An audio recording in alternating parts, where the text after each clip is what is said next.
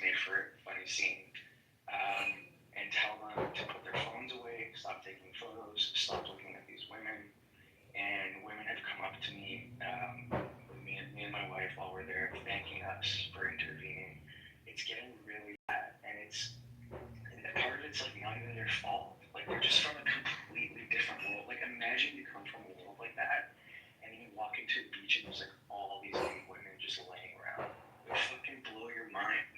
So the part of me doesn't even blame them for staring, but at the same time, we've got to figure out as a society how do we grapple with these significant cultural differences and issues. And step one is acknowledging that they exist. I mean, I think, but I do, AJ, I think where things go off and where things go wrong is that I think that every country has, to a certain extent, a certain native culture, and I think that it's really important that that culture's laws and, it's important to enforce that stuff, right? We need to just kind of like put our foot down and be like, that's just not how you do this here. Yeah, and I think just explain. And I think the biggest hurdle with that is that this obsession with look, when my family immigrated here, we assimilated. We're proud to assimilate, and it didn't mean that we have to abandon every aspect of our culture and language. We didn't. I still speak for our city version. But we understood that when you come into somebody's house and the rules of the house are you take your shoes off, that's what you do. And we're very grateful, very lucky to be here, and we're very happy to do that. So when that starts going away because there's some new ideology that's, well, no, there's no longer going to be a shared unified value, customs and norms. It's just everything goes because it's a beautiful multicultural place. I mean, that's chaos. So I don't know how to deal with this. Like a part of me is like, should there be training sessions at the airport when people come in? No, I mean, I would say this, AJ. I actually think that all you need to do to fix the situation is, I mean, in the UK, for example, is just end, for example, this is like a big one that could probably fix most of the problems, is end welfare for foreign nationals. Like, we're putting billions of dollars into, like, welfare for people who are coming here and going on welfare, which is crazy. You should be bringing in people that add to your economy, not people that become a net drain on your economy, right? So you close all those loopholes, and you fixed probably about 80% of the entire problem right there. Yeah, and I'm also, a part of me is also wondering if the class of immigrant has changed in recent years. By the way, even amongst my own people, I've noticed a difference. I've noticed a trend in terms of the type of Iranian who comes into Canada. It seems to be of a lower class element that didn't exist before. It used to be harder to get into the country. Like you used to have to meet certain thresholds and hurdles to get in. And I'm thinking, is this a post-COVID thing where all of these Western countries, to make up for the labor shortages, just pumped their countries full of immigrants, and in so doing, brought in a different class of immigrant. In other words, low-skilled labor, essentially. And I think that might be part of it too. Something has shifted, and I'm including my group in that just so people don't think I'm trying to target any other group in the immigration policy in that respect as well. Yeah, no, AJ, I think you're correct. I think it's like Canada used to have, like, in my opinion, the best immigration system in the world. And Trudeau essentially changed the entire immigration system and allowed for loopholes. For example, like, the student visa situation where there's 400,000 or no, I think it was even higher. It's like 800,000 students or something like that in Canada in 1 year, and they were all for sham colleges, so they weren't even coming to get a degree. They were coming to work at Tim Hortons and work at like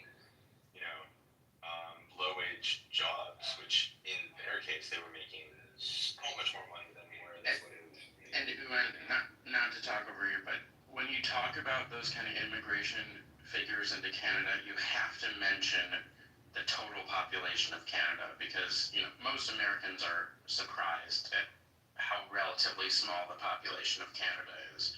It's for reference, I don't know, it's like, I don't know, maybe this total population of the size of like the New York and Boston region combined, and that's about it. And by the way, sorry to the room for, I not at all wanted to shift the conversation. I know how much Americans hate talking about Canada and other countries, but I was using it as an illustration for what I see be a cultural clash that I see everywhere. For the people in the chat who are saying every man's theirs, you just don't understand what the norms are at this particular beach that I'm talking about, because if you're not there, when you have just picture a pack of 9 to 12 men fully clothed in jeans and long sleeves, walking up to your blanket as you lay there nude and just gawking at you. It's absolutely unheard of at this beach, and it's a massive problem. And it requires guys like me to unfortunately have to get up and police it to keep it under control. Where I wish there'd be some other kind of enforcement mechanism for this kind of thing. I just don't know how to grapple with it, because you know what? Most people don't do what I do. Most people just keep their head down, especially white people, because they're so afraid of being called racist. And that's kind of why I feel more of an obligation to stand up, because I know the white people are scared to do it.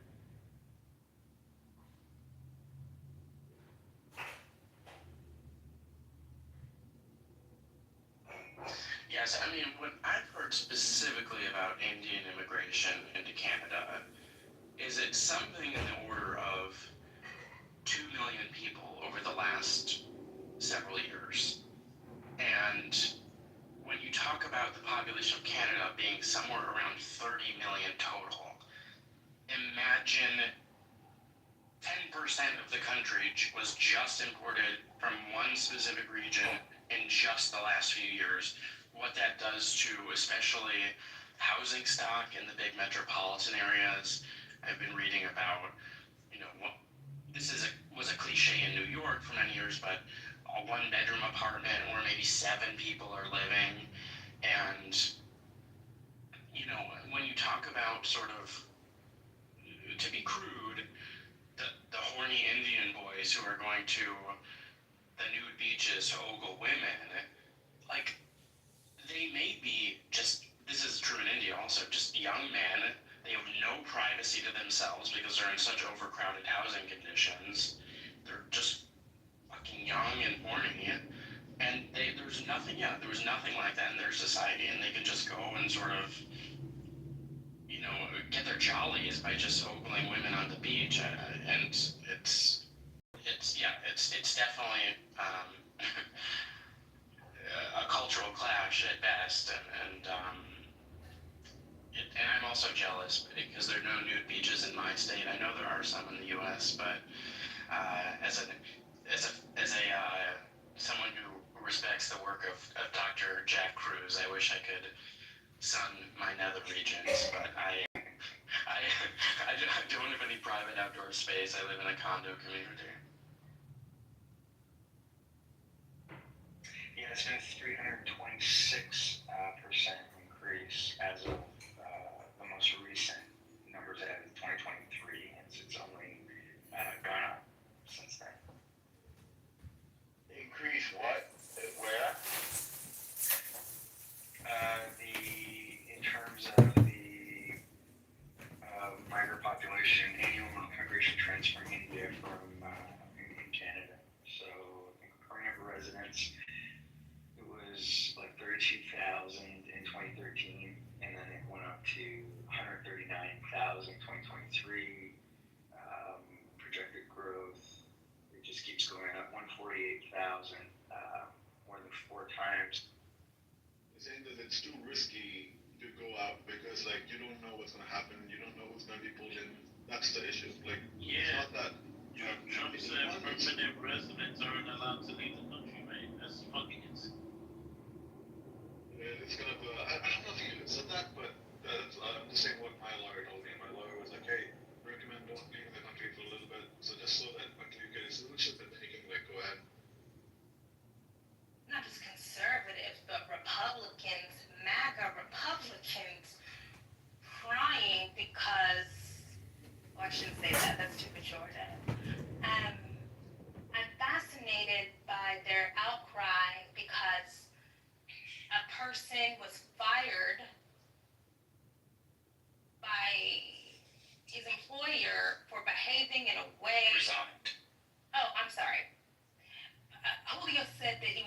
pressured to resign. It was under duress.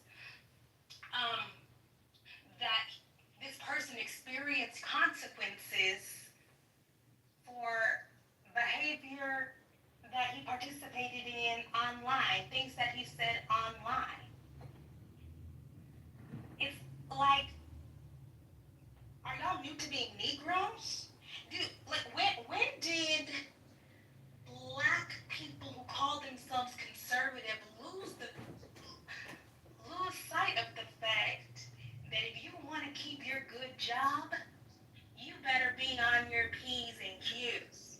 And if you give people one little sliver opening to make you a target or to quote unquote force you out or whatever, even though I don't really believe that man, like I do believe that he's just doing that so he can like raise some money with GoFundMe or whatever. That your employer is going to take it because you are a Negro in the workplace. All of that crime, it's immoral. You think that's morally just? You think that's ethical? You're a Negro. Like, what's going on? Since when? And since when would y'all embrace the idea that actions have consequences? You exercised your free speech. Your employer said, ew, we don't like that. They told you to stop doing it. You still did it. Those are your consequences. So I'm just saying, all of this, they like everything but the actions have consequences part of conservatism. Well, that's the key. I mean, you don't even have to go to the racial aspect of it. They seem to have lost that's just a conservative principle. If that makes sense. That's just a conservative principle. Actions have consequences. That's what's odd about the whole thing. You don't have to go to, you don't know the history of your people. I mean, you know what I'm trying to say. Even more fundamentally, there's the conservative actions have consequences. When you do things in the public sphere, it can affect your life.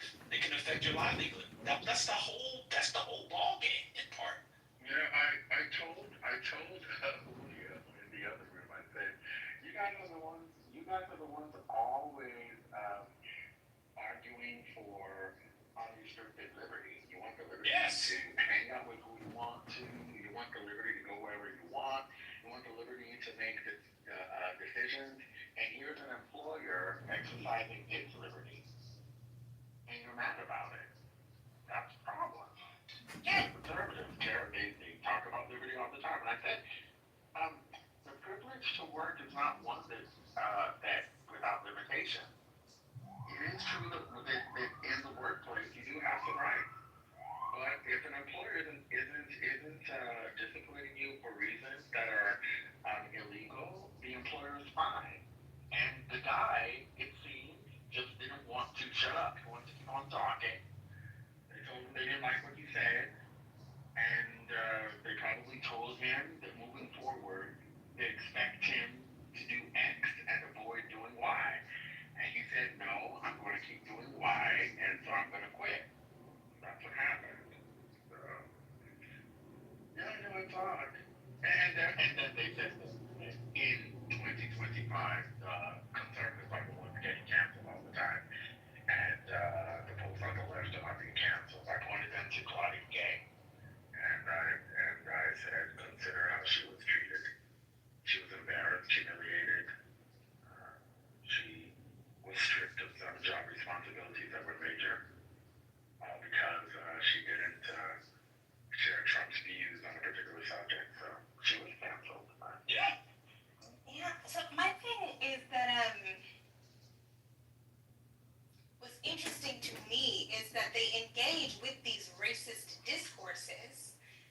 The people who dance on the grave of DEI and whatever, with very little consideration. Oh, I'm sorry, I'm far away from the phone. With very little consideration of how living in the world as a Negro, as a Black means that the proliferation of those racist discourses, which turn into public policy, will also limit your ability to exercise your individual liberty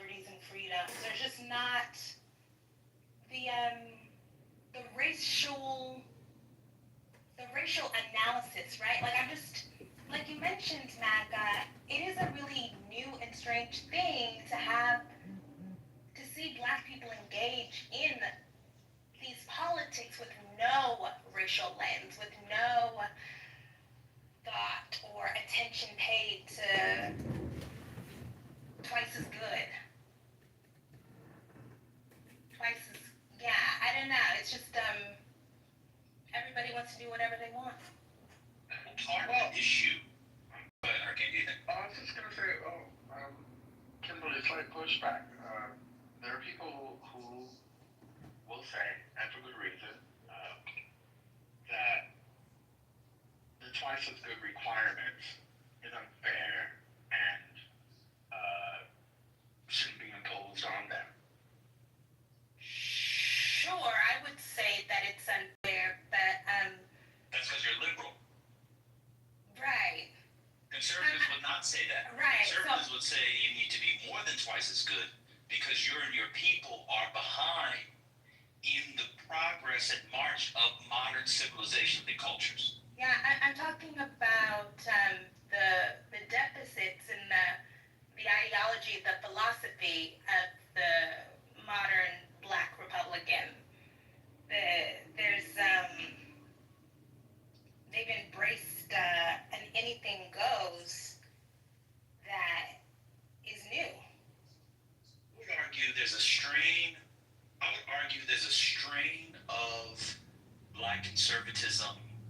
Not a strain, excuse me.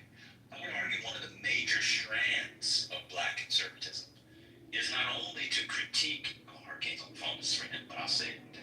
Get it in I can hear it. Yeah. Oh, you're back. Fascinating. I would say hurricane. Anybody else who's interested? If you're not interested, I apologize. I would say that there is. I would say that there is a strand of not only this strand is not only the lack of critique of the twice as good credo, or not credo, requirement, but an embrace of it. Because it pushes the race along faster.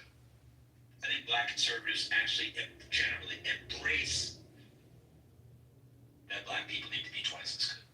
Because when they're twice as good, that allows them to catch up.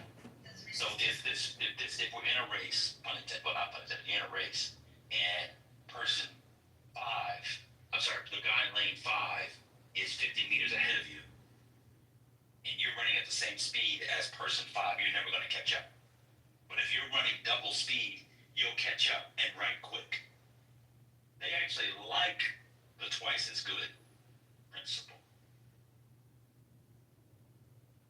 Yeah. And they like the twice as good principle, not out of this traditionally, not out of animus for the Negro, but as a way to make up for the history and the legacy of enslavement.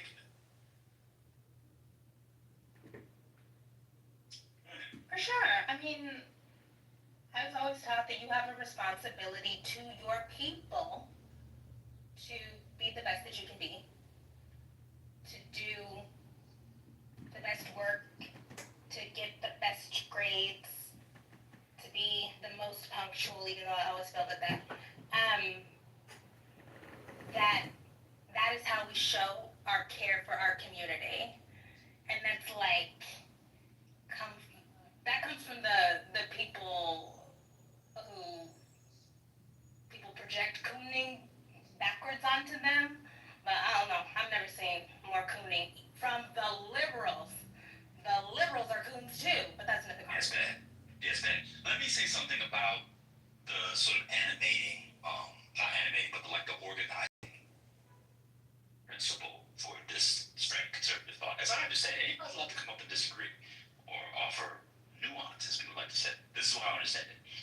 I think they understand, like other conservatives, they understand society effectively as a marketplace. And this is where people who do a very thin and oftentimes impoverished reading of respectability politics, or what they call respectability politics, get it wrong.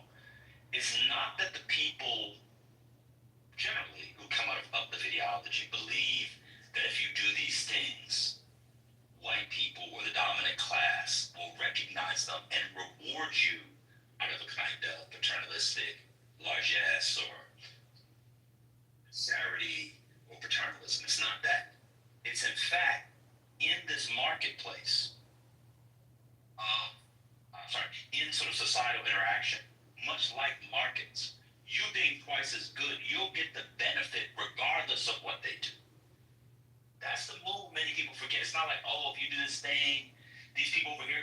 recognize you. Oh my God, you dress well, you're punctual. Here's your cookie and some milk before I was giving you half a glass of water. No, what they actually believe is kind of they understand it's a kind of marketplace, a size kind of marketplace. And if you put in more, you'll get out more. You get out what you put in. Stephen A. Smith, with that commercial, he used to have that, which he no longer has. He no longer has commercials like that because he makes so much money on ESPN. Does that make sense, Kimberly Foster? Like this idea, like we said, punctual, it's not you need to be on time to impress white people. No. Or the dominant culture. It's you're on time and you perform a certain set of behaviors and present yourself a particular way.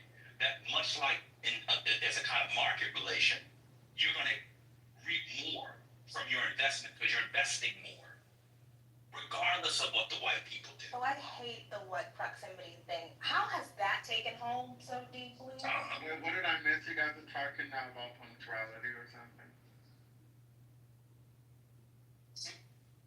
Sort of. Yeah, it was just like the set of behaviors that people see as, under respectability or whatever. And this is oftentimes seen as, conservative thing.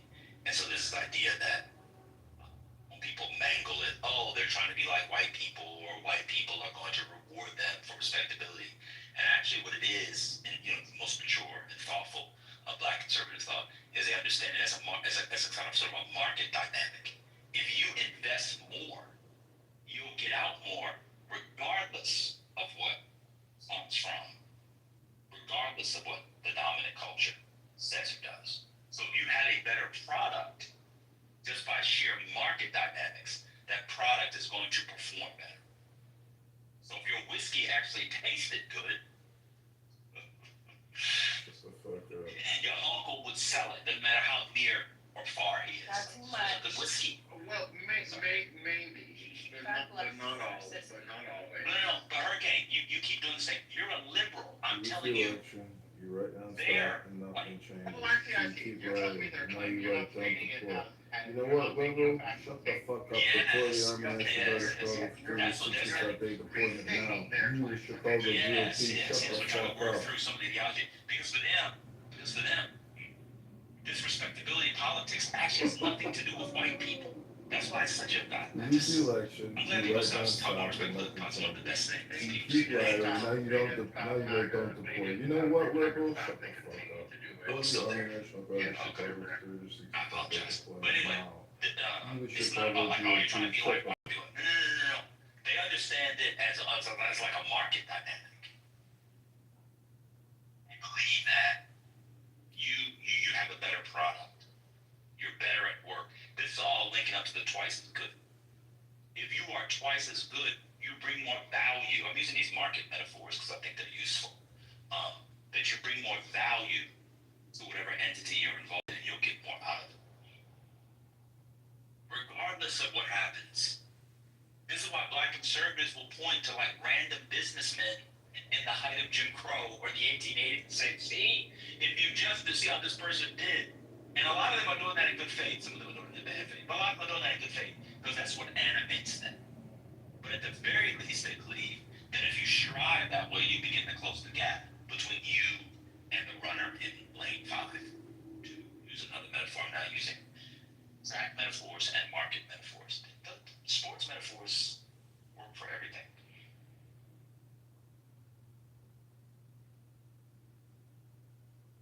It's I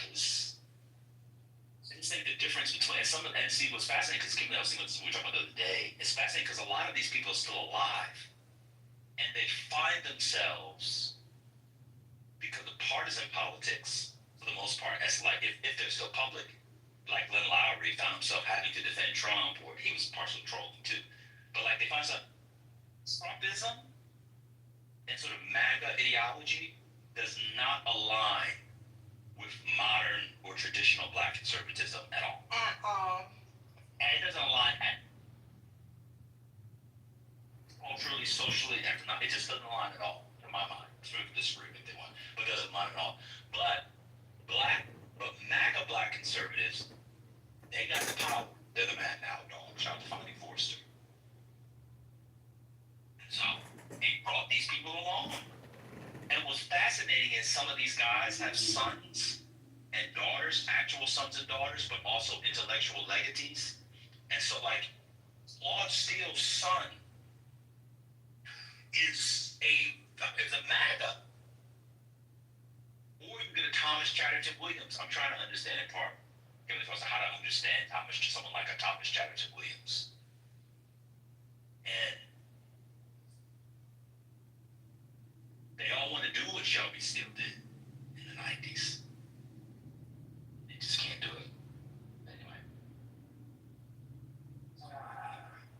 We can talk about the boy if people want. I can play this video. Because that stuff comes with responsibility. And I think that if there's anything that hopefully we can respect about the old school Black conservatives is that they weren't running away from the idea of responsibility or carrying weight or duty the way, I'm sorry, this has turned into misandry, but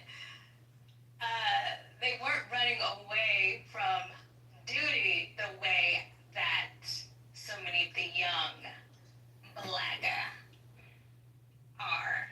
There is a way in which, this is going to be incendiary, but so many of these young Black male MAGA, the young Black male conservatives, they are neutered. They're in crisis because they don't have direction. There's no purpose outside of individual pleasures, and yes, they have taken on that posture, like the fish stinks from the head or the fish rots from the head. I'm so bad at these. I'm such a Miss Malaprat.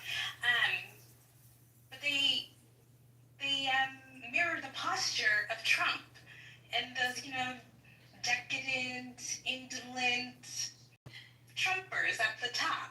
But we can't do that. We can't afford to do that. So,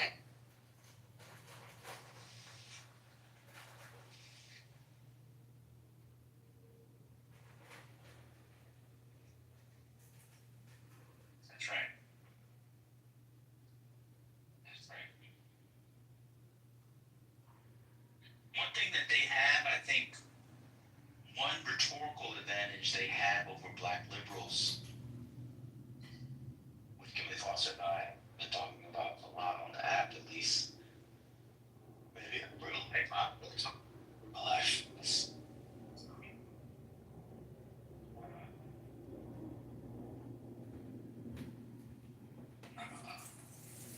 White lesbians.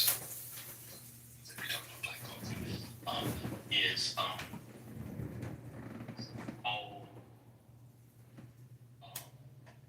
is the cultural angle. I don't know when Black people are going, Black liberals, leftists, academics are going to realize it, but you cannot give the cultural discussion to the right, what we're calling the right, or Black conservatives. You cannot. And they have. And they will be increasingly more appealing to regular people. This is a very, very new phenomenon.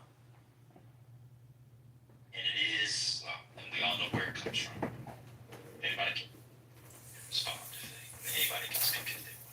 The stage is open. You cannot not talk about these things. I'm sorry, you just cannot. They're going to win every time. Or appeal to people every time. In a world without Jim Crow, the way people live Jim Crow, in a world without lynching, in the way people had to live with lynching, without all those sort of all-pervasive, shared forms of systematic oppression, race-based, you cannot give the conservatives culture, and they will continue to appeal to people because liberals and leftists are afraid to talk about this is one of the areas where, again, they align with the nationalists. Black nationalists. Some black nationalists, not all. They talk about culture all the time. May I ask, this is probably a remedial question, but I just thought about it. Let me crash, not remedial. Yeah, you can crash if you want, I'm working. Remember last time you said the word remedial and people crashed? That was so insane. But keep going. I mean, some things are remedial. It is. I know. Bad things. That's so bizarre.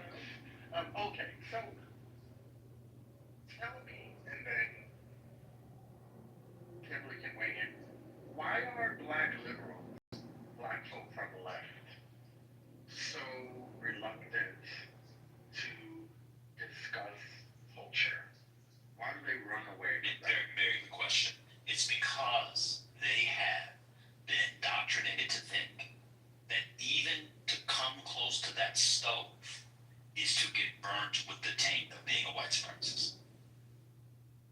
With the taint, these metaphors are insane. What the fuck am I saying? Burnt with the taint, that stove. To even approach talking about culture is to it's my white supremacist. So to even come close to it, that the discourses are like inherently infected. This is just insane. And you know where it comes from. I'll let Kimberly Foster name it. We all know that I blame Black Studies. You can keep going. There's more to name. Not too much on Black Studies. I mean, look, I'm the biggest fan of getting money and whatever. But yeah, I think that it's Black Studies and that white proximity stuff. That it's almost like being desirous of white proximity gets like thrown out like it's a slur, like oh, it's whiteness, and so Yeah. we're at a point where that sounds like my granny. We're at a point where doing things decent and in order is desiring to be approximate with whiteness. Like that's not. It's insane. I don't associate that with whiteness at all. White people are not. In fact, in my community of origin, in my upbringing, we associated whiteness with slovenly, out of order, poorly dressed, kids running up, down, around. They had to put their kids on leashes because they didn't know how to act. They didn't know how to comport themselves in the workplace. They wore flip-flops in the winter. Church was boring because they didn't have no program. That is the cultural script about whiteness that was dominant for me. And so I am always taken aback when people say that not wanting people to wear jeans to church is white supremacy. Anyways, we don't have to do that. I'm just saying, it's just, it's a different thing.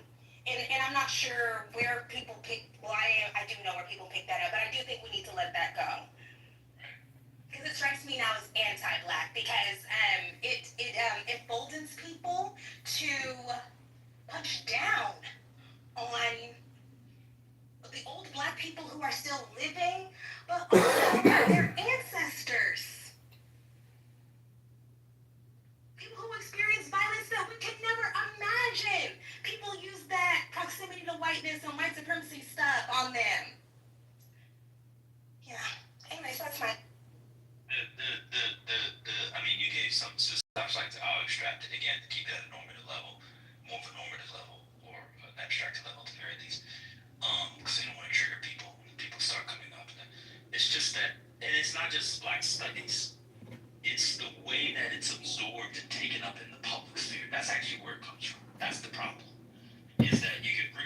policies in an environment, in a milieu, in a contained space, the academy, and then people, and we hear it on here all the time.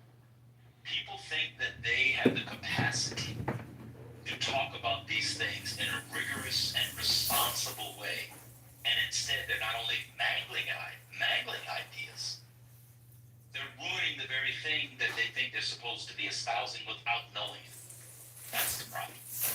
And so it's become to the point where you can't talk about it at all. You just can't talk about it at all. Someone wants a study on the importance of a parent being in the home. What the fuck? It's insane. Okay, so it's not. Oh, I'm What's sorry. going on? I'm sorry. I didn't. You took a pause. No, it's okay. What do you think? So when I say black studies, I think you're right. It is about the misappropriation of deeply considered, thoughtful work. People pour their entire lives into combing through archives and stuff, and people just fuck it up. But I think in the last 15 years, the academics have tried to be too cool. Of course. And so there is y'all are fucking up ideas that you don't understand part of it, but then there's also the academics want to be all up in Kool-Aid, they want to be all up in the videos, and maybe that's not the best place for them to be. No. Well, it's not. It's not only that. You know what it is too.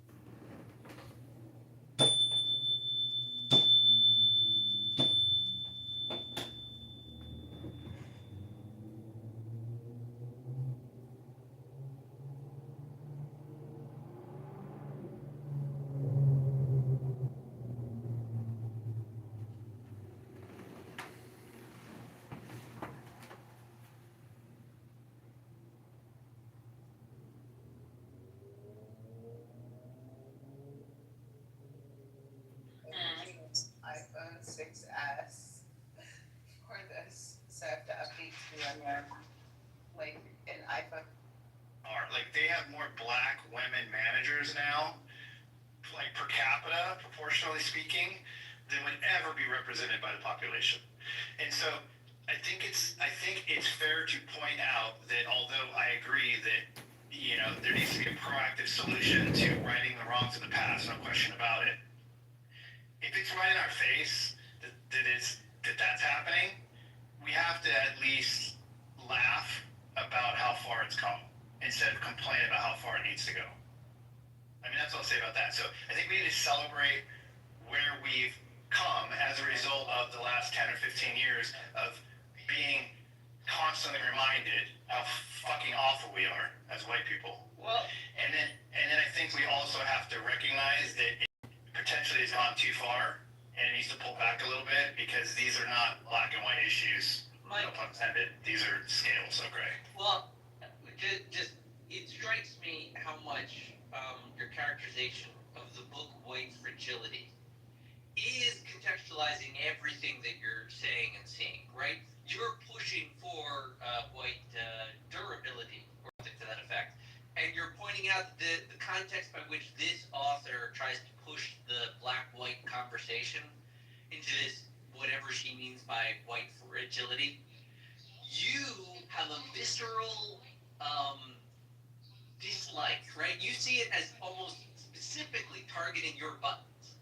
You see it as like not speaking to you, and you see it as a gaslighting, which is then provoking you to engage in some kind of white durability, like a positive imaging of what it means to be white in the modern age. I just find it interesting that, like, she has you within her ballpark. You're playing her game. I'm playing her game, but her characterization of how psychologically dangerous I am and how I fail fail to recognize it just because my skin is white. Too fragile. It doesn't resonate as real. Yeah, it just doesn't. I'm not fragile. I just want to call out how unrealistic it seems to be. Let me put it this way, because she has denizens, people following through on this ideology. Within that reasoning, they predicted that you would turn against them and towards the whiteness to feel secure because of, as they will explain, your fragility. I think you're right about the whole gaslighting. Yeah. It's hilarious. Yeah.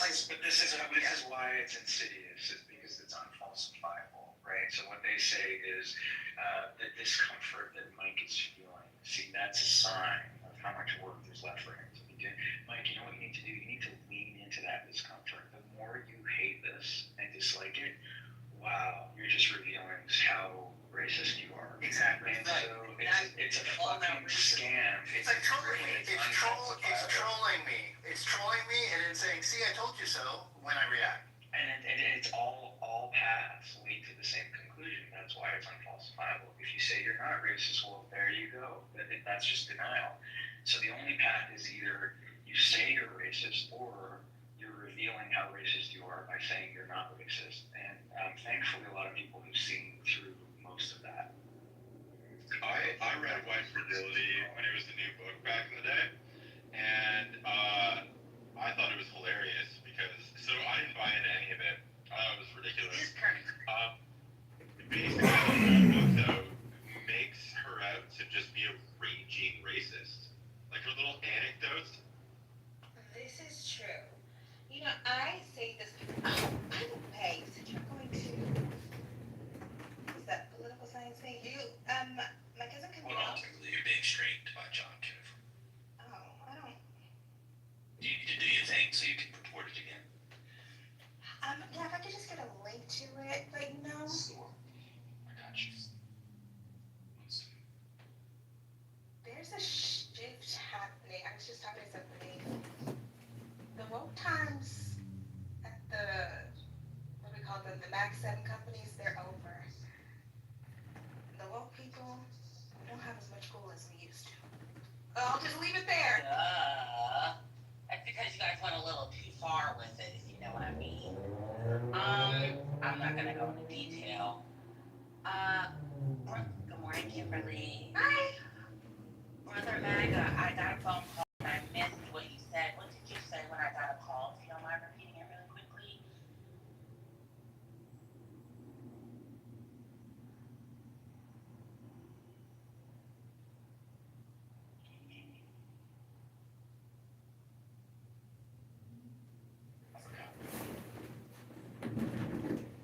Well, can we talk about why Black conservatives take conservatism from my end? Well, I was gonna say about the, I'm gonna talk about the intellectuals and then we'll go to the Black conservatives. Okay. I think one of my strengths is I've always been really comfortable with hierarchy. And most people, it disturbs them, it unsettles them, the idea that you have to order things. That sometimes there is an order, sometimes there is a top, you're the Coliseum, and sometimes, we won't say the bottom, but there are people who are below, okay? In expertise, in knowledge, in style, in pizzazz, in charisma, in talent, you know, right? So many different vectors, right? And I think that the way that the Black academics are so unwilling to sit with the idea, like the possibility that some things are better, some people, I'm sorry, are smarter, some people are more knowledgeable, more thoughtful, more articulate, they have better ideas. In order to perform being down or perform being accessible, I do think it has harmed us. And I think that you can embrace or understand hierarchy without being malicious, punitive, nasty,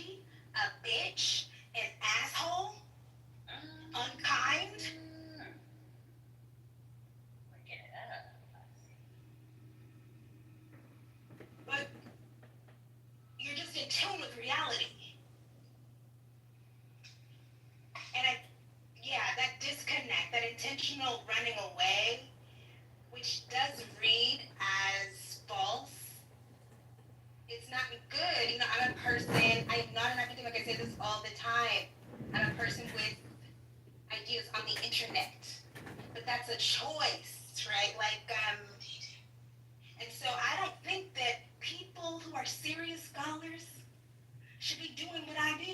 I'm gonna be honest with you, and it's not even about being territorial. We do different things. Yeah. If you have to, like my cousin Camille's going to AP USA or whatever she's a political scientist. If you gotta go to the political science conference next week, you don't need to be doing what I do. I'm sorry, I don't have a job. I don't have any responsibilities. Nobody can take away my paycheck. I also don't have a doctorate. We do different stuff, and I just think everybody wants to do everything. And the academics just need to embrace, you chose a different path, and that is okay. Yeah.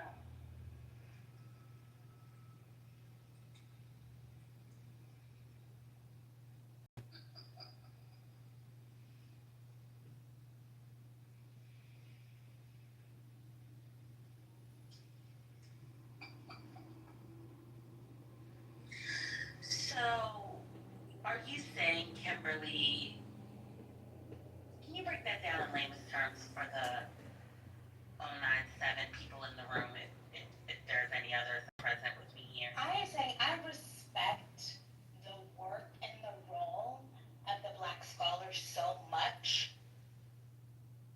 that I wish that they would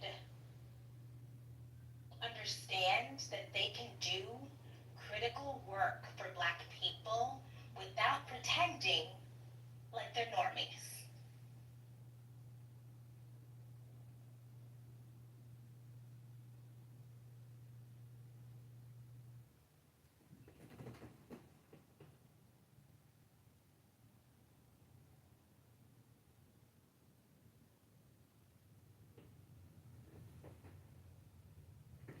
She told y'all. And that's a big part of why I had a big problem with Danielle Allen debating Curtis Yarvin. I have a big problem. Well, I don't even know what work on he'll be doing. I don't know. That's something else. He got something else going on.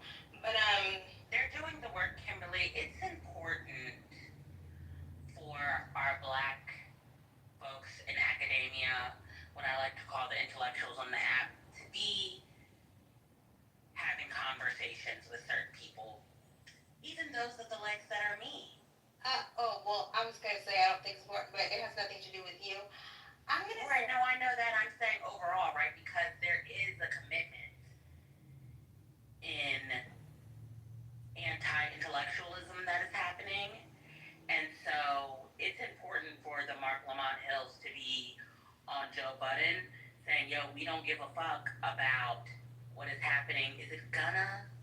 I don't know what's happening over there, because I straddle the fence here. I don't know what's happening with whatever court case, but it's actually very important for our people, for our Black academics to be in those spaces. I'm saying that, okay, Mark Lamont Hill is like a separate thing because he is actually charismatic and he's attractive and whatever. But listen, 1% of Black people have PhDs or something. Doctorates, actually, I should say. Doctorate, PhD, EDD. It's 1 or 2%. Something so small, okay? And of those people, most of them are not equipped. Most of them are not. When you're saying, oh, we need them to be in conversation with the degenerates, do we? The way that we have seen the Genesis Salome, even saying my name in here, crash and cuss people, I respect it and I get it, because if people were disrespecting my life's work, I would be crashing and cussing too.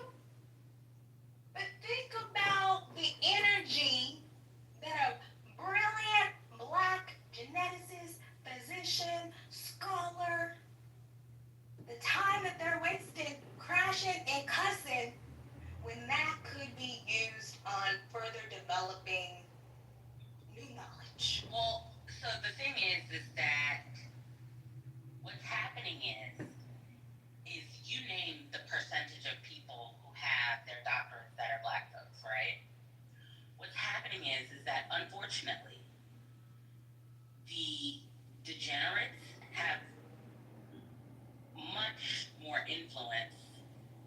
in our culture.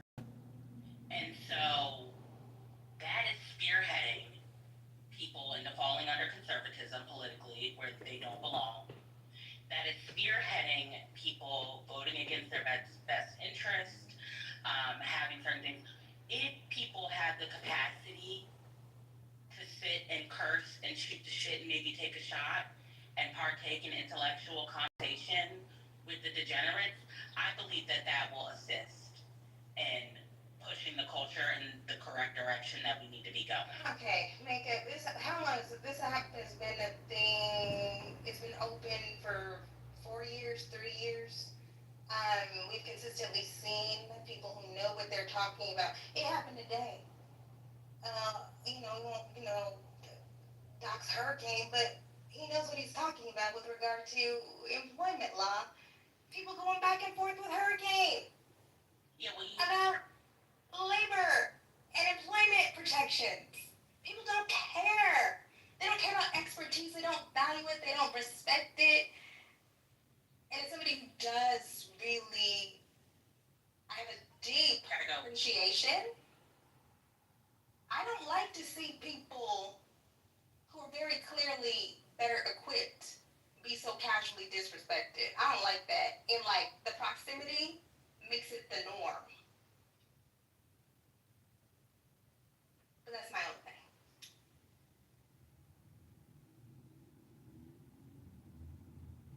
On that, just a quick question for you, Grammar Rise into the space as well. Do you feel like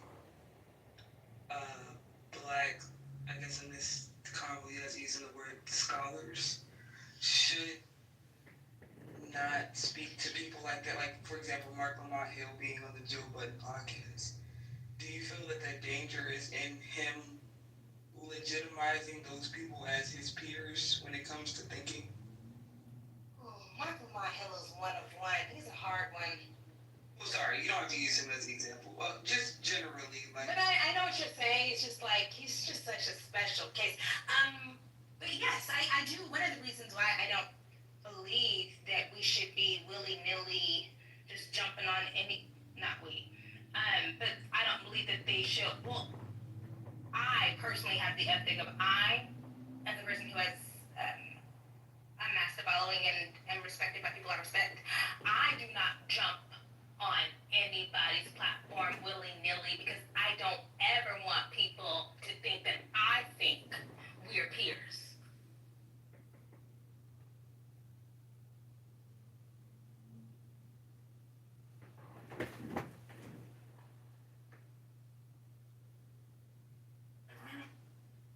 These horrible words if they say men can't get pregnant, and now white people can't defend themselves.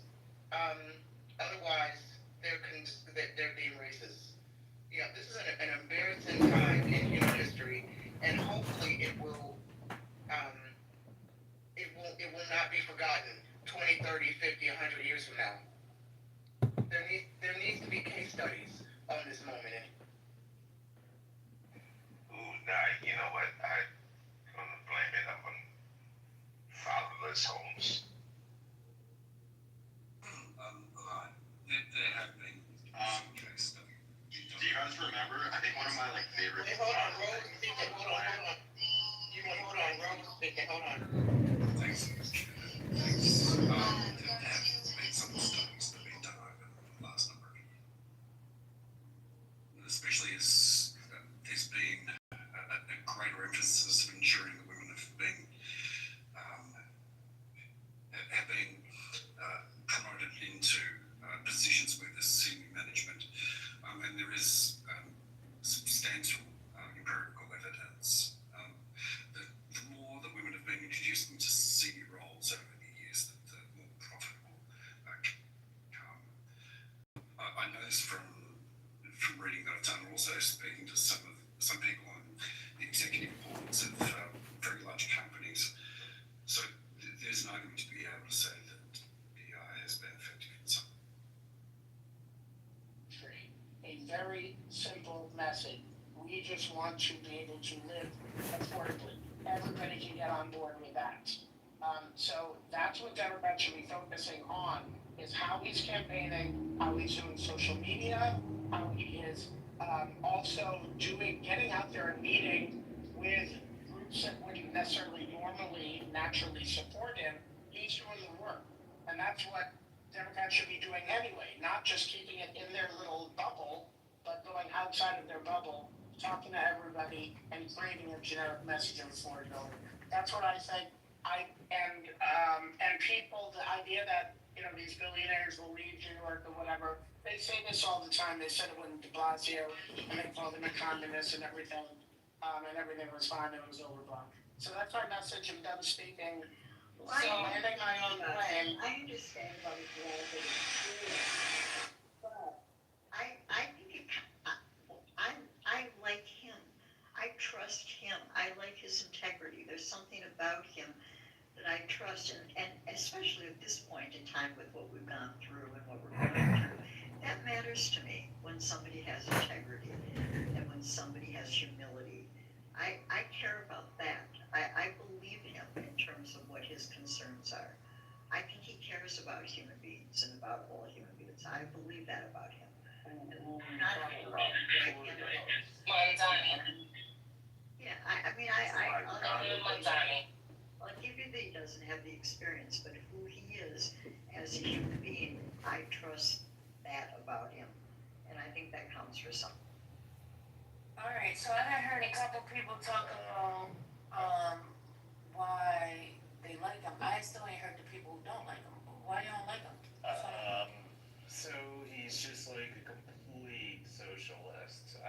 He has very, very, very radical ideas, and then also this idea of him having high integrity seems a bit silly to me. I mean,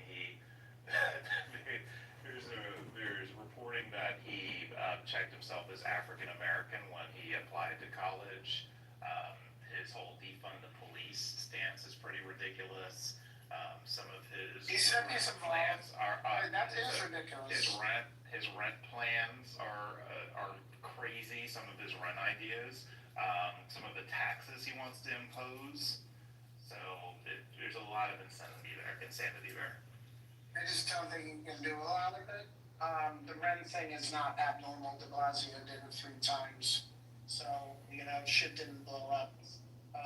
I just think there's a lot of things that he just won't be able to get done. That's why I say don't focus on like for policies and everything. But I just wish, I wish, first of all, Cuomo wasn't a, sexual abuser, and I wish he had more spunk. But this is where we are. I'm going to miss Eric Adams' social media. It's going to be the sad part of it. And again, Mamdani's going to win unless 2 of the people named Sliwa and Adams Only one. Only Adams needs to go. Again, we'll just suppress Sliwa as well. Sliwa's will just get suppressed at the end. Well, here's what I think, for what it's worth. I am not a super fan of Mamdani, right? I did rank him. He wasn't number 1 or number 2 for me, right? But I think that's really the best choice that we have between him and Cuomo, right? He's not what I would have chosen first, but I think that, and I'm not a fan of DSA at all, because, I understand the inner workings of DSA, and you know what, CEO, there's not as radical as you think. They're really not. The funny part is, they're not that radical people. They're just say they are, but they're not. That's the funny shit. They're in bed with real estate developers. They already had a talking to with Mamdani, and he will be supporting Israel in some capacity. Whether he says it or not, outwardly, he will be on that train because, they don't play out here, right? So they already sat his ass down and had a talking to him. So the radical shit, it's not gonna happen. Trust me. I think the other part of it, if you are a Democrat not in New York, is that if Mamdani wins, he's going to shift how the midterms play out. And I think everyone's not in New York, so people need to stop panicking. The world is, America is not New York, right? So as far as the shift and all that stuff, I think think people need to, stop panicking and stuff because the rest of the world is not gonna go for those liberal views, right? Because New York never sets trends for the rest of the country? No, I'm gonna make my big statement. All right, ready? Let me make my big statement here. Here's what, oh wait, were you speaking? Okay, I can't hear you. No, but here's my statement on all this. The reason why the right wing and the institutions are panicking is because they're not afraid of what Mamdani will do. They're afraid that he will be successful. And that means the country will be able to see that, maybe slightly liberal ideas in terms of helping people is not that radical. So maybe we should give a thought to people that are a little more progressive because the policies are actually working for everyday people. That's why they're freaking the fuck out, because they want the establishment, they want the right wing, they want everything to stay as it is because they're doing just fine over there. So that's why the right and the institutions are freaking out, because Mamdani, even if he can move the pendulum slightly to the left, may actually be successful. That is not the reason. That is not why. Conservatives are concerned about Mamdani. Like, Scotty, where did you get that from? Do you think that's like the because I live here. Because I live here. So you think like if you were in a secret meeting with a group of conservatives and they were forced to be they're never gonna say that to them. Listen to the scenario. I said if they were forced to be 100% honest, you think those are the words that are going to come out of her mouth? They would never agree to being 100% honest. I said, like, if you gave troops serum and they're interrogated by the CIA, do you think that they are secretly worried that the little that they do here is going to play out well, and therefore other strategies of how people run in this country are going to also work out, and it will shift. I'm not talking about shifting the pendulum to some socialism. I'm just talking about having policies and also having the campaigning style that works for regular people that could also shift.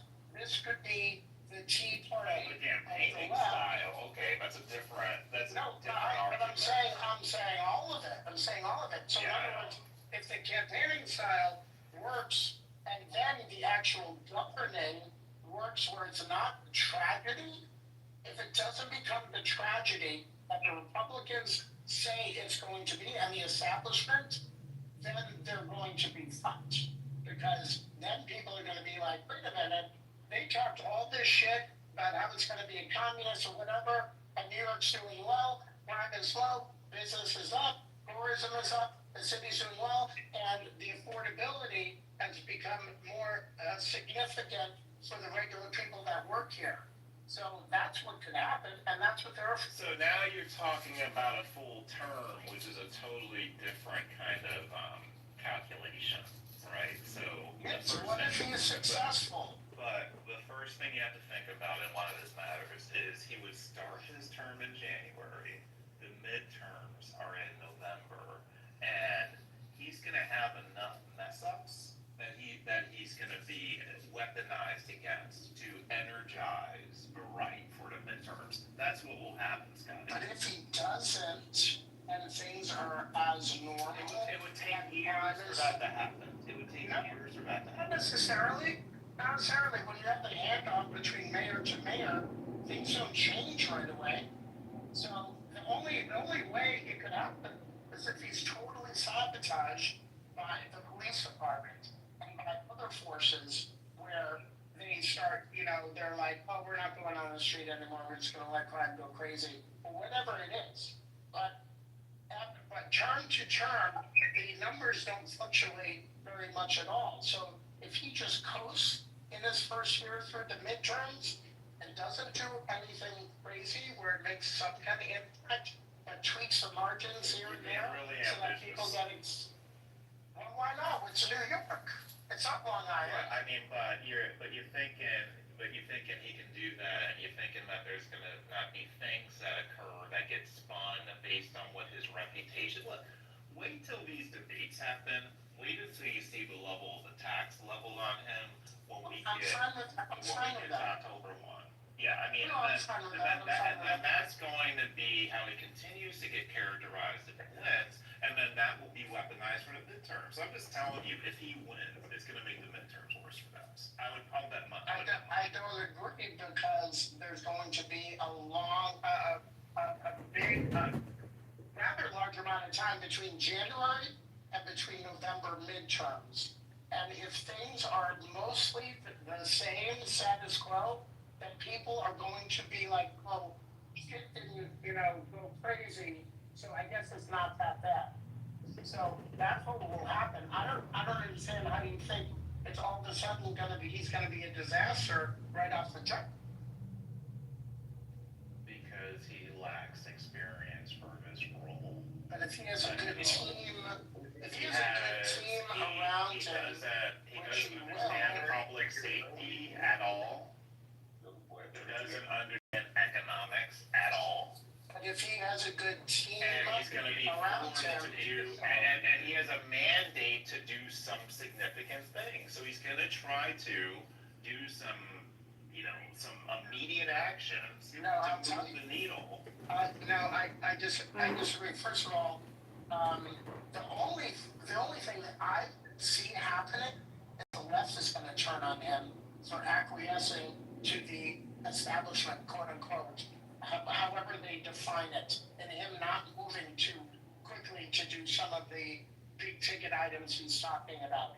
So if anything, the left and the DSA and the people who never vote or whatever, they're going to be really upset because he didn't do all of the things big and fast enough. That's what I see as a scenario that would happen before anything.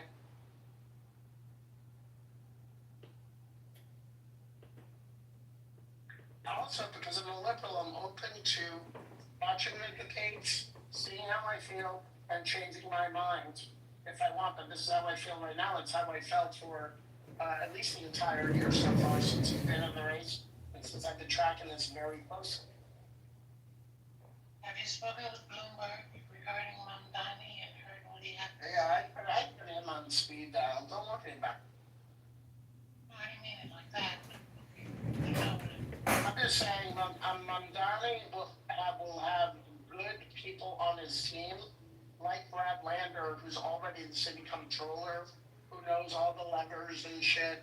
I just don't think people are gonna let him do stupid things, and he's gonna learn quickly. I agree. He was not my choice, by the way. I had at least 4 other people ahead of him that I wanted, but they didn't get selected, so here we are.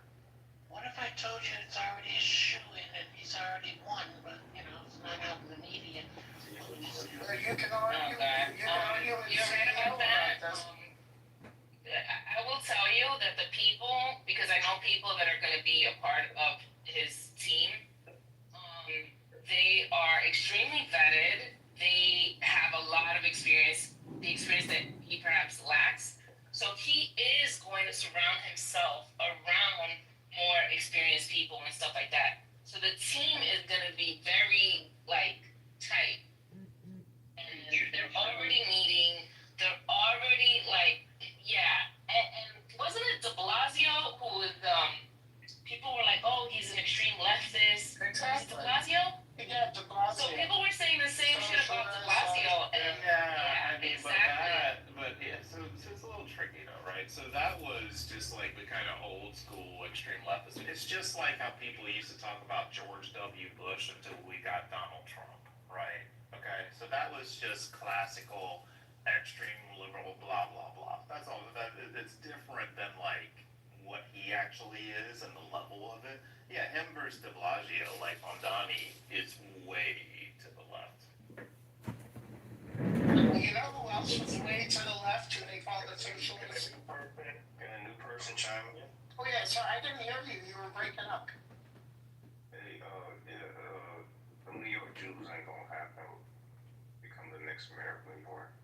Yeah, okay, well, this one's gonna go for him, so what's your next question? You know, you're not the typical Jewish person in New York, right? Oh, I'm not, okay. Are you talking about the Orthodox? No, I'm talking about the flag that you got in your thing. Like, you're not. Flag, which flag? What are you talking about? You got a rainbow flag in your description. So I'm saying, like, so you already, like, you have I see. an alternative worldview. You have an alternative, like, perspective on a I lot don't know what my rainbow flag is, but okay.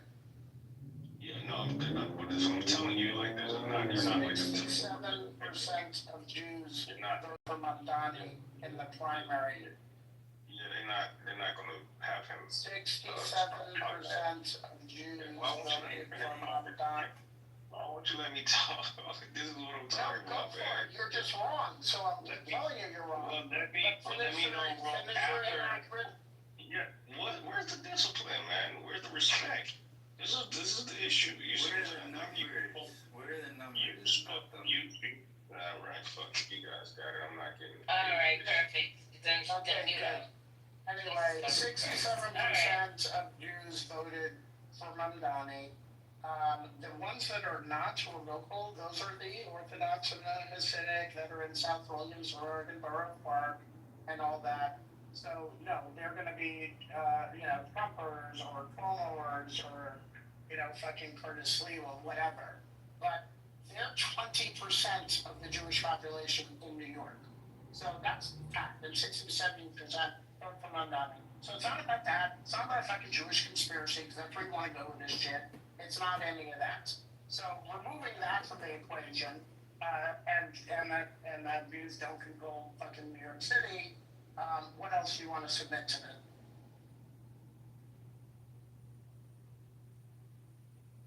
All right, cool. Anyway. So in broader circles, what I mean by broader circles, you know what I mean. So the understanding is that Mamdani follows some of the blueprints of Bloomberg. In political circles, it's known that Bloomberg is talking secretly because he doesn't want to come out there in the fray. Certainly not upset with the Jewish community. But Bloomberg is talking with Mamdani. But you didn't hear it from me. Just say Patty told you. Yeah, just say Patty. Thanks, Patty. So basically, I'm saying it's a shoe-in. It's already done deal. I mean, if that's the case, it's obviously a big deal. Bloomberg's pragmatic. You know what I mean? So. Yeah, and so here's the issue. There are people like Bloomberg, and you guys will hear me mention that a lot. Bloomberg, Larry Fink, BlackRock, et cetera, et cetera. So when it comes to the midterms, it will be the united vote of red and blue people together. And that's be kicked off through Mamdani. So be careful what you hear and get some facts. And you think if Adams drops out, Mamdani will still win?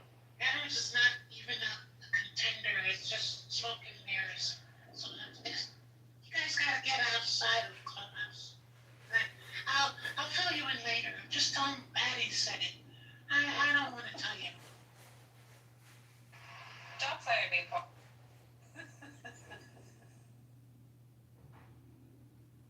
Didn't Brad Landers just get arrested again a couple days ago?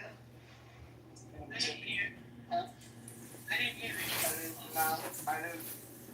Yeah, I think on Tuesday he got arrested. He was my second choice. Yeah, Adams, but he was would good. have been good.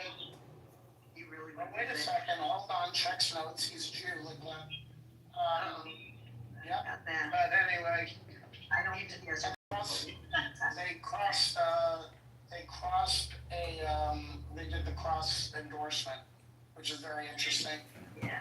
Between Brad Lander. The point is, Brad Lander is very competent comptroller. He's a nerdy, dorky guy. He knows how New York works. That's kind of what I care about. I don't care about a lot of things, but I like New York to working, and I like there to be a mayor who is pragmatic and is able to, figure out how to make the city work and how to make it better for the citizens here, and not also scare away, businesses and making things easier to do business there, easier to live here. That's what I care about.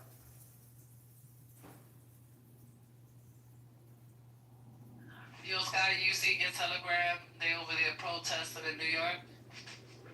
I'm not. Yeah, the Black Wall Street. Yeah, I sent that to you too. Yeah, I have to look. I'm driving. Al Sharpton. But yeah. I don't know, but it's Al Sharpton posted it. Check it out when you get a chance. Wait, I don't have Telegram. Not Telegram, love. I'm sorry, Instagram. I sent it to your Instagram. Oh, okay. I'll have a look. Okay. Brad Landers was released and the charges were reportedly dropped. Just for an update on Brad Landers, if you're interested.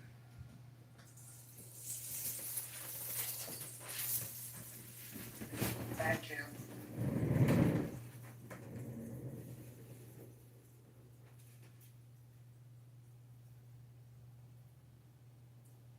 By the way, the person, one of the mayors who they were talking about, who was a communist, socialist, they were going off the rails with this particular mayor.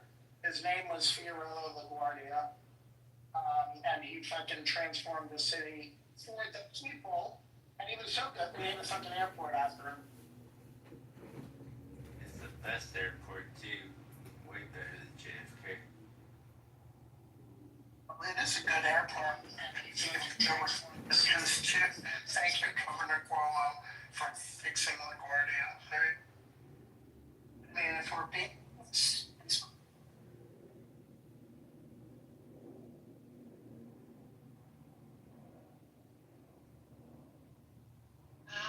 Spirit, what's going on with your economy?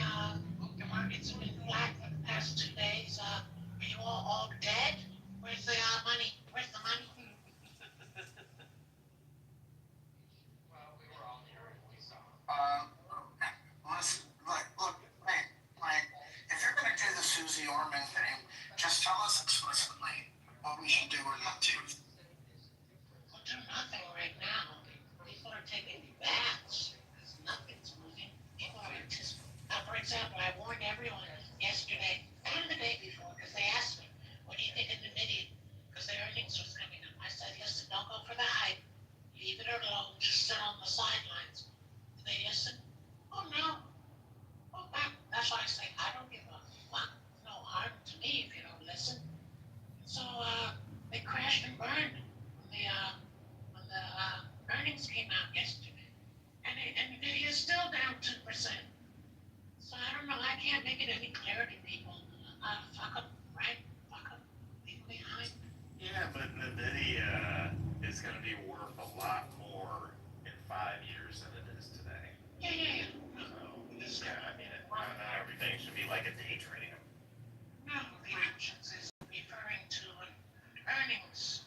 Wait, I'm gonna house my Uber truck. Can I ask you a question, sir? No, hold on. Can I ask you a question, sir? What do you think? What do you think about the mayor election? Can you vote in the mayor election? What do you like? Do you like Mandami? Do you like Cuomo? Even if you can't vote, do you like Mandami? I like Mandami. I'm just saying, like, do you like Cuomo? Do you like the current guy? Do you have any opinion? Would you like Everyday people say Cuomo. Yeah. You don't know exactly. Do you want Okay, so that? are you sympathetic to what Mamdani wants to do, or do you not care? Like, does it matter to you if Cuomo's elected or Mamdani? And the people you talk to like Cuomo because they're just regular people, right? Okay, that's interesting. Is it okay to ask where you're from? Originally, if you're from here, that's awesome too. Where are you from? I'm like, oh, cool. I love the DR.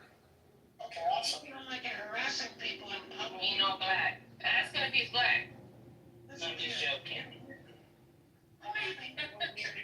So regular people like Cuomo and like the Indians like Madonna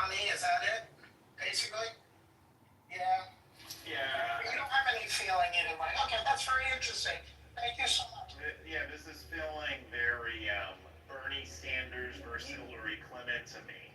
That's what this race feels like. This is not, it's not surprising to me. So, yeah, I mean, I'm saying you're wrong, by the way.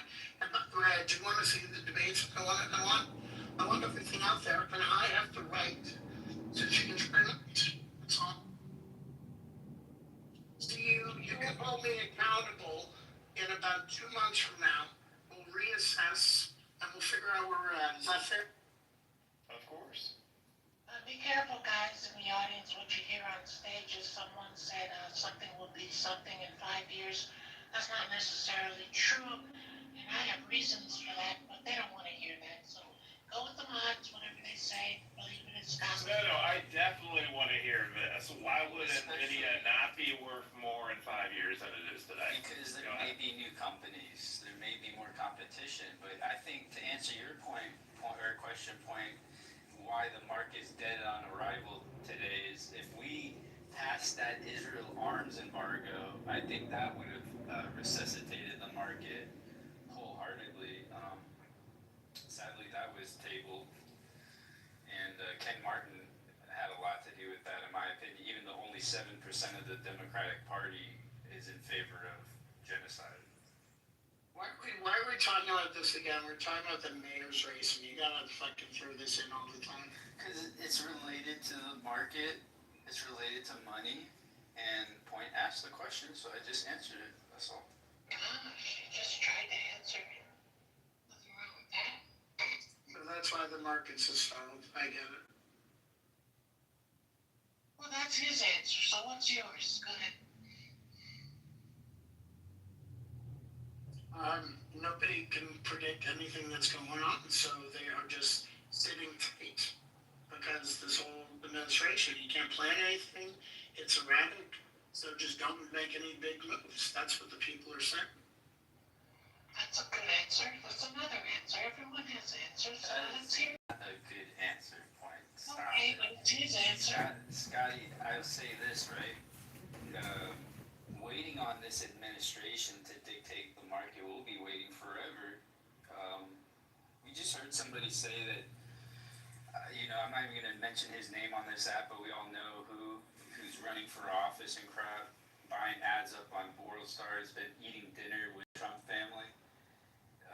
Made claims stating that the Trump family's plans are to stay in office, not just another term, but as long as it takes for Barron Trump to be of age to become president. And that's the whole thing. Why would you return?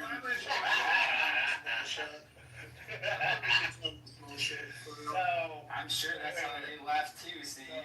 2040. Donald Trump's going to be president until 2000. No, his family will start the new royal crown here if we just. It'll take 14 years for Barron to be eligible to run for president. He already did the math, yeah. Yeah, he's 21. Yeah. Yeah, but then even if they want to adhere to that, right? So Trump's going to be 94 when he leaves office. Well, they may lower the age. They may, if he's still in office, right? Well, that takes a constitutional amendment. Water. The next president will be, what's the guy? Stephen Miller and Trump Jr. So don't say I didn't tell you. Now we'll run for 8 years. No, we can't. You guys see the interaction between Westmore and Trump and what Trump said after the fact? I did.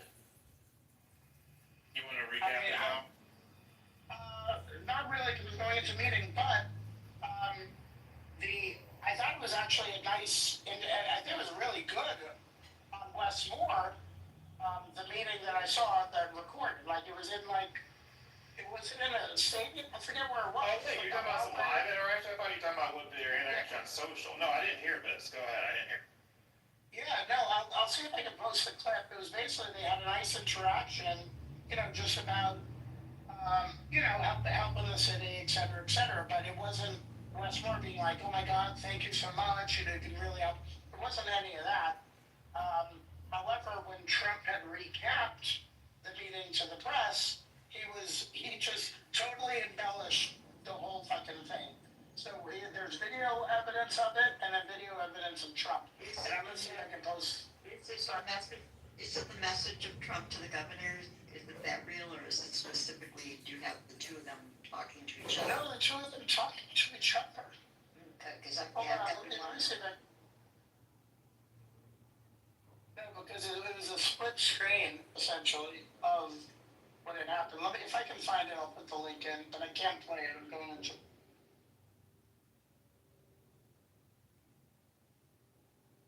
Put me on speakerphone in the meeting.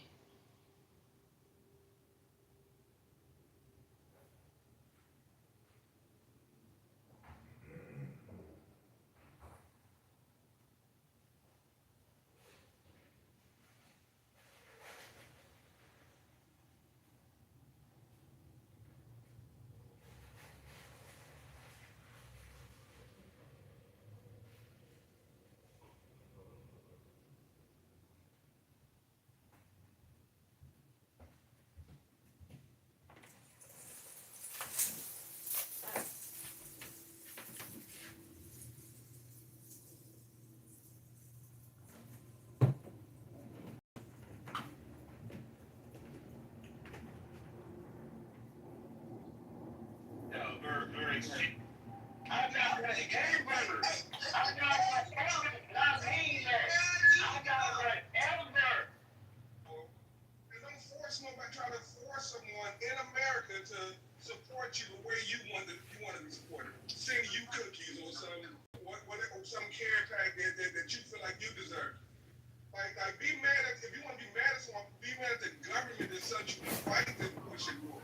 We're not mad at the government. We're not. Hakima, we are not mad at the government that sent us to fight the war when we're fighting the war. We are not mad at the government or bosses when we're sent to do a mission. We are mission. Listen, you think so.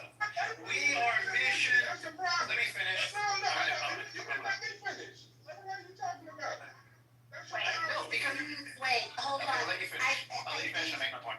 I think Hakimi, you're missing the nuance of what he said. Mike started his initial answer to you by all means, Americans can say whatever they want to say. Like that was the very first point that he made. But he went on to say. But if you're going to say you support the troops, don't knock their mission. Was his only point.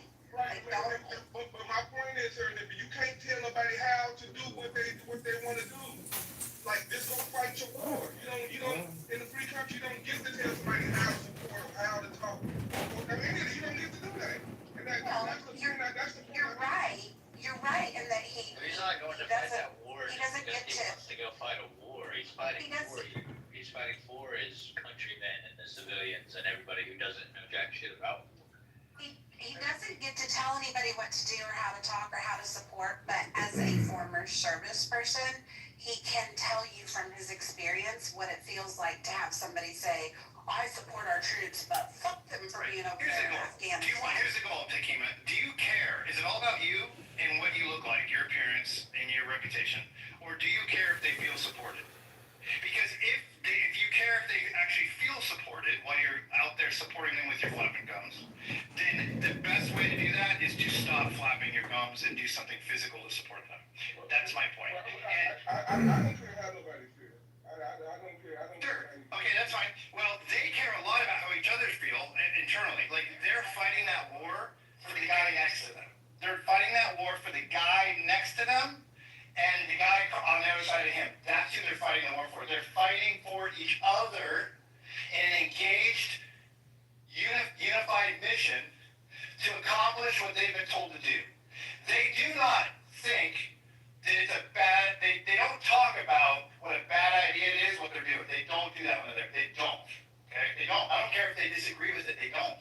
They don't go on the mission and talk about how fucked up it is on the mission. That would make them highly inefficient. Okay? When they come home, they might talk about how I don't see the point of it. I was over there.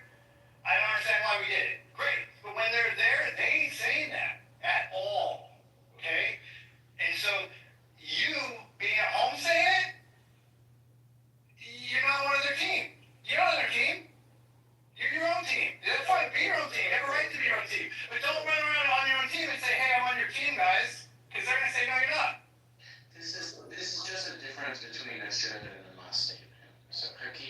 sounds like you're trying to make it a freedom of speech issue. Interact.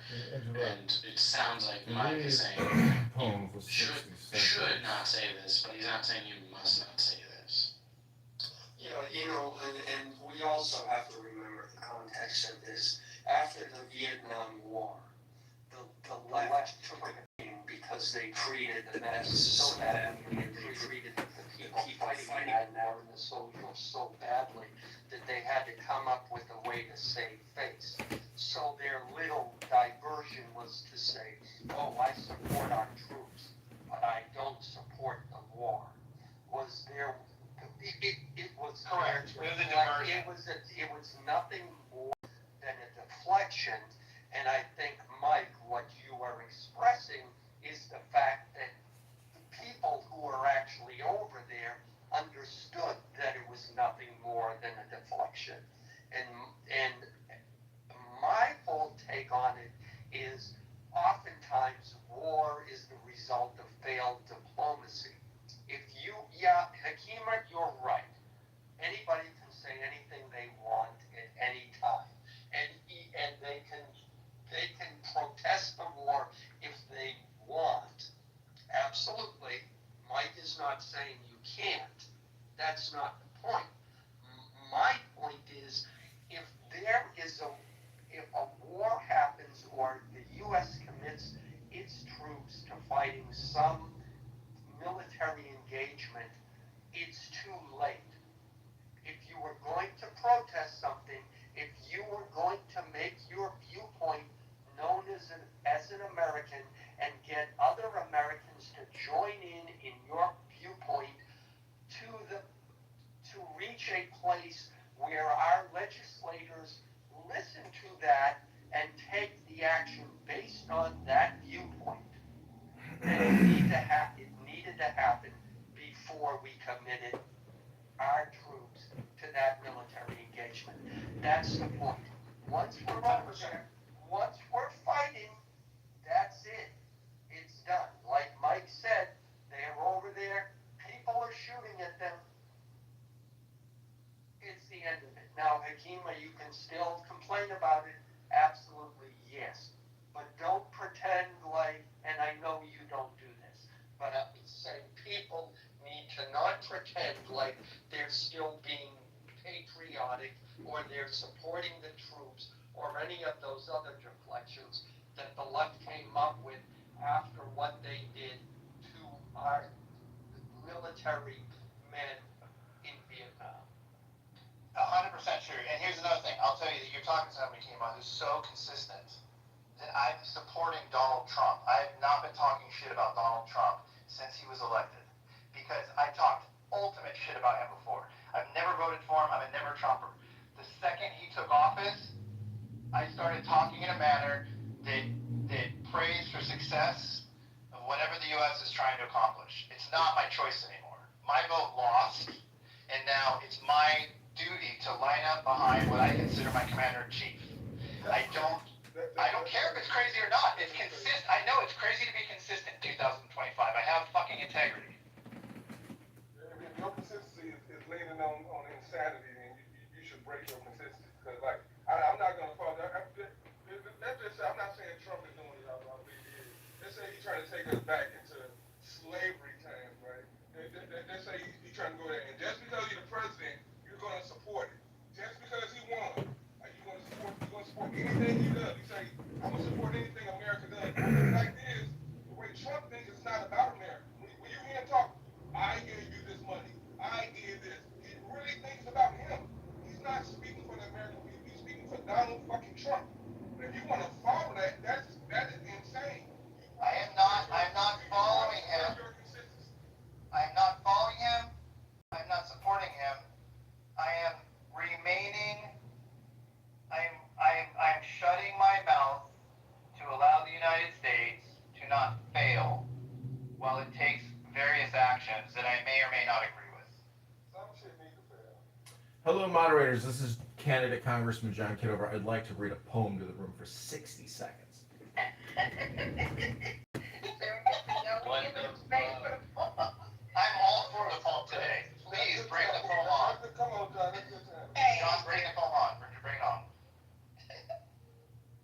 Okay, we read this book in this room. It's called the Tao Te Ching. This is the 31st verse. Fine weapons of war augur evil. Even things seem to hate them. Therefore, a man of Tao does not set his heart upon them. In ordinary life, a gentleman regards the left side as the place of honor. In war, the right side is the place of honor. As weapons are instruments of evil, they are not properly a gentleman's instruments. Only on necessity will he resort to them. For peace and quiet are dearest to his heart, and to him even a victory is no cause for rejoicing. To rejoice over a victory is to rejoice over the slaughter of men. Hence, a man who rejoices over the slaughter of men cannot expect to thrive in the world of men.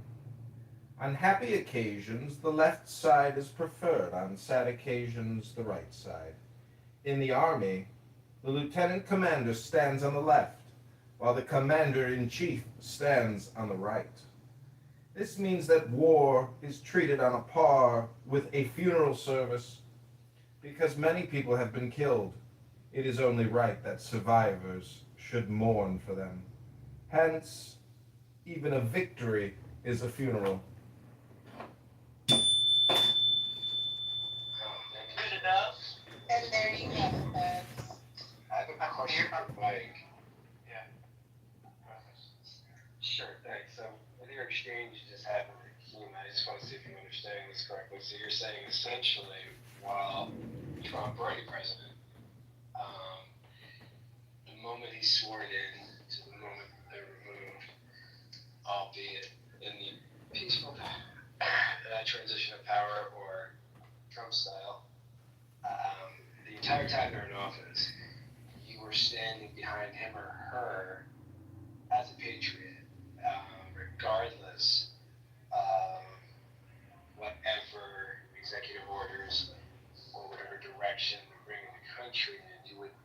You think it's inherently wrong to challenge, question, or protest against something you may disagree during said presidency? Well, I think there's a comment that needs to be made, which is that specifically when it comes to issues of people of our troops at war and they're engaged under fire action currently, then yes, 100%. When it comes to political issues that aren't troops under fire related, I choose to show my patriotism by shutting my fucking mouth if it appears that it's not being supportive. What we're trying to accomplish may not be what I want done, if that makes sense. Now, that's my way of doing it. The summary of all this is simple. I believe that freedom of speech is the laziest form of patriotism that anybody can engage in. So I don't.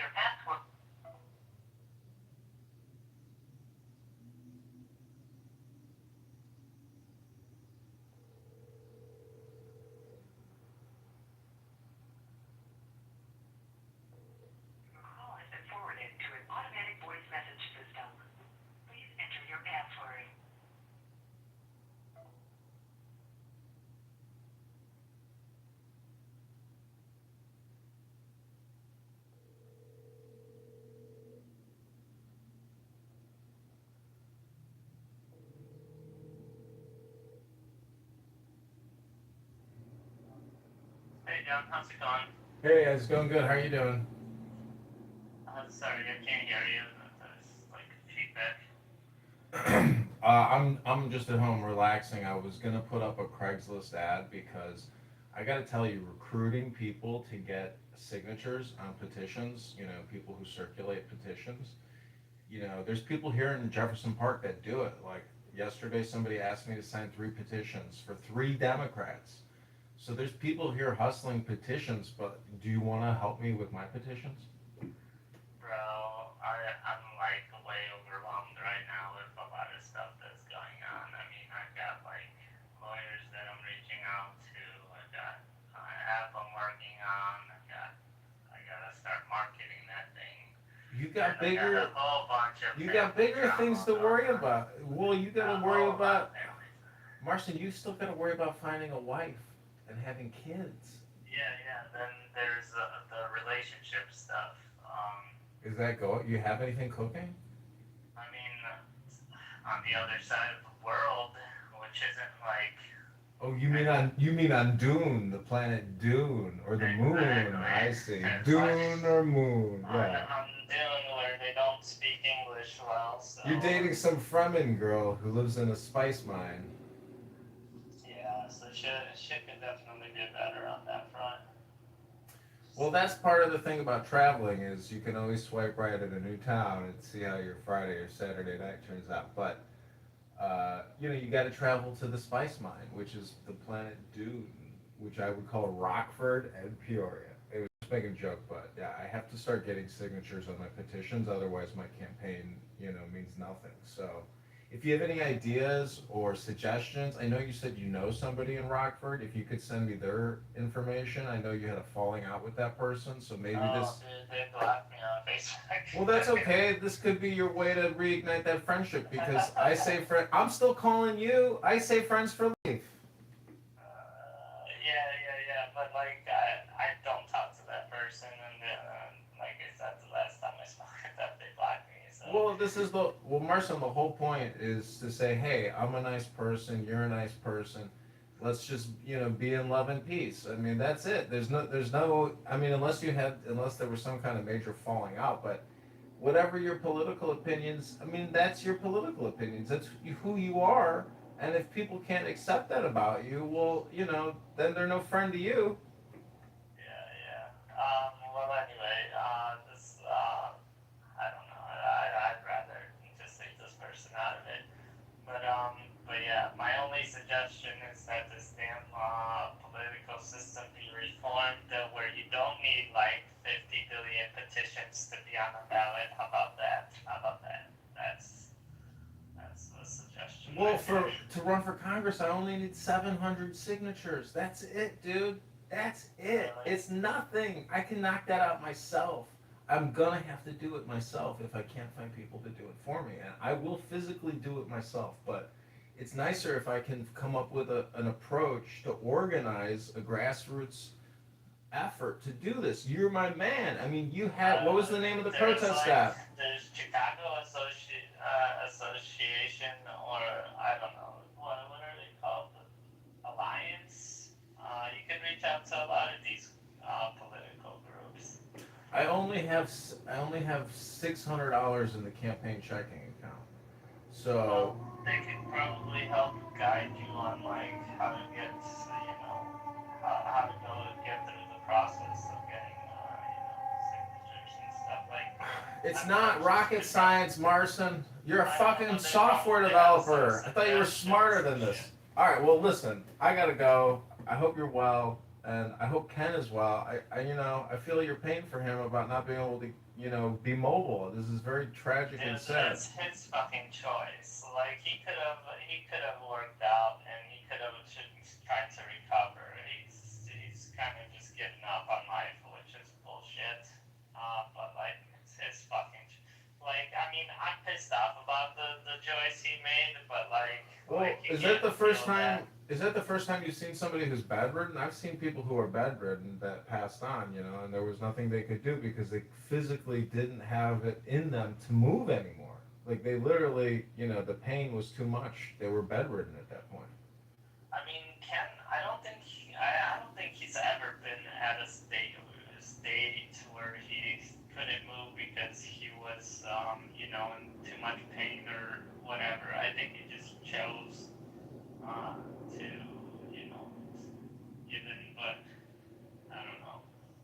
Marson, every great life has a beginning and an end. This is unfortunately, if this is how he chooses to end it, this is how he decides to end it. But he's lived a great life. He has a lot of grandkids, my friend. Yeah, I know. He's got a lot of grandkids he could be hanging out with right now instead of laying in freaking bed, you know? Well, genetically, he's in every single one of them. He lives on forever. So what I'm saying is, you view it as death. He could be hanging out with them, making those connections. They can get to know him, listening to all his wacky stories about his life and his children's lives, but instead he's just chilling in bed. So. Well, haven't you ever observed the birds and how they raise their children and how they fly off? And next thing they don't even know who their kids are. They don't know who their parents. They're just flying around doing what birds do. True that. Well, I mean, it's different for people, right? We need those connections. Listen, I put up these bird nests, and they get filthy. The birds poop all over them. They have no way to clean it, so they rely on humans to change the bedding and clean the box. That's what you got to do if you want to get in the muff. Yeah, well, he could rely on humans too to change his beddings and Muff in the muff. That's how, you got to remember how to get it. You don't even. When was the last time you were even inside of a muff? It's been quite some time. How many years? You're probably not moist anymore. Wait, you're not trans now, are you? This place, they gotta figure out how to promote this application I built out. And, what's it called? It's Ascend Dynamics. The name of the app. The app is I don't know. It's I don't know. It's a collaboration platform, or I don't know. It doesn't have a definite name. Sometimes I'll call it a Sun Dynamics NFT platform, but it's I don't know. He could find it at app.ascenddynamics.org. So that's where it lives at the moment. All right. Well, don't forget. Go to johnforcongress.com. I'll talk to you soon. All right. See you, John. Okay. Goodbye.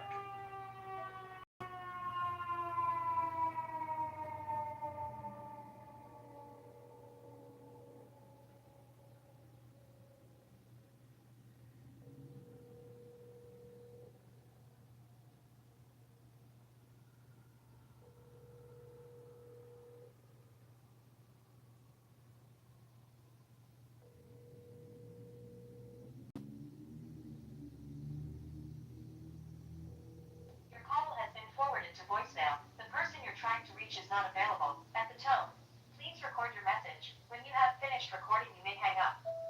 Hey, Augustus, it's John Kitover in Chicago. I have a big media interview set for next Friday at 3 p.m. at Illinois State University down in Bloomington Normal. And I have this one interview with George Deinhardt with the Prairie State Report, a local newspaper, that went very well.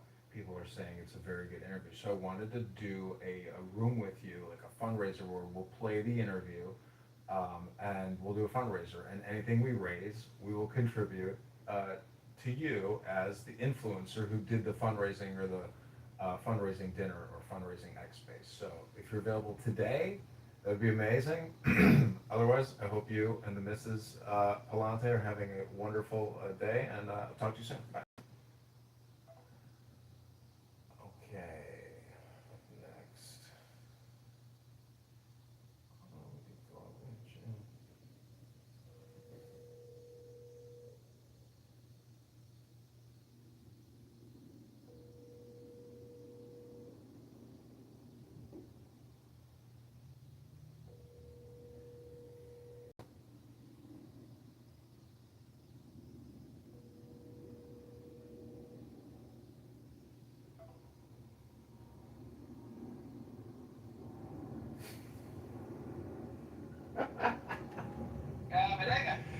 Hey, I'm looking at a trash bag in the muff. I'm thinking, is your phone? Yeah, it should. Let me see if your phone. Anyways, I'm just saying, while you're waiting to get in the queue, I might as well say hello since I'm watching you in the muff.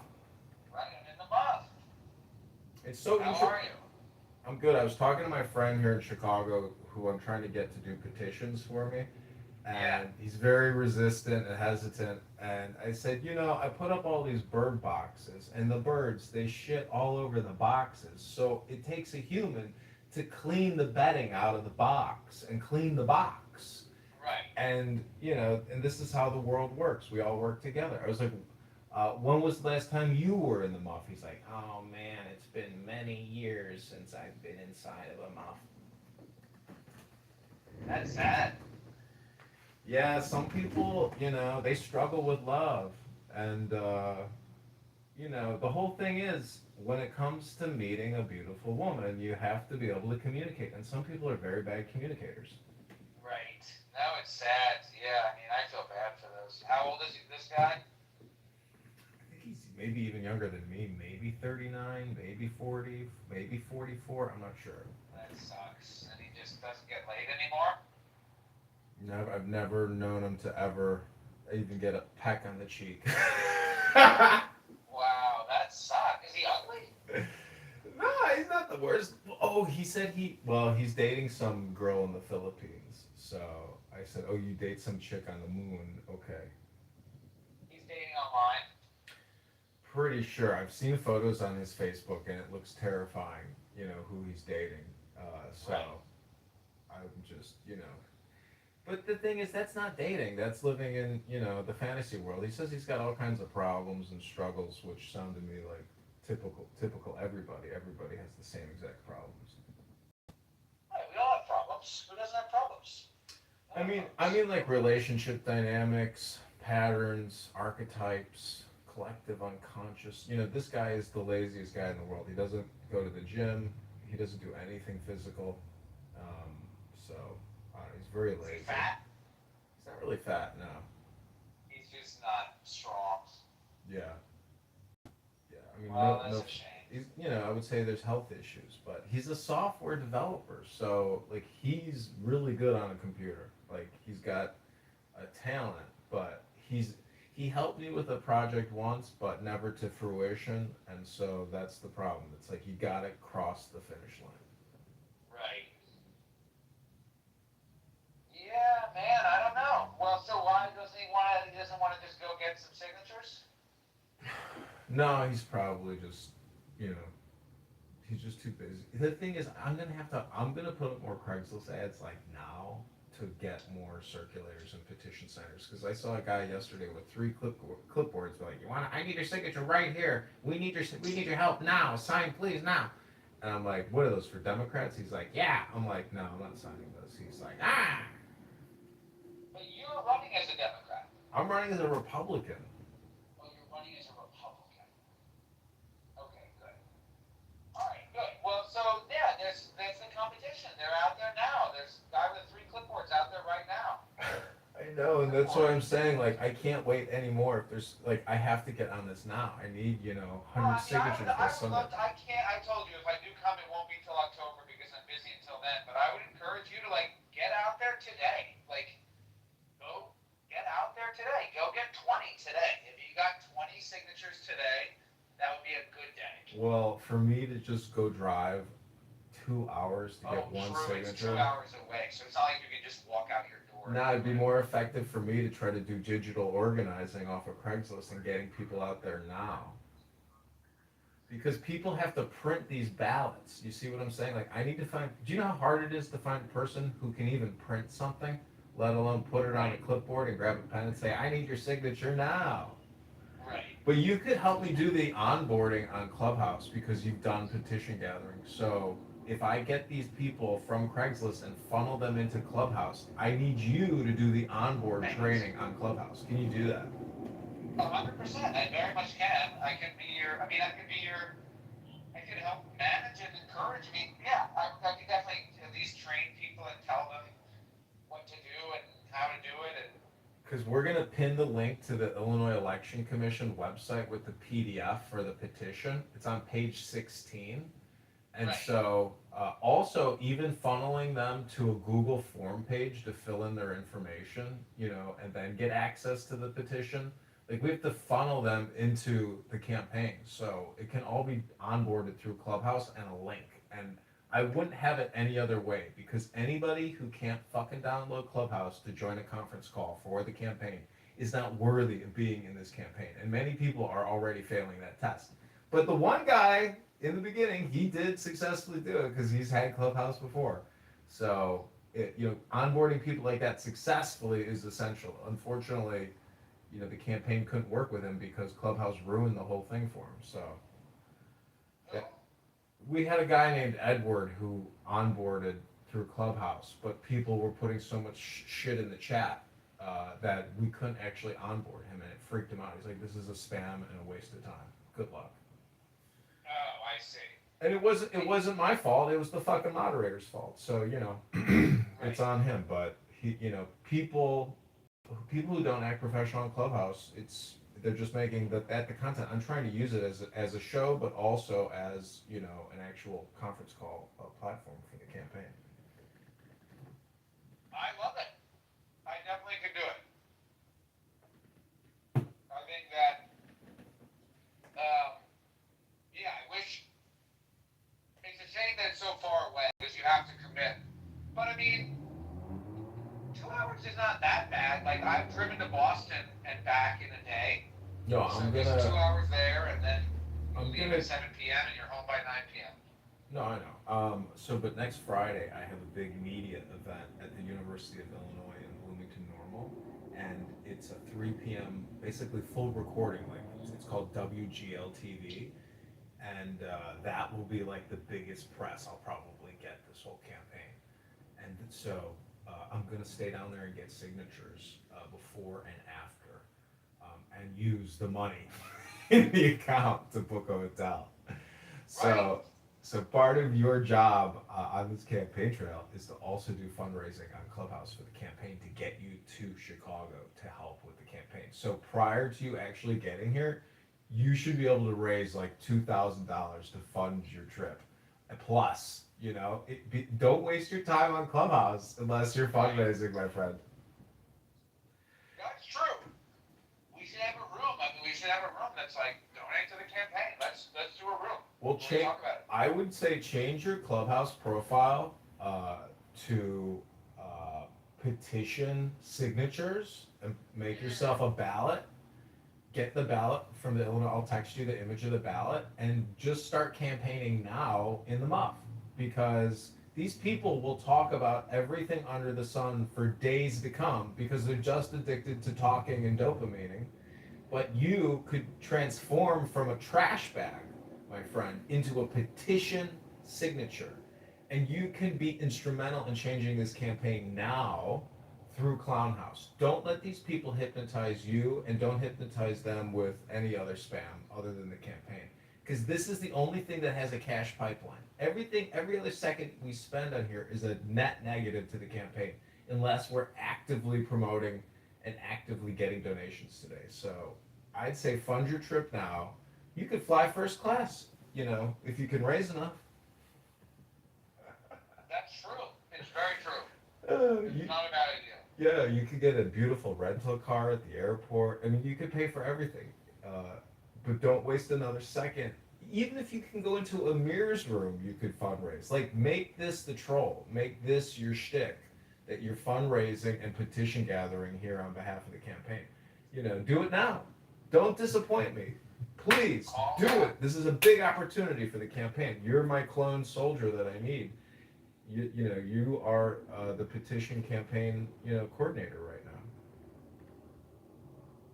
That's true. It's not a bad idea. I'm going to do it. I have to go do a driving lesson, and then I have to go speak with the rabbi.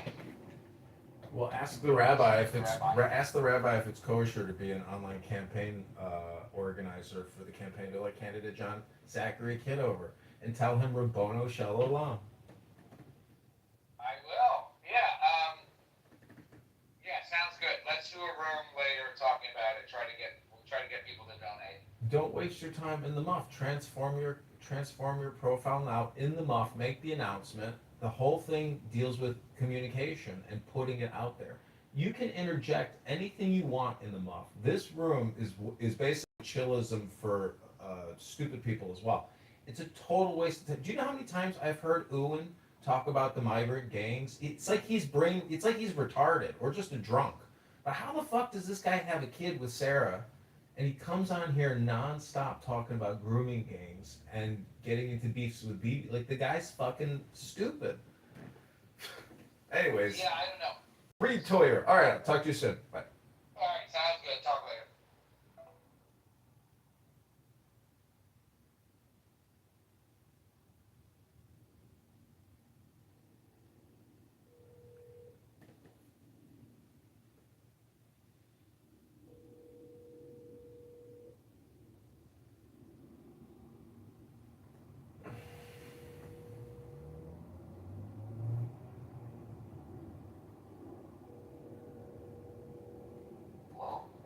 Hey Walter, it's John. How you doing?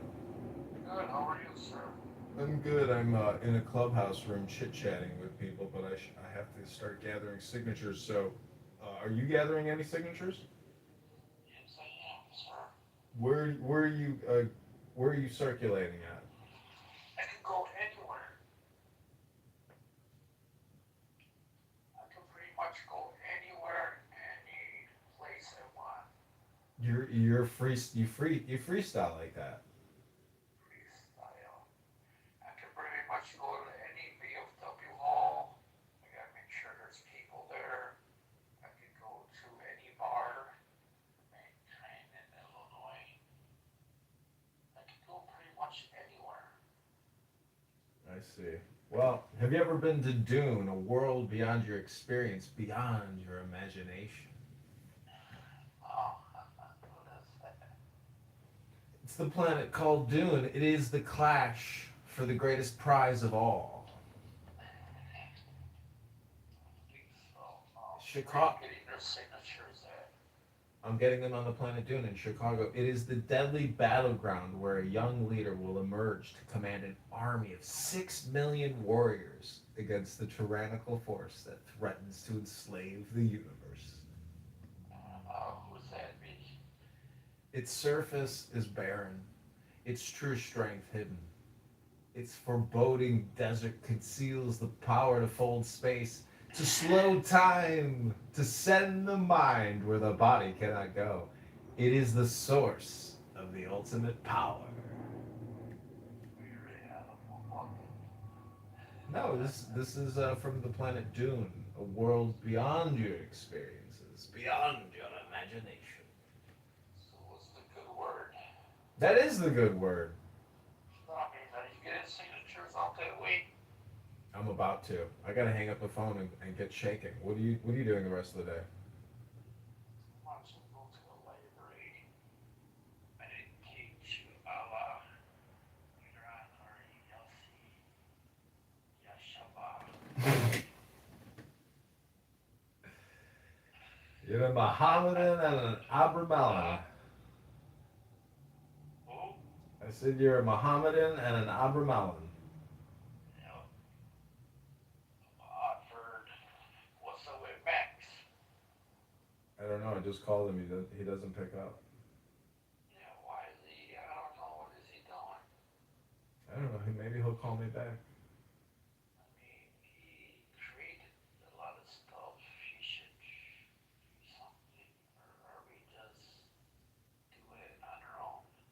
I don't know. It seems like State legislatures. you got to do it yourself. I think. And he's like, something different events. I can be everywhere. They can't clone me. I like to be everywhere. I want to be here. I want to be there. I want to be everywhere. You know, you think that stuff is right and everything is moving, you gotta be there. Yes? Got to be there or be square. Like, what the hell, man? Can't be everywhere. Did you see they updated the video with Mark Rice versus Darren LaHood? No, I didn't see that. They like framed it because the radio station like edited it, put together like a nice image, black and white of them with their fists up. They made it real dramatic. Aaron Del Mar, you mean? Yep. Mark Rice versus Aaron Del Mar. Well, it was funny, like, he told Mark, Fried Rice, he said, take a pill, or whatever. Oh, that's funny. Well, he got roasted, and Aaron Del Mar was like, "This was a setup." That was funny. Isn't that funny? It is funny. The whole thing was funny. I thought they were gonna be swinging and stuff. This was a setup. And then he's like, soul raper. Yeah, That was funny, actually. Can you check who's the owner of that soul raper or not? you can. Yeah, it's called a Who Is lookup. Who would look up? He probably doesn't own it anymore. But I tried to look it up. There's nobody listed. I don't know. I don't really care anymore. It's all, in the past. All right, listen, I got work I'm going to do. So I pray for you and I pray for your health, your wealth, your peace, your love, and your stillness and your silence.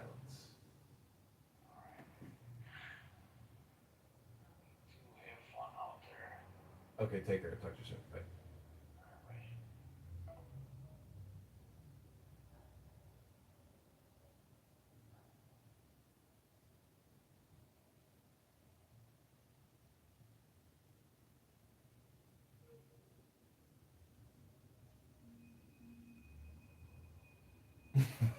Sign our petition. Nice.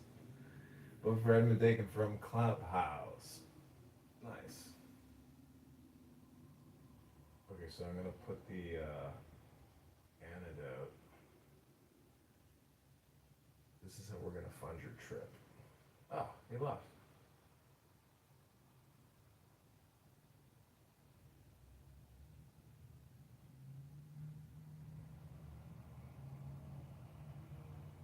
Riri, welcome, Riri.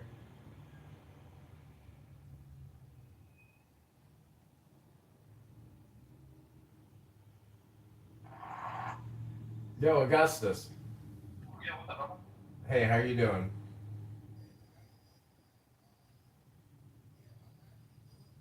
Today is my wife's birthday, Oh, wow. so it's not a good day today to do it. And the way I want to do it is I want to invite some other big speakers to join the space. And do it that way. Just so I know, like, we could raise a couple dollars, you know? Yeah, because everything we raise will go back to the influencer, aka, you as a creator and a host. It took me like 5 days to get $600 on Clubhouse. I mean, it's possible. Roger Mayhem was a very good MC, so the MC or the host really has to do the prosperity of gospel. So it's all communication is hypnosis. And so the host, even if you have other super hosts, as the MC or the super host, you got to be that prosperity gospel preacher for the hour or 30 minutes or however long you want to go. Yeah, probably do like a 2 hour thing.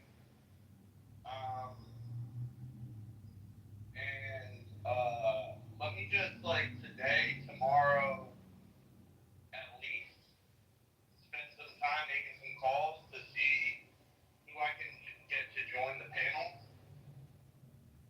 I'm gonna talk to America Mission. That's the main group I want to speak to. So that's Dustin Stockton and Jennifer Lawrence. They started America Mission. He also started the Tea Party movement, and he was like a big fundraiser for like the Republican Party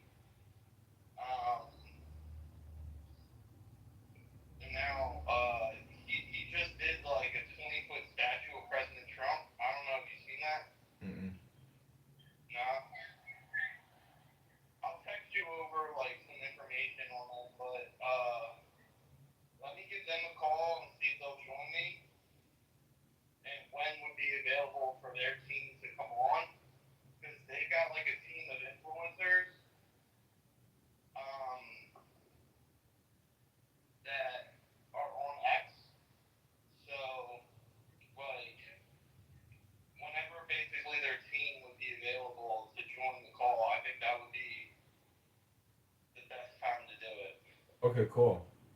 Does that make sense? Yeah. So, yeah, let me call them now or tomorrow and figure that out, and I'll let you know. Yeah, peak Thank time. you for the opportunity.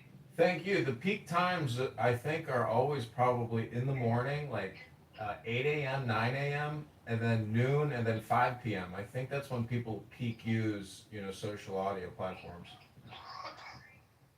Yeah, I go for like a 2 hour walk every day, Hmm. and I figure we'll just do it at that point in time. Like it's either early in the morning, like 8 or 9, or it's in the afternoon. Let Well, me see what's available for them. if you can do your power walk, do your hour of power, but don't do this one on a power walk. If you can record it, your audio, if you can do it in an office and record it as well on your end, that would be a big publicity piece for the campaign as well. I mean, you could publish this as, an exclusive like podcast recording from your end. Don't, like, 2 hours is a long time, and that's a big conversation. I would love it for you to record this one on your end and publish it. Okay. So you're running in the 36th district of Illinois, right? 16th district of Illinois. It's Rockford and Peoria. 16. Okay. Rockford and what? Peoria, Illinois. Rockford and Peoria, right? Peoria, and then Bloomington. Peoria. Yeah, and Bloomington, Normal, Illinois is the other town, major town. Bloomington and Normal. Okay. Okay. Cool. Um, let me relay that information, and I'll get back to you. Okay, great. All right. Cool. Okay, sounds good. I'll talk to you soon. Thanks, man. Okay, bye.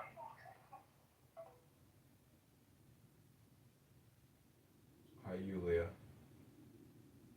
Do you want to donate to the campaign? Link is in the chat.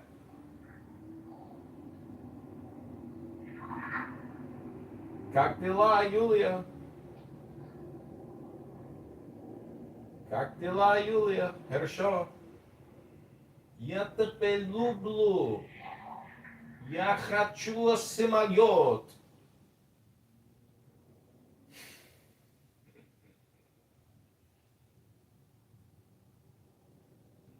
To the websites of the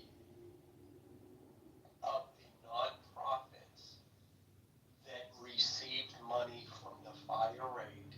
They state specifically they don't give who they give money to. And in dozens of cases, it is specifically not only not for white people, but for people completely unrelated to anything having to do with the fire, such as musicians in Nashville. Now, I'm a musician, and yes, I support musicians, but musicians in Nashville were not affected by the fire, and they don't need mental health related to that. It was mental health for musicians in Nashville, or indigenous people who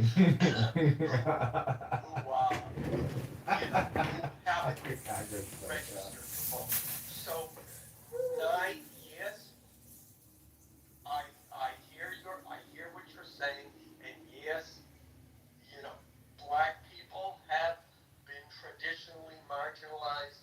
I can concede that point, but and yes, I understand that when you look it up on Google, that yes, Altadena is listed as having a vibrant black community.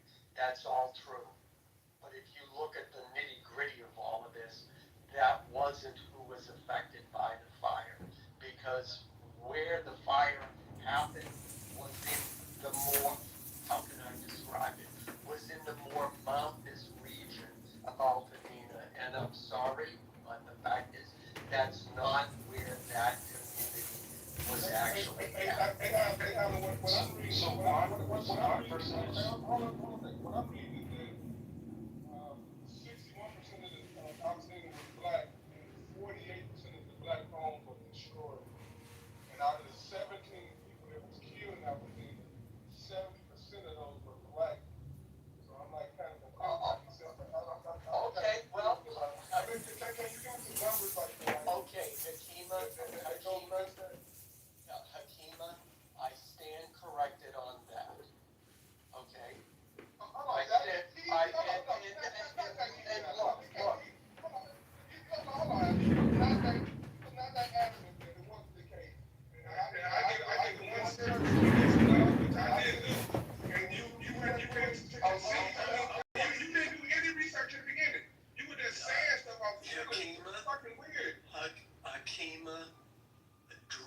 moving into Altadena and seeing where the homes were burnt, okay? It was an entirely residential area. Okay? Did you see the people that lived there, or did you see the house?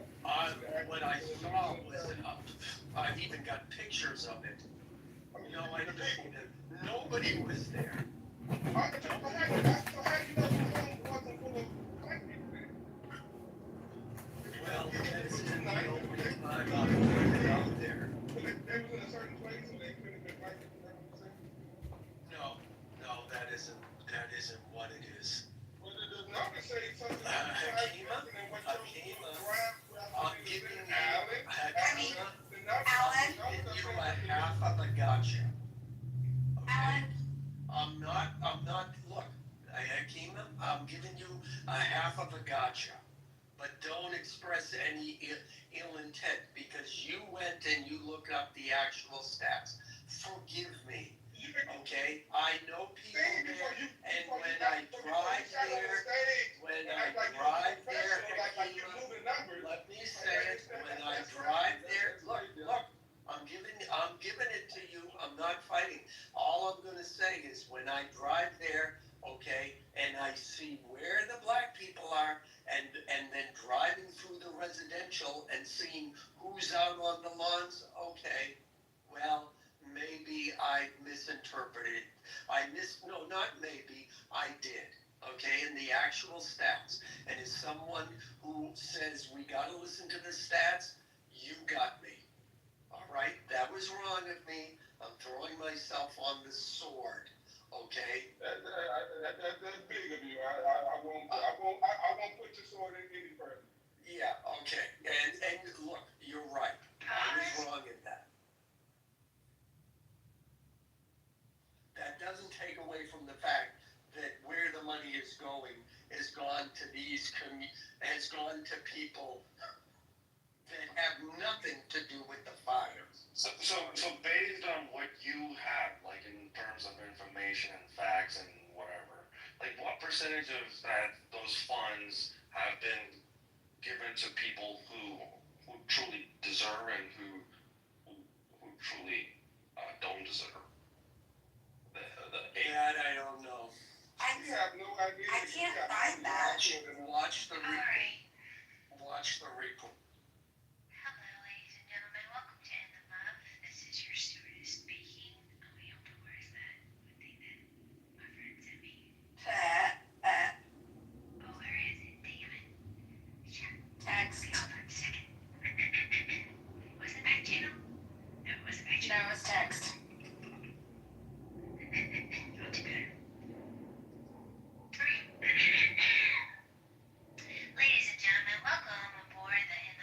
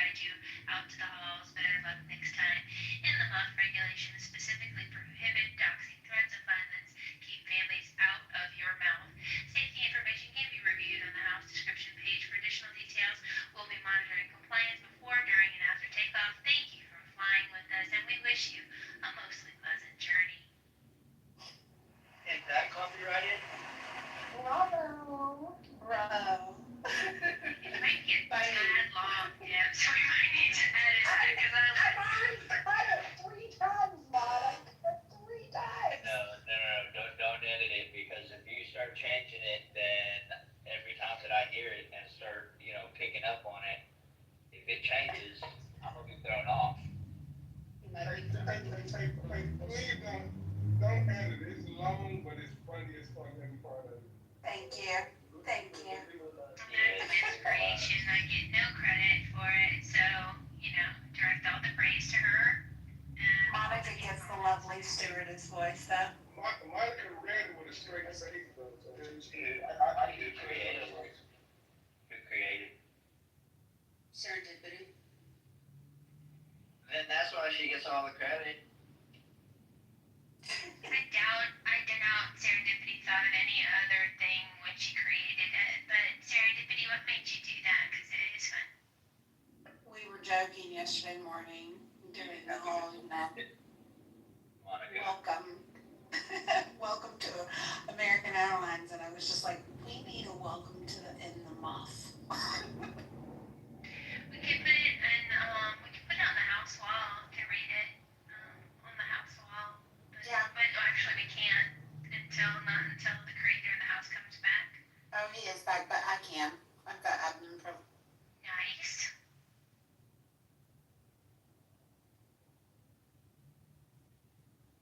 The listening lounge, though, that's a holdover from Krishanda. She used to call the audience the goo, the listening lounge. That was cute.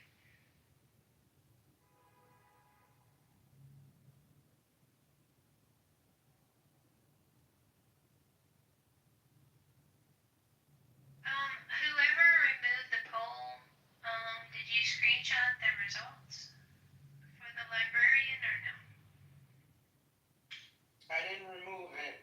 I didn't even know. I removed it, and no, because I didn't vote, so I couldn't see there was. Girl, you could have back-channeled me. I'm sorry. I usually do, but I didn't vote.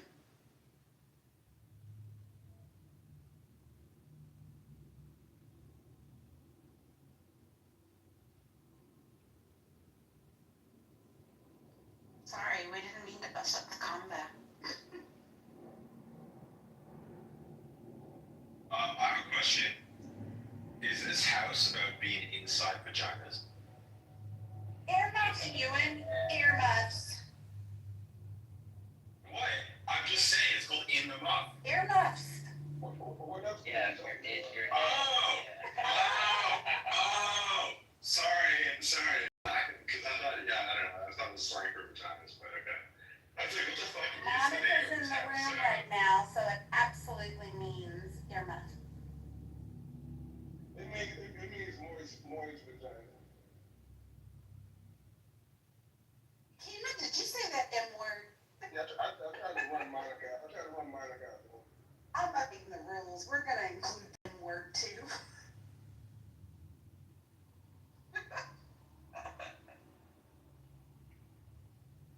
Muff has several meanings. A muff can be a cylindrical garment for warming hands in the steak or botched action, or, in slang, the vulva or pubic area.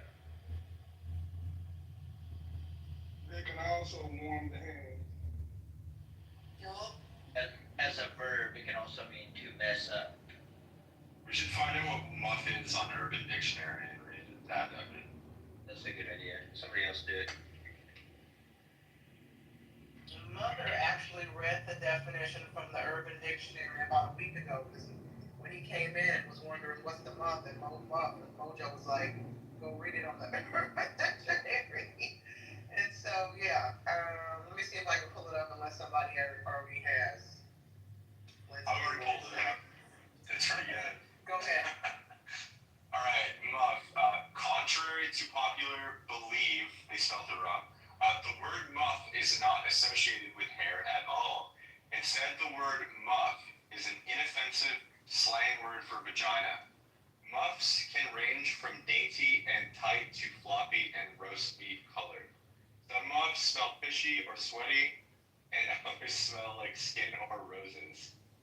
Some muffs are hairy, others are bare, and some have razor burn or ingrown hairs. Females and transsexuals of all ages have muffs. Oh, they included that in brackets. There are baby muffs. Oh no, that's weird. I'm not going down this. I'm not even gonna finish this. No, I'm not even fucking finishing. Yeah, let's fuck that. That's a very, very bad definition. Whole definition out of that point. Low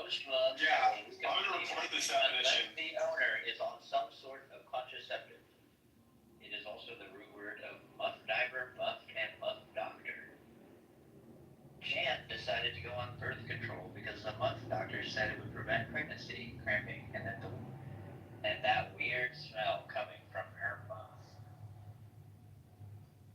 That definition is from 2006 by someone called Muff Owner. It's fucking crazy. Urban Dictionary, little wall. He's probably in prison right now, doing about 40 years. Yeah, no.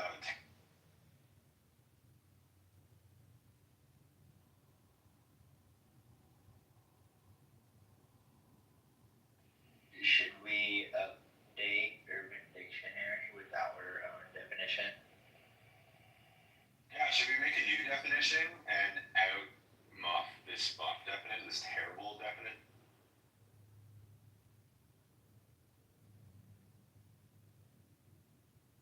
I mean, I like the quadruple entendre.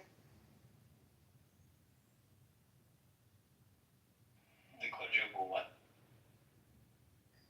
Entendre of the use of the word muff. You know, you just let people use what makes them feel comfortable.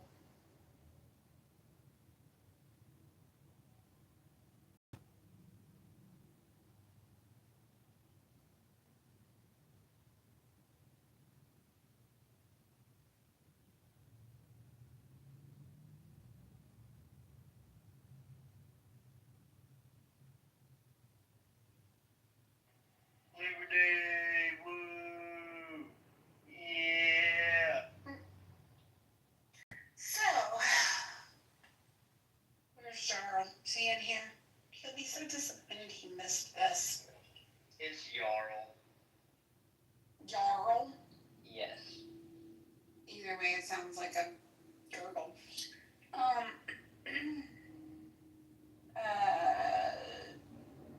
He came in this morning, we were talking about the weather, having coffee, trying to wake up, and he wanted to know why we were doing that instead of talking about how the U.S. likes to kill kids. Y'all want to talk about it? No, I'd rather have a coffee and wake up. What is white phobia? White phobia is a terminology in French for me. I think it's some kind of phobia between only among black people, maybe. Akima, do we have white phobia, Akima? You know, only black people hate white people. Nobody else hates white people. You said some black people hate white people. That's an interesting claim. I thought it was the other way around. No, he's asking what the definition of white phobia is. He said, What is the definition of white phobia? he said white phobia sounds like something that really only black people have, Akima. Do we have white phobia? Shit, we dictionary. We damn sure should, and the rest of the world should have white phobia. There you go. Because it's okay to be racist. Black women are so beautiful. As long as it's only I don't discriminate. The black woman, and they are so beautiful. Oh boy, here we go. Well, thank you, sir. Appreciating the black woman.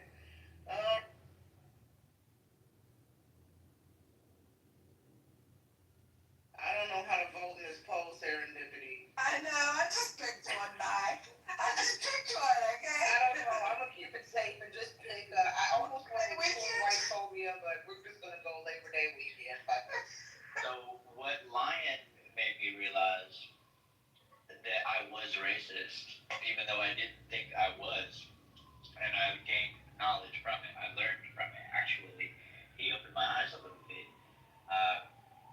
Because even though I felt like I'm not a racist person, he just, he did exactly that. He pointed out how every other race to America throughout history was practically welcome, brought in here, and given benefits and bonuses.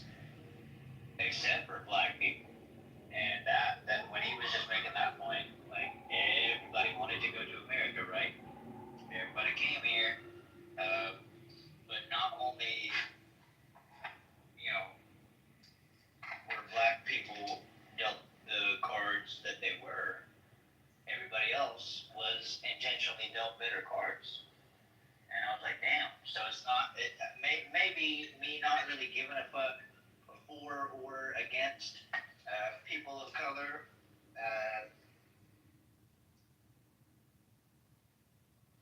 Could make me just flat out ignorant, like I didn't give a fuck. Whereas now I sort of understand, like, and have an even greater respect. And I'm like, wow, like, man, like, as it stands though, like, our kids today are not born in a world like that, and there's no reason why we should uphold or keep the world being discriminatory. We have differences, but who gives a fuck? Grow up. Presupposing everything that you just said is true. No, I'm sorry. No, you're okay. You got a heartbeat too? Presupposing everything that you just said was 100% true, I'm not making the correlation on how that makes you a racist. Right, I was gonna say, while he's in the process of learning how racist he really is, despite what he feels in his heart, I had recommend reading White Fragility, where you can have a black woman gaslight you for 300 pages to tell you about white body trauma and how you're internally racist, even though you don't feel like it. And read that because it will help you reach that point where you can feel fully racist, even though you, in your heart, couldn't really care less if somebody's black or white. The white man just can't get your brain. Come on. This shit is diabolical, bro. That was sarcastic. Go ahead and read it anyway for a good No, laugh. I know. I'm just so tickled by it. I know. No, I was laughing while I was listening to him because I know being sincere, but the reality is, he's literally doing what we were talking about earlier, which is like, he's expressing white guilt. Like the white guilt we're told that we need to have. He's expressing it.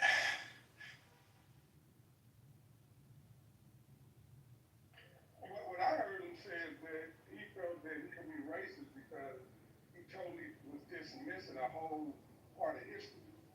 And for that, damn, some of the shit I've been saying is fucked up because... No, not necessarily. Now you triggered, all right? Well, when you take it the wrong way, I need to interject so that you can set straight, so that you can understand. Well, we have to finish his statements, though, ladies and gentlemen. Let Pino land before we interject. That's right. Okay, well, that's good. Room 14, interrupt me. Now, go ahead. Go ahead and clarify your statement. Let me know where I'm from. Okay, well, by saying that I was racist prior doesn't mean that I just, slavery never happened or neglected or don't give a fuck.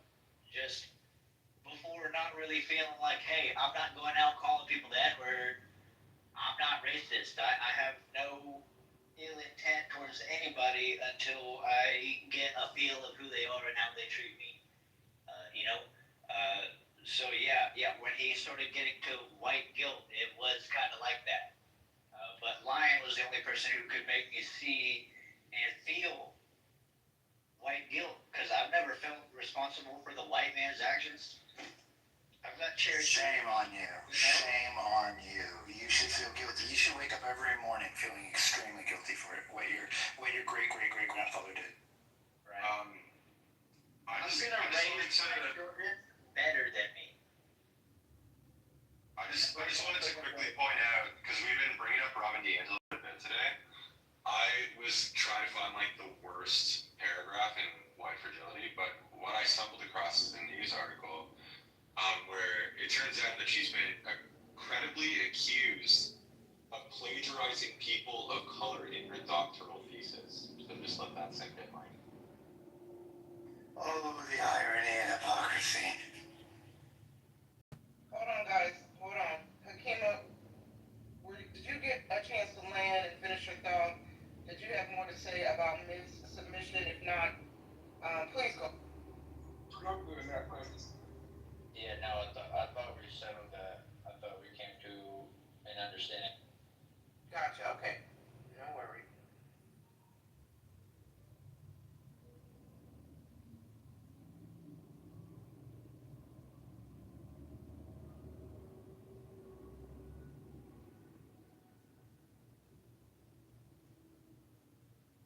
If I may interject something really quickly for my movie lovers in here, there's a horror movie being made or has been made about Jesus being either possessed by demons or battling demons. FKA Twigs and Nicolas Cage star in it as Joseph and Mary. It's called The Carpenter's Son.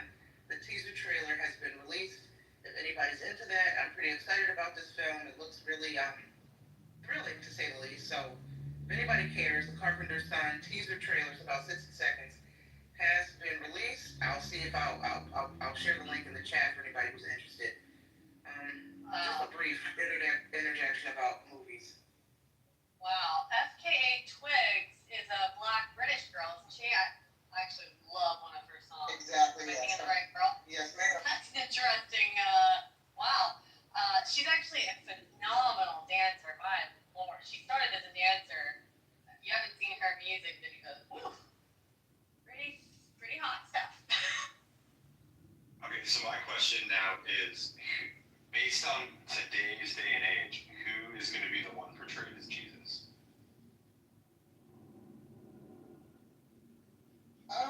They released the cast. Let me see the cast notes. Is FKA Twigs Jesus or Nicolas Cage? No, Nicholas is Joseph. Twigs is Mary.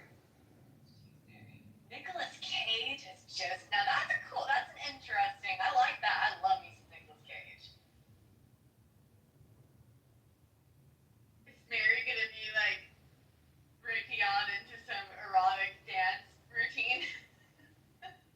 Lord Josephine.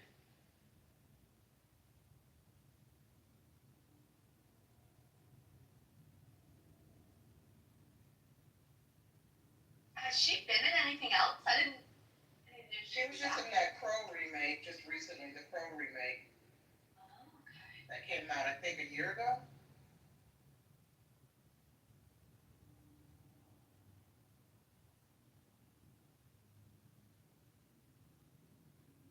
Wait, Monica, was that your PTR? Was that why can't that woman I can't stand?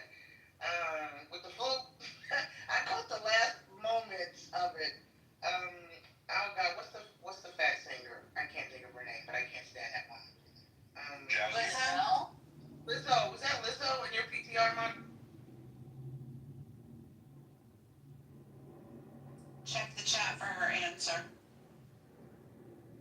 Okay, thank you.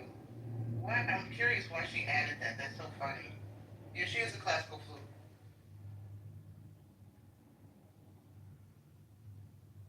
She's actually really good. It's a shame that she got canceled. Well, I don't know. She's kind of I know there was a brief moment of cancellation when she got caught up in that when her dancers sued her for sexual harassment. Outside of that, it's a wilder story than sexual harassment. You hear the actual. Well, I've heard various, the submissions and the legal complaint, but I haven't heard anything in a while. Lately, she's just been kind of trying to rebrand herself in her weight loss journey. She's lost a lot of weight. But yeah, go ahead. If you have more to the story, I didn't know she was. I thought this was kind of under the water briefly. No. So like the big reason why I blew up was that she like kind of forcefully pressured one of her dancers to eat a banana out of the vagina of like an erotic dancer in Amsterdam. Oh yeah. I remember that part. Yeah. Pretty wild. Yeah. You see the chat Hey, Kima. Kima, can you see the chat? I'm driving, let me tell me what to say. Yeah. It says, I apologize for stopping you mid-thought, though, Hakima. I misconstructed part of my presentation. Wait, I didn't know Adams was here. Adams, I swear to God, you are the funniest person in the world. I just saw the Adams comment. Lizzo was a filthy large beast. She attacked those dancers with those bananas. Lizzo should be arrested and thrown in the zoo in the enclosure with the rest of the elephants. Oh yeah, that's fucking up. Where is Adams? Is so funny to me. I don't even see him in here, but okay, he's in the chat someplace, I think. Adams, have a great day, Adams. You have a fun. Did he just come in the room, post that, and then I leave? think so, because I don't see him anymore. Hi, Hey, Serena. Hey, Serena, how's it going? Pretty good. How are you? Pretty good. Glad to be here. I miss spaces like this on Clubhouse. There used to be a lot of spaces like this. Well, thank you. We appreciate it. We've been going all morning. I mean, it's just been one topic after another. I can't keep up. I just said, let's just insert topic title here. Yeah, we've been flowing from one thing to the next. It's been pretty smooth. If you're looking for a really good movie, I know this is random, but I came in because I saw the movie and popcorn thingy. I thought you were talking about movies. And us. But if you're looking for a really good movie, Night Always Comes on Netflix is like #1 worldwide. I don't know if you guys have seen it. I haven't seen it yet. I'll go at it. Wait, what's it called? It always comes. Night. Yeah. Night Always Comes. Maya's like, this is my wheelhouse. Night Always Comes. It's #1 like worldwide now on Netflix. Okay, because it sounded familiar. So wait, Seneca, you've watched it. Where do you rate it? You said it's pretty good on a scale of 1 to 10. What you give it? Yeah, like on all the movie critics are like raving about it, and it is #1 like worldwide on Netflix. But I haven't watched it yet myself, so I'm actually about to watch it right now. What is it about? It's about 2 jobs, overdue bills, one night to stop her family's eviction on a chaotic dusk to dawn search for cash. And so Lynette is ready to beg, borrow, and steal. She's on this huge rampage to pay her bills and pay her rent. Alright, this makes the 3rd one I've put on my list this week. I'm a terrible TV watcher, y'all. We should do a movie night in the month. Yeah, I'm very big on I hate watching a bad movie or a bad show. So were we all play at the same time? I'm sorry, continue.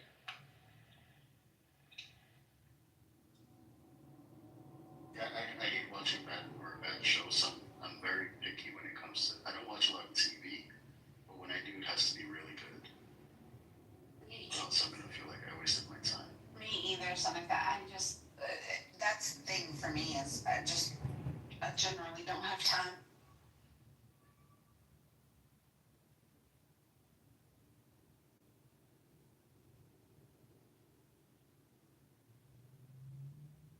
Yeah, we should totally do a movie night in the month. Call it months and movies. Right? Netflix and chill. I have a couple of recommendations that, feel free to go over or consider prior to being yeah, let's get 8 people to watch fucking Barbie or some shit, Unless 8 people actually want to watch Barbie. Would we just hit play all at the same time? Is that the idea of the ring? Yeah, that's what I was asking. Is Yeah. Yeah.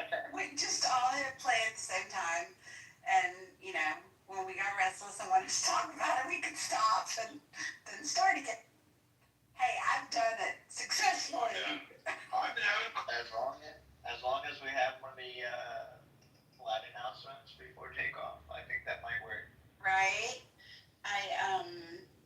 Yeah, we have definitely done it successfully. It's really funny though, the people that come in the room and they're like, what the fuck is going on in here? Why are there so many people and why is this dead silent?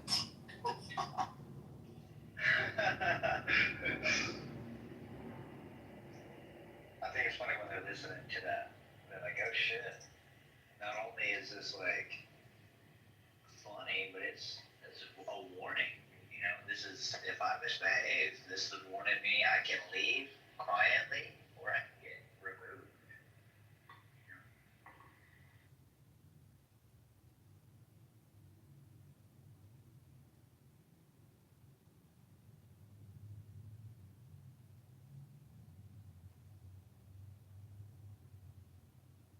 Who said these are possibilities?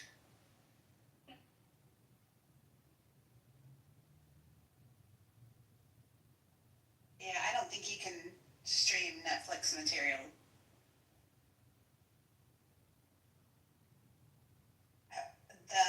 The watch party technology is suck. We've tried that too. And there's actually an app called Rave that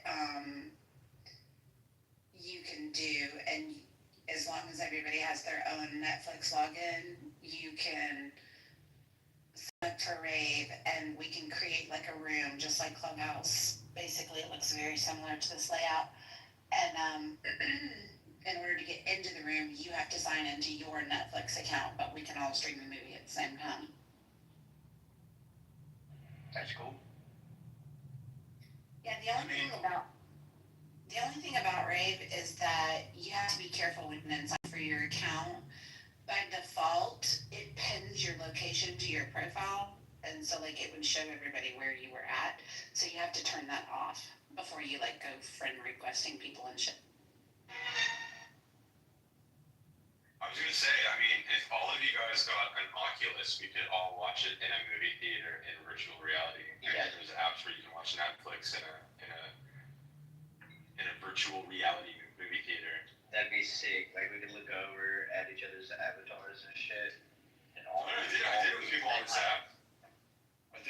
this app. I even bought someone an Oculus because they refused to buy one. And like, yeah, a bunch of us used to go on the Oculus, and it was actually really fucking fun for a while.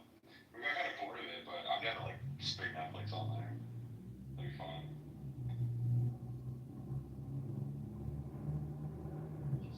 You just look like an idiot wearing it. That's about it. I don't do anything fun. I mean, yeah, but I'd be alone in my room like that. I'm comfy as well. I could be on my bed anywhere. But then all I gotta do is eat, shit, sleep, drink, exercise, shower. Yeah. Okay.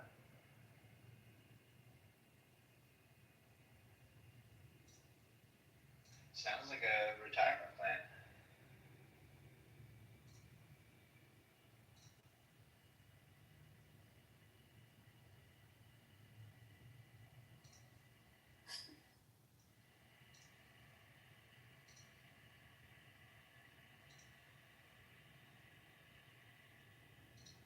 I just think the Clubhouse version is the easiest because everybody can watch it wherever they want to. And we can just stop it together and All take a potty break in unison. right? That whole having to go to another app is a pain in the ass. Well, you wouldn't pause it for a long ago. You just mute yourself when you're coughing.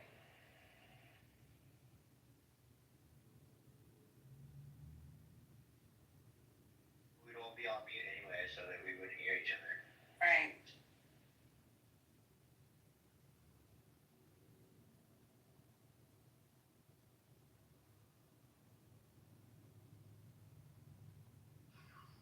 I'll just send a photo of mine.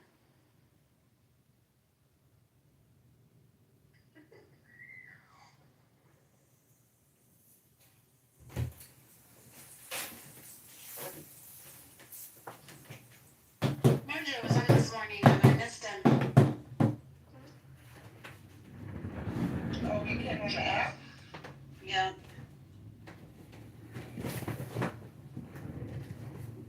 I know. Goodness.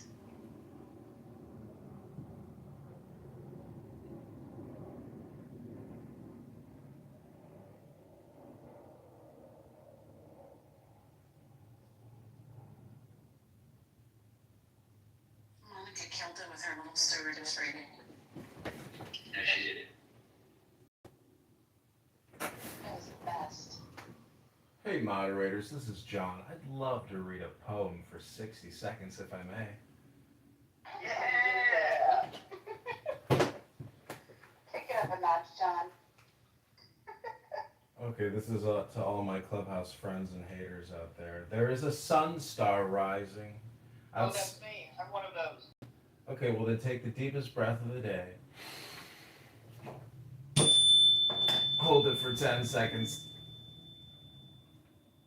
There is a sun star rising outside the reality of form. I am lost in that other reality. It's sweet not to look at two worlds, to melt in meaning as sugar melts in water. No one tires of following the soul. I don't recall now what happens on the manifest plane. I stroll with those I have always wanted to know, fresh and graceful as a water lily or a rose. The body is a boat, and I am waves swaying against it. Whenever it anchors somewhere, I smash it loose or smash it to pieces. If I get lazy and cold, flames come from my ocean and surround me. I laugh inside them like gold, purifying myself. A certain song makes the snake put his head down on a line in the dirt. Here is my head, brother. What next? Weary of form, I came into qualities. Each quality says, I am a blue-green sea. Dive into me. I am Alexander at the outermost extension of empire, turning all my armies inward toward the meaning of armies and clubhouse friends. Bravo, John. Yeah. Friends in peace, enemies in war.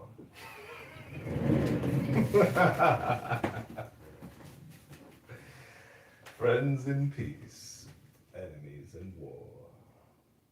Yeah, we'll see. We won't have any of that, 10-minute plus reading stuff going on.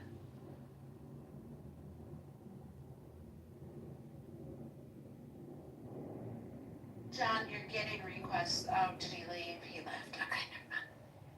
He might not be here physically, but he's here somewhere listening. He's always here. He's always There were like 4 or 5 of us left in the room last night, and everybody was just talking about, prior seasons of Clubhouse. And I was like, y'all want to go to a private? Because Kitover's still here. So we moved from in the muffin to a private. Because he's always here, y'all. Always watching.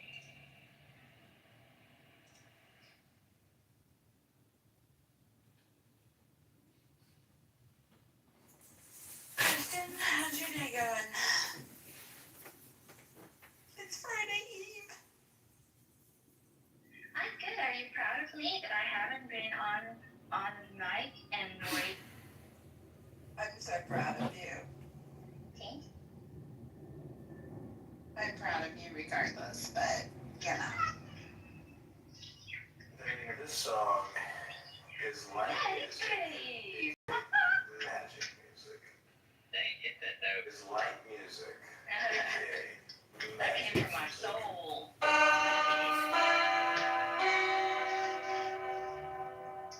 Yeah, have the conversations in here been good? It's got a little bit too much for me. That's good. yeah, they have them. Yes. We even managed to keep spicy with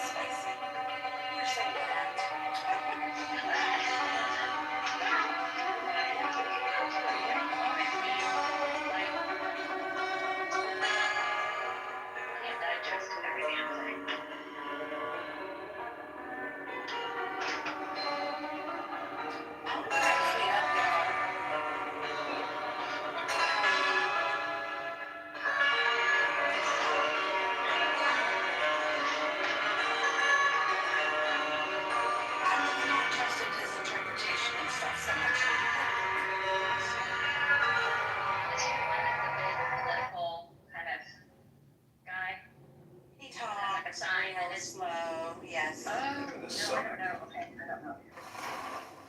No, I'm not talking about brain trust, Alan. He is the one I had. You're sure how expensive it is. Commercials on TV, you get those. Yes, we know, the Chosen Dilemmas. They're afraid that you. Chillism Dilemma, that's what it's called now. Yeah.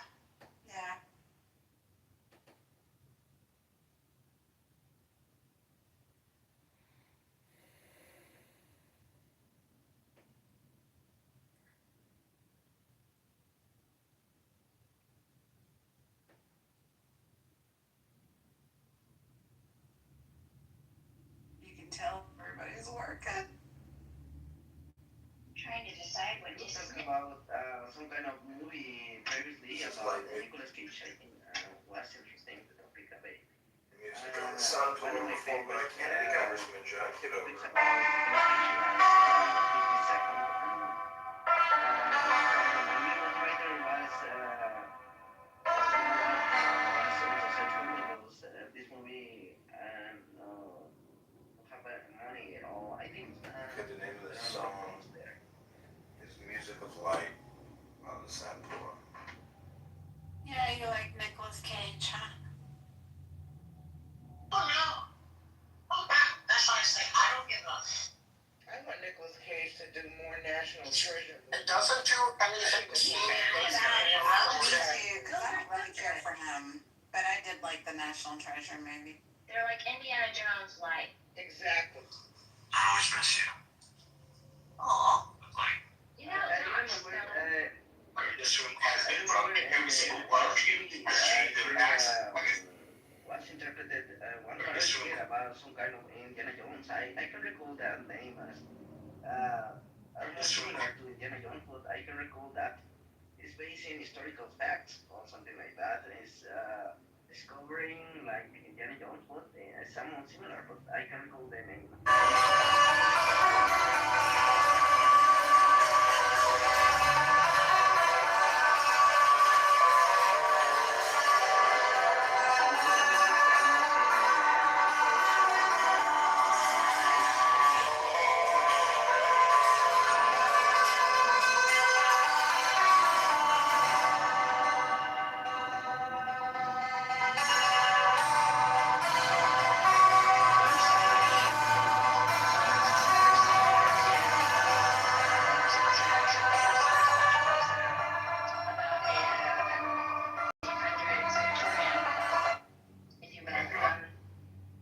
Woman archaeologist who goes through a lot of those adventures.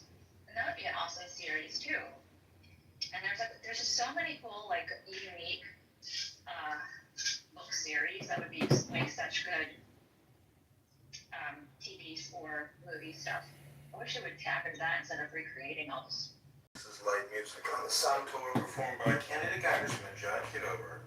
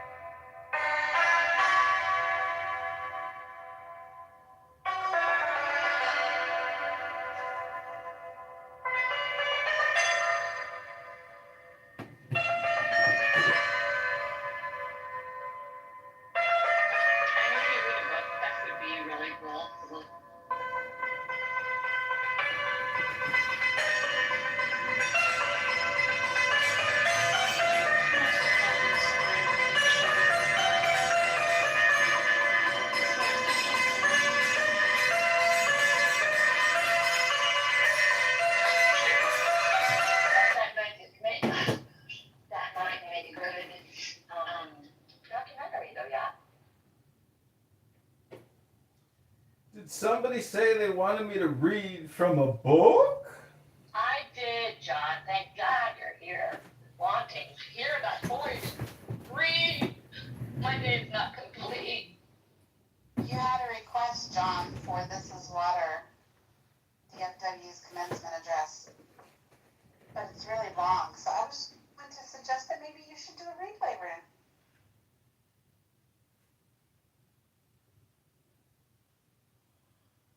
Well, I'd just like to read the 75th Tao Te Ching. It says, why are the people starving? Because those above them are taxing them too heavily. That is why they are starving. Why are the people hard to manage? Because those above them are fussy and have private ends to serve. That is why they are hard to manage. Why do the people make light of death? Because those above them make too much of life. That is why they make light of death. The people have simply nothing to live upon. They know better than to value such a life.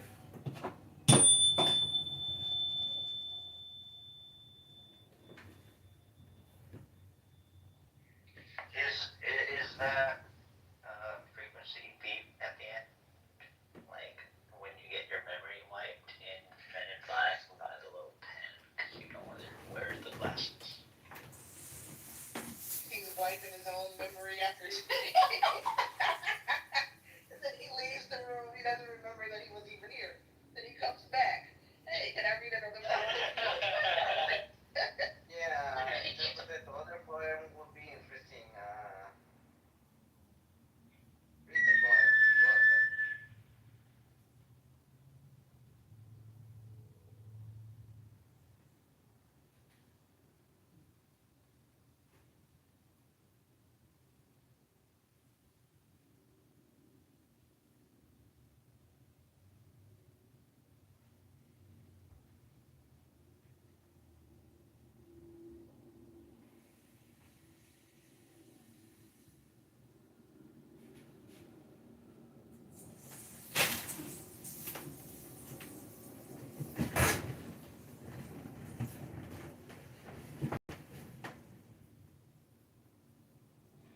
I don't know, did it work on everybody this time? What? I forgot I was here. Exactly, that's what I was saying, is everybody forgot what's going on now.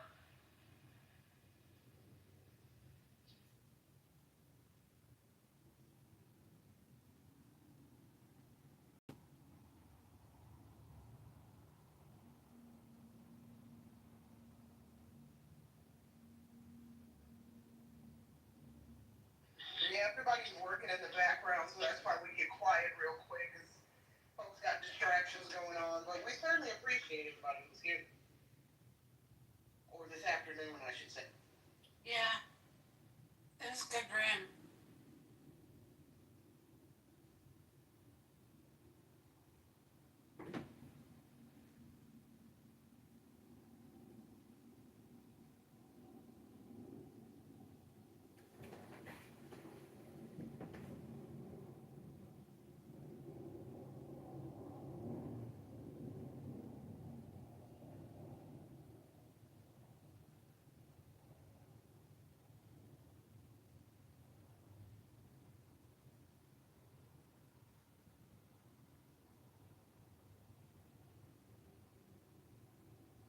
I'm having a shipment of my belongings moved to my new house. Well, my new spot, anyways.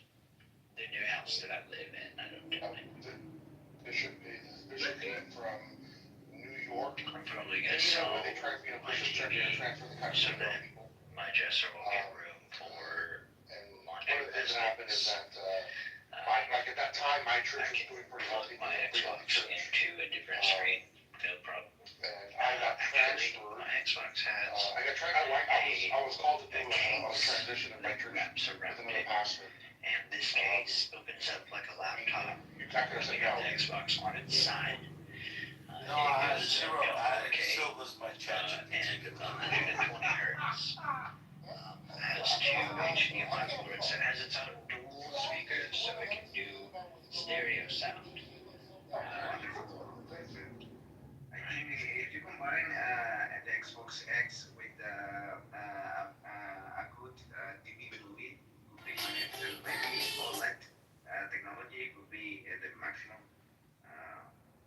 technology available on the market. We'll see. Nintendo, I think, patented the idea of taken from Clubhouse.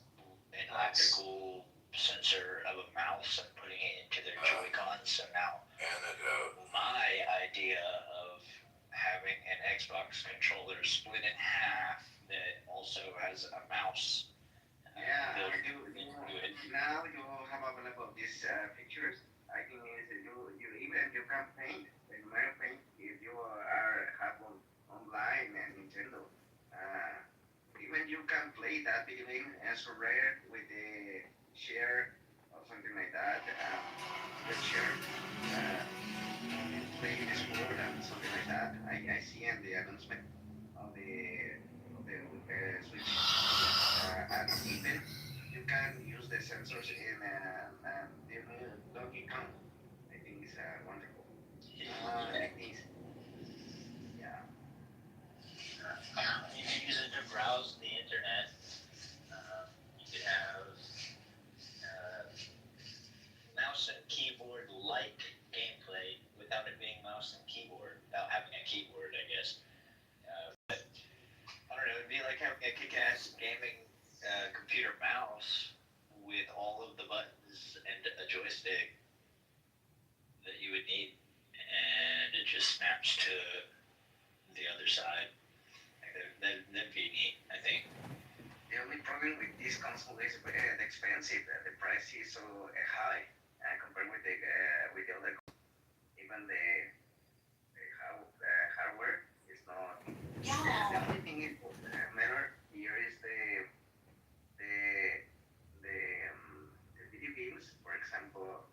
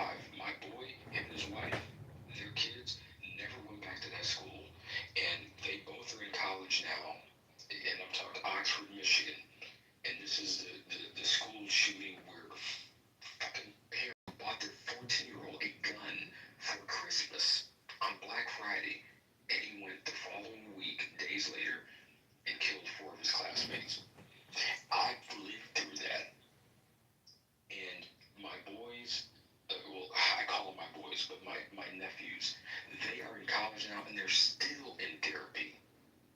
The trauma that goes beyond.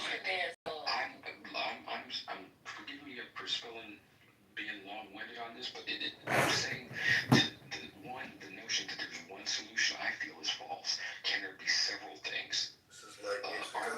Teachers asking they barely get paid enough as it is. They have to buy their own supplies, and now the notion that they have to be armed. My grandparents were teachers. I don't see that as a reasonable solution. They want to see about. Hell, wasn't it just the CDC in Atlanta in the recent months where somebody shot last night. Nobody was injured. Could that be one of many different solutions? Stricter gun laws. I'm a gun owner, and one of my opinions is that guns should be hard as fuck to buy. I recognize the Second Amendment, but at the end of the day, it's not a fucking toy. Its purpose is to take life, period.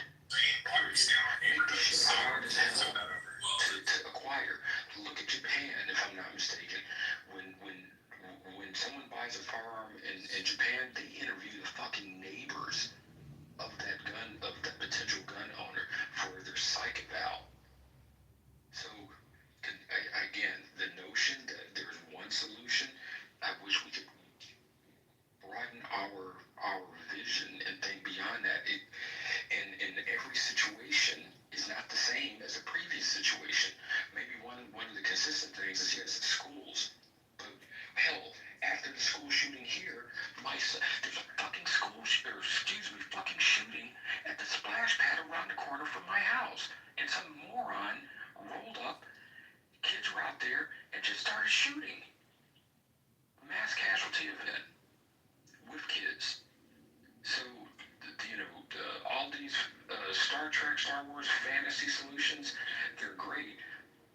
But let's live in reality and let's come up with as many, let's throw all the wild things against the board and see what we can come up with. Short term, middle term, long term. I admit I don't know what the magic solution is, and I also admit my own triggering of shit like this because I have children both in college and in grade school, like many of us.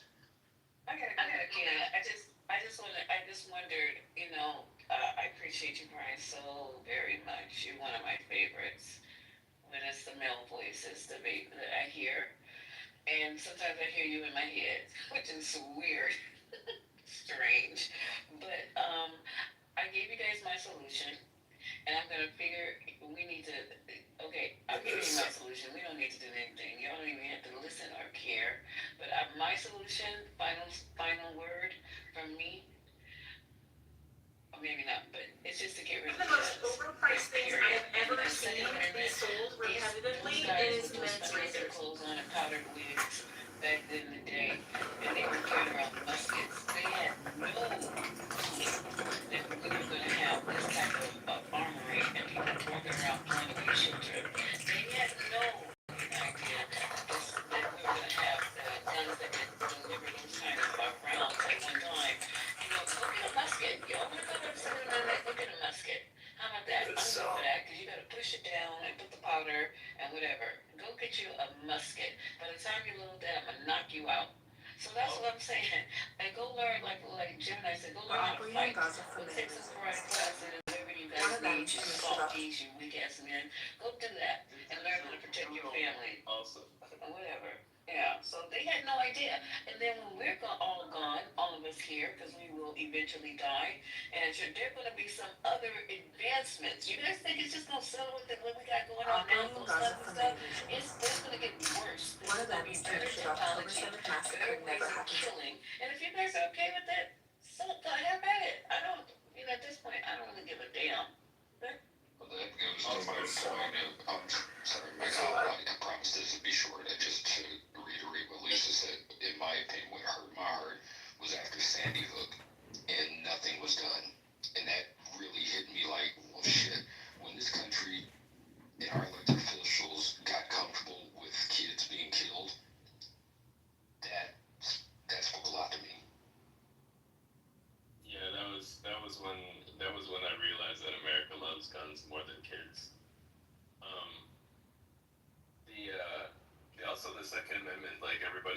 just glosses over the well-regulated militia part. Like, I think that if you want to have a gun, you have to be in the National Guard, because the National Guard is the only officially recognized militia.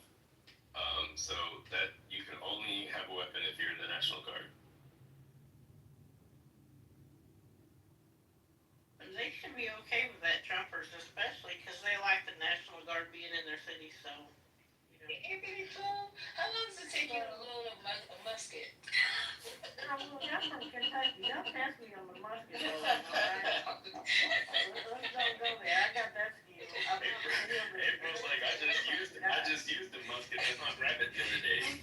That's what I'm saying. I mean, come on, this my time. These lazy. See, these are armchair military heroes. All these guys in here talking about their guns and whatever. They say they all masculine when they can go and get their gun and whatever. You know what I'm saying? But you bring them outside and say, put your dukes up. By the time you get outside, because you know how I am, you guys. I work on my arms, my upper body, try to keep it intact.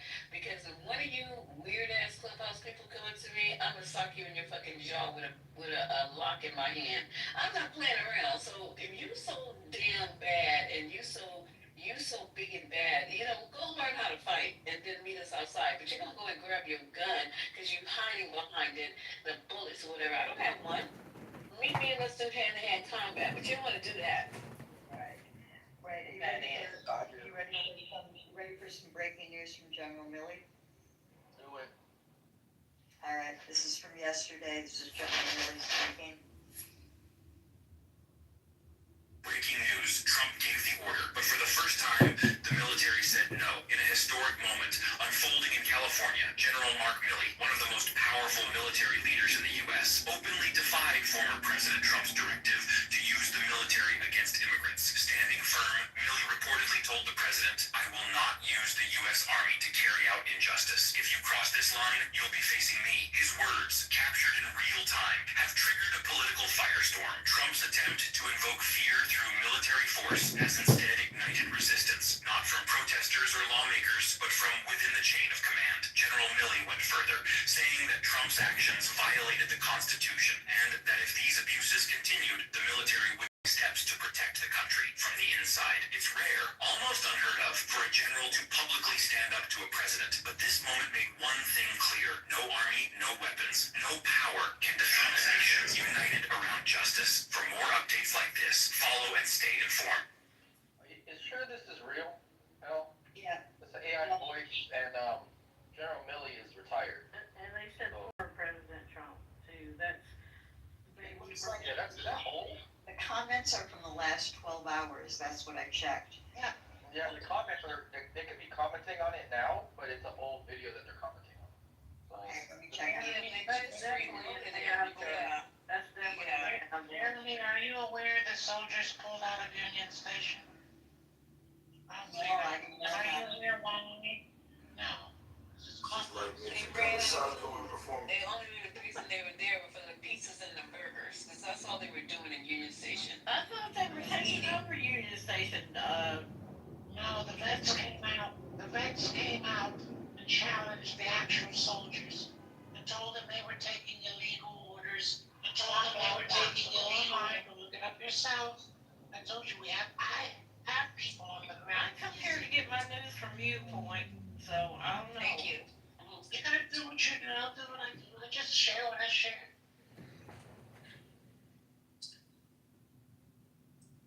I listen when you try to tell us. I listen when you try to tell us. All I'm saying is don't bite Ellie's head off because she's giving you some even further.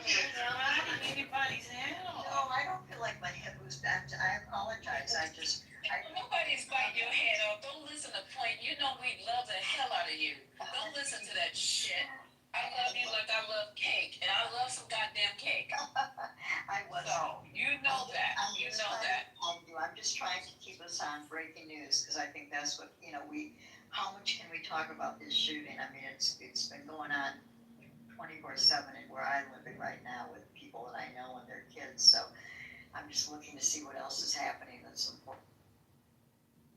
I like all kind of cake. Oh, damn. Is this something wrong? Am I getting ready to get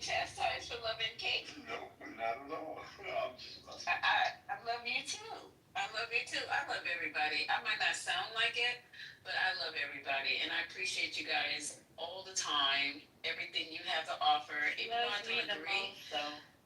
That's my wife. Even though I don't agree all the time, it's not personal. I love you guys, and that's why I love like ruffling it up, ruffling your feathers, because we are all different, but we also are so much the same. So hugs and kisses. We're gonna take care of some patients, and I'll be listening. Listen, Sister White, you better go get all your shots now while you can, because RFK can diagnose children just by looking at their face. And he said, we don't need no more vaccinations, so we're going to discontinue that shit. Boy, he should have, instead of going to law school, he should have went to medical school. You'd think knowing medical science would be a prerequisite. You know that he is an MD. And I love it. I think you have to now get a prescription from your doctor to get a COVID vaccine if you're under 65. I think that's a new rule. Yes. Why? Well, I'm high risk, so I'll get it. They already told me to get my ass over there and get my pneumonia shot and this shot and that shot. I know, right? April, I gotta get the shingles and pneumonia. I'm like, damn. Shingles is not bad. I had no problem. It's 2 doses. They tried to get, my doctor said, oh, you need to get the shingles shot. I'm like, again? I already got it. So look at the record. Yeah, it wasn't hard. Just go for 2. It's 2 different ones. I can't remember the timeline between them, but it's not too long. So sorry for us old folks talking. Yeah, so old folks talking our old folks health.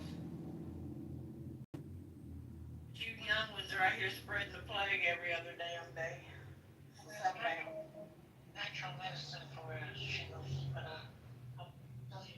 no ma'am. No sir, no ma'am. Y'all finished showing off for the day? Just let me know. Y'all finished showing off? I just got here, First Lady, to show off. Me too.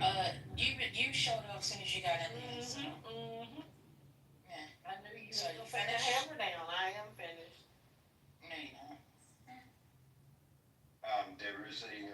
There is a vaccine for shingles. That's natural point. It's called attenuated shingles. Ew. Well, I don't know about, for the COVID, but Why are you talking about shingles? What's wrong with y'all? What's going on? speaking about health and improving our, health regulations and everything else. Don't you gotta be old to get the shingles? No, you got to get it at 50, and he's 50. You can get shingles at any time. It's just You're supposed to get the vaccine at 50, and that's why he's saying that, because he's 50. I forgot. Calling people old. I said, don't you gotta be old? I just And I didn't say that he was old. Somebody else said it. I didn't say it. So it's not a y'all. It's any age can catch the shingles, can get the shingles. Oh really? I thought the younger people catch measles when you're older. It's chickenpox. So okay, chickenpox, measles, same that. No. Chickenpox is where you would get the shingles. So before people got vaccines for chickenpox, which man, y'all so lucky. We just got the chickenpox, and then because of that, later on in life, you get the shingles, possibly get the shingles. So you have it dormant in your system if you've had actual chickenpox, which older people now, when we were younger, we did. Our parents had the stupid chickenpox parties where you would get it and they'd take you around kids that didn't have it, so everybody. Yeah, I had the chickenpox and I'm not that old. So, girl, what? Yeah, I gotta get that. Yeah, I had chickenpox too. Yeah, you need when you're 50. Not now. April said you can get it anytime. You can. Yeah, but then I give you shingles until you're 50. Then I give it the shot. You're So let me get this straight. I gotta go get my butt played in at the doctor. I gotta go get a shingle. Yo, you sound like what my husband said. He was like, they want to check my prostate, that they want to do this, that they want to do that. It's too much. Listen, I heard that they can do it like in a different way. I don't want to do that. Listen, at least you don't have to have a speculum put up in there and cranked open. But don't they? What? Is that That's what we need to do. They put that spin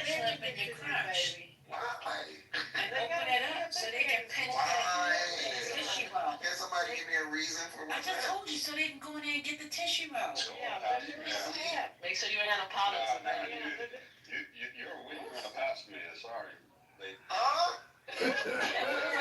No, they're gonna put you to sleep, Just. You know they don't put you to sleep for no pap smear. No, I'm saying him. You ain't gonna get pap smears. No, for your colonoscopy. Jesus. Oh, okay, No, April said that. Hold on. Let's get this straight. No, you get it straight. Yeah, you trying to scare people. I know what it is. Ladies get pap smears, and they have to be cranked open. They are awake during that. Men, when they play with our butt is the way you described it. Go to take us to sleep. They put you to sleep to check your prostate? No, he's saying for colonoscopy. Colonoscopy. That's not for men, that's for everybody. But for a colonoscopy, you can do it a different way. I used to be like you. Every room, I gotta get in there. She has to have a little bit of drama every day, right, Royal? No, I mean, so look, I mean, what do you expect? I mean, she's young and she gets bored and she, wants to be in the drama room. It's okay. I'm old, I'm not. Feels more social and intimate. Yeah. Well, in some places. Yeah, we always do have the crazy rooms. Yeah, let's not get into intimacy on Clubhouse today. Yeah. It doesn't bode well for some people.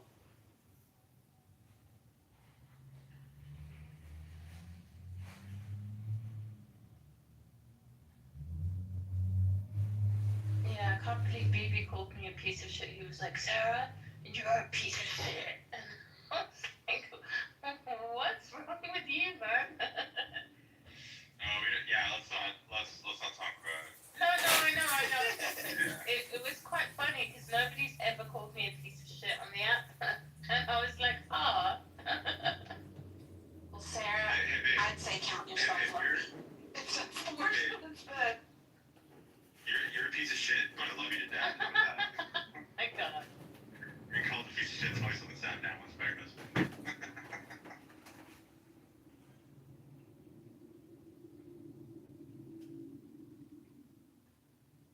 The only thing that annoys me is that the emojis, you have to click on someone else. You can't just have an emoji or something. I know! That bugs me too.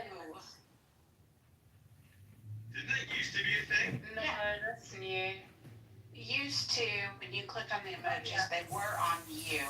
Yeah. But now you have to click on somebody else to emoji. Yeah, so you have to react to someone in a sense. You can't just do it. What about the sound effects? Can you still make the sound effects? Yeah, you make that by holding down yourself, and then they're there.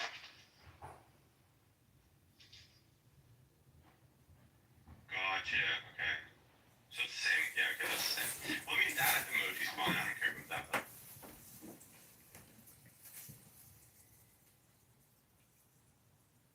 Personally, I think the best feature is the GIFs.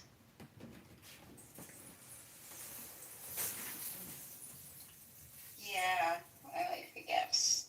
Yeah, no, the gifts are pretty sick. I find myself wanting the exclamation points that we used to have. I have the name on it, like when you're shocked by something. Yes. I have the name on the eyeball one we have. Isn't that on when you click on someone else?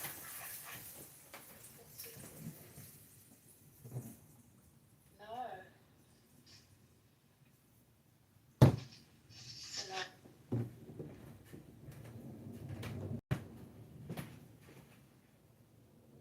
Ewan, when I gave you that masking tape the other night for the front door, where did you put it? And I mean, I did say that. the measuring tape, hold it, I did say that. I said, y'all gotta get this out. You gotta get it out. It's gotta go. When it's time to deliver, I'm here for my cesarean section. I'm not doing that. Yo, that's how my aunt is. She does not do vaginal delivery. Everything is C-section. C-section, she's like, nope. I'm like squinching my butt cheeks I together while we no talking. paper, just cut the baby out. Try laboring for 6 hours and then they have to do emergency. How does it feel? Like, Well, I labored for 15 hours and then I had a C-section. you know, without Mel, I would have got better and I would have came back there and squared up with everybody. So y'all motherfuckers let me go. My best delivery was my 1 and my number 4. My husband was there. So you did that joint 4 times? My face. Yeah. I had 1 C-section, 3 vaginals. Those C-sections are no joke. That number 3, bro. I mean, not that I know. I went with my homegirl to have her baby, and the daddy didn't like show up or whatever, so I was in there, passed right out. When they lifted them legs up, Passed out. I had a Cardi B knot on my head, sure did. Why did you pass out? Because as soon as they lifted it That up, her placenta and those lips and all that. and it was like the head, it was like coming out, and he said, let me tell you, I think he said it's about to it was about to split, because sometimes that's all I remember. No, she cut me. I had a piece. Yeah, there's some people that don't get cut prior to a tear.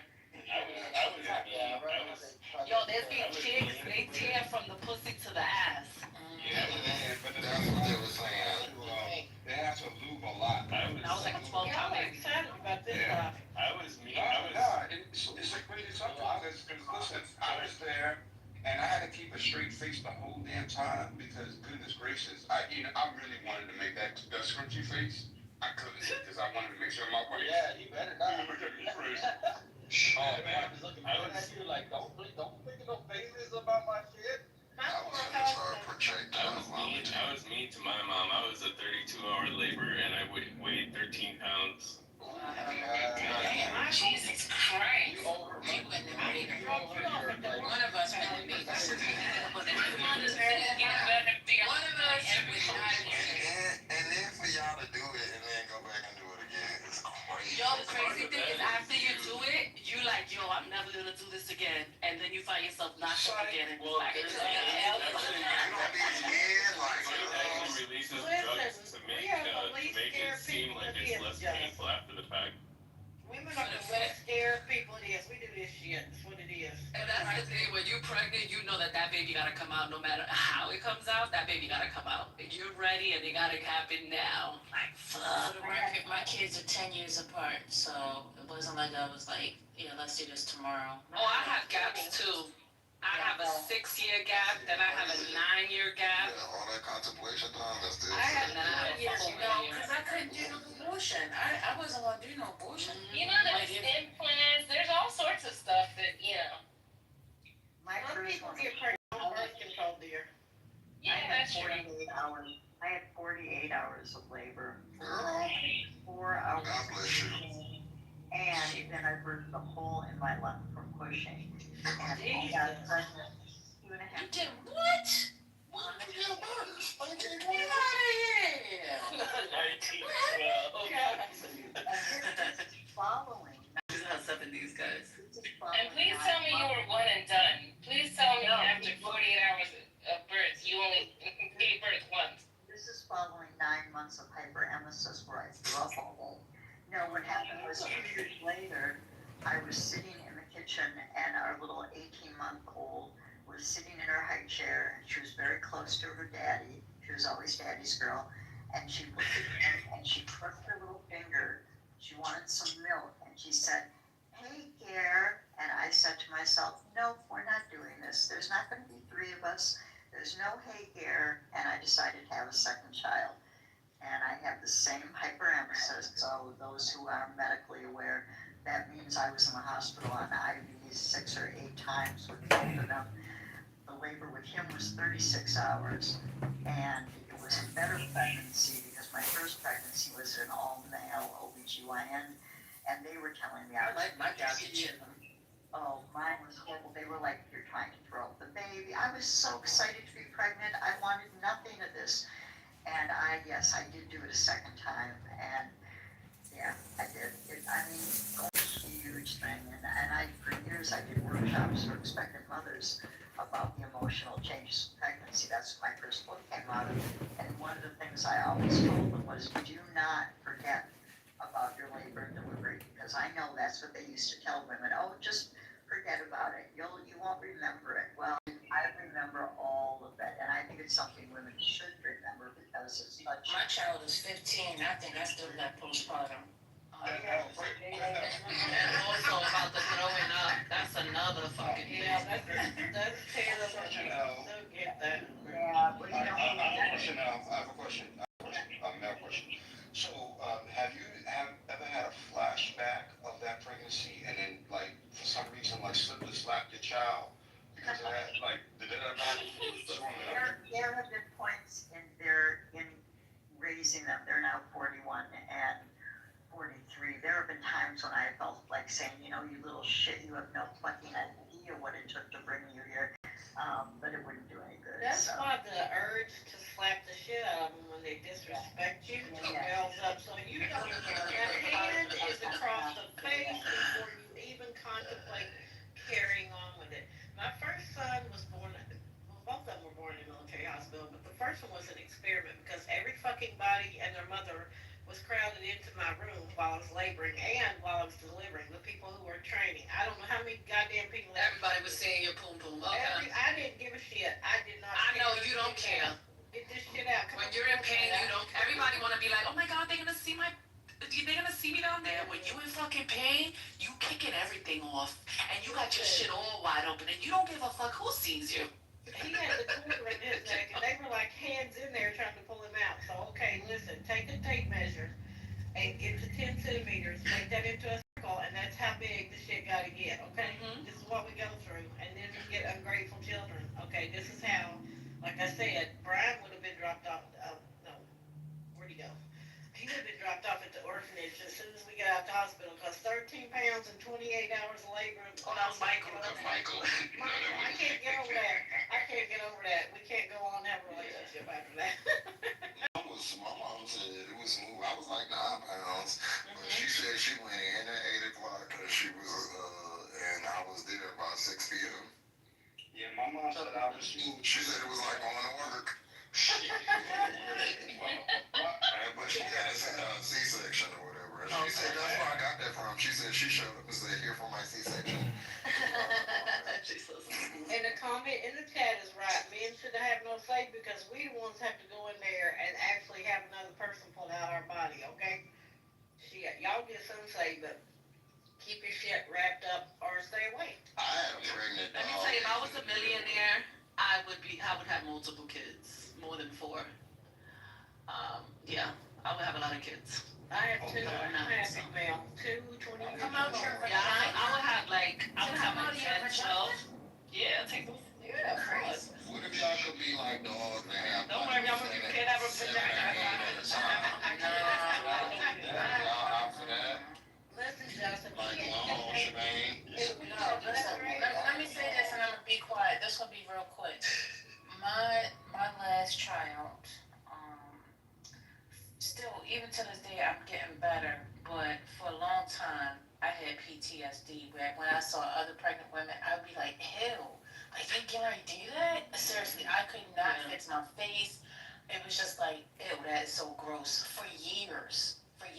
And I promise you, I postpartum, I felt like that lasted for, I don't think it kicked in until maybe like 24 months later. But then I felt like it didn't leave for like 6 years. I'm trying to tell you. What does that mean? Which part? Postpartum, Like, what is that? depression, like, yeah. It's terrible. Pregnancy depression. It happens, it's different for everybody, so, if she explains it to you, somebody else explained it a little different. There's people that don't want to hold their babies or don't even care for their babies. Look, I had it for 12 hours. Everybody's I different. know I had it for 12 hours. I went home because we lived in Georgia, and this was in July. So in November, it's fucking hot as hell. My husband at the time went and got a window unit air conditioner because our, the other had kicked out. It was over. It was done. We rented a trailer. I went home. I left my baby with my friends and my husband down the street. I just got in the car and didn't tell them shit. Went home.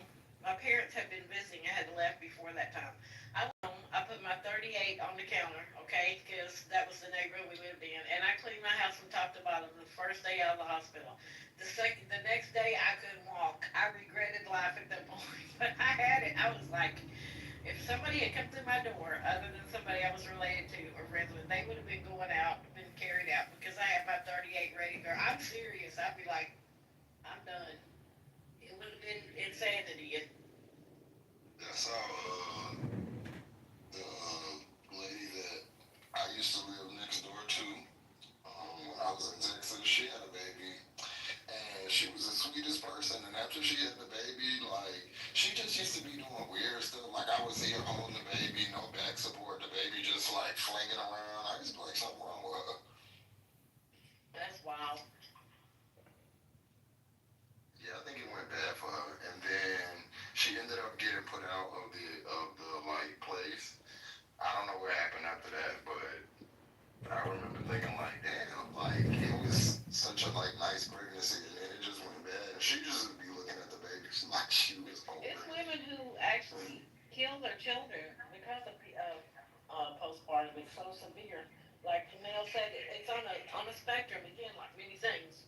It can be really bad or not so much. Yeah, I think I had like minor postpartum with baby number 3. Probably lasted a few months, but I got over it. Like I was like, get your shit together. That's how animals be though. My friend kept leaving me with his cat kept bringing me his kittens, and I was like, what the fuck is going on? He was like, oh, she tired. She wants you to take care of it. I was like, Yeah, but look at that. Mom can't do that shit. I'll take this to the dad. I'm curious. Yeah, but there's like the ones that don't have their husbands or don't have baby father there.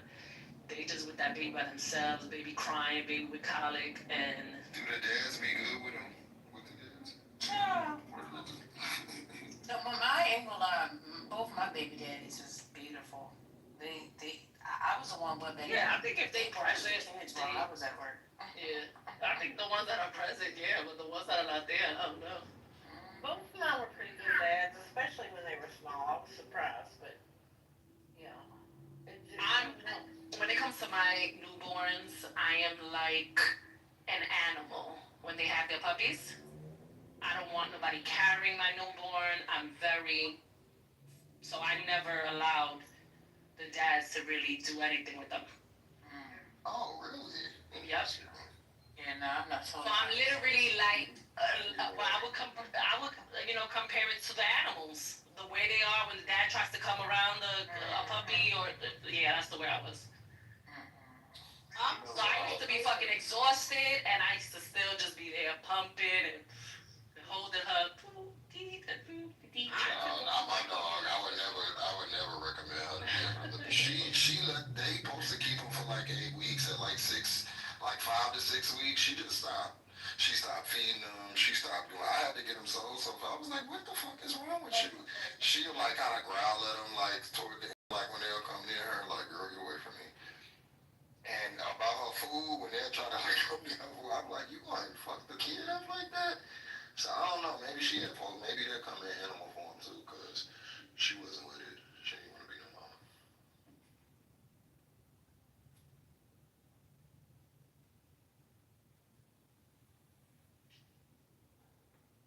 Things to do. Oh, she's still with patients, right? What is 3.560 kilograms? What is that? What's going on?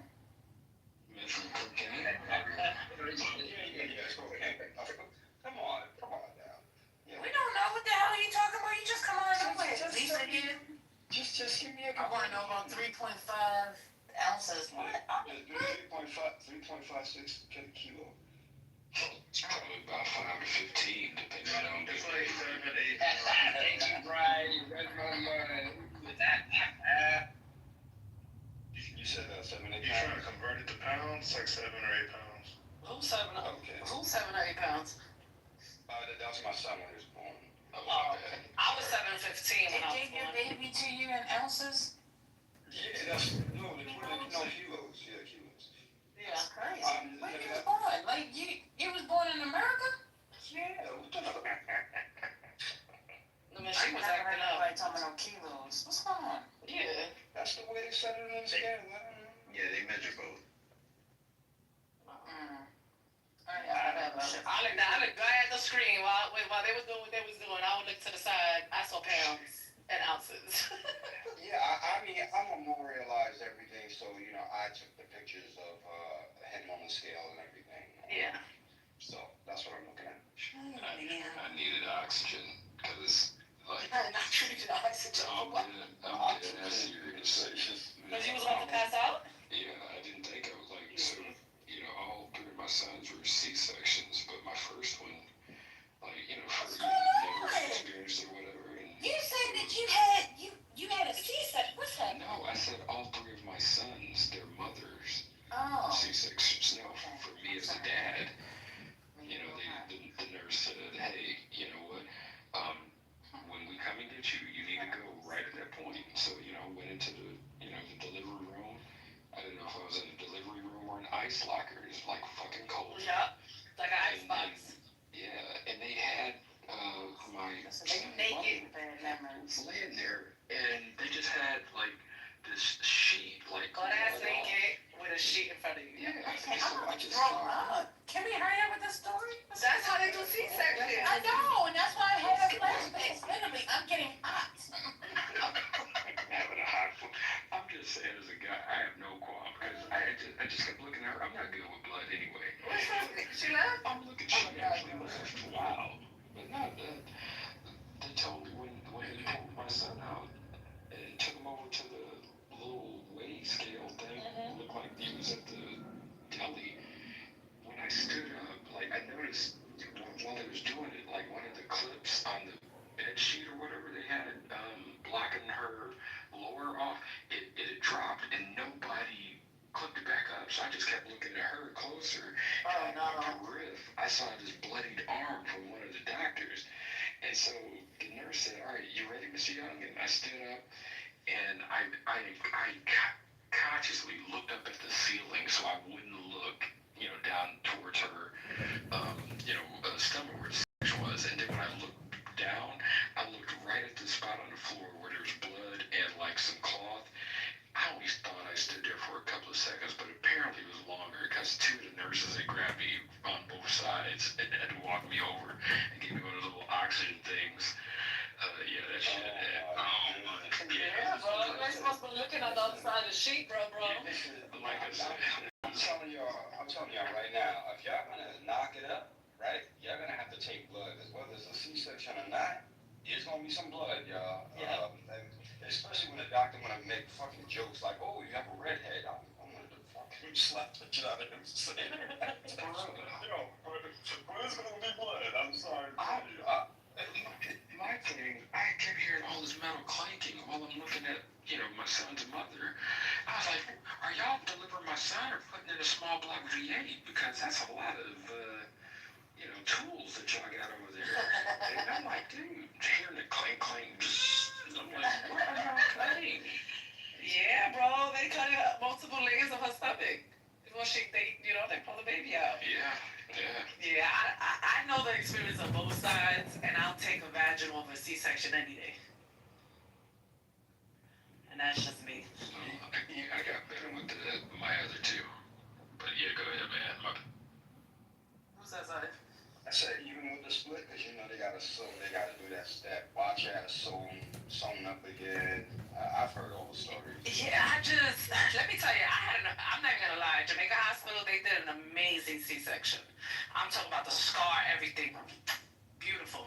You don't even see that shit. No, like, I guess I just healed good. But he also did his thing, with the stitching. But it's just the after pain. Like, you gotta be on these drugs because of the pain. It's just like, you're not enjoying the baby. You don't have the same bonding with your spouse through a C-section versus a vaginal. So I prefer a vaginal, and that's why you see after my C-section, I went vaginal again, which is called the VBAC, for anyone that doesn't know. I ended up doing a VBAC because I wanted to experience that with my current husband. Because his daughter was the first one with the C-section, so we never experienced vaginal. So that's why my third and my fourth is vaginal. There's something about that I feel like granted, as a dad, I have no idea, from a woman's standpoint, but like when we found out like that she was gonna have to have a C-section, I kind of felt like, I don't know, like cheated from the experience of like, waking up at 0 dark 30. Oh my God, my water broke. Let's get to the hospital. Let's go. And it was like, so you're about 8.5 months. Let's schedule your pregnancy for Tuesday at 2 o'clock. Is that good for you? And I'm like, what? Like, oh, all right. I guess we're doing it Tuesday at 2 o'clock. Yeah. There's something missing. One of my boys, he had that, like him and his girl was like 3:30 in the morning. He's dead ass asleep. And he said she was fighting it because she was in the bathroom just going, oh no. And he kind of woke up here and just whimpering like, what the hell's going on? Did your water break? And he said, his girl was like, no, that's not water. I just spilled my drink. It's like, what? Like it's the first pregnancy. She totally did not like come to that conclusion that the baby eventually has to come out. But anyway, man.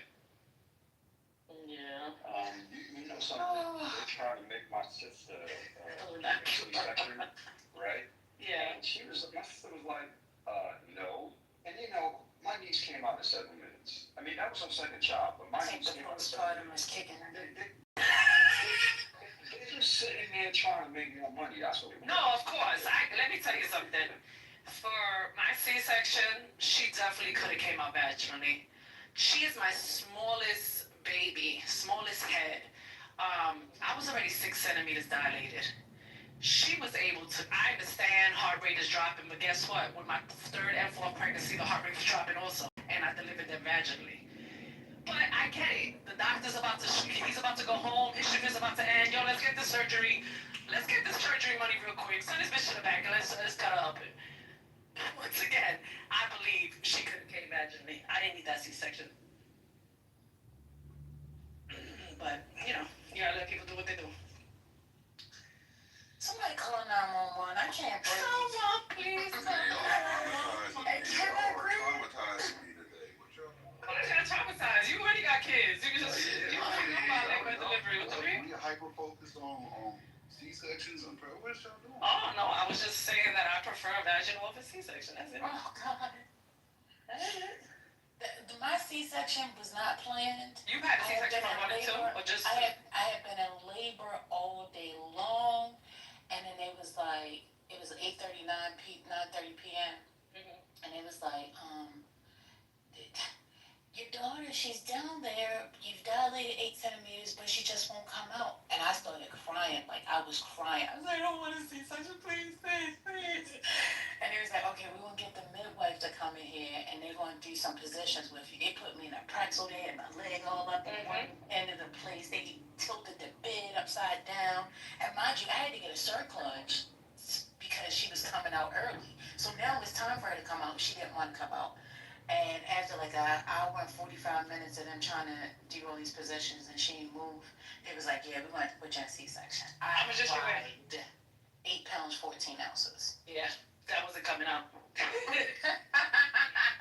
There was a chance that even if you would have fully dilated to 10, she was still not coming through your birth canal. It was not going to happen.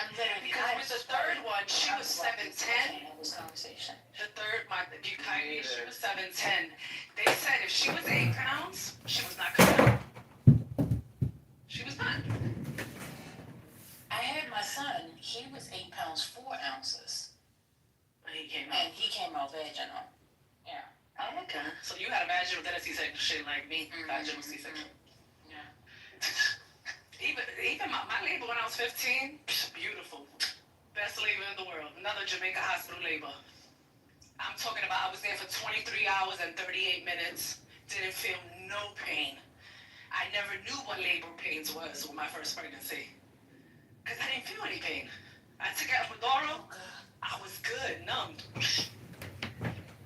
pushed him out 30 gotta be minutes. something in the news. It's gotta be. I pushed him out in 30 minutes. He was 7:20. Give us breaking news first, man. Is there a new ice cream shop, a new restaurant open? Yeah. Breaking news.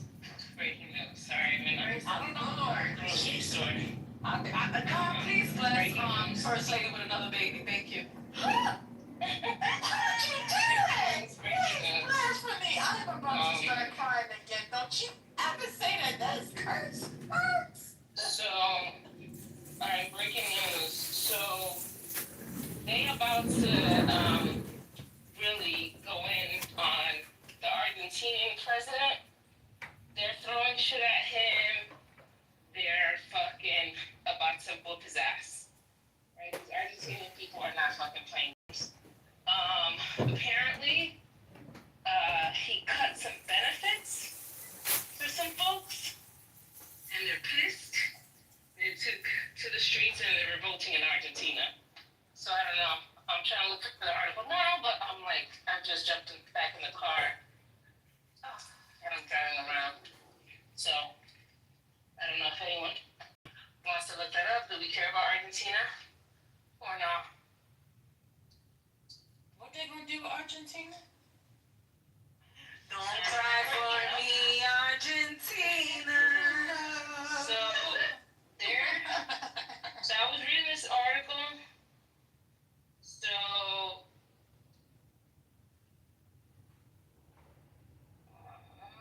where did I just see it? There's protests, corruption scandal and protests. Javier Milei faces his toughest week. Click on it. My service is really slow.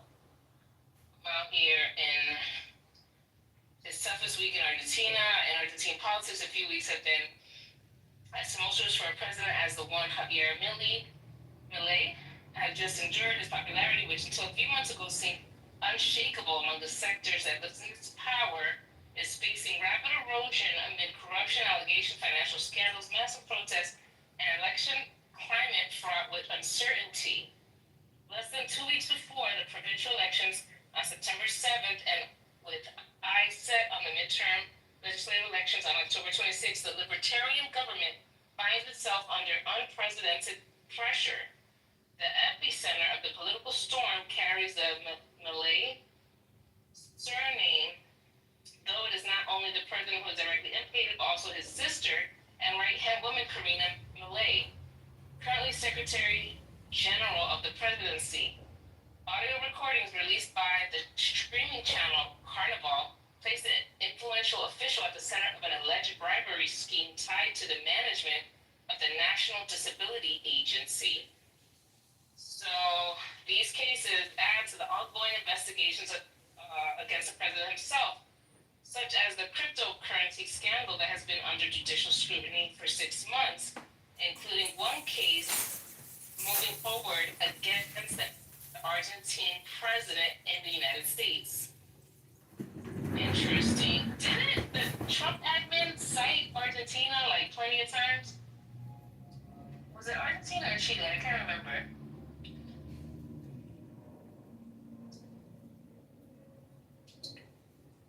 Hey, John. I'll put I'll link the story at the Gemini's top. here? OMG, it's gonna rain in August. I'll just throw the link in the chat. Alright, so, something's going on with something what the CNN said that they agree with the mayor. Y'all wanna hear this clip? Wait, is she breaking up or is it? Am I? No, you good. You good. Play it. Alright, let me see. My Patty puts it on top. I don't know what's that. New York Times article, I guess. Whatever you want from me. I want some prayer right now. These kids were literally praying. It was the first week of school. They were in a church. These are kids that should be learning with their friends. They should be playing on the playground. They should be able to go to school or church in peace without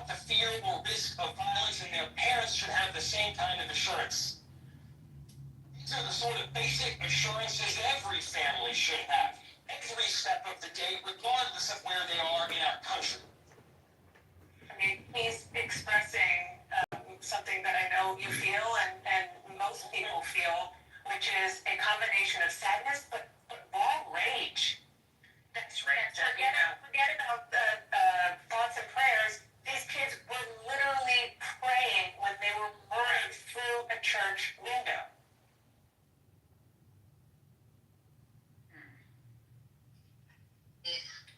The rest of it is just what's next. It says, This is like music on the authorities said at least 2 children are dead and more than dozens were injured. Obviously, we know that Wednesday after they shoot up opened fire during a mass Catholic church. Other liberal figures also blasted prayer in the aftermath of shooting, including MSNBC Jen Belsky, who said prayer is not freaking enough. Prayers does not end school shootings. Prayers do not make parents feel safe sending their kids to school. Y'all disagree with that? I think that's something to agree with. Prayers isn't enough. Y'all got a problem with that? It's not enough. It's not enough. It's not gonna stop everything. No, I mean, that's the start of it. You start praying to figure out a solution. So that your mind can open up and clear the thoughts for some kind of solution to this problem. But everybody keeps saying, well, it's not going to work, and nobody's trying any damn thing. So then we just keep twiddling our thumbs year after year after year after year. It's crazy. If we could spend $1 million a day on putting the National Guard over in DC, we can figure out something for the schools. We can have some staff that are dedicated. Well, first of all, a huge percentage of this country doesn't even think that school shootings are a problem. Right? They don't even acknowledge it. They're like, well, this is, the cost of kids going to school. It's like, you don't really hear a peep from the Republicans. So that's why I'm like, so first step is that this is a problem, right? People need to accept it as a problem in order to move forward. Stop. I'm trying to train it. I don't know if it's. It shouldn't take, it shouldn't take something like this happening to people to be alarmed. You know what I mean? Like, it's like people don't care, or people don't respond more forcefully until the shit impacts them directly. And it shouldn't take our elected officials, it shouldn't take our fellow citizens having this impact them on a personal level, whether it's their child or at their school, if they are a teacher. It shouldn't get to that point in order for people to act and not doing anything. That cannot stand. Do fucking something.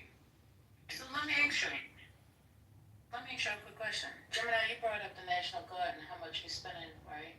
So would y'all be opposed to the National Guard actually bordering the school systems? I would, only because their primary function is not to shoot and terminate a threat when dealing with civilians. You need somebody that's dedicated to that. Like, this is my job. I see you. I recognize the threat. I terminate the threat. Civilian or otherwise, it don't fucking matter. You need somebody that is their MO. That's their focus, right? Not somebody that's standing in doing a job that is not typically allocated to them. All right, well, what would be equivalent to National Guard if it's not National Guard? What would be equivalent if they don't have the power Security company that's dedicated to the school system, flat out. Armed the same way, like I have armed security when I do certain things, right? So, I mean, come on, like we have armed companies. We just need to hire. That's all.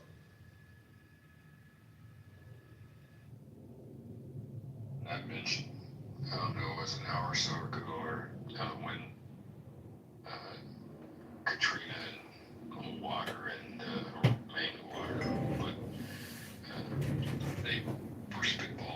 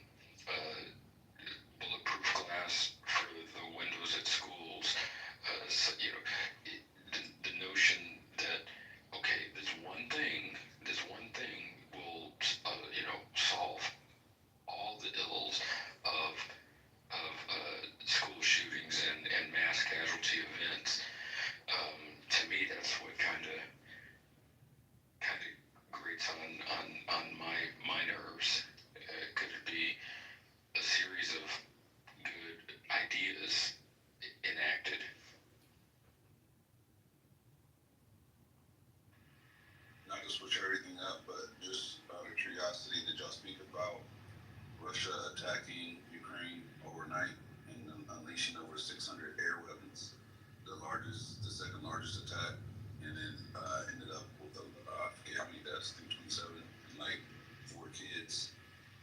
And y'all discussed that or no? No, that happened last night. Yep. They don't give a fuck. He came and shook Trump's hand. It then went crazy. Like, he don't give a fuck about Well, Trump already kind of excused it, though, because Trump was like, well, you know, they're going to fight until the peace is actually done. He literally said that. He did. Trump made a comment about it. He made a statement. He said he's very disappointed.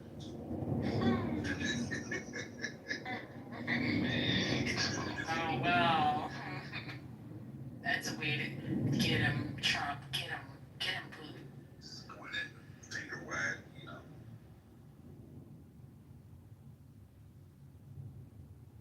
So meeting with Russia, I'm just curious, like, what did that accomplish if they just launched the second largest airstrike they ever launched on the Ukraine? How did that, like, what did we accomplish? Distracted us from Epstein for a day or two.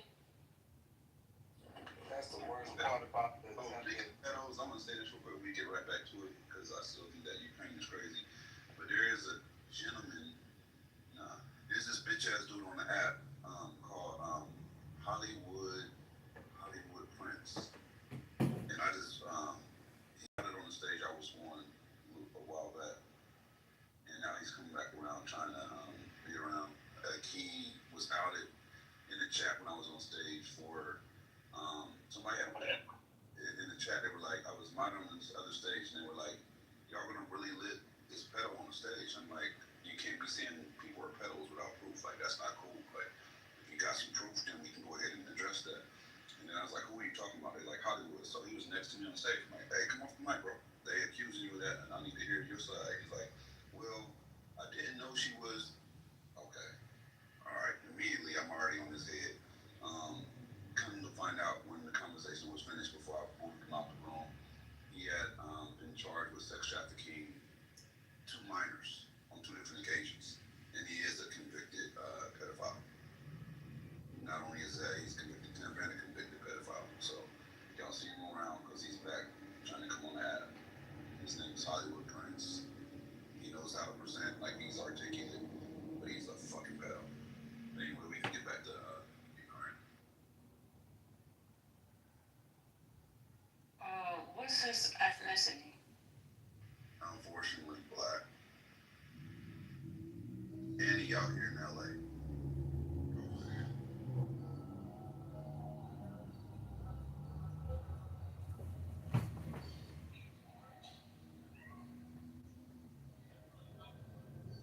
Whose mic is open? Roberts. Yo, pardon me, I ain't know my speaker was off. But what up, man? See you tomorrow. You good? Yeah, you good, bro? Yeah, I'm good, man. That distraction tactic was so embarrassing. Not only did it not distract people, but Putin went and played him once again. It is absolutely embarrassing that a man who you rolled off the red carpet had your military bow to him to lay that red carpet, have jets fly overhead and all of that, and then this man goes back and continues. Increases his bombing, and on top of that, destroys an American company over there as well. What a freaking, excuse my language, ladies, what a pussy. Like this is ridiculous. And then we have to watch. Who's the pussy? Trump. Oh, I just wanted to make sure. So, and then check this out. Then on top of that, you gather your cabinet around you so that they can shower you with accolades and stroke your ego. This is literally sick. This is sick shit that we're looking at, and we need to call it. And I've already said it. I'm quoting. I don't need any other kind of experts to say anything. We live under an authoritarian regime that is run by the MAGA party. The MAGA party is an offshoot to the Republican Party. They came into power and they run this country. Yup, your debate is turning out to be quite And his debate was on point. He did well. He could have did better, but his points were on point, right? Like there's no question his about vision. it. Yeah, for sure. He definitely is yearning to be an authoritarian. He wants to be a dictator, but he has to settle for being an authoritarian that can manipulate our justice system, our legal system, in whatever way, in our constitution, in whatever way he can. But there's no question about what his ambitions are. Like he's very, very fucking clear about that shit. And on top of that, he doesn't have the respect of other world leaders. They don't fuck with him like that. They don't care about what they tell him. They will come over here, receive the red carpet treatment, go over here and do whatever the fuck they want.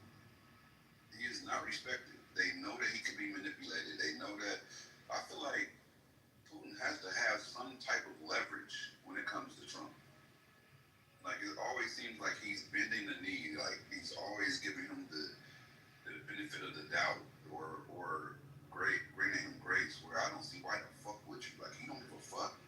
Every time that he says I'm done, he knows he about to smack the shit out of Ukraine again. He's like, okay, I got it. I understand. Don't say to me, okay, smack the fuck out of him. Fuck you think this is? Like he don't care. So why are we acting like he does? Like I'm confused. I don't get it. Well, they believe the Russian propaganda that whatever Russia is saying, he believes it. I'm like, he doesn't believe what he's saying. I'm sure he's getting footage of what's going on in Ukraine. He just doesn't believe it. Or he doesn't want to believe it because it's not convenient for him. I mean, his whole thing was America first. So, it's like when something's not fitting into his narrative, he's gonna pretend it does fit into his narrative. Well, he did say he's disappointed. No, don't you do that again, Russia. He said he's disappointed in 4 kids dying, 600. What does 600 air weapons look like overnight? Like they went crazy. I'm still looking for that story. I saw checking out what up, man. Drone warfare is big with the Ukraine-Russian war that I'm learning more about. Project I'm working on, or I've been working on for the past, I don't know what, 2 months now, I think. But shit's relatively speaking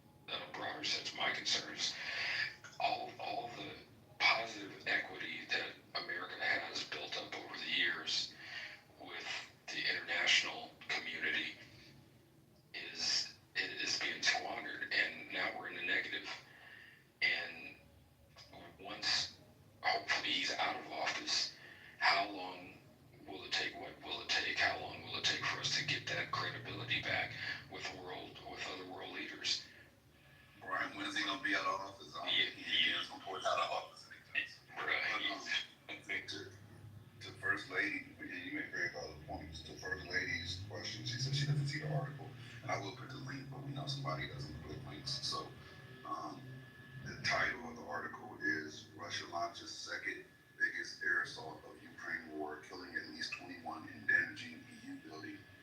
The first paragraph says Kyiv, I think that's how you pronounce it, was bombarded overnight by Russia's second biggest aerial attack since its full-scale invasion of Ukraine, with at least 21 people killed, including 4 children, according to officials. Among those killed are children aged 2, 17, and 14. So that's a summarized version of it.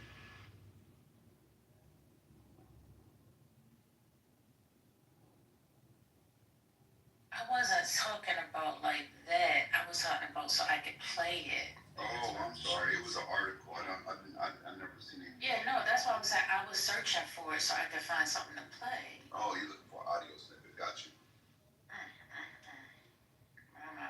My. You sound pick up OG right there. I'm talking about my uncle. Well, you in a red dress. My. Somebody that blocked my uncle out of this space. Y'all some dirty people. Y'all blocked, huh? Not the No, I wasn't here, so y'all know it wasn't me. Oh, yeah, I think I blocked him by mistake. Don't worry, guys, I'm on the block. my block list is long, but he is not. I don't like people. That's what's wrong with the world. I like to fight, so I don't block. Well, I will say this. Y'all gotta be careful with y'all digital imprint. Because, you know, when you have people in office that can go back and pull some stuff that you said previously before and talk about how great you are, and now you tell a different story, you know, people, they will hold true to what you originally said. Just saying. So, y'all be careful what y'all say on these tapes. Any objections? No, if I said it once, I'm to your face. I don't care. I said that. I leave footprints in business. I don't give a fuck. To your point, First Lady, one of my, I guess one of many, but raise eyebrows or just concern from reading, you know, Project 2025's mandate for leadership, the sections in there where government or entities that are usually neutral and have no real oversight from the executive branch, he wants to take over. And it was spelled out in there, specifically could be concerning for any of us in here or on this app. The FCC, Federal Communications Commission, the FTC, Federal Trade Commission, but the FCC, which controls or has oversight into, you know, our what, digital apps like this, TV, radio stations, whatnot. They want that under the control of the president, and that's what one of the things that he's been, you know, vying for. So, you know, if you look at history and how Hitler came to power in Germany, you know, it's some of the, it may not be the same, but it sure is rhyming, because it's a similar thing. When you control the news media, when you control labor unions, when you can control countless other aspects of society, and then you start to, I don't know, you know, have your former national security advisor house raided by the FBI because you don't like him. So, you know, be careful of that overreach. And yeah, as well. That supersedes a focus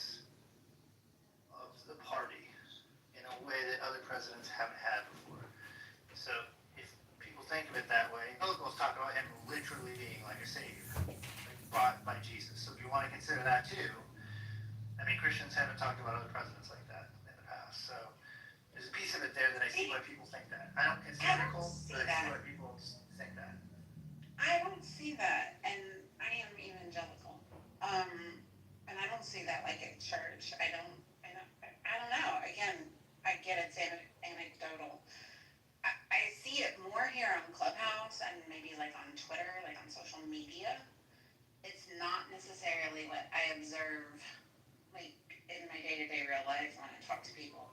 And I certainly understand why the term the MAGA cult rhetoric is used. I absolutely do understand it because I do think there is this strange unwillingness to acknowledge any fault of Trump's whatsoever, and I just think that's very obtuse. But I don't know. Sorry. I think you make a very good point, Second, but I actually think that the MAGA cult sort of like idea was created by people who were like a periphery of Donald Trump, and basically tried to create this like public image of themselves. I know that obviously Donald Trump has a bit of like a personality cult thing going on, but I think like we have examples of like what happened on set, right? Like with Ali Alexander and like yeah, for and sure. these people tried to create like a cult. They literally tried to create a cult on staff. Like that's literally happened. The thing of it is, to that extent, like I used that exact terminology, the Ollie cult, because it was just weird. It was like some kind of weird mind control thing, the way that so many conservatives glommed onto him instantaneously. And like, it was definitely very, very strange. Yeah. And like I said, I was guilty of using that exact terminology, the Ollie Alexander cult, just because. So that's why I say, like, I understand particularly political opponents referring to MAGA as a MAGA cult. Y'all know Monica's diehard MAGA. And Monica herself, I feel like, is one of those people that has a hard time being critical of President Trump. Even the things that are obviously wrong, she will make excuses for. Whereas I've never aligned as quote unquote MAGA. I do support Trump. I voted for Trump. Like, I make no bones about that. But I also, like, I don't like Trump as a person. I never liked Trump as a person. It was really hard for me to even get on the Trump train. I think initially it was kind of like, he's our conservative ticket, so like, get on the train. The exact same. Yeah, and like even with the second election, man, during the primaries, I so bad wanted to like DeSantis. Like, I really wanted to get on that train, but he just did not impress that much. Like, I kept wanting for him to impress me, and I kept thinking he'll get better. He just never really delivered, and honestly, I didn't like any of the other options that were running against Trump in the primary. So it kind of became a dead ringer that, I knew Trump was going to grab it. And even when he grabbed it, I wasn't like, oh, yippee, this is the greatest thing in the world. I know this is going to be an unpopular opinion because I know a lot of people don't like him, but when he picked J.D. Vance as his nominee, that's when I was like, yes, cha-ching, J.D. Vance really speaks to me. I love J.D. Vance. And so I felt a lot better about my vote just because of bringing J.D. Vance in. And I know a lot of people don't like him, but I do. That's really interesting because I actually, like, I think J.D. Vance is fucking sick. I think that he actually could be the person that, like, continues this, like, movement after Trump is out of office. And I think he would do it better. Yeah. I think he would do it better and with a lot less division than Trump. What does Banner look like? Trump is, he's...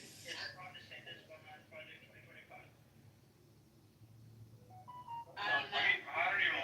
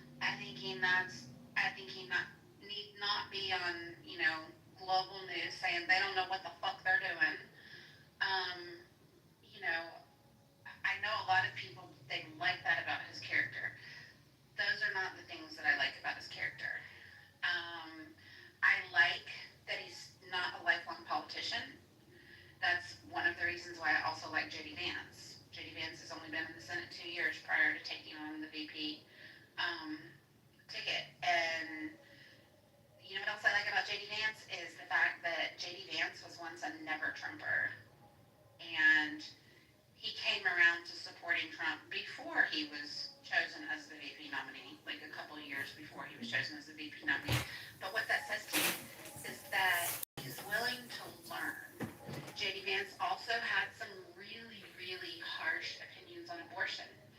And when he realized that happened. So I don't understand how that tracks. We haven't always had this epidemic of school shootings. So this is a lot. I mean, really, if you look at charts, this all really went crazy in 2018. It jumped from 1970 to 2017. We were tracking between like 10 and let's say at the highest like 60 school shootings a year. That includes suicide, domestic disputes, drive-by shootings. That includes everything. Okay, it's all lumped together. Then in 2018, it shot up. It doubled. It actually more than doubled. It went from 60 to 180 or something like that. No, 119. Okay, and then it went up from there. 2024 was the highest at like 350, I believe. Don't quote me on these, in the 300s, okay? So this is like a new, I mean, this has really gone crazy in the last 5 or so years. That it's, like, I'm tired of people saying that, you know, oh, you're more likely to get hit by a car. I don't give a fuck, y'all. This is unprecedented. This is scary. If you have children in school, this is scary, okay? And I'm tired of people saying that my fears are unfounded because this is actually very, very scary situation that we're experiencing right now. And to say it's Christian related, my God, what a weird thing. We have more access to mental health than ever. It's not so weird. It's not so weird. Let her finish, and then you can respond to her.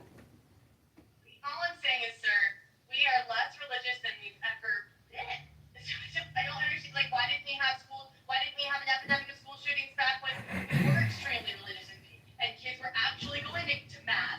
People don't go to mass every week. They hardly ever go to mass. So I don't, like, where's the correlation? Yeah, that correlation definitely doesn't follow, and I agree. The only pushback I got to what you said, we do have access to women's health, but we kind of do, we kind of don't. It's like majority of the counties, the stat I heard, majority of rural counties don't have like a psychiatric nurse, let alone a psychiatrist. So we do, we kind of don't.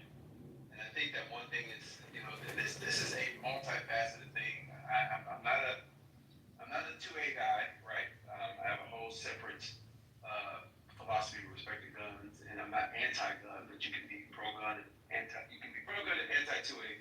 I won't bother to say that at this point, but it's multifaceted. Social media definitely is playing a part in our mental health crisis. There is a very lax view of responsibility with respect to guns by some of these families, like the amount of kids that are even killed with guns, but with respect to school shootings specifically, I think that they kind of, when you kind of look back at it, it's kind of like, man, Billy would never do that, and they just kind of go on with it.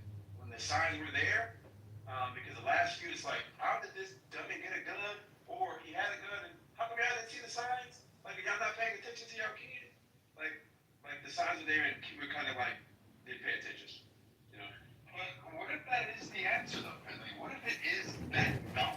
Like, if you look at the strong correlation, when did we start having school shootings? Like Holly even said, you started seeing attacks begin, like, yeah, well, that's not necessarily the first one, but you start seeing, like, attacks that gain some ground, posting it, like, I guess you could put late 70s, 80s, and then there was a brief pause, and then you had Columbine.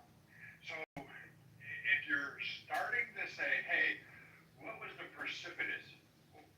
Quite literally is the fact that we took mom out of the home, or we took a parent out of the home.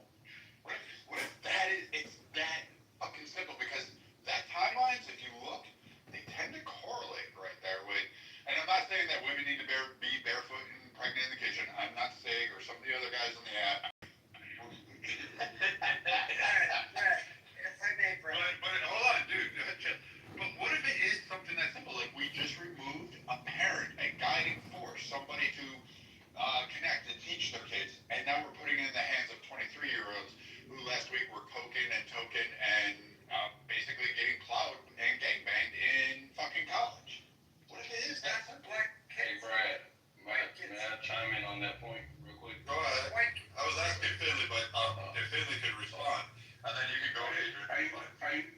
you're saying, is your thesis that because we potentially took a parent out of the home?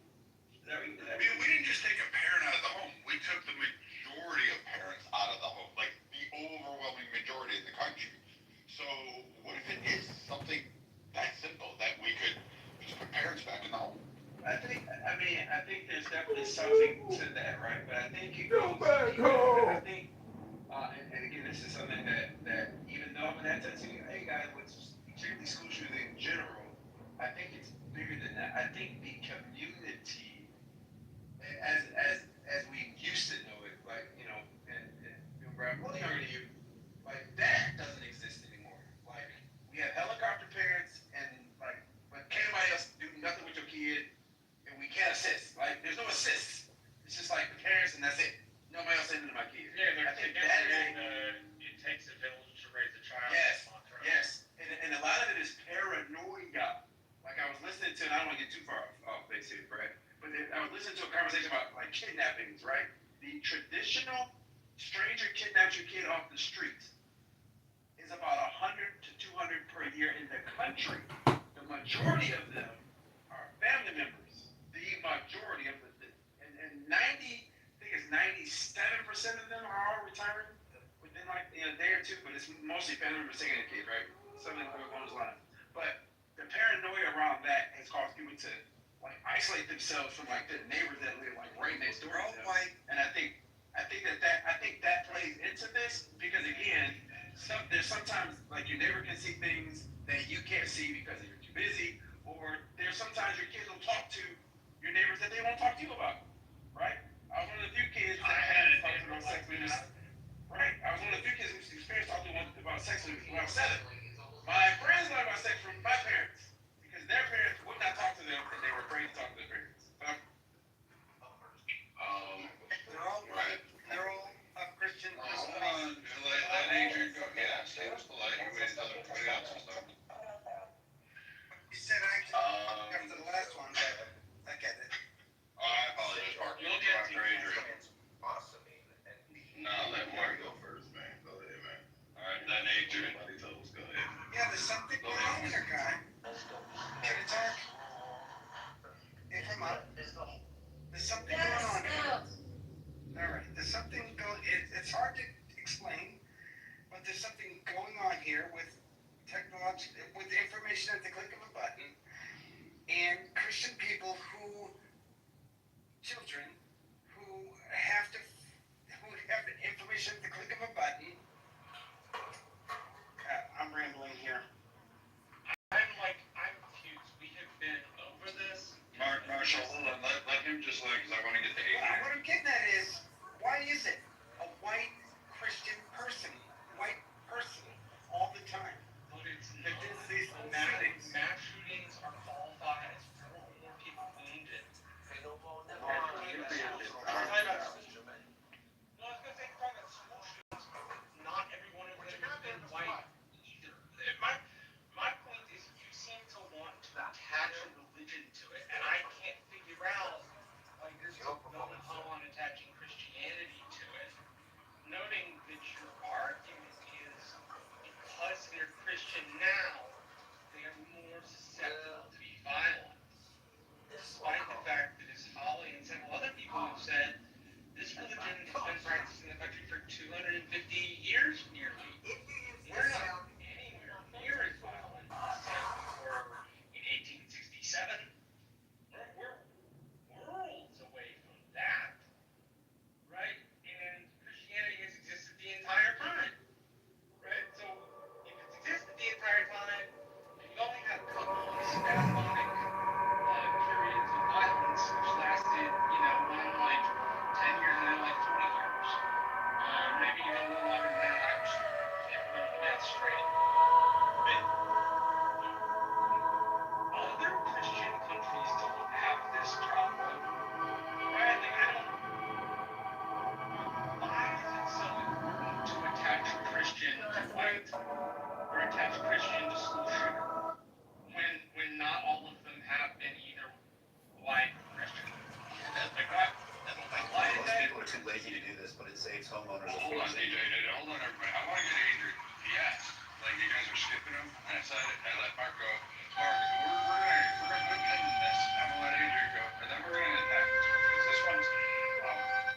I'm gonna show you where you're fatally flawed, and I'm gonna try to use another hyperbole that we often hear. But please, Adrian. Yeah, just 2 quick points. Mark just said other Christian countries don't have this issue. That's a lie.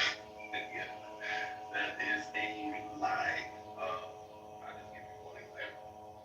The Norway shooter, what was his name, Breivik, killed all of those people with Christian-dominated country. Right? That's where your problem there. Um, something that Brian said about taking the parents out of the home, that literally happened in the late 90s, mid to late 90s, when schools was planting the idea into children's minds. Hey, if your parent hits you, you can call the police, right? If you don't like the way your mom is yelling at you, you can come and tell us. The guidance counselors and the teachers and stuff like that was planting these ideas in kids' heads that, hey, you can be emancipated from your parents if you don't like the way that things are going in your household. No, Father. Hands off me, woman. Don't enter without an invitation, man. Lady Stark. What is it? Cult Kingslayer.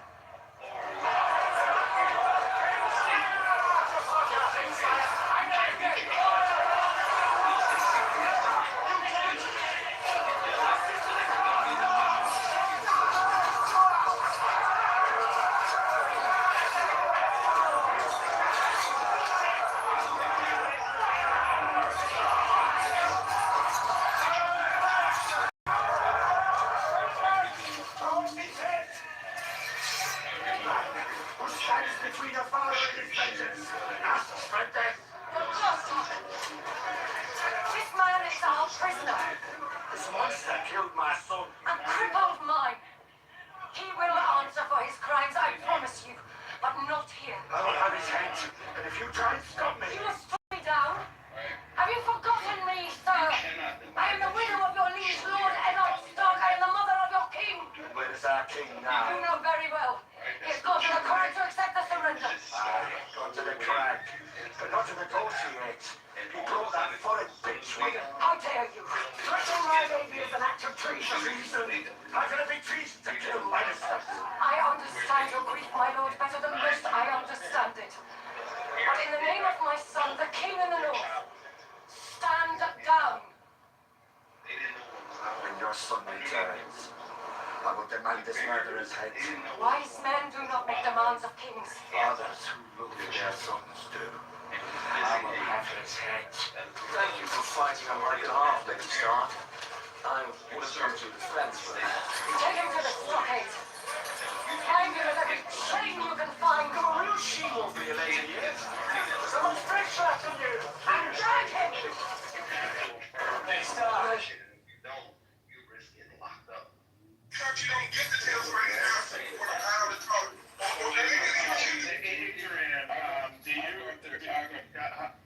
Adrian, do you consider 4 mass shootings in 14 years a lot? One is a lot. Okay. So, your Norway example seemed like a stretch to me. Like, just because something happens one time In a controversial new bill that just passed, all 50 states approved 930 the other Christian nations and this issue, including Norway, which has had 4 mass shootings in 14 years. So is that a good example? Right? Like, I hear you saying one's a lot. I understand that comparison to the U.S. is not a good standard. I don't know why you said Norway is utterly ridiculous. Just because I can say it does not mean there's a pattern.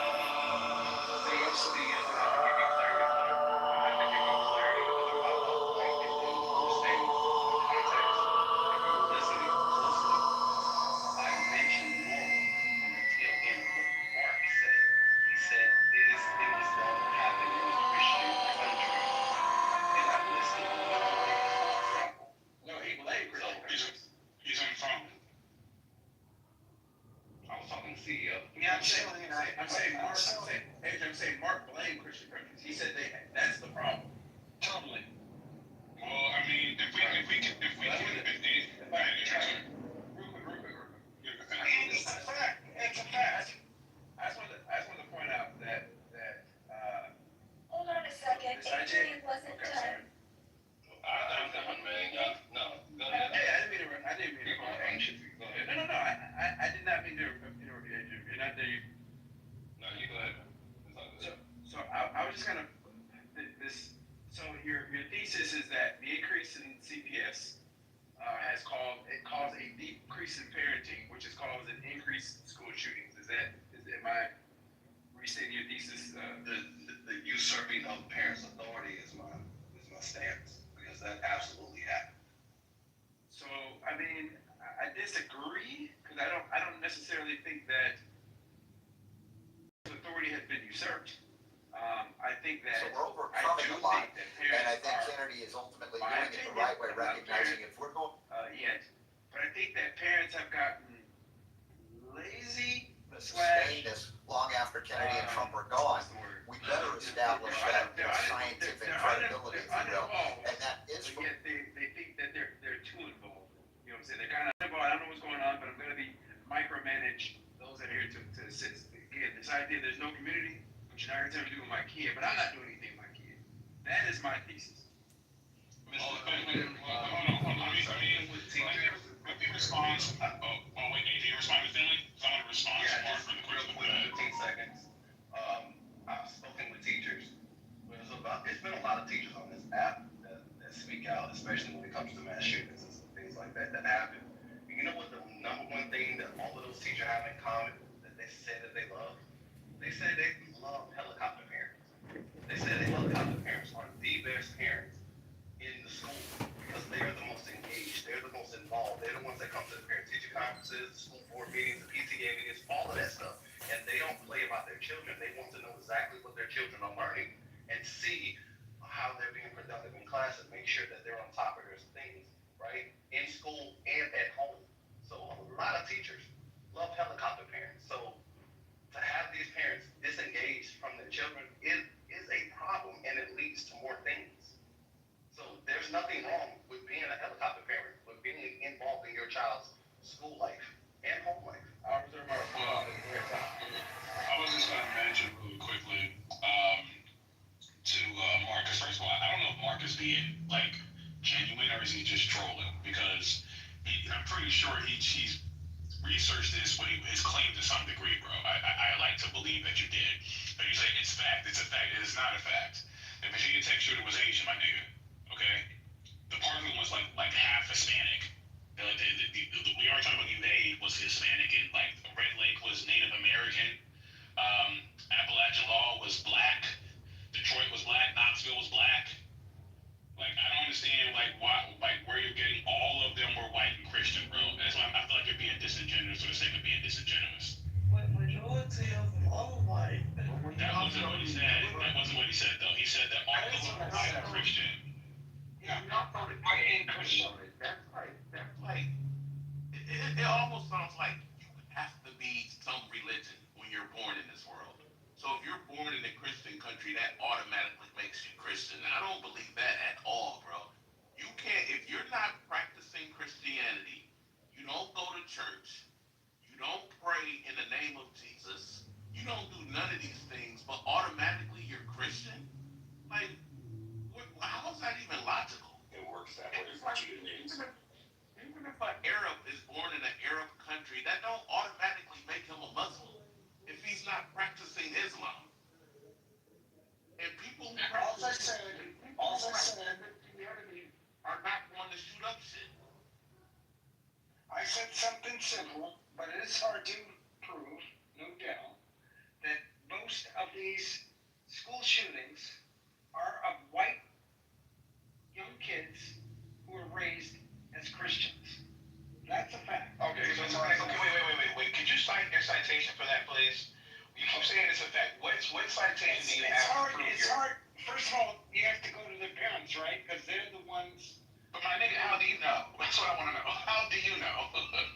You keep saying this. It's a fact. I want to see sure it would be like, yes, there are more white, freaking confused men out there that think somehow being a school shooter or a mass shooter. No, but the reason why I'm saying, hold on, relax, chill, man. I ain't going anywhere. I ain't mad. I ain't calling any names. I'm not doing anything. We're just having a conversation. Relax, drink some whiskey, whatever it is, smoke a doobie. Is that still good today? I don't fucking know. Right now, just get to your point. Yes, man. So the whole thing, if we based it off of demographics, I'm sure it would correlate on a per capita region. But again, you couldn't even do that because it depends on where you're going to cherry pick. Like Thomas just said, you have multiracial people doing this. You have all sorts of people. So the issue isn't the religion. I get the whole Marilyn Manson effect, but it's not that. Otherwise, guess what? It's always white. Hold on, dude. It's always white. Chill. No, Mark, have some discipline, please. Just please be quiet. Let him finish. It's not always white. It's already been listed out for you. I don't know. Maybe I have to spoon feed it, but I'm telling you, they are not always white. They're not always Christian, and they in fact go against a lot of the religious teachings and a lot of their manifestos. So if I'm sitting here listening to you, I'm believing with the news media and a racial stereotype. Like the majority of crimes in this country are committed by guess which race? Black people. I hear that a fucking lot. It's not true. It's not even remotely true. But I hear that a fucking lot, and it's that media narrative. It's that propaganda narrative. So this is part of the problem, Mark, is that you're actually not looking at what's going on in a case by case to actually look at solving the problem. I just said it may be as simple as that adding a parent in the home. I don't think it's Christianity. Christianity doesn't do that. I don't think Islamic, Judaism, Buddhist, or whatever fucking anybody else believes in is that triggering factor. I just don't see it. I don't. You're just, it's a white Christian male that was featured on CNN. That's all you have. Can I say this, Brad? I went ahead and I posted in the chat the more up-to-date information about mass shootings here in America, who's perpetrating them, so on and so forth, what type of gun they're usually using to do it, all the, just a lot. Now, it does not give the religious breakdown, right? That's where you got me. I would say I would be remiss if I did not acknowledge that, realistically speaking, a lot of these mass shootings we've had have been white male, but that does not mean that we haven't had other. I think we all can acknowledge that. Christian persuasion. I'm not saying of Christian persuasion because I don't have the information or the facts to back it up. So I'm not going to say that. Now, as I said, I posted the link in the chat. You can read it, you can get more educated about it, or see what the graphs and things are saying, right? In this case, I think that it's one of those things that's hard to predict because if I remember correctly, the gentleman that we're talking about is 21 years old, which means he was of legal age to buy weapons. Last time I checked, he did. Brad, correct me if I'm wrong. Did he have anything on file, or was he seeing anybody that would have been able to label him a danger that would have put him on a flag list?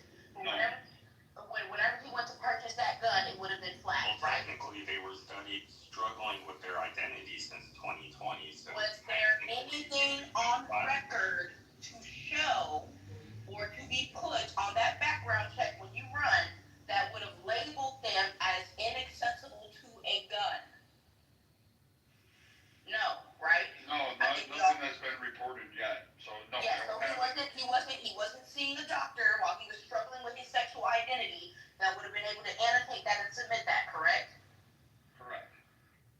Okay, this is one of the freak things where unfortunately he purchased the gun legally and he went and he did it. There would have been nothing realistically anybody would have been able to do to stop it.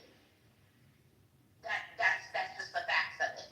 It's fucked up. I hate the fact that he went out in a coward's way instead of standing 10 toes down and facing the laws of justice and facing those fucking people. It's fucked up that those children had to go through that. Those children had to use themselves as shields to protect other children. It's just one of those type of things. Because the reality is what, when it comes to individuals like this, they're going to find a way to do something one way or another, right?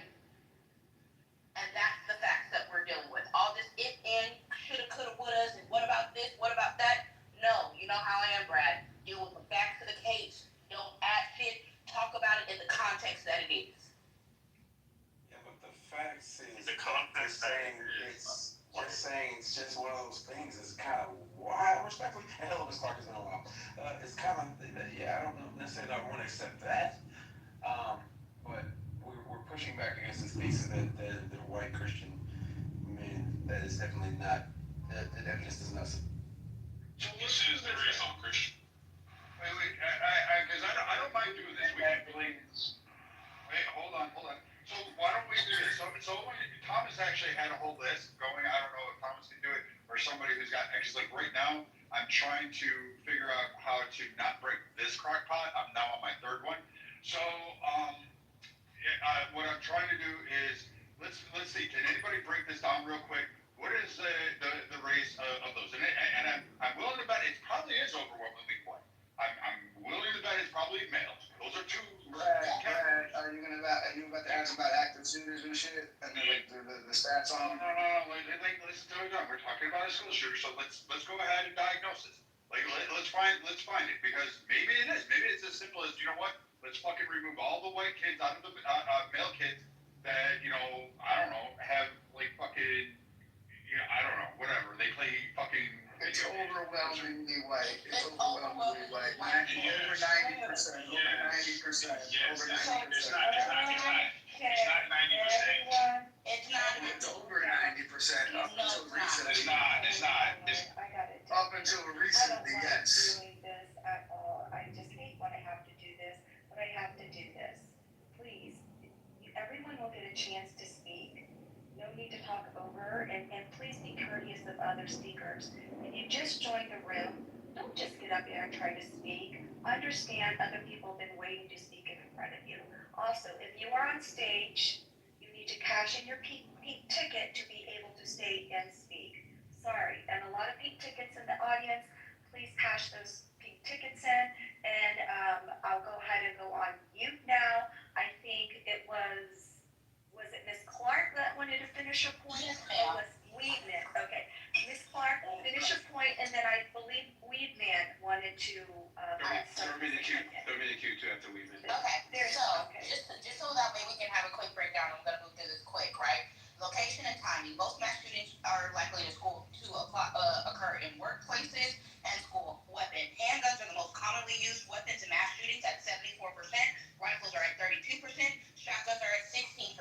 Perpetrators usually tend to be white at 54%. Perpetrators are overwhelmingly male at 95.3%. The average age of a mass shooter in this country is 34.5 years old. As I said, it does not give the ideological demographic of if they're Christian, if they're Pentecostal, all that other stuff.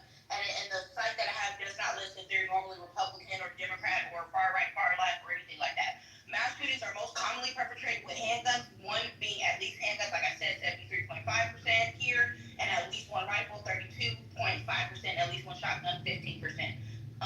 Most mass shootings involve a single weapon, sitting at 66.67%, and most mass shooter perpetrators are typically males, with solo males being 94.6%, solo female only being 3.8%, male-female pair being 1%, and two males being less than 0.6%. There's the information. Okay, so we should that. So just real quick, I want to emphasize this. So it's 54% white males.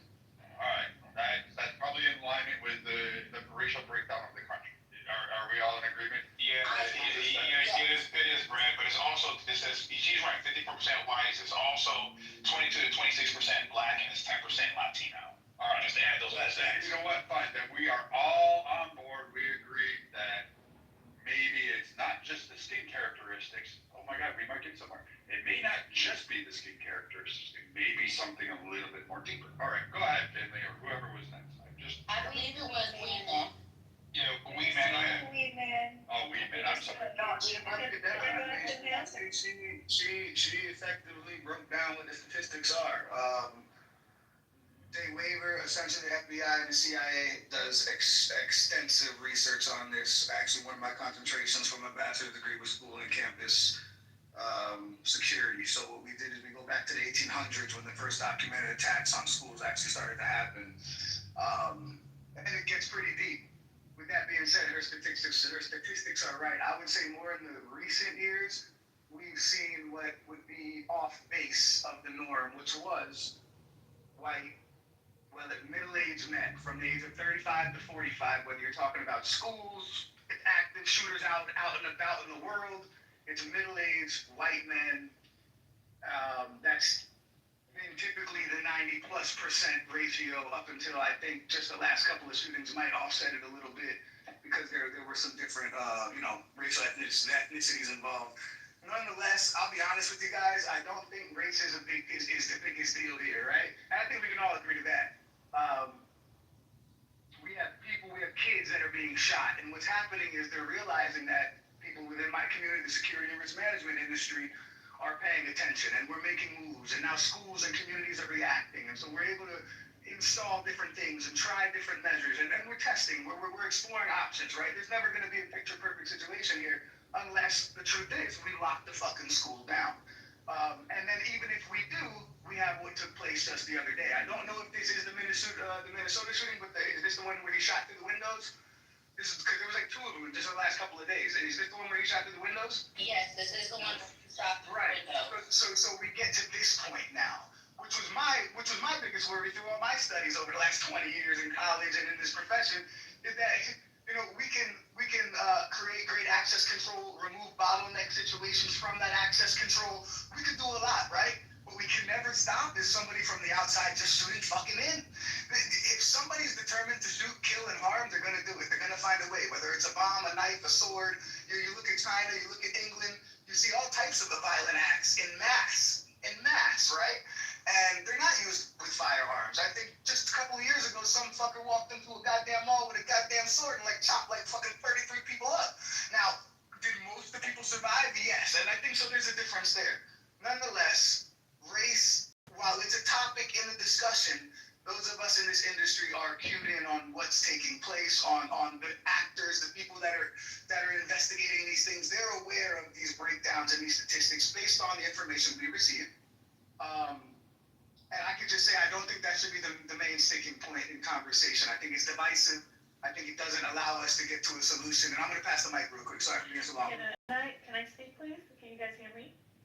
Yeah, but go ahead. Yeah, good. Go ahead. I'll go through. Thank you. I just wanted to know if we brought up mental illness, isolation, bullying. I think when you have that combination, it just adds to the piece of the puzzle, that isolation, especially from their parents. The parents don't know what's going on. So I think mental illness needs to be really looked into. I mean, gun prevention, of course, but these kids, some kids out there, I don't know what's going on with them, but yeah. So the National Alliance of Mental Health says that, real quick. No, it's Mr. Finley's turn. Thank you. So the Violence Project talks about this, and I think one of the reasons that we think that most mass shootings are white males because we're thinking about school shootings, and they tend to make the national headlines, whereas your day-to-day quote-unquote violence amongst people of color is not tends to be not always multiple victims, and it tends to be it's a narrative. So if it's a gang-related violence and 2 people got shot, it's not gonna make national news. It may make no local news. It's not gonna make national news. But when Tyrone does that with Pookie and right with two people. But if Chad decides to go in and shoot up, the school, kills 15 people randomly because of whatever reason that he has because his brain ain't wired correctly, that makes national news, and of course that's what's highlighted. So that's what the perception is, and it's not the reality. But I want to point to something that another part to my thesis about one, we don't have the community we used to. Number two, the way that we are, especially in the school system, the way that we are raising boys. You may not believe this. I know that there's patriarchy people out there that believe this is oppressive patriarchy. Boys are failing. They are failing. They are slowly checking out of society.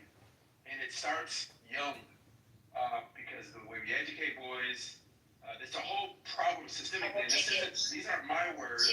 No one has an excuse.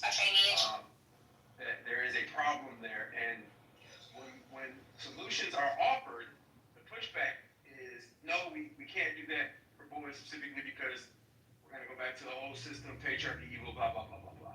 But the reality is there is a male deficit happening right now with respect to economically, educationally. I mean, if you've been to high school graduation or college graduation, look at the top performers. They're mostly all girls. There's a guy sprinkling every now and then, but mostly all girls. There's a problem there. And I think it's worth having. I think, wait, someone want to jump low, so someone jump off their mic. No, I just needed to ask somebody who knows how to cook. Do I heat the crock pot bowl up first before I put it in the stupid fucking thing? Dear Mrs. Bradley, no. No, you don't do that. So you just put it in as is, right? Yep. All right. Is the fire department cut your speed down, Brad, before you do that? Just make sure. Bray, you better preheat that fucking crock pot, bruh. He's broken our kitchen appliances. End up with a fucking screwworm. An entire country, I swear to God, he's blown up more kitchen appliances than anyone. What is he I'm surprised he's still around, bro. You're very, very resilient. Excuse me, I'm sorry, Mrs. What is he making? A pile of mess, that's what he's making. You know, he actually food. Chris, bro. Bradley, what are you making, honey? I'm gonna try to make a shepherd's pie. He's making shepherd's fucking pie. He's making shepherd's fucking pie. He's making It says an egg-style recipe that's easy. I just need it to cook. So I got a quarter lamb. Baby, no. I shaved The that lamb thing. is cooked in the crock pot. We're not putting the potatoes. We have to boil the potatoes, mash them, and then bake them. This This is fucking way too complex. I'm just doing it by this recipe. We'll see if it goes and happens again. Yeah, I got you, bro. I got you. God bless you, bro. The first thing you want to do, Brad, is you want to score the crust with the little mat. You can't say the word score. He doesn't know what score means, Blake. He thinks he's thinking about football or rugby. Okay, let's get back to the conversation, please. All right, so back to Style, just don't talk over. Just don't talk over each other. Did someone new want to get it? Yeah, I was gonna resume. I'll get into. Because I remember Martin talking about mass shootings being 4 or more, and I think that's like intellectually dishonest. Because, like, for example, if I'm in a gang, a street gang, and I know my ops are standing in front of this gas station, and I go do a drive-by, and 5 people get shot, people are still not going to call that a mass. If you could say technically it is, but no one's going to call that a mass shooting. Now, if a random guy walks into a Walmart and just starts shooting up the place because he's crazy in the head, that's a mass shooting. So I think just because something legally says 4 or more, we all know what really a mass shooting is compared to like gang activity. Well, we have to drive-by shootings, DJ. Again, this is a lot of us have a 1990s view of like violence. That isn't as common as it used to be.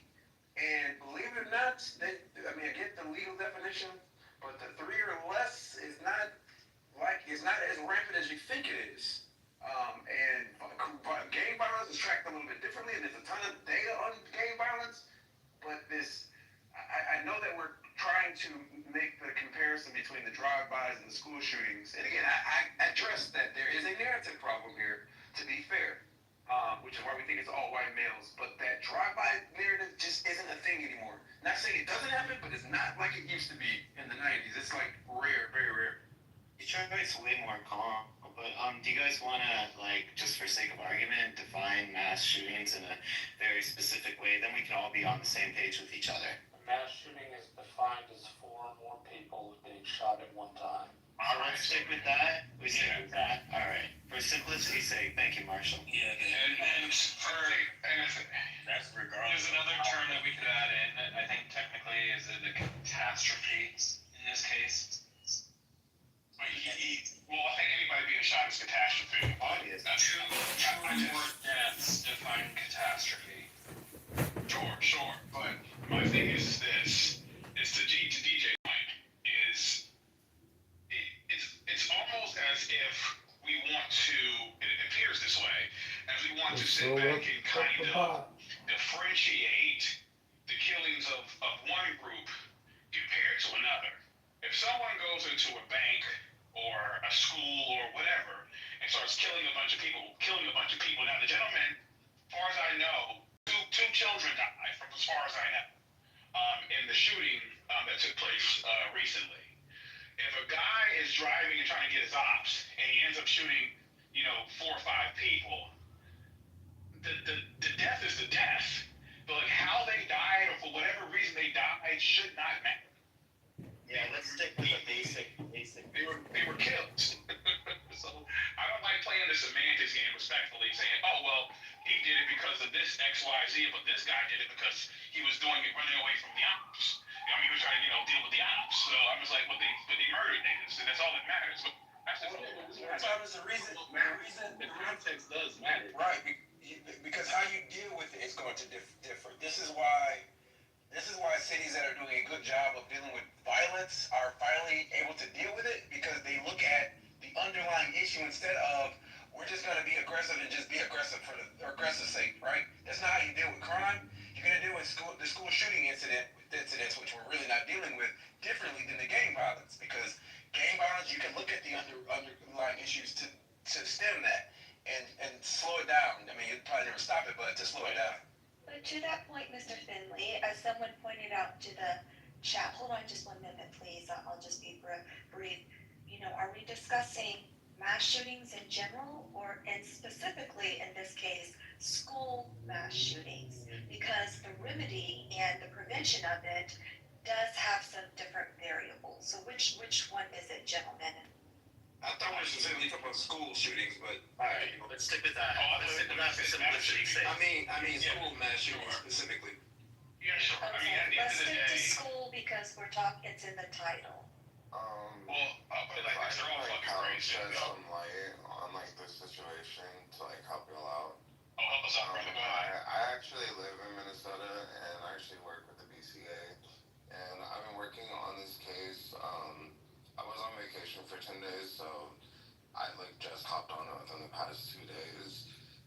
To give y'all some information, I would actually really consider this more of a terrorist attack. This is something that's been going on that for whatever reason the news has not been specifically telling people is related to these online groups or these terrorist organizations. This one specifically, I would just relate it to the NVE group. They're called the Nihilistic Violent Extremists. Heavily related to a group called Terrorgram. So if anybody remembers the shooting that happened December of last year, the girl's name was Natalie Samantha Rupnaw. Her name was on the gun.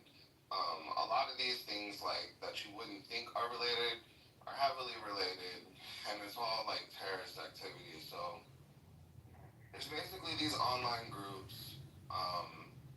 They vary in age, and they're. Wait, can you hold on a second, sir? So I'm from Minnesota myself as well. I'm up by Two Harbors. Okay. So,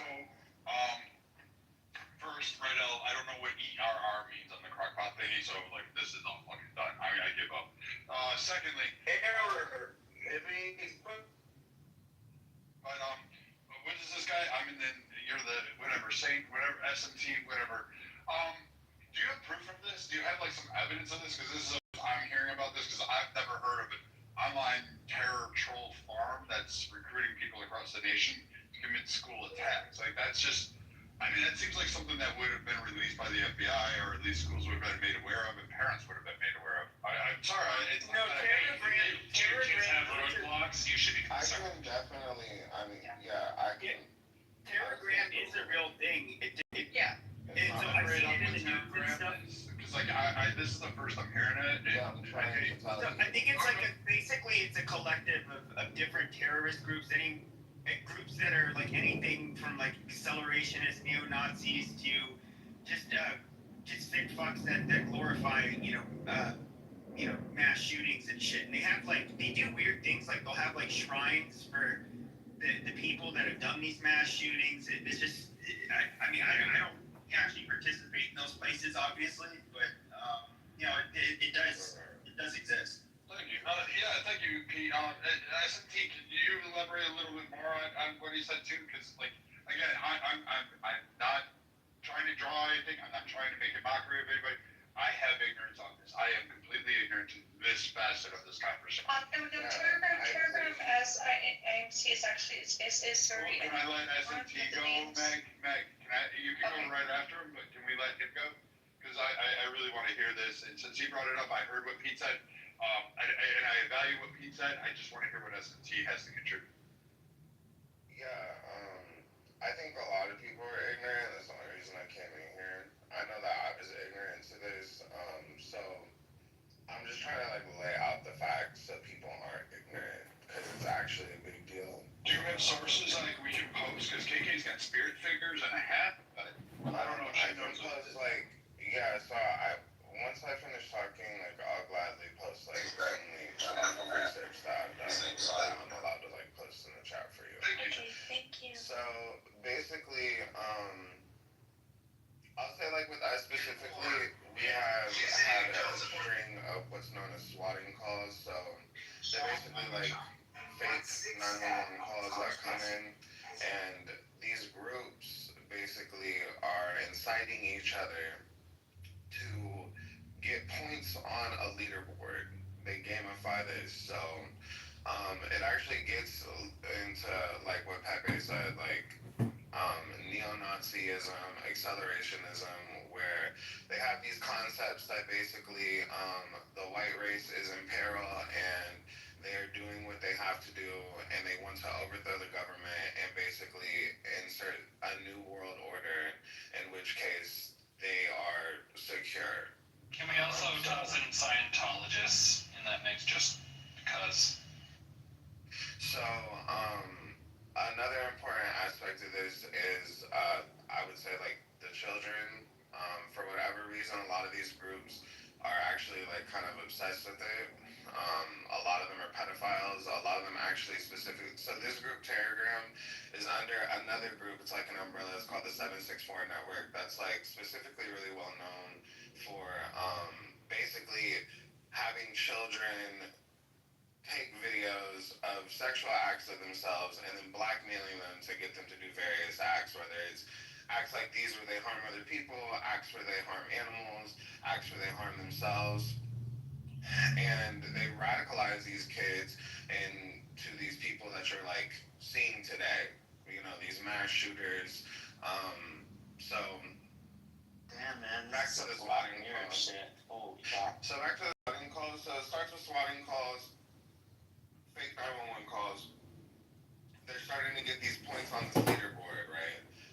You get more points the crazier things you do. So I'll say it's not 1,000% sure, but there was a shooting in Minnesota on Lake and Stevens Street in Minneapolis, in which case men were shot, but there was no suspect. It's possible that one was related. Then that was on the 23rd. On the 26th, the day before yesterday, there was a shooting at 3,300. I can't think of the street name, but there was a shooting at 3,300 something right outside of another Catholic school, in which case 7 people were shot and I believe 1 was killed. It's heavily possible that one is related, so I'm kind of pointing out like how things are progressing because they're getting more points on the leaderboard in these groups, right? Should we be adding kids doing like car theft as one of the examples? Basically getting kids to be recruited into doing part of these acts? Yeah, car theft and like just severe beatings or like animal cruelty. I mean, those are other examples. So anyways, on the 27th now, we get to the shooting, in which case 20 people are injured, 2 are killed, or 17, I apologize. And this person could have killed more people. Obviously, like, they only used 2 magazines out of, like, the 5 to 7 that they had. They also had 3 pistol magazines, and they had a shotgun. From my understanding, that was not used, and then they got away. Actually, to be specific, yesterday they did get away, but instead of driving off, they stayed there, walked around in a park, and then killed themselves. When they do these bigger acts, this is where you get into like the Satanist ideology of it.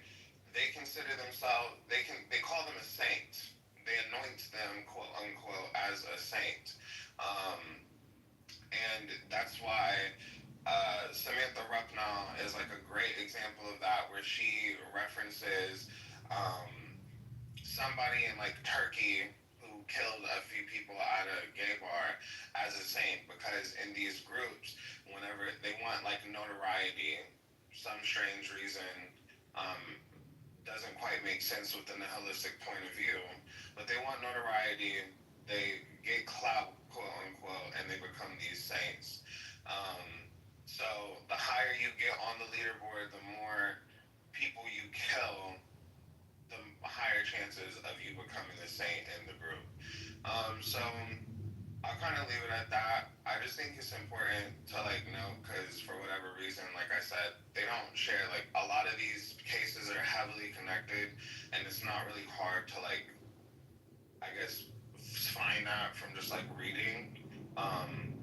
But it's important to know that these are like terrorists, like real terrorists. This is fascinating. May I ask you a question? Yeah. Yeah, bro, this is absolutely fascinating because I've never heard of it. yeah, no, this is crazy. And if this is happening, I just could imagine foreign governments leveraging, this is a new kind of troll farm. If you really think about it, we have a similar thing, this whole vigilante thing going on here in Calgary, where the gangs are getting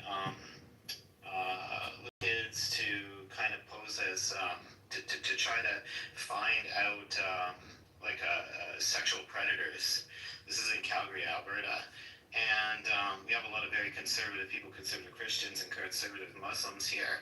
And they're really, I don't know anybody that likes sexual predators, but there's been a couple cases, I think 3 this year, where kids under the age of 14 were luring sexual predators. And just last week, one kid got picked up in a van with no windows, and their friends followed him around, and they brought the cops in, and they arrested the guy. So this kind of vigilante, for whatever cause, whatever reason, going out of your way, doing crazy shit. Whether it's can I add to that? Yeah, crazy. So I own residency in Alberta, so they're actually attached to the ICE unit, the Internet Child Exploitation Division. The only reason why I know that is my husband does K-9 training for the RCMP. So I know exactly what you're talking about. 2 of the cases were actually attached with law enforcement, with parents' complete involvement. So it's not complete vigilante. However, I know what you're saying, but I just want to make sure, the case you're talking about, I know exactly what you're talking about. The ICE unit was a part of that. It wasn't just kids for the hell of it. So I have a question to those that are, because again, this is all fascinating to me. I did not know this was going on. Thank God my kids are grown. So why hasn't this been brought up in the news? Why? We just had this Minnesota story. Jacob Fry. Hold on. Wait, hold on. I've got Jacob Fry on my fucking TV right now giving me the "we just need the ban" speech, and then we're going to rally this with Ilhan Omar going, America is a terrorist country and we need to stop this violent hate, and going down these rhetorics, but nobody mentioning this part. This, parents knew about this because, they're working, they can only do so much at a time. But if they knew this shit was actually going on, they would be like, hold on a moment, what the fuck is my kid doing? It's no, this shit is harder to control. I didn't ask you, hold on. I didn't ask you, I asked the people that are in the US that know this stuff. You just found out. You're in Calgary, you don't know this. So, who knows this? Brad, someone who's in Minneapolis, these are the same people that the police force left loaded guns inside their cars during the very first night of George Floyd protest. The cop car gets broke into, and so because they use the claim from the police, go get the loaded gun that someone broke the cop car because they just wanted to cause damage to the cop car, nothing more than getting police tear gas indiscriminately to everyone. Same people. So, I'm not saying Brad, that was good. Go ahead, Cass.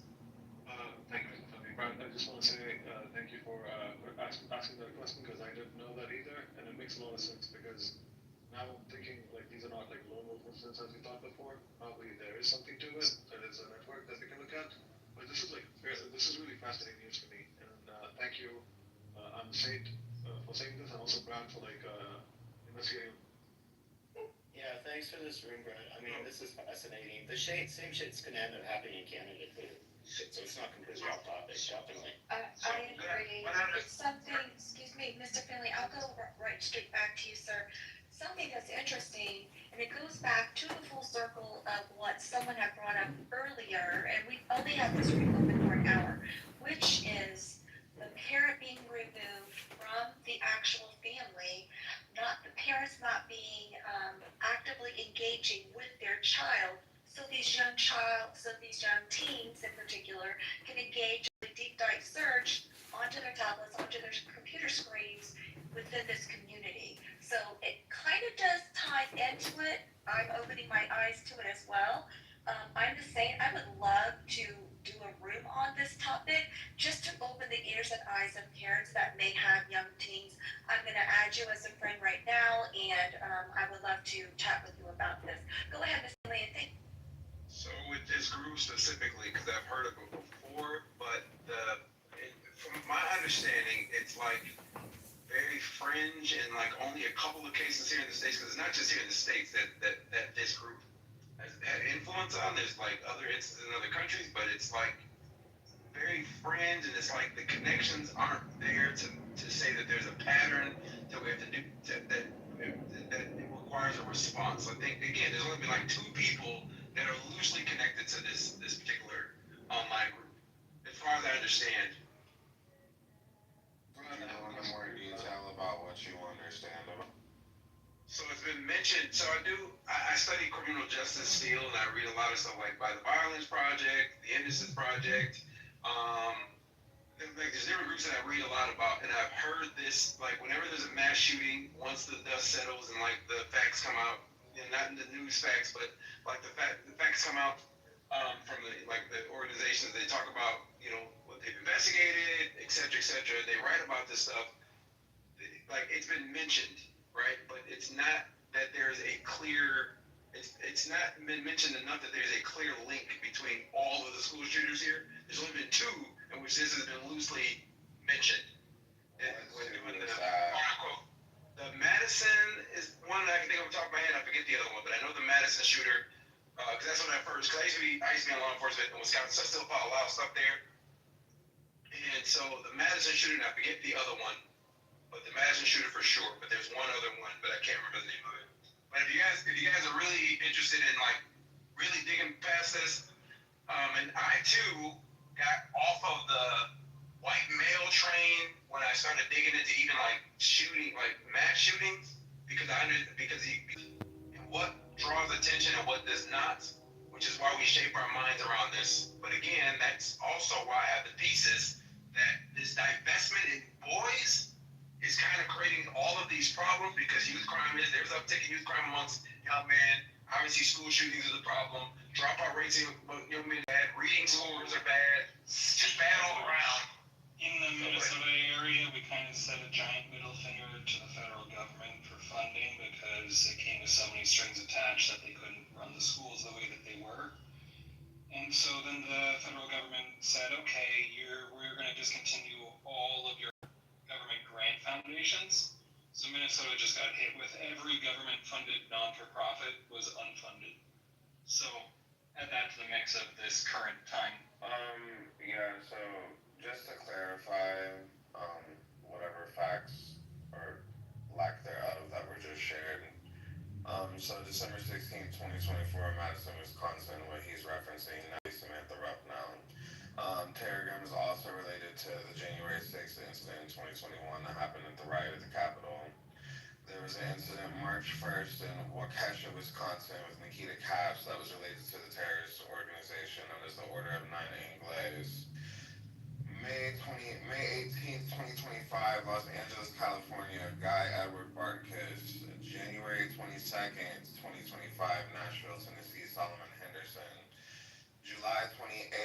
2025, New York City, New York, Shane Samora, and to be specific in global incidents, because this isn't just over here. There's May 20th, 2025 in Pirkkala, Finland, where I believe he was 15 or 16, went to school and videotaped himself stabbing his schoolmates. Then there was another incident, the one that Natalie Samantha Rucknow from Madison, Wisconsin referenced, August 12th, 2024, that happened in Eskişehir, Turkey, from Arda. I apologize, I have no clue how to pronounce that.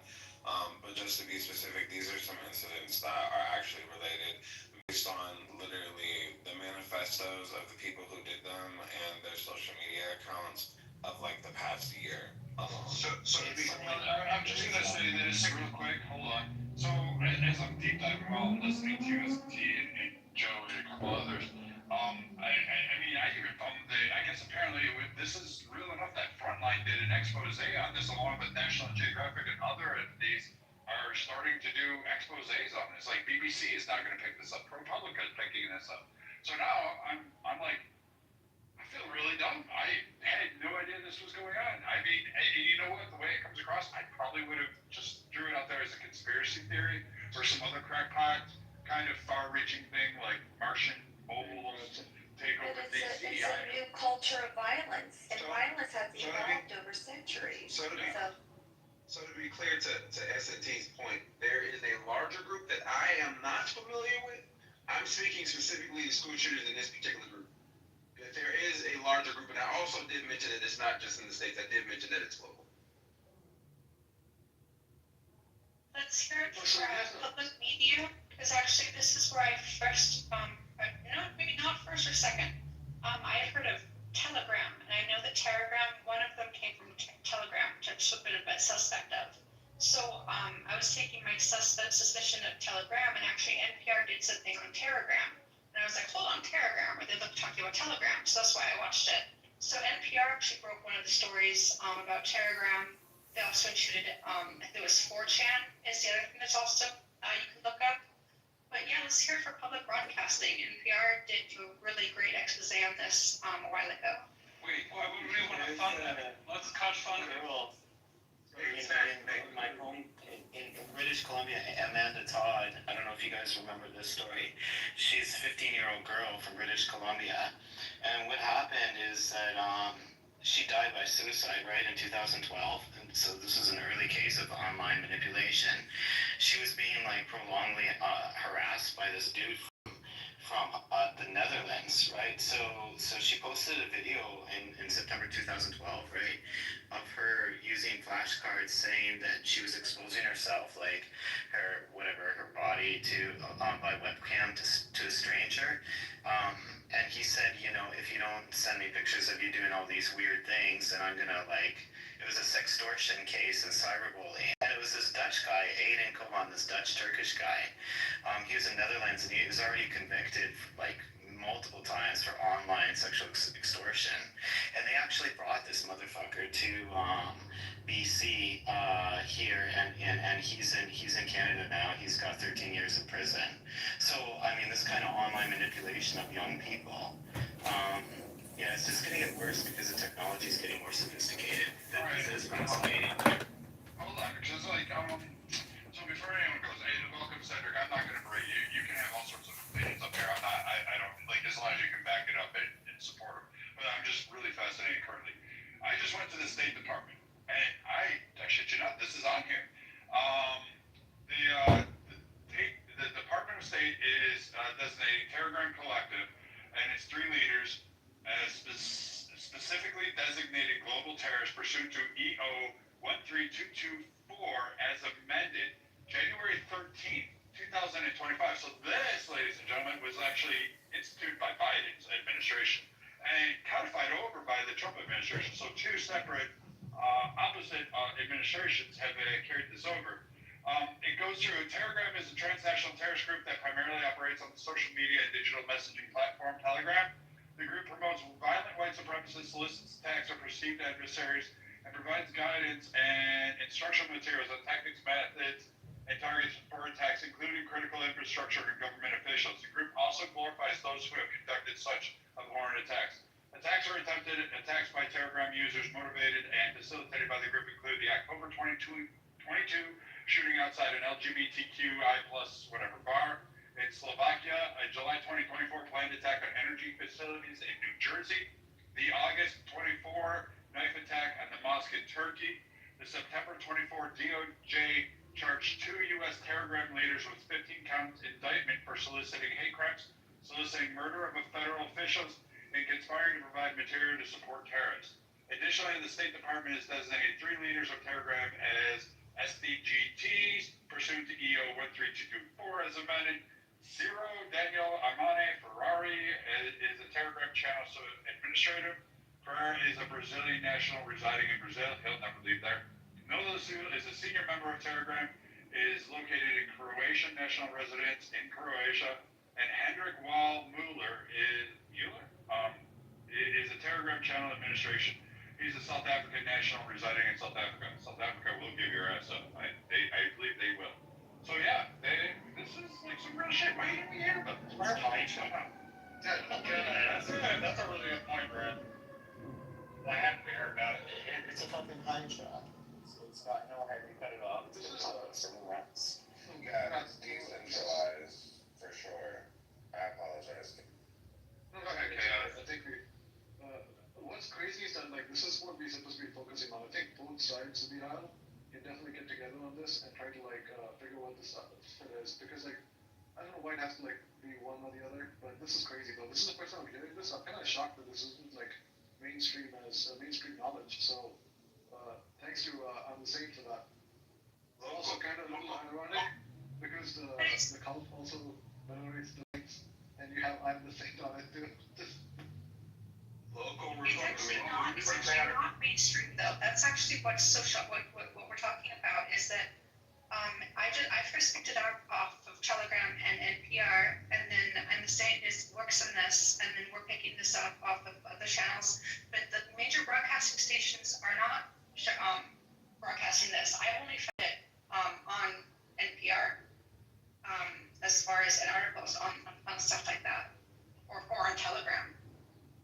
So when people say that why haven't the news been talking about this, one of 2 reasons why.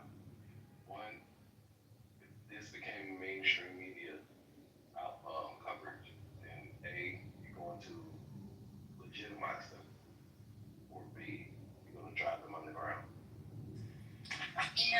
Option C, you're going to glorify it. It's the same reason why.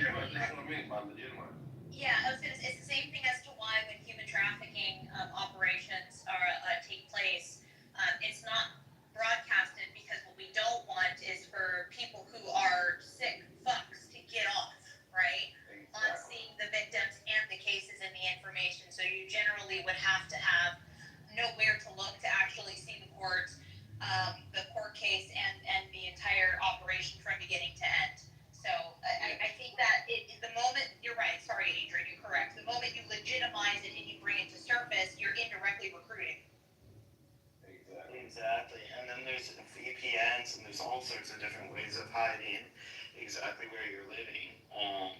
I mean, it sounds like these guys are pretty committed to the cause and they've been doing it for a long time. That's why we know who they are. But if you have crazy kids using the internet to do crazy shit, if it's a one-off, good luck trying to find out who they are. Like, you know. And the other thing is that, you know, how much control do you want over the internet, right? Control, like, even all these massive social media companies or internet companies, whatnot, they can't have total control over everything. It's a hard problem. That's where they flourished. One of the reasons it flourished so much on Telegram is because it's very unmodified or moderated. Yes, Telegram is independently unmoderated, so that's why it flourished so well on Telegram. Yeah, I was gonna say, like, I mean, a lot of social media is like controlled by somebody. Like, a lot of the internet is already controlled, so I don't know why you couldn't just, you know, filter the kind of messages and information that's just being, you know, going through your system and just stop that from happening. Like, is completely possible. Let me. So I'm just saying that it's possible because someone was saying that like you can't stop it, and that's the point I was making in the chat, that I think some people always bring up this counterpoint of like not being censored, or like someone not having too much control over the internet, which they already do. They can stop you from saying certain things already. I don't know why some people are like want to at the risk of allowing this kind of culture to continue. Like they just want to protect some kind of like free speech thing, which even isn't a free speech thing. Things on the internet. So Yeah. I don't know. I think people should get over that, and things that are obviously influencing a certain kind of outcome. I think it should be okay to censor that kind of stuff. Yeah. Yeah, I don't disagree. I mean, I was the leader of a very, let's say, North Korea, very unfriendly country, and I wanted to create a whole bunch of problems, but I didn't have tons and tons of money. Man, recruiting very mentally unstable teenagers is not a bad idea. It's a cheap way to rip apart the culture of, it's asymmetrical warfare at its highest. It could be asymmetrical warfare. I'm not saying it is at this moment, but We once had the administrators of the platforms, and I think, I'm not sure if this is, as to my knowledge, Telegram is founded and still owned by a foreign national, maybe Russian, I think he's Russian. So, yeah, so there's a certain amount that, can get through, because, Russia has very different, and also him as the owner has, I guess, a very low moral code. But no, if this was in the US and this was like Instagram, it would probably get censored. But no, this is from a Russian Telegram and from a Russian owner, and it's kind of interesting actually how the shooter had Russian written, although incorrectly, in English on the guns. That's a little bit creepy actually, but. So I want to go. A lot they are foreign owned, that causes problems. So I want to go back to this Minnesota school shooter. So we're saying that this Minnesota trans shooter, because apparently they were trans, and that's got to be the highlight talking point. But apparently this shooter, the school shooter, is somehow connected to this organization that I'm now watching. Like, I got to pull documentaries and research on it, and I guess apparently they're responsible for the Christchurch attack. So somehow it's correlated to this. Yeah, so again, on their rifle, which I may even have a picture of, I'll look, but in the video that they posted on YouTube, on their rifle, they had painted the name Rupnell, Samantha Rupnell from the Madison, Wisconsin attack onto their gun. So, and an example of what I was saying about the Saints culture, that girl, Samantha Rupnell, committed a heinous act, in which case hit their leaderboards, and so they revered her now as a saint, and this person specifically looked up to Samantha Rupnell, thus putting her name on their gun. Right, it's like these crazy fucks in Europe who say, like, in the name of, I don't know, ISIS or something, they kill someone.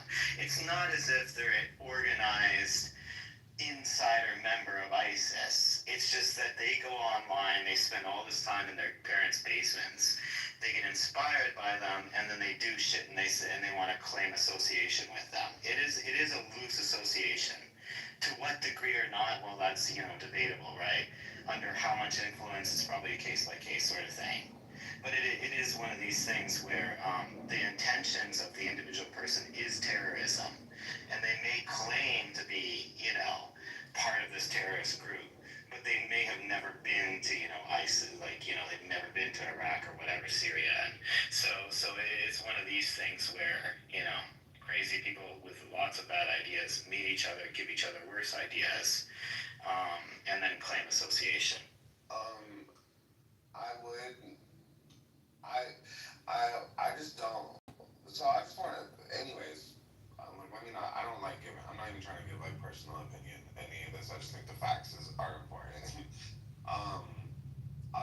example I brought up March 1st in Waukesha, Wisconsin. Basically there was a boy who killed both of his parents. Waukesha. Thank you. I'm like, I have no clue how to say it. Waukesha, Wisconsin. He killed both of his parents, and during the trial referenced the Order of Nine Angles. So this group, also known as the O9A, they're actually like heavily organized, and they have like roots back to like the 1970s. And this group specifically goes out of its way to have its recruits rise through its ranks by basically infiltrating political sectors, law enforcement sectors, basically to help them do the things that they are doing. And this is a global organization. One example is, I think it was 2020. Let me look through in 2020 there was a person in the U.S. military, Shandon Simpson, who was found to be like one of the people that was in this O9A order. So to like basically give like a visual concept, there is a large umbrella known as like the COM network. Under that umbrella, one of the groups is like the 764 network, but there's other ones like the Ottawaffen division, groups where they have arrested some of the higher ups, just like Telegram, they have arrested some of the higher ups, yet we still, over the past year, have had multiple occurrences where people are tied to this network and committing these heinous crimes. If we're like on Clubhouse right now and we're all in this house and we see each other every day, and we hold true to these ideologies, I mean, I think like, for example, we know how people on Clubhouse historically over the past like 5 or 6 years have planned huge events, have done like things, you know what I mean? The social media networks that they're using are simply like this but encrypted. Discord is just like this but encrypted with better text form. Another one is Signal. Was it last year that they were mad at the president because those military plans they were talking about them on Telegram, and they invited the journalists and they screenshotted them? Like, these are encrypted networks that a lot of people are using, that basically these people are using them to keep this violent information that they're sharing amongst each other safe without obviously getting caught and arrested. They're sending out, like books, zines, programs, whatever you want to call it, on like how to make poison, how to make bombs, how to properly kill somebody, how to properly plan, something like this, in which case to like route yourself into an area and get as, like, these are like things that are actually like, in my opinion, in some cases, very well organized, depending on the person. And I would say this from the evidence of, you have the people who are just calling 911 with fake information, and then you have the people who are actually starting to commit these acts, and then you have the people who are doing like these bigger events of terrorism. So, I understand all that, but here's where I'm drawing, like, based on what you cited, and then what I'm reading, because like I'm just completely fascinated, and then what I'm watching, like, just quickly on clips here, everything goes, it's white supremacy. However, I'm going to carve this one out. There seems to be, it does have this like nationalistic tendency. I'm not going to discount that. But I'm confused as if the leaders, not all of them, they're not all white. That's an amazing part. And none of the people in this seem to be, like, I would say white supremacist, but it's labeled as a white supremacy.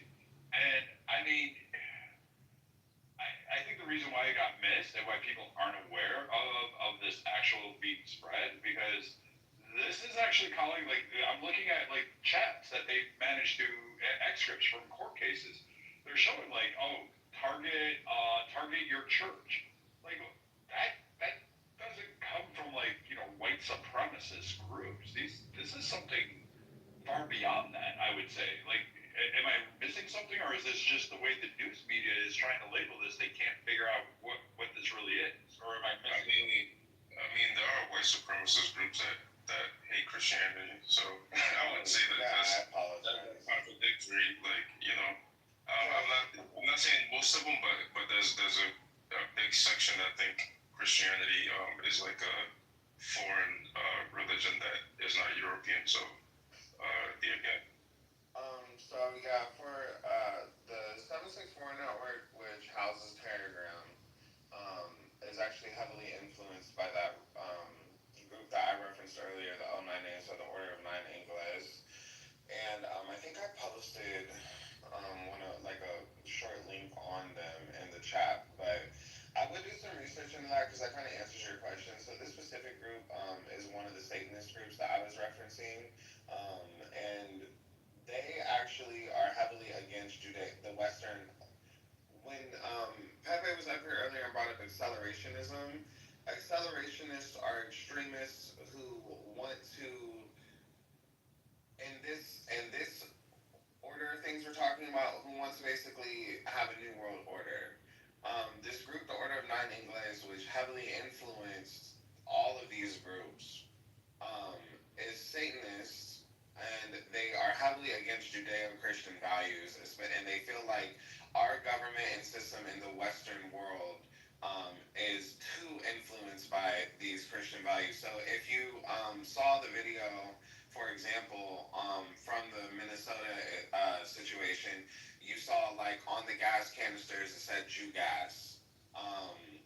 Just to kind of like tie it all together. So they have like this concept that I actually was just reading about it last night, but basically they believe that they're going to basically destroy the government here, and then at some point they're going to usher in this new world order of white supremacy.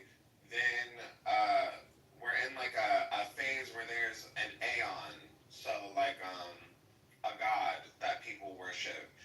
So they're considering America the aeon right now. This is where we're getting to like the Satanist concepts, right? So like everybody in the world is worshiping America, this aeon. Once that falls, a new aeon is brought in, but they're considering it like some time in relation to like its Imperium. I didn't fully read on it. Forgive me. I did post one of the leaks. Something about colonizing outer space, and also like when the Imperium thing comes, it's supposed to like bring them joy and happiness. So as far as like the white supremacist aspect, I'll just say no. I don't think you have to be necessarily white to be a white supremacist. Because Solomon Henderson was most certainly black, but was definitely citing things from white supremacists and like using a lot of that language.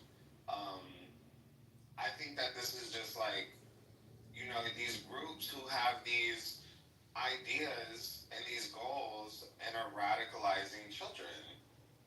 If that makes sense, like that's pretty much essentially what's happening. That's who they're recruiting. You're a fascinating cat, Saint. This is crazy shit.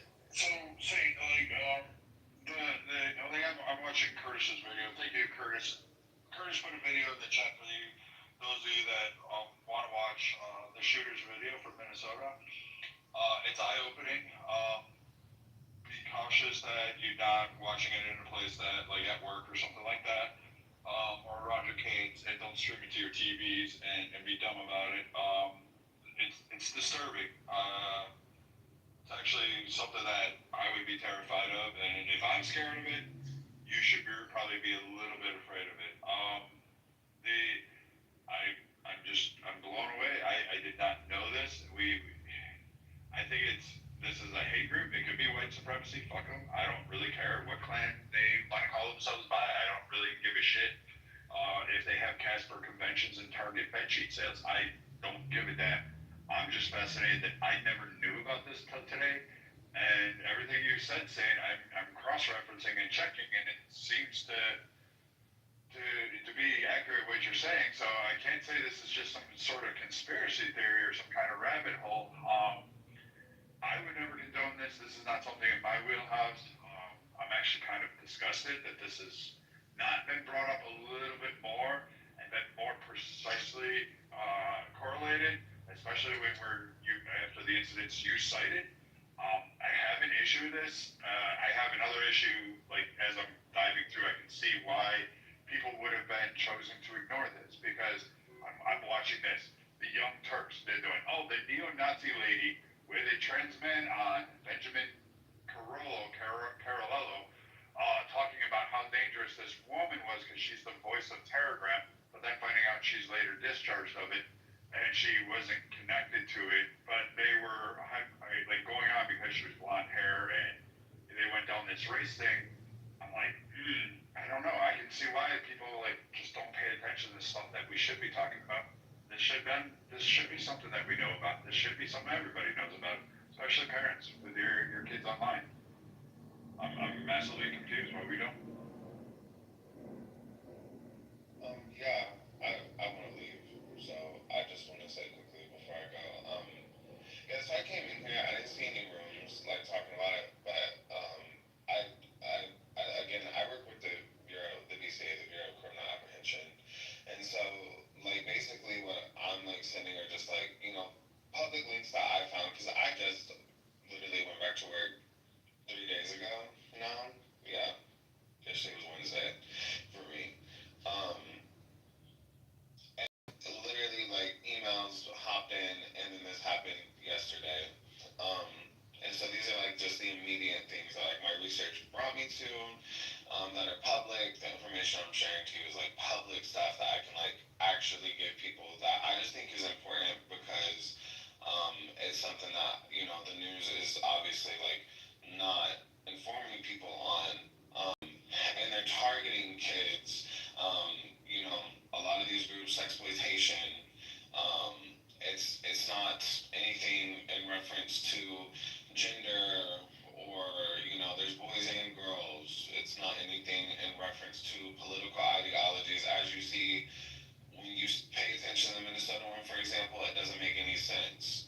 A lot of people would be like, okay, this is a trans person on the left, but the person's like citing this Republican guy, but at the same time it's killed Trump. Like, these aren't anything that I would say are like held by any defined lines outside of these people specifically like reference their hatred of humanity and humankind, and they are enjoying the concept of getting notoriety from killing people in their early 20s. They're in their teens. They're 16 years old. To it's important for people to kind of just be aware, especially if you have kids who are on video games, or who you're hearing referencing like specific stuff.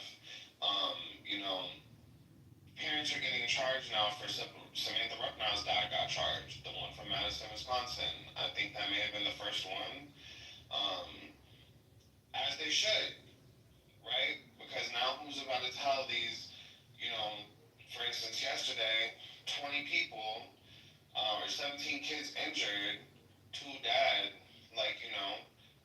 people are looking for somebody to fall. Like, what do we do? So would you mind? That's important. Would you mind like reaching out to KK? She wants to definitely. I do too. I think everybody that normally hangs around it, we find things that we don't know a lot about, and we want to do something more informative. I would love it very much if you would come to another one of our rooms. We'll do this on domestic terror, or whatever label we come up with, and we can sit down and really truly interview you when you have more time. We can do it on a weekend. But if you could reach out to KK and myself, I would love to sit down and just have this like really in depth, a little bit more information, and we can put up KK's got Spirit Figure. She does this like whole power board where she's got all the links, and she does her whole thing. And we got like a psychologist, we've got teachers, we've got police, we've got military personnel and others. I would love to have you kind of help us walk through this, and kind of be able to see this. I really, truly am genuinely being sincere about this. I'm not trying to be troll. I don't give a shit about clout. I don't care if there's 5 people that are. I'm just genuinely very curious about this, and I promise I will do as much research as I can before you come in, so I don't come in completely dumb and you're trying to baby walk me or spoon feed me everything. But we can get to the guts and the meat of the substance right away if you'd be willing. I think it's like a new era of terror that most parents are not aware of, that our children are exposed to, that we need to really understand. Just like parents are not used to or aware of, these new types of drugs per se. It could be laying right there on the counter and you would not even know that be something potentially dangerous for your kids. So just even that knowledge would be good. So yes, to say, I will definitely, we follow each other now. If you can send me some information and I'll work with you and we'll figure out a schedule, but this is great information. Brad, can you do a quick reset, please? Since I'm sure your crock pot is about to explode. Oh yeah, that broke already. It's now I'm not ERR, and now it's broke. So I've just thrown it in the oven, and we're gonna try this thing. I put it at 475, hoping it'll cook fast. I hope. You do not cook lamb at that temperature, for crying out loud. Bradley, that's it. I'm gonna have to fly down and cook you 2 weeks of food at a time. Dear God. You need a Brad cooking insurance. Brad needs life insurance. Brad needs Brad insurance. He needs to put himself in a bubble, like a self-protective bubble. I guarantee and sea coverage is up to. I guarantee. Is it mutton or is it lamb? It's lamb. I didn't shoot this one. Okay, so it's not mutton. All right. Well, Did you say this one? Why are you cooking lamb in a crock pot? First of all, did you marinate your lamb before you even put it in a Mrs. Clark, baby, I tried this with him. No, ma'am. What marinate means. Okay, there is no butter, there is no rosemary, there is no garlic, there is no salt or pepper. Oh, you're white, but you can't be that type of He's a white. middle-aged white dude. It makes Mexican food. Brad, I know you got some Worcestershire sauce. Alright, Mrs. Clark, Mustard and soy sauce. if I heard him right, he's actually in the middle of nowhere, Minnesota. I'll give him a little credit. They really don't know places up there. No, Brad's not there. I know. But Brad is certified outdoor, so he's an outdoor cat kind of a person. Indoor, he doesn't know how to do things, and he needs a special insurance to protect him. Brad, go grab a local cedar tree, grab some cedar sprigs, and add that. Are you trying to stew this lamb meat? No, I tried to make this shepherd's pie thingy. I got the I threw the meat in there. I threw the potatoes in there, and then I threw the peas on it, and it was supposed to cook it. It says easy recipe. You don't even have to peel the potatoes. You can just throw them in there. Did you wash the potatoes before you cut them and put them in there? You're supposed to cut them. You're supposed to wash them. Yeah, no. Brad. Oh my God, Brad. So and then the crock pot says error on it. I don't know what I fucking did wrong. And then now it's just a blank screen. And Do you have any liquid inside of the bottom of this crock pot? No, that was the first. That was the other one. Okay, it was probably erroring because it got too hot, and that's the only reason why the crock pot will error. So if there wasn't any water inside of the crock pot or liquid, it will do that. I can put it in there. I did it on the first one. I did it on the other one. Crock pots with displays on them? Okay, we can have Brad's cooking school. Mine has just a knob. Can you reset the room, Brad, without your lack of cooking skills? So we have some new people on stage that may want to speak on the actual subject. All right. So pull your headphones away from your ear. Turn down your volume. For it, Shane's gonna get it, and hopefully you can hear me. Marshall, can you hear me? Okay. Yes, go ahead. All right. Ladies and gentlemen, welcome to the Political Compass, your one-stop shop for news and things going on in the world, where we have discussion, we learn things, we actually have back and forth discussions, we value all opinions from all across the aisles, and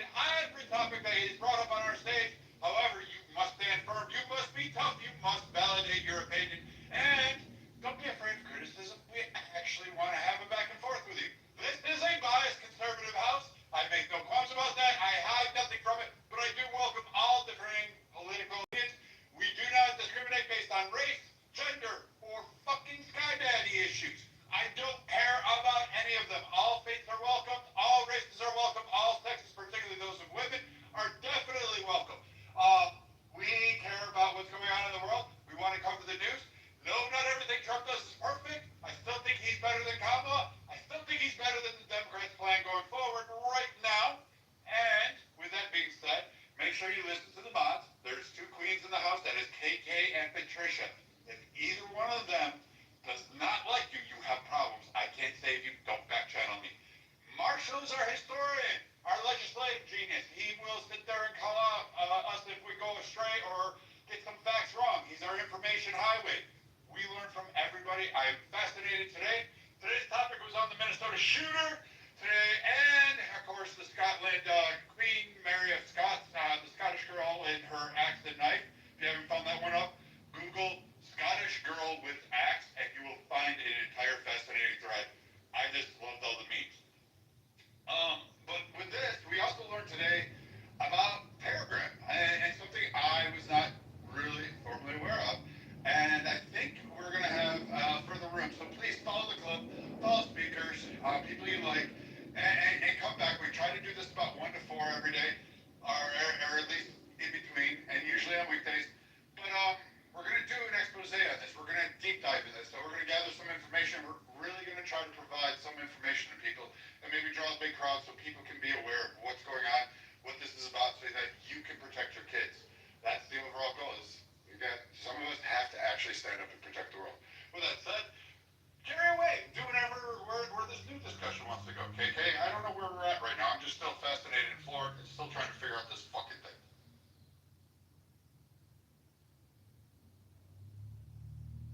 Okay, so, this topic can go several different directions. One direction we were talking, we were discussing earlier before we went down this Telegram conversation is, what is if there is a singular factor to determine who could be a potential shooter per se. We were talking about race, we were talking about gender, we were talking about the trans community switching from one to another. We had some stats given. If you're just joining the room, you can scroll up, and everyone gave some interesting stats. So if the stage is popcorn style, please allow those who newly joined the stage to speak first, and then I'm going to mute up, and I just want to get your thoughts on what you think of the Minnesota shooter, what you know about that shooter, and if there's any defining factors that you feel like could have prevented all of this going on. Yeah, so I'll put in my first thoughts, being that I'm probably the one on the stage that's the most recent out of the K-12 system, so I probably know the most about it, at least in recent time. That's just because you're 12.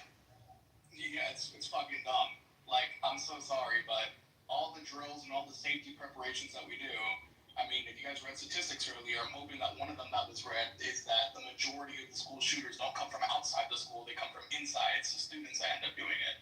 So, for example, when we go through all these like dumbass school shootings that we have to go through 24/7, quite literally all we're doing is just giving the game plan away to the shooter. That's all it is. It's, hey, the shooter's gonna come from one of you guys, and one of you guys apparently who's smart enough to operate a fucking gun and have a whole detailed plan out of how you're gonna kill people is gonna be too stupid to realize that when the classroom lights are off, that it means that people aren't in there. Then that's what all of a sudden that's what it means. Not that it's fucking off and everyone rolled up in the back like a giant firing target to spray and pray in the back of the classroom corner. Or here's all the exit routes. Guess what? Now the shooter knows the exit routes too. So he knows exactly where to take you out from there as well. And like that's a big factor. I think that whenever people go into these safety discussions, or they go into even more things, like for example, the arming teachers and all that bullshit that they want to go through there, even though statistically we can add on more, adding guns to the situation doesn't necessarily make it more safe, especially when those teachers or the people that are armed civilians don't have training in high pressure situations, don't have military training, don't have police training, and even some of the police, when they do have training, choose still to not do anything. We saw that during Uvalde.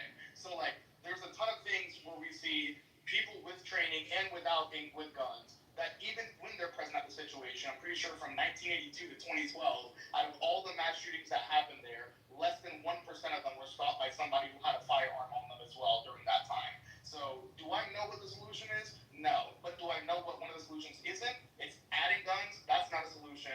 And thoughts and prayers haven't fucking worked for the last 30 years in a row. So that one's not doing anything either. What needs to happen, at least in my opinion, America needs to start caring more about children than they do about their gun culture. The moment that we stop caring about gun culture more than we care about the lives of people, or we care more about people than the right to have a tool that lets us play God, then maybe we'd be okay. I do have a question. If you don't. That tool doesn't let them play God though, because you can't create that with gun. He's showing too, you know. I hear a lot. I hear a lot of people talking about gun control and different things like that. And it makes me really wonder, like, if we actually got off to the leads about gun control, what type of gun control would you want? Like, what type of laws would you want to see implemented that you feel like would make a difference in this case?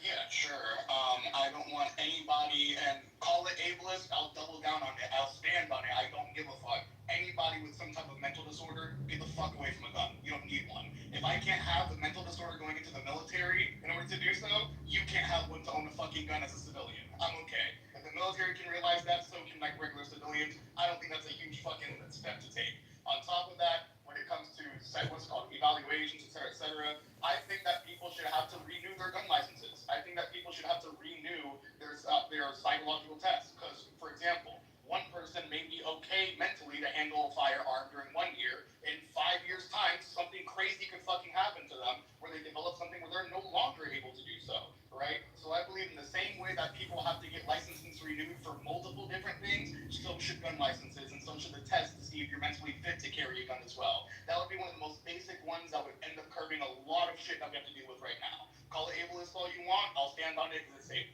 No, I agree with you. I think a lot of people have been saying that in order for people to buy certain rifles, certain pistols, I know depending on where you live now, you have to have a pistol permit and different things like that. So there are states that have licenses in order for you to own, in order for you to conceal carry, and do different things like that. I think like even in certain states, if you're under a certain age and you decide to buy a pistol, you have to have a pistol permit, which you go to your local sheriff department. And yeah, you can in certain states you can't even buy one unless you're 21. Yeah, right? this county required a pistol permit. I'm sorry, what did you say? This county required a pistol permit of the shooting. Yep. The county specifically requires a pistol permit. I think. Yeah. So, and then too for the I think the bigger part here, and I agree with you, is the mental. And this is where it kind of gets tricky. You're going to. Is it just me or is she matrixing right now? Yeah, you're matrixing. Can you hear me right now? Yeah, you're good. Yes. Right now, yeah. Okay.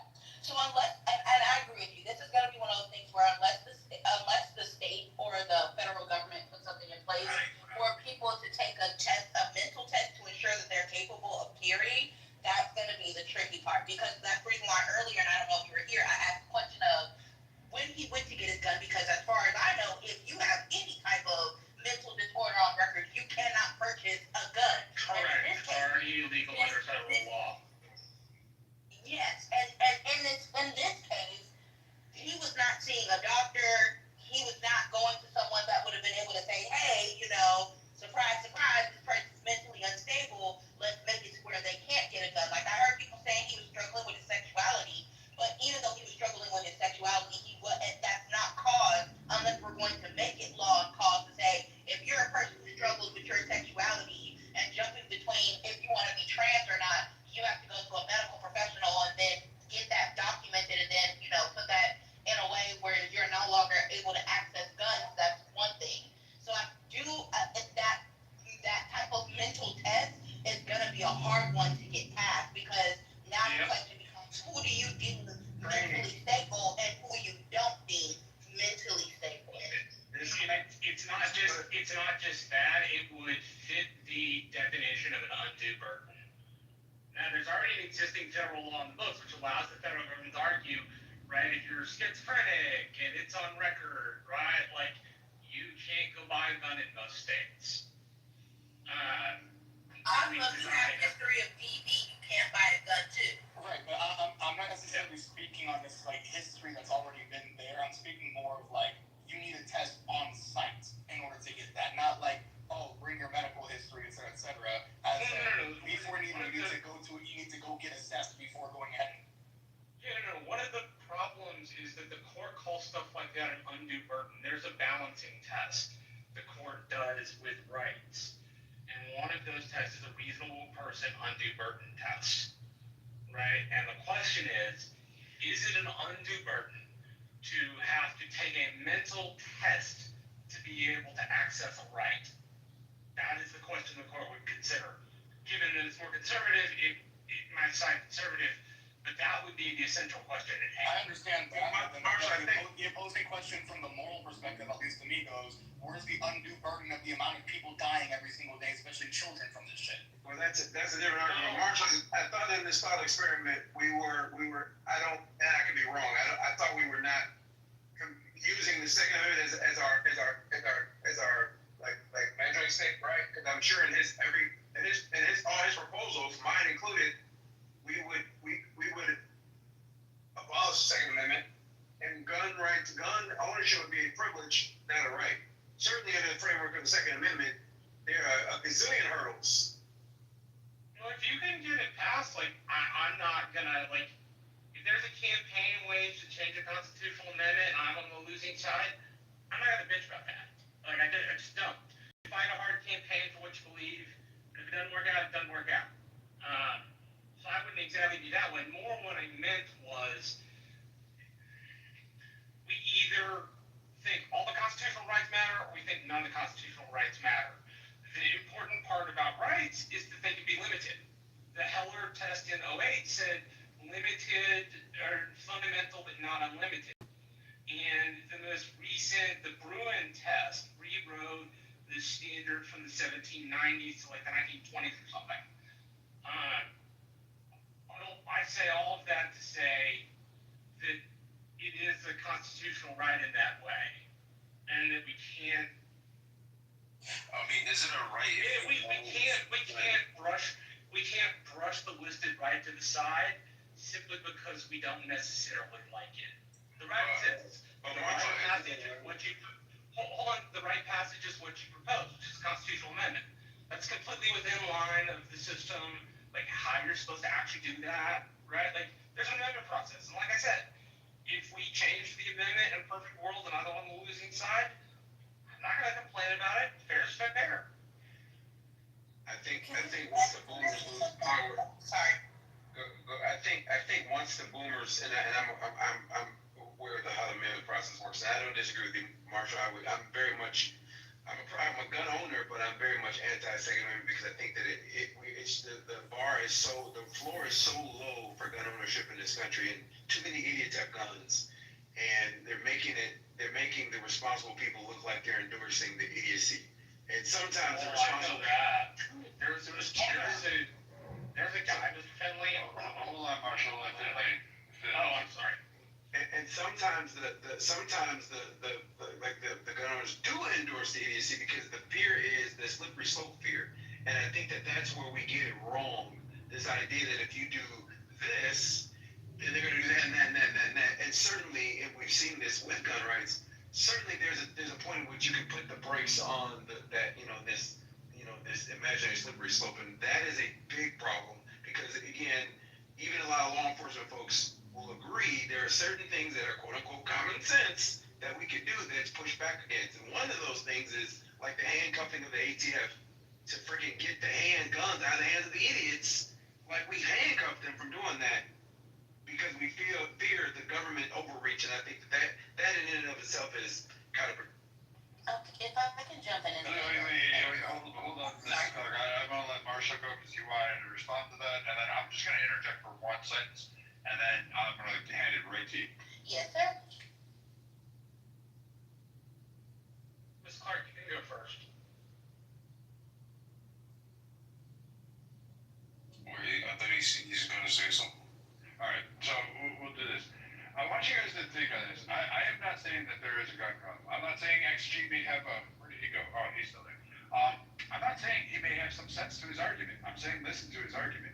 Also, for those that are pro 2A, like who own multiple firearms, like I do, I want you to recognize this moment, because once you give up a right to the government, you no longer get that back. You will never get that back. It's like asking the government to start a program and thinking they will end. So be cautious about your wish to end, modify, or do things and fiddle around with laws and constitutions and giving that power to the government and saying, here, let me turn this back. But go ahead, Mrs. Clark, please. Offer your... Yes, and for me sitting up as an avid gun owner myself, when I think about turning gun rights into, like, gun ownership into a privilege, you now have an exclusionary. And with that exclusionary, who gets to decide who gets to own guns and who doesn't? Why, what, where? Because even when we talk about gun laws, and both me and my husband have been sitting up here in a vehicle talking about it, I remember most of the gun laws even exist today, realistically, were in play to limit Black people. I encourage everybody here to go watch the documentary on the Black Panthers, or read Negroes with Guns. Heavily after slavery, Black people were like, hey, we have the right to take up arms. We have the right to exercise the Second Amendment. And we did so heavily with guns and different things like that to defend our towns. That's when gun laws started coming out saying who and who can't own a gun, why you can't own a gun, when can you carry a gun, stipulations to carry a gun. Even when we go back to the Black Panther era, when Black people started policing our own neighborhoods, crime and stuff went down, but you also had the altercations where other people felt some type of way about seeing a militarized group of Black people carrying guns. So what did you see in California? A lot of heavy legislation started coming about who can carry guns, when can you carry guns, and so on and so forth. So when I think of people taking gun rights, which I'm sorry, me as a Black person has understandably, historically understood how guns have played a role in our community and protecting ourselves and different things like that, and what it looks like to be on the end of exclusionary practices where, hey, Johnny down the street, he can go buy 27 damn rifles, but, Tyrell here can't even get one. I can't get behind it. Even when I grew up in California, me and my family, and for those of you who know, we were ranch hands in California before Paris and stuff was urbanized. I distinctly remember my grandmother and my grandfather going through shit because they would be outside shooting coyotes and other animals to protect the cattle, and they would have the authorities come out because they heard gunshots. And the idea that Black people had guns was just throwing the police officers off. They were just so like, well, why do you have it? Why do you need it? Why do you this? Why do you that? And I distinctly remember my papa telling one guy, I don't ever remember you talking to so-and-so asking them these questions about why they shoot their guns, so why are you asking me? I told you I'm shooting coyotes. What's the next issue? So when it comes, I'm going to reinstate this, when it comes to exclusionary practices, that's a very tricky road, especially here in the United States, about who gets access to certain things and who doesn't. As a Black person, I'm sorry, I can't get behind exclusionary practices because I understand how they disproportionately disenfranchise certain groups of people. And even to what like Brad was saying, I mean, like, once you give that right away, that like it's never gonna come back. Like once you allow the government to do something, they don't go backwards. Like look at everything the government has done. Have they ever truly reversed alcohol things that they made? Look at the building of the presidency. The president has become ever more powerful in 50 years. Yeah, and let Mr. Clark finish, and I'll respond to the alcohol comment. And shit like that. Like even to I think it was Finley talking about the ATF, about like people handcuffing the ATF to stop it. I'm like, the ATF is fucking like the ATF be on bullshit. They making up rules because they feel like it that are not laws, making people felons because they just woke up on the wrong side of bed thing. Like if people die why people don't like the ATF, if they was actually doing what their fucking job was, nobody would have an issue. But they come up with bullshit rulings out of no law and just come fucking with people. Like they pulling up at people's houses like, let me see all your guns. Like for what? Why? That's not your job. Like do your job. Why are you over here creating new rules that nobody voted for it? Like come on now. Like and then too, even when it comes to the Second Amendment, it's there for a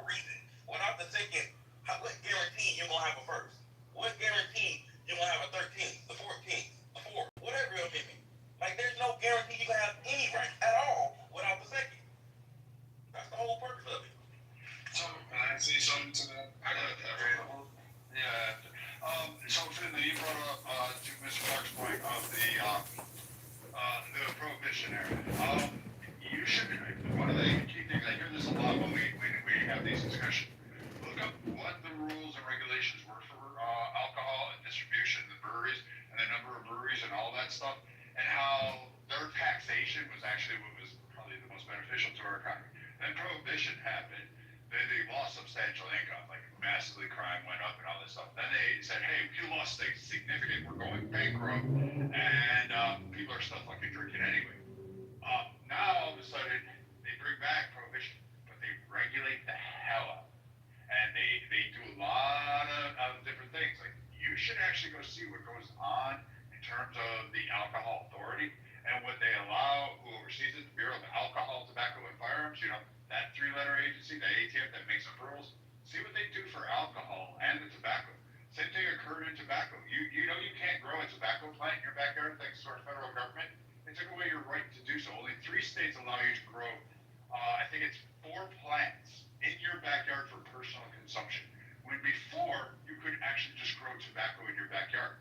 You technically can't anymore. You cannot have your own still in your house. Like all those little beer makers and portable at-home like the breweries and stuff. You can't. You have to make sure you're within the regulations of your state and your county, and that you pay the associated stamp or tax or tariff in order to produce them. So these things, like, yes, what I'm saying is once you give up that right, you say the government come in and fix it. I'm not with XG on this one. I understand it, but I have a hard time blaming the tool. I have more of an issue with the person, and I don't think just ending and banning guns is going to be a solution that works. I don't see it, because we're watching other struggles occur, and what we'll go down to is we're now talking about knives, and those are going to get banned, and then we'll ban those like they're doing in Europe and Scotland, and we'll see that progression going. So again, I understand that, and again, I'm not against regulation. I'm the last person to talk about regulation because I'm not definitely for regulation. I work in I think the most regulated industry in the world, but so I'm not against regulation. I think we're pretty safe. And if we had regulation, but we can't do it because of the Second Amendment. But I'm not against owning guns. I'm against idiots owning guns, and that's not dealing with the idiots. That's my problem. But the problem is because of such lax regulations, and the fact that even though like town A, and again, let's use Chicago example. Chicago has very strict gun rules, right? Very strict. But 15 minutes across the border in Hammond, Indiana, person-to-person gun sales are totally legal without a background check. So if I were a bad actor, I can just legally go across not deal with Chicago stuff, we'll go across the border. Or I go 90 minutes north of freaking Wisconsin, same thing, very lax rules. That's another problem that we have with gun rules in this country. The moment you cross that border, you might have committed a felony. Yeah, no, not a felony. So you can. There's the law that says I can't go in Indiana and buy a gun. Person sale. So You can't. Okay, but that's my point. That's my greater point. I'm not against regulation. But I live in Illinois. Even if I wanted to go buy a gun from a gun store in Indiana, I can't even pick the gun up in Indiana. They have to ship it over the border to a local gun store while I pick it up. No, I said person to person, not licensed dealer, person to person. People do it illegally, but it's not legal. I mean, it No, I'm saying. definitely is a problem. Let me finish. Last time about person to person. It definitely is a. What you're describing is exactly what I had to do. I bought person to person. Thank you, please. Joe, can you let Kima finish? I think his audio was a little bit fuzzy and you talked over him. Hey, Kima, can you go ahead and finish?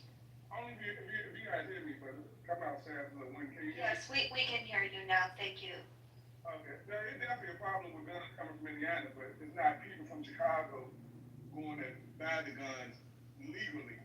It's people in Indiana buying the guns with all you need is a driver's license to buy a gun in Indiana. Then they are bringing the guns to Chicago, selling the guns. But it's not the way you describe it. It's not illegal to just go buy a gun and bring it to Illinois. Like someone said, that's a federal crime. But not saying you can't do it because what's odds you get caught. But that's not the normal way it's happening. And like I said, it's definitely not illegal. Can I say something to the point of the government? So I don't know, like, of course, there's a good conversation that this always comes up. Like, I don't really understand what the point is there. Like, what can you do against the government right now? Like, the government can still, you know, I mean, from my perspective, like, there's a more left perspective. I think the government violates people all the time, right? You know, police, like, they can pull you over, practically do anything to you, and what can you do back? Like, you, as it stands now, like, you're already living in a country where the government can do whatever they want to. So I don't understand what back on that. Like, is there gonna be some like ultimate day of a showdown where now you're gonna have to use your gun to protect yourself against the government or something? Like, I don't understand what the pushback is on that. Like, so it's just a matter of just like having a more sane and safe society and doing it in a way where yes, you get to keep your guns and also keep it out the hands of people that shouldn't have it. Like, I don't think it's a right for people who intend to kill people unjustly to have guns. Like, certain people should not have guns. Like, that's not how it has to be. Like, it can't be like, well, it's a human right, so everybody should have it. You know, as like a foregone conclusion. So, Senator, I'm gonna give it, like, I encourage you to look this up, and it's no, like, source, like I said, I'll look them all sides. And I have my side, and I could be wrong. However, I'm gonna have you look up the Battle of Athens. Not the one in Greece. I'm talking about the Athens, Tennessee, where a group of civilians, particularly veterans, were pissed off about the oppression of civil rights, the oppression of, you know, voters and Democrats holding a demagoguery. And yeah, those civilians waged war in the town. They went and shot it to the point where the governor was like sending out the National Guard going, what's going on here? And these veterans pushed back. The multiple, and not just veterans, but the civilian population, because they were armed, pushed back and drove away these crooked politicians that were doing a lot of BS. It's a really fascinating tale of the U.S. And there's many other stories that are kind of similar to this. The bonus pay revolution is another one for World War I vets. You should look at that one. That's another time when Americans have taken arms and kind of pushed back against the government, and some to seek refuge, and actually have won in some of these cases. So it's not just like, you know, they couldn't defy it. They did. But furthermore, people often leave this up because they're urban or suburban centric on their view. Yes, the majority of people live in very close-knit urban populations, and I agree with you. This is probably a source of problems. However, people forget the giant landmass that is the United States, and they forget that there's not only two-legged predators, but oftentimes there's not help out in the rural areas. Like, help is not coming within 5 minutes. It's a half hour to an hour. Yeah, you're on your own, and you have to defend yourself against four-legged critters, as well as the two-legged kind that come out there and say, hey, we're gonna mess around here because guess what? I can do this and know that I can get away before the police even come to the area to start their investigation. With all due respect, then how does Australia survive that? Australia really doesn't. If you actually go into the bush, Australia manipulates its numbers and manipulates it, but they have no problem glossing over the fact that they just like to murder fucking indigenous tribal people, black people in that region. Oh, no, don't get me wrong. I'll call them out on that all day. What they do to the Aboriginals is terrible, but at the same time, the argument is fighting against the wildlife. The Australians have guns banned since '94, and they've survived the outback for I don't know how long now. But they also give carve-outs only to certain people, like what Mr. Clark. Yeah, like my buddy Harry, Brad. My buddy Harry's got that, and he has to keep the gun and the bullets in separate safes, which just to me like doesn't make any sense. Like, what fucking use is a gun if it doesn't have any bullets in it? So there was a question posed about, you know, essentially like, what do a bunch of hits with AR-15s and lever-action rifles going to do to the federal government? Prescient's answer is consider Afghanistan.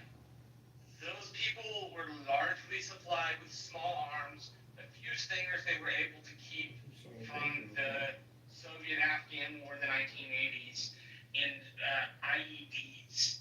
And they managed to hold off one of the largest military invasions in its history for about 20 years. right? Like it's not that you can't do it. A lot of people will probably die if that ever came to it, but it is possible. I like also. Granted, the terrain. Correct me if I'm incorrect on this, but the terrain is definitely a factor there, Marshall. It's not just the fact that they have to. One of the biggest factors. Same thing Yeah, with the terrain. Same thing in Vietnam. It was the terrain. It had a lot to do with the terrain. Like I'm just gonna say, like where I live and when I go to the ranch, I'm like 40 minutes away from police help.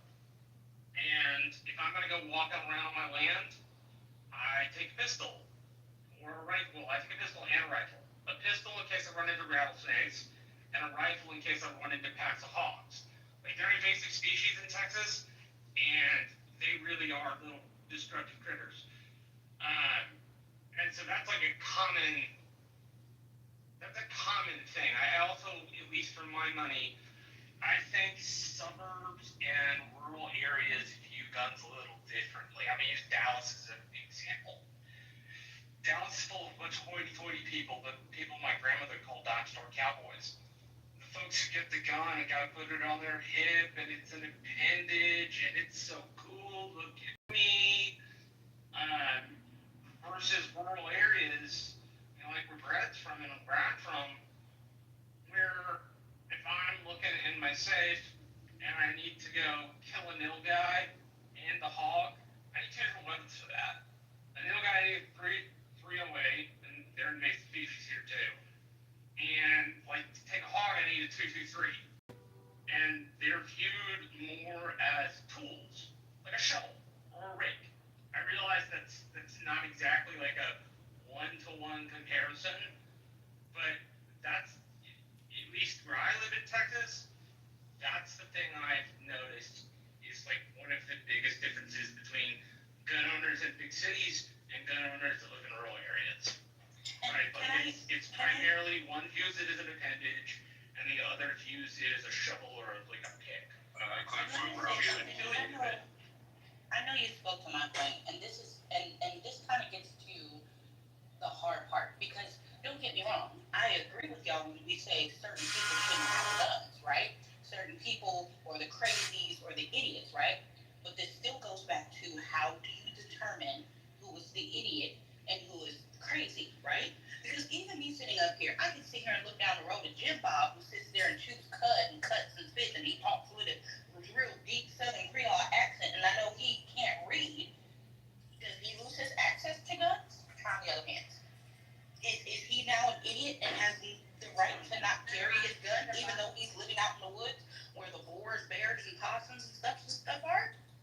This once again goes back to who is determining who's the idiot, who's crazy, and who doesn't have the right. Because, like I said, we can sit here and talk all day about certain people not having guns. But who are the people that get to determine what those people are, what they look like, how they speak, and how they look? And I have yet to get the answer. I gotta answer. So, if you have regulations, right? Billy Bob, I grew up in rural America, and we had a rifle critters, right, that we rarely use. So you could classify certain weapons for certain usage, right? So, for example, I am pro people owning guns to protect their houses. I am pro that. Because, again, lived in the middle of nowhere, well, not really middle of nowhere, but you get what I'm saying, right? Rifles are a thing, right? Especially in the rural South, when racism was a thing and white people were really crazy, and, you know what I'm saying, they would not give up. You needed a rifle to defend yourself off from crazy bastards, right? The racism, right? And so I'm for that, right? But as a law enforcement professional, I do not like handguns in urban areas. I don't care who's carrying them. I hated them. Hated. Because at any given moment, all I needed was one idiot, right? Thank God it never happened. That's all I needed. And that's all I thought about when my city, encouraged concealed carry, and kind of changed the rules, and then did open carry, right? That's what I thought about. So you can definitely have regulations saying that, for this situation, that, and you can do licensing, right? Renewals, like, this is what regulation looks like, right? As a pilot, not all pilots can fly my plane, and you have a certain type of license you're flying.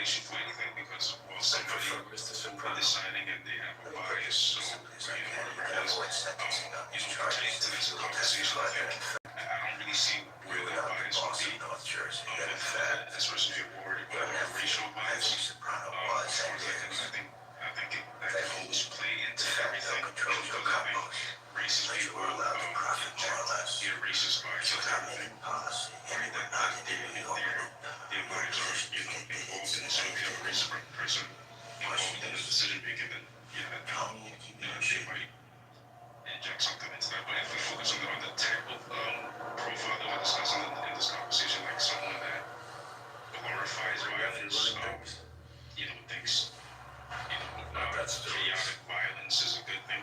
Anyone that's showing any signs of that online and expressing those kind of things, maybe we'll try to have other processes added to where they take a deeper look into the individual, but someone like that, and they start taking actual actions towards obtaining weapons, and they seem completely serious about this way of thinking that using these type of weapons to kill people is a good thing, or it's something that is seen like some kind of amusement or something. I think it's fine. It might not sound totally solid, but every single one of these people that do end up killing a bunch of people with guns do tend to express some of these or show some of these signs of expressing these kind of ideas. So I think there should be at least one way of targeting the kinds of people that should happen.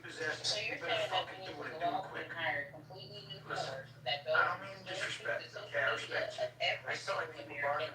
So that has to be listed on the list. Are they going to somebody get a notification? Hey, you shared this post about protecting your home and this person violently defended their home, but you were very much advocating for the violence against kids. So therefore, we're going to put it like this and ban you from purchasing guns.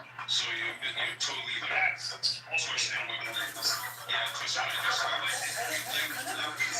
Defending the home would not be advocacy. I'm talking about, as he said, on social media. So there's plenty of videos where I'm putting intercepting women on social media, and I said, on TV, I'm going to cut their head. So for the whole, I'll be able to use my political system. Does that mean that because I feel that violence, I should use that but I did not interrupt you. So I said online, and I said, could not be me, because if somebody ran up on me in the middle of the night, I would go and so full of holes that I would shove a sprinkler and stay at, and even in water my front lawn, does that mean that I couldn't be afraid to carry my gun? I was afraid. Totally not so bad. I'm not going to be afraid to say it. I get on this app to say every day, women don't argue with their kids. When they put their hands on you, click. When they get in your face. Stop arguing when people will tell them to back up, leave you alone. Boom. Does that mean that I have to break my gun rights? Because I openly express violence on this app. No, that is outrageous.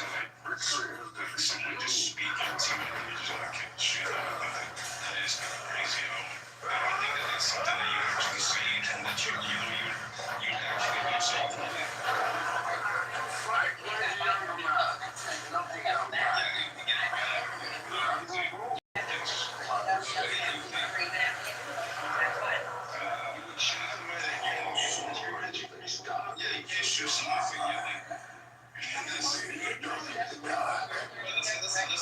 Listen, I wouldn't say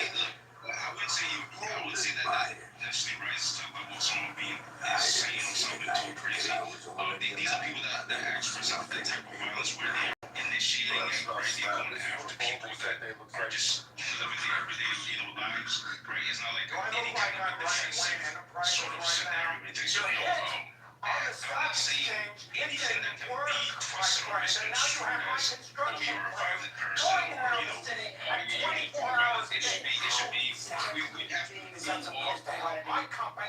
to be more specific. The judgment's being made already. It's how law enforcement operates, and you have AI that's tracking social media. So what you just said, and if you say that kind of comment over and over, there are trigger words that are tracked and are flagged, and it gets flagged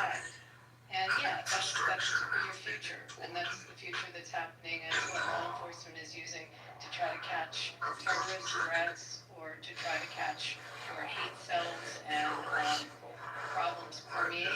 And more they're relying on AI for things like chat rooms and social media. If you're posting something like that or you say something that's highly aggressive, it will get flagged. I mean, whether you like it or not, that's the future of how they are intelligence gathering.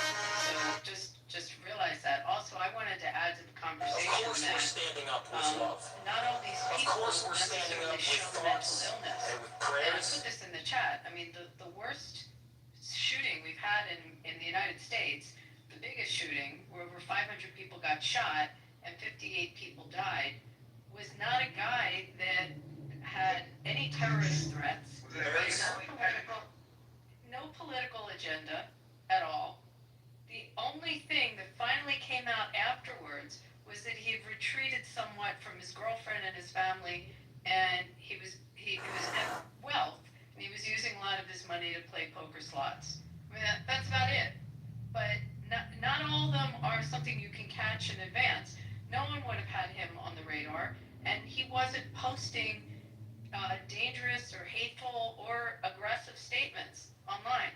But they are definitely looking for that now, and it's AI generated. It's how law enforcement tracks.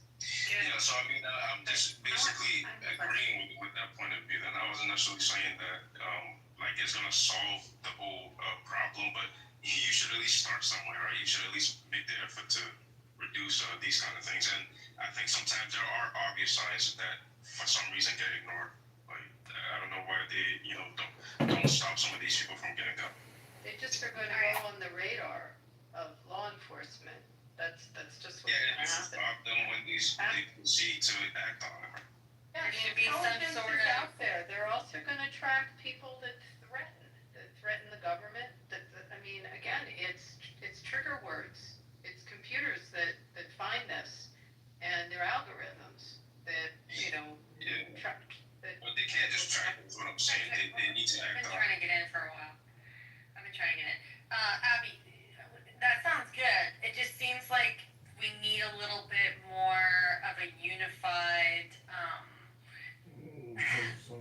depository for the flags, or for the trigger words and the flags. It seems like they're a little bit compartmentalized, when it comes to school system, I'll make military. you feel good about it, Holly. I'll Okay. tell you where it is. There's 79 fusion centers in the United States. And Google the word fusion center and read what they are. And they actually are tracking counterterrorism and tracking cyber issues. And the fusion centers are a combination of FBI, your local law enforcement, DHS. Sometimes they will bring in ATF. I mean, it's the whole point of the fusion centers happened after 9/11 when we realized that our intelligence gathering wasn't coordinated. So now there's these coordinated centers, and a lot of them in urban cities. But Google it and read about them. So is it perfect? Absolutely not. There's tracking also that's done, by private enterprises as well. I mean, the technology is there, guys. The technology is there, and it's tracking hate, it's tracking extremism, and hopefully it can track these horrible posts when it comes up and just put it on the radar. But Is there some way it makes you feel any They used better? it during COVID as well. You have to remember, they Yeah, used it during COVID as well. Absolutely. And that was across, so that's why the dangers like Meta, how much do they own? All right, how much can they muddle, tamper your vote? Is there some way? Hold on, I'm not done. I wasn't done. Is there some way? Let me just ask two more questions to Abby. Is there some way to combine that with the whatever software or depository that the gun shops use to do the screening or to check people? Well, that would Can we make it so that- interesting, isn't it? Because that's ATF that really oversees that. But it's interesting. There probably is. Remember, everything is still within the confines of what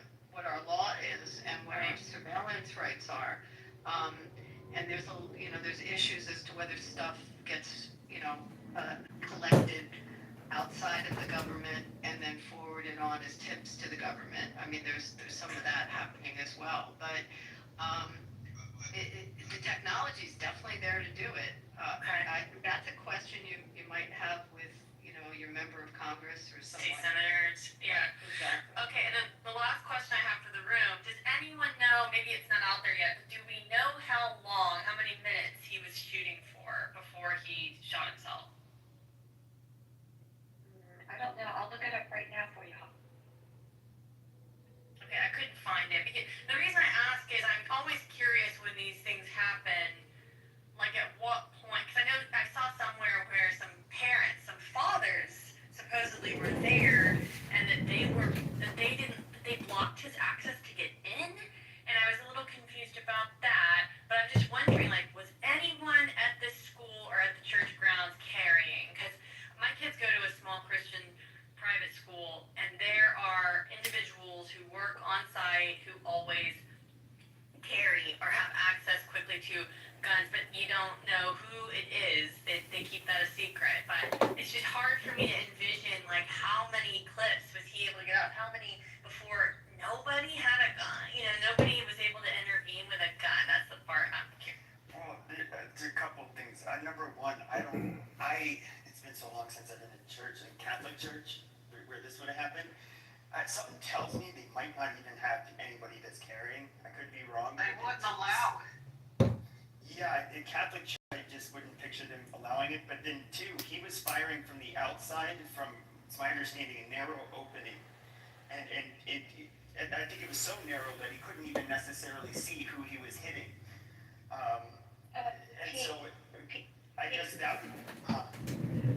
I was just gonna say, so there was reports this morning that he tried to go through the front door, but he was stopped by some adults, and that's the reason why he then walked on the sidewalk in the windows that you're speaking of, Pete. There's like those 4 single windows with really narrow openings. Those are the 4 that he went through. But yeah, that's what the reports were saying. It was stopped by the front door. To answer you, we put plate glass. We plate on the synagogues now. I mean, that's one of the things we've done nationally is we've plated our windows and our glass.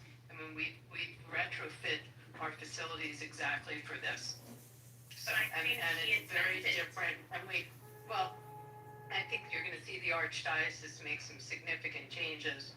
I actually was talking to someone where I live that they were meeting with Metro, where I am, to start changing exactly the protocol when people go into church.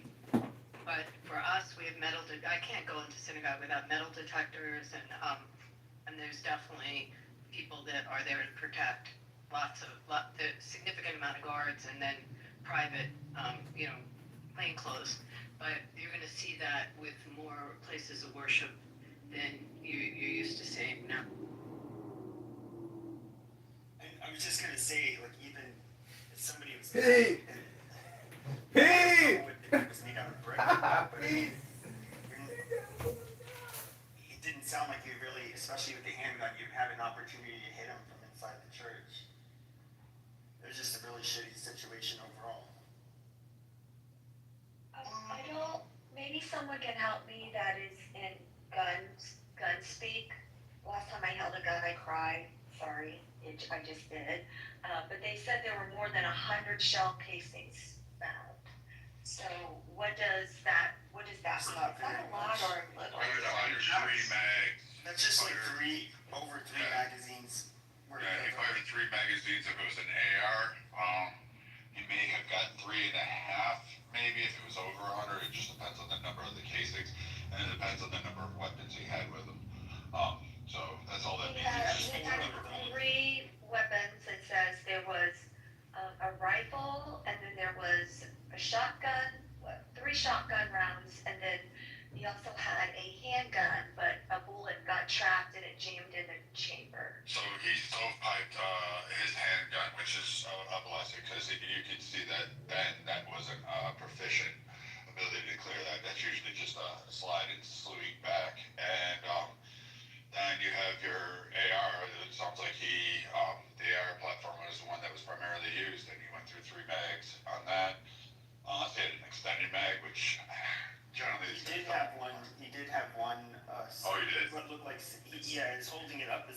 writing on it. It looked like a 60-round magazine.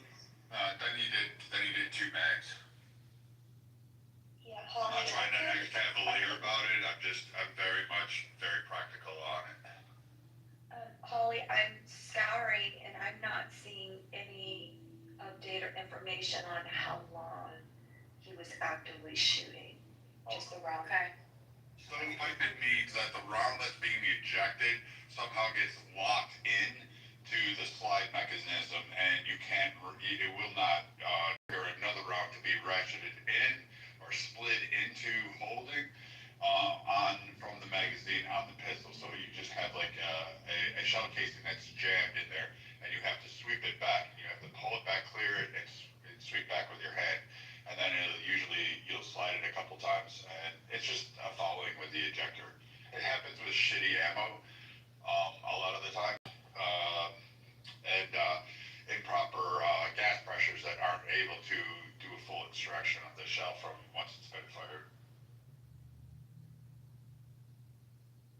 And as far as 30 rounds, I mean, I could do that easily under a minute, well under a minute. If he just has like a mil-spec trigger, like a standard trigger, like you'd use in the military, I mean, that could have pretty quickly, like. So you think it could have been minutes? No, I would guess it didn't even last 2 minutes. I mean, Wow. You can fire rounds off really quickly. If you have some triggers they have a much lighter pull and travel. So you can rounds a lot quicker, but I'm just guessing he had just like a mil-spec, like a standard trigger, which you could easily do that in between a minute or two. Not that it matters, right? Because the whole point is to inflict as much damage as you can in a small amount of time. And then when you can no longer, for whatever reason, off yourself, unalive yourself. But in that time, depending on the weapon that you have, it could be 1 minute, it could be 5 minutes. People are gonna lose their lives quickly and horribly. So, it is what it is. But Abby, I was going to say that Palantir, part of their project, is to, they're going to aggregate data from every platform, whether it be social media or just any online web that can be traced to your IP, that can be traced back to you. And so their algorithms are going to do more than just look for keywords. They're also going to look for like patterns. Where have you said it? What type of social media do you use, right? Where are you making these statements?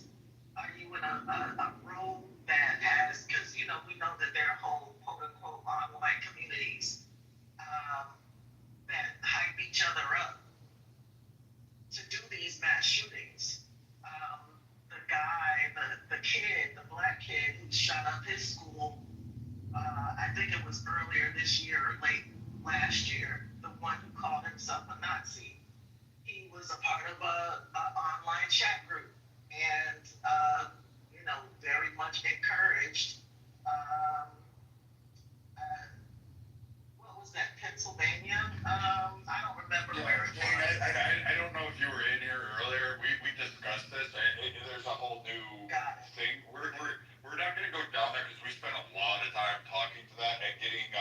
We actually have I guess I would say quasi pseudo expert who actually works in this field. He's going to come back. He's going to get in touch with KK.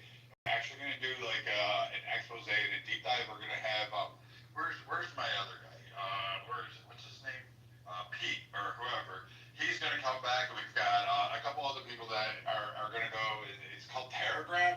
I didn't know about this, but we're going to hold an expose on that and a deep dive in it. So I don't want to go too much back down this because we spent like a good hour having this guy explain the level, and we're going to get more intricate. can tell you, as somebody who's spoken with these people years ago, I would just call them accelerationists. Most of them are neo-Nazis. Like, these guys are batshit fucking crazy. Like, yeah, we'll save it for the other room. Yeah, I definitely, and if I can find one that is part of that group and bring them on, I definitely want to hear them. I want to interview them. I'm not afraid of them. Like, I would love to do a lot more to them. I promise I'll hug and cuddle them and call them George as I put them quietly to the great beyond. But I do want to interview them. I want to find out more. I'm curious as to why this only in January 13th of 2025 was given the designation of a terrorist group, and that we actually know who these people are and where they're hiding in 3 separate countries, where these leaders are, and we haven't done anything to extradite them. And both administrations, Biden and Trump, have recognized the fact that this group is very much a problem. So we're going to deep dive, King. Don't worry. Tune in, follow the room, people, and we're definitely going to have this expose. We'll be advertising it once I get some more notes together. Hey, KK does her spirit finger thing. We're going to get this going. So there was another mass shooting, 1 dead, looks like 6 shot, the day before this in Minneapolis. It was in broad daylight, in the middle of the day. Suspected shooter fired approximately 30 rounds. Holy shit. Jeez. Just the day before. But the ballistic stuff is not the same person, right? No, I'm reading right now about the story. Police were at the scene, they found a man dead. Yeah, in Minnesota, I really just had thought Minneapolis and St. Paul, it used to be beautiful. It was the St. Paul Winter Carnival was great. The Jazz and Blues Festival, one of the best I've ever been to. That's a shit show now. As somebody from Minnesota, I'll tell you, unless you're going up the Boundary Waters, Grand Marais, it's beautiful there.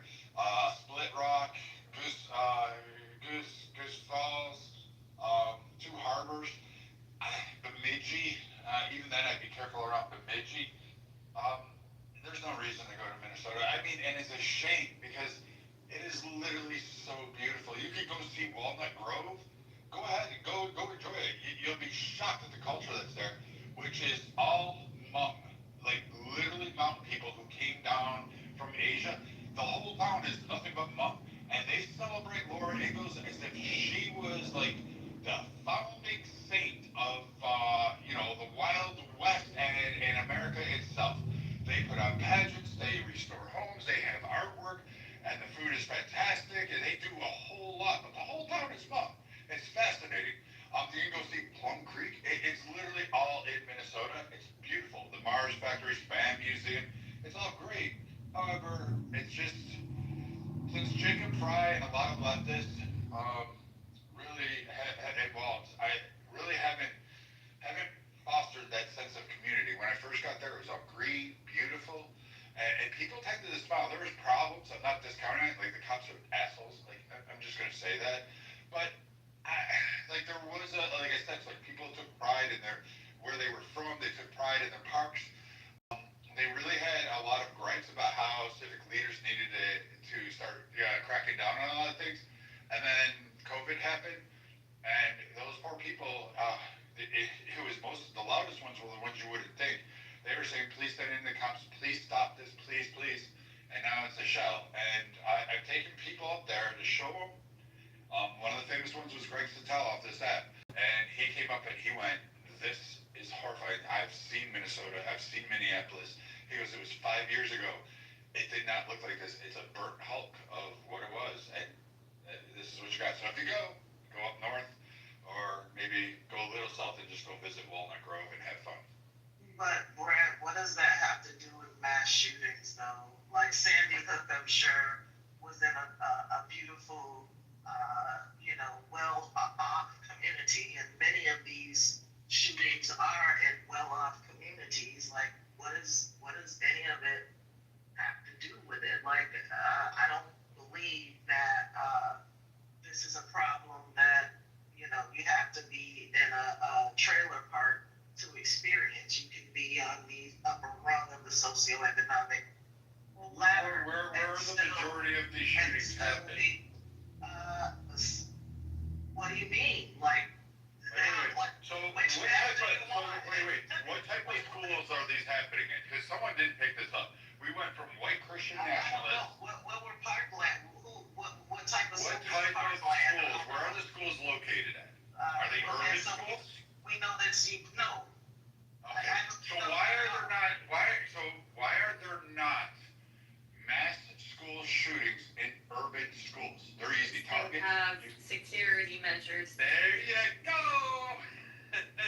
Bingo there, start one. Well, they have security measures. Right, but also there's shootings at Target, there's shootings at church. This shooting was a shooting inside of a church. I mean, it was at students who were a part of the schools, but don't forget about the synagogues. I think the last. Okay, so now you're looping in everything. You just went from schools, and I told you where are the vast majority of the schools shooting. Wait, hold on, stop.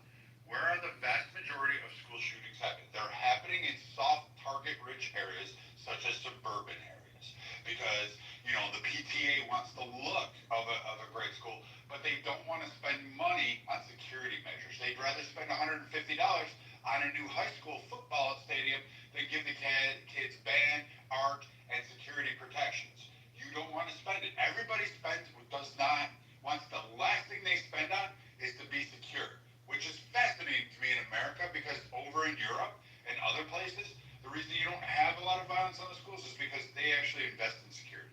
They have measures in place. They also don't have weapons on the scale of the United States.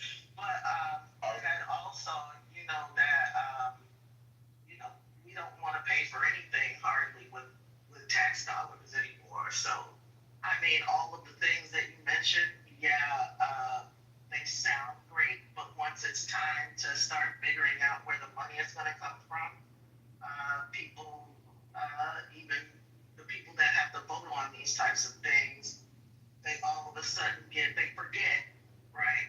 Because as we've forgotten before, and people forget again, the way people feel and having all these conversations, because this has happened too many times. It's the norm, right? Nothing's going to change. I just got through telling you. Go ahead, Finley. Go ahead. One quick note about the soft targets. So Florida schools, because we've had a couple school shootings down here, there's deputies in every school, including the one in which the deputies failed to respond. Also, Florida State, which is a major university, Go Noles, also we have campus police, and there was school shooting. I think Virginia Tech is the same. So, but I wanted to make sure again that it's not just security at urban schools, because they have shootings as well. It's the randomness of the school shootings that is happening. And again, I think it's this idea that it ain't gonna happen here out of this group. That's what I think.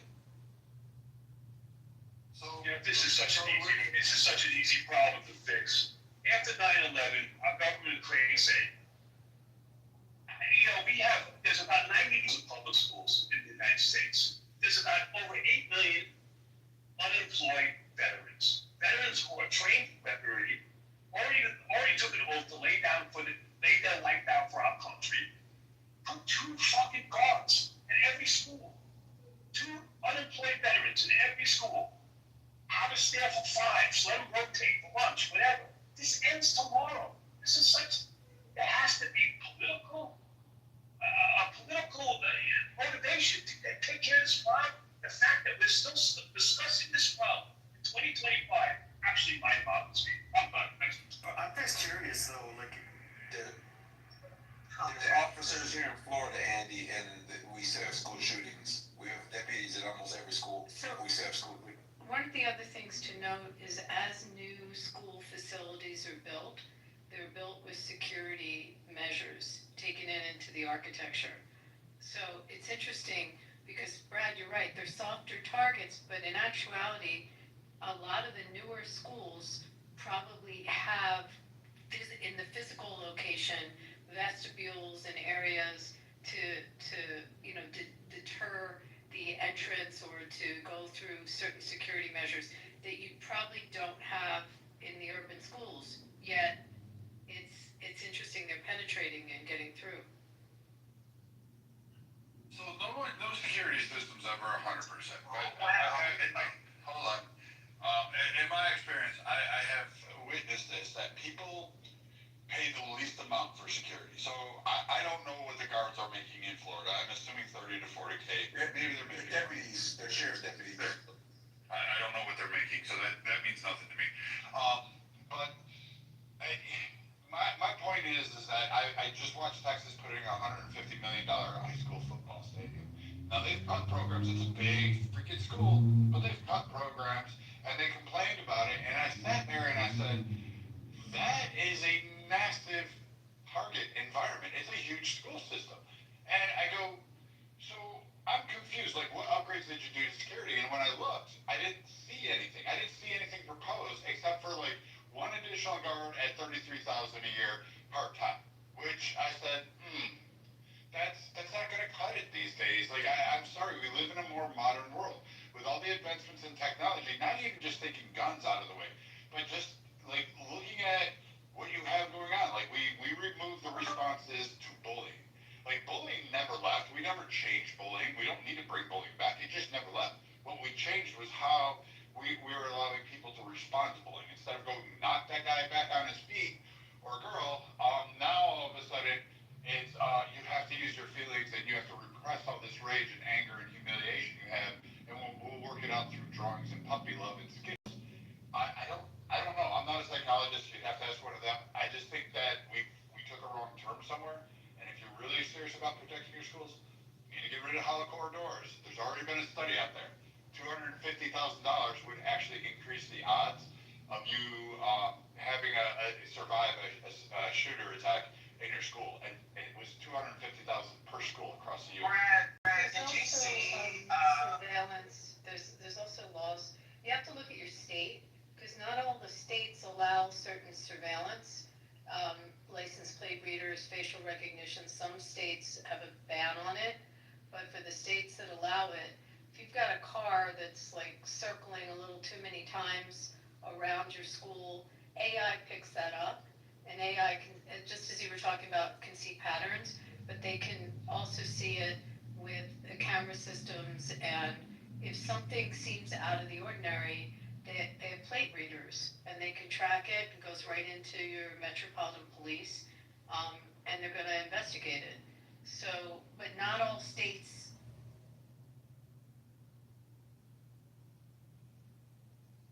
You there? You're in the Pops matrix, up Abby. in the camera. You're in the matrix, Abby. Yeah, we heard not all states, and then you went on. Sorry. Oh, I'm sorry. Not So all can you hear me? Can you hear me now? Loud, clear. Yes, ma'am. Okay. So not all states have it legal to have plate readers and facial recognition. For the states where it's legal, you have surveillance, and you have between AI and regular surveillance. If a car is circling around a school in it too many times, or in an abnormal way, they're going to pick up on it, and the cameras are going to trigger, a dive into reading the plates. And again, it's not all states allow this. The same thing with facial recognition. You're going to have, if someone is in the perimeter or the curtilage of a property and their face pops up on the camera, that's going to be triggered into facial recognition. If the person is then ID'd as someone either with a record, or they're even going to look at if someone has tats on their neck that are, white supremacist tats, or I don't know, you come up with something. They're going to look at their surveillance videos, but they'll use facial recognition. It's not in all states. Like in Florida, where you're talking about, you can do this, but you can't do it. I think like Illinois, you can't do it. My state, is probably the number one state where you can, because we've had this, because of our industry. But you should look at your state laws and how much they can protect vis-a-vis the plate readers and the facial recognition. Brad, did you see on the news, I think it was last week or the week before, this happened in Seattle, right on the ocean front, where that guy pulled out a gun and shot the vet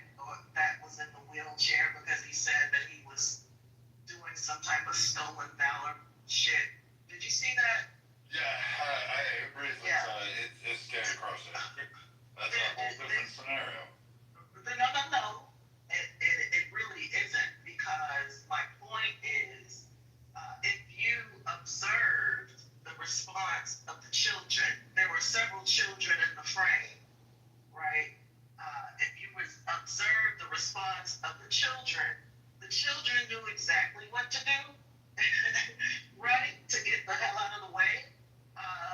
And again, I think that we're trying to do all of this brainstorming and people want to act like they're going to produce any type of problem solving at this point where we lost the plot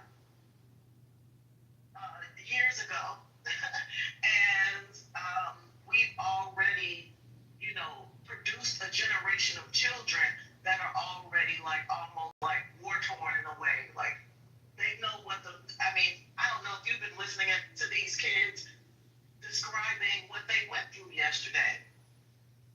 They're not shocked. They know because they've heard the story. They're familiar with it. This is the norm. And I feel like we got to stop jerking ourselves off, trying to feel better about it and accept that that's kind of what we've chosen as a society. And this is just kind of what it's going to be. This is what it's going to be. So I will You're not going to protect your children from not only being shot, but I feel like you're talking about trauma, robbing children of their innocence, exposing children to extreme violence, like in real life. People talk about the video games, but we're talking about live and in color in real life. And we can't act like this is not the norm and that we didn't choose this. So I come from a generation that was doing duck and cover drills for nuclear war with our desk. Apparently, the desk from the 80s and the early 90s was sufficient enough to withstand nuclear blast. I think we should bring those back because if they could handle nuclear bombs, what the hell, man? We just use those. I also had the fear. I was a latchkey kid. I was literally a predator's wet dream. Like, if there was a non-Windows on the back, I was probably the target they were looking for. Because I walked around with a house key around my neck on a string. Not even a chain. We were so broke we could only afford string. And God help you if you lost that fucking thing. So yes, I grew up in a generation that was scared. And we had to immediately walk home. We didn't have cell phones. No one gave a shit. The only time your parents knew who they had was when the news came on and it said, it's 10 o'clock. Do you know where your kids are? That was their, like, oh shit, I have kids? Okay, so there's a little tongue-in-cheek in there, but that's literally how I grew up. And I'm going to tell you something, like, every generation has this fear. Like, we had kids that thought bombs were going to go off. They thought Russia was going to invade. We had movies. We had media. We had news coverage that was inundating us with, like, we're all going to be, what was that movie, Red Dawn or something? Patrick Swayze, a whole bunch of kids, like, fending off the entire Russian army. And we were all going to be that. We were like, yep, I'm going to have my ear pierced, a handkerchief on my thing. I'm going to look like the boss with a cap folded in my back pocket. And I'm going to kill a whole lot of Rudies. That was literally how we grew up. So I get the point. Yes, I don't want kids to be traumatized, but kids are traumatized every generation. Brad, we train, so I hate to break this to King, but we train our kids what to do with active shooters. We have drills with them. We now have this new initiative with the summer camps because the summer camps were so at risk. So we have to put in, and those are exposed. If you ever went to camp where they're located, they're usually remote. They're on lakes with access, public access, and we have to train the children. We train them at our community centers, at our schools. We used to just have to train the staff. Now they have to know what to do, how to evacuate if there's a bomb scare. However, what Brad is saying, when I was a kid, we went under our desk for fear that the Soviets were going to bomb us. We had these drills in public school, so it's not... If you go to old schools, you'll see the radiation signs. Yeah. The Vittel. It'll have radiation of the fallout zone. I was here. They ushered it down there. It's like walking down in a green uniform. Yeah, they ushered it down there with some janitor in a green button-down shirt and green pants, and he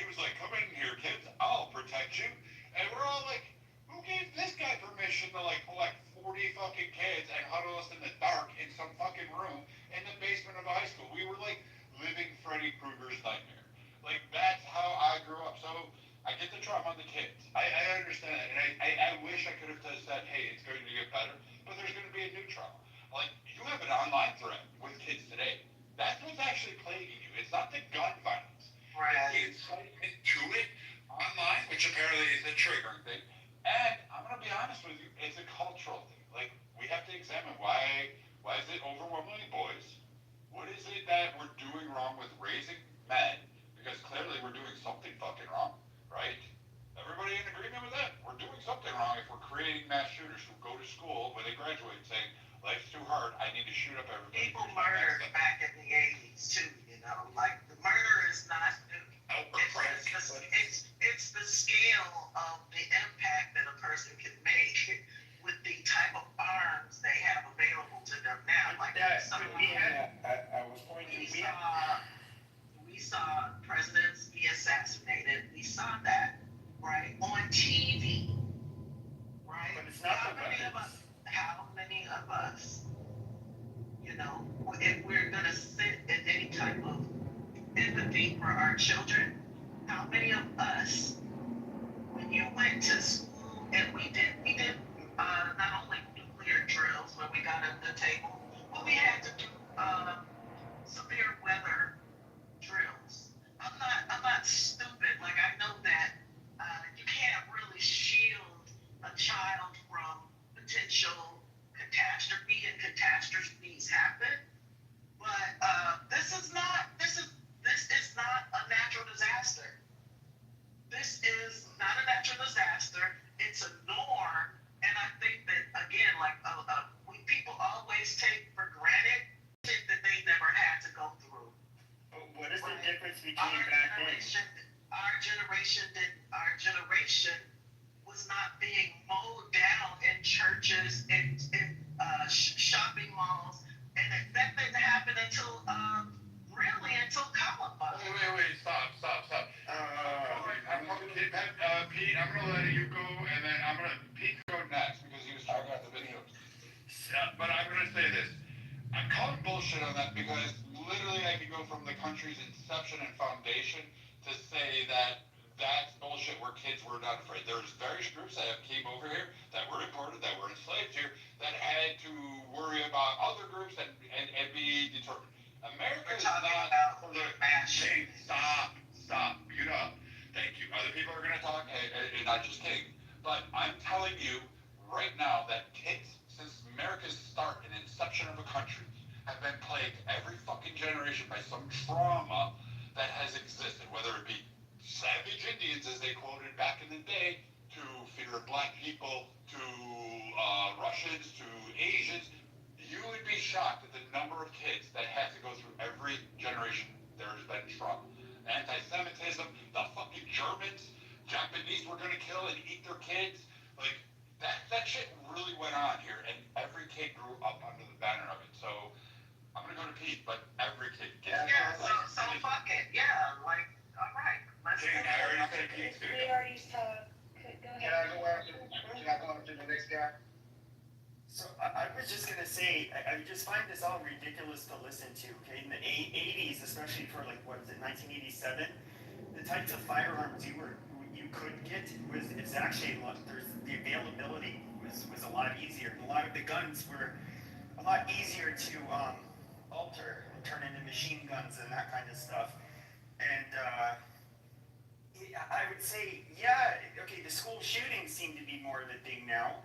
But it's not because suddenly we have different types of weapons that are more lethal. That's not the case whatsoever. And even then, there's more school shootings, but if you were to look at when homicides and gun violence reached their peak, it was in the late 80s and early 1990s. And the whole meme about metal detectors in schools happened mainly in urban high schools, because these kids were shooting each other at school and after school. So I guess you kind of deny that there is a problem with the people as opposed to everybody wants to look at the guns, I think, but why is it that we have this problem now and didn't before? So I agree with the idea of there is an issue with how we're raising boys. issue, but this specific issue of school shootings is on the rise, and we figured out the 80s violence, right? You deal with gangs, you get these, young guys either back on track or you put them in jail, right? We figured that out. We not added a particular bad actor, right? And that's a problem. But I will say this, and I'll say it 30 times. Like, you cannot underestimate the fact that there is a problem with our boys. There is a major problem with our freaking boys. And we gloss over it, like, yeah, the girls, but we gloss over that major fact because they're not only shooting up schools and violence, dude, there's a youth crime, uptick in youth crime in a lot of cities. A big uptick. And it's only going to get worse if we don't deal with these young men and get them on some type of path. Thank you. Go ahead. Well, I have agreed with, some of the points that family and people make. It's like, look, we actually did not figure out gangs and stuff. We understand them a little more, but we didn't figure out how to deal with gang crime. The same kind of crime that we're dealing with in our cities, our inner cities right now, with young men with nothing to do, running around, stealing and killing. That's the truth. It's our sons, it's y'all people's sons up the streets, it's everybody's fucking sons out here doing this stuff. And the difference between now and then is actually some neighborhoods were actually safe in the early 80s. If it wasn't touched by crack cocaine and gangs, you were able to go on some blocks and some people understood, especially even the kids knew, like, that's not a block we can play on. Like, we can't hit licks over there. That's but now it's no holds bar. Like, whatever the impulse is at the moment, that's what's going to happen on the streets. And the people who are unarmed and unprotected from them are the same people who are unarmed and unprotected when somebody does a specific type of crime in which we freak out about, called mass shootings.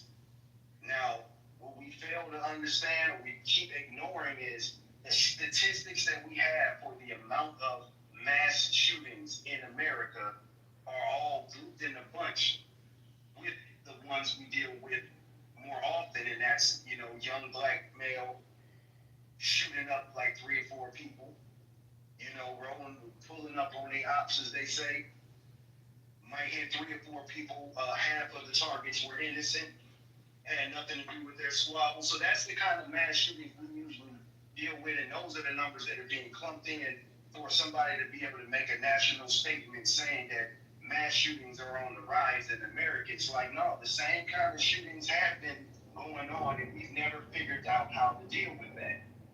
But these school shootings and shootings at airports and stuff, it's just the same symptom of, it's not about trying to take the weapons from people, it's trying to figure out how to get more people to understand that nobody's coming for you.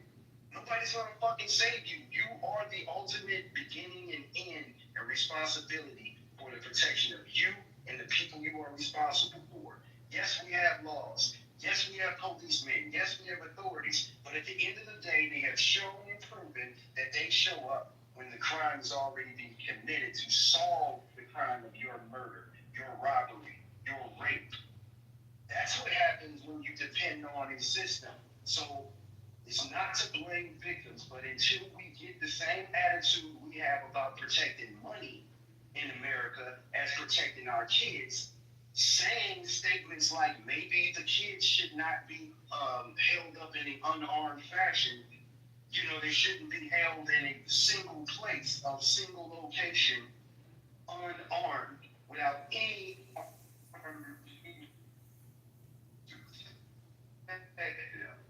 because we protect our money. Like a pretty bitch. Don't think you're going to place that has loads of money or anything that's worth it that, like, the problem is right in front of your face. You're scared to protect kids. You want somebody else to protect them. That's right, and we protect our guns. Thanks. Hold on just a second. Excuse me. Can I get back in the queue, KK? Yeah, well, not yet. Hold on, excuse me. Okay, not right. Thank you. Just a minute. room soon, and I wanna just give last call for anyone that's in the goo that wants to come up and speak. Now's your chance, because we're gonna turn off hand raising. Also, before we let Mr. Finley and Queen also start, have a share, I want to give an opportunity for those who have been on stage that has not spoken yet, like Annie and Jules, and perhaps Mike, the opportunity to speak. Flash your mic or come off mic if you want to speak now. Okay, great. So ladies first, let's go Annie, then Jules, please. Go ahead. Good evening to everybody on stage and in the audience. I live in Arizona. I'm a big fan of the Second Amendment. I was a victim of gun violence, which is why I'm a fan of the Second Amendment. All of my husband and I's children have gone through a school district which was recently, within the last 5 years, implemented armed security. So in addition to having a school resource officer provided by the city, which is grant funded, they work at each school, they work in conjunction with armed security that is taxpayer funded, that was spearheaded by a retiring police officer, and that's what the foundation was built on, with a group of veterans. And it was voted on, passed, and funded. It is possible. Force must be met with equal force, and it has to be done immediately. That's the only way we're going to protect our kids. Love y'all. Thank you, Annie. Thank you. I have a history in the military community, and even some of my friends that are retired or out, they have done that. They did that a couple of times all across the country. They kind of just set up just a presence known, just to be like, it just kind of, a force of presence that might deter, any future issues. Go ahead, Mr. Hey, thank you. Thank you. I agree with everybody, what you're saying, but I think the root problem, the FBI said today that the Minnesota school shooter was a person with a hate agenda. You can't say no, of course. Duh. He has a hate agenda. But you have to look at what this country is doing. We're bringing in people that have an American hate agenda. Whether they came in through the borders, get no respect, they hate America. Whether we're bringing in college students from other countries that hate America, spit on America. College professors are coming in from other countries that can't stand America, Jules, hate America. are you talking about immigration right now? Because we're talking about the school shooting in Minnesota. Yes, Okay, I'm talking, just making sure. about this person had a hate agenda, is what the FBI said. We have a country full of hate agendas. We elect members of Congress with a hate agenda. George Soros wants these things to happen in America. He hates America. So this child, or this transsexual, whatever, got the agenda of hate because it's drilled into him. Just like it's drilled into the other haters I mentioned for America. And that's why it's happening. You have to respect America. You can't hate America. If you want to live in America, you can't just hate America. And with guns, everybody's blaming the guns. Of course, a person like that should not have had a gun. And we could see till tomorrow it's not going to happen. They're going to be prevented from getting guns. But we got to get the hate that's being taught all around the world about America. And just look at, I don't want to bring the Middle East into it, but I'm going to. When you have countries that teach their children hate from within their schools, within their whole lives, they're going to have hate in their heart. And they're going to show that hate in their heart one day. And that's why I think it's starting. Thank you. Thank you. Mike, you're on stage, hasn't spoken yet. Would you like to come off mic and offer a share? Mic 1, mic 2, mic 3, mic 4. Okay, go ahead, Mr. Finley. Mr. Finley's on the phone. Go ahead. Yeah, I just wanted to remind Blake that being shot and being in an environment where you're going about your business and being shot, like whether you're in a church or whether you're in the Target or whether you're at school or the university, like it doesn't matter whether you're talking about people on the street that are shooting, like on the street, you know, like the guy in Seattle pulled out his gun and shot that vet in the chest, or on the street, on a crowded street, right? Like, it doesn't matter. So that's why it's all grouped together. Mass shooting is mass shooting. It doesn't matter what neighborhood it happened in, unless you're suggesting that it's normal or acceptable or No. I don't know. So, No, so, not at so, all. so that's why. I mean, the answer, in my opinion, in my opinion, the answer, the remedy for all of the above would be the same, right? But that's never gonna happen. And so, you know, I'm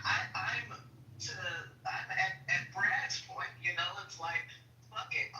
Every generation has to, you know, some of us have to duck, you know, we never know when, you know, you'll be a part of that generation that, you know, really has to duck when you go to lunch.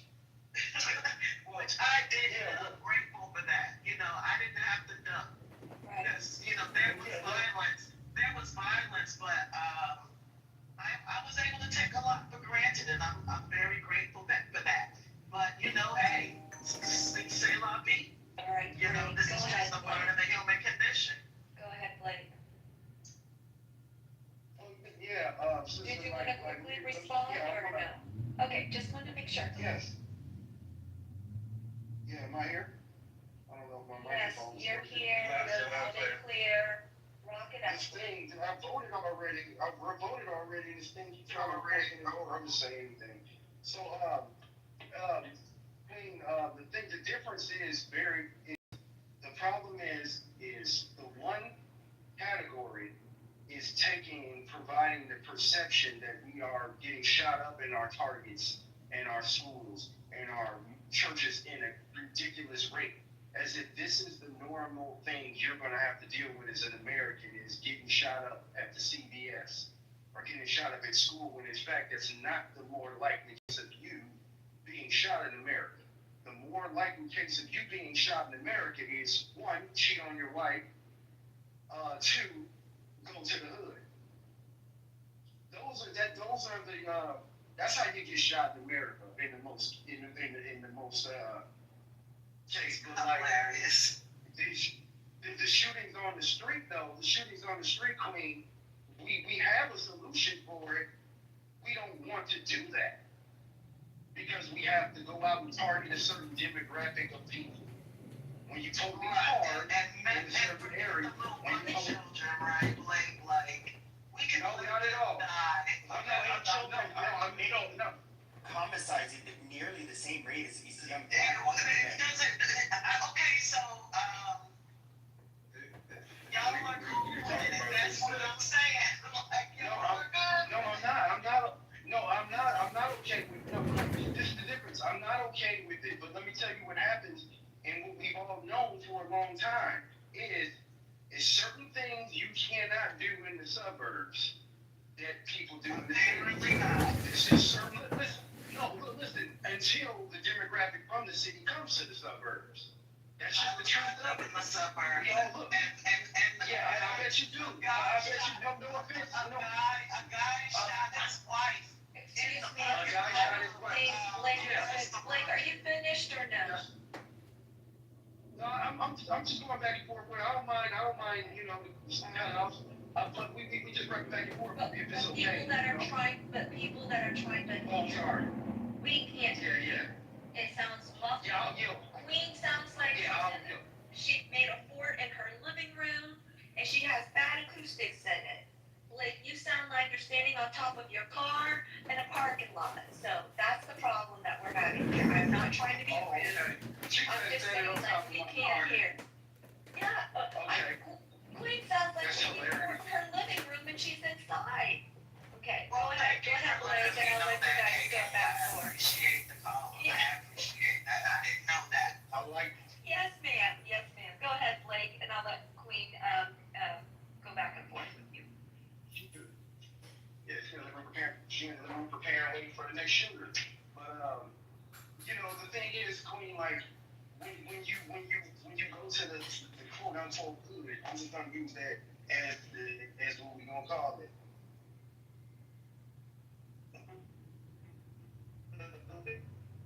Blake, you're in the matrix now, Blake. Blake, you're in the matrix. We can't hear you. In the quote unquote. Oh dang. Oh, how about now? You know, You're still choppy. You're still a little choppy. sorry. Barely. How about now? Yeah. Okay, try this Yeah, now. that's If not, then I'm gonna Okay. hold on and Yeah. go. Okay, you got it?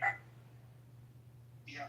So yeah, I'm saying like when you go to the quote unquote hood versus going to a decent suburb, here's the start, and I'll start with the more minor things that are indicative of the problem of the quote unquote hood, and that is you're gonna see ridiculous loitering in places where people want and need to spend money and people need to make money.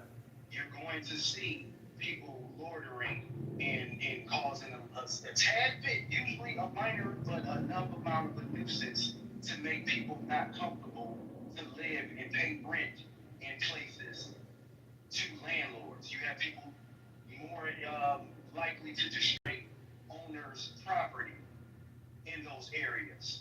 You're going to see littering. You're going to see garbage all over the fucking place. This is coming from somebody who's from there and does live there.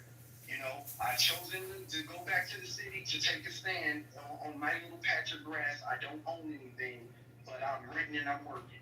I'm working in that city. My customers are in that city, so that's where I'm working at. But, so I don't want any comments about, oh, you from the burbs. I grew up in both sides. So the deal is, when you go to the quote-unquote hood, you're going to see trash all over the place. And people say that's not a big deal, but that's indicative of the bigger problem. You don't care about where you live. You shit where you lay. People in the suburbs, a Karen will actually curse you out for throwing a soda bottle on the ground. No, Karen. And then a nigga who did it, who just moved into the neighborhood, is going to curse Karen out for getting in their face and being rude. Yes, you might have can't mention rude, I guarantee you, but I bet you've seen 3 times as much rude in the hood than Karen can ever bring from Shaquana. I'm just saying. Now listen, she's gonna be a bitch, she's gonna be annoying, but you're gonna go back and you're gonna tell your mom. And your mom's gonna come out and fucking go back and forth with Karen. And there we go, is a missed opportunity for an alliance in a neighborhood in which we both need to live. In the suburbs, the police do harass people at night if you don't look like you're from there. You know why? Because they ain't about to play that shit over there. It's always been the saying, when we knew about a certain railroad track that we don't want to cross at a certain time of night, and it's not because we're going to get hung for being black. It's because if you come up in there acting like a nigga versus being a black man who is a person who got a place to be, that's the difference. So whatever you want to say, the suburbs have had a more better reputation at dealing with snuffing crime out at the root versus in the quote unquote hood, you just let shit go. Because within those same cities, you don't even have to go to the suburbs. You can just go to a certain neighborhood in the city where more affluent people or more working class people live, and they kind of keep their neighborhoods clean.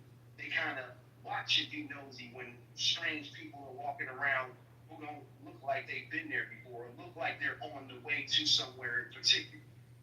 You know, people ask questions. Hey, what's up, man? Where you going? You know, But in the hood, do it too, depending on what neighborhood you go in, but it's for more nefarious reasons. You go anywhere in LA that you don't belong, somebody's gonna say, where's that you from? So those are the differences. That's the differences. And we know how to deal with that. We just don't want to do it because what is going to end up happening is you're going to have county jails full of young black men, and people don't like that.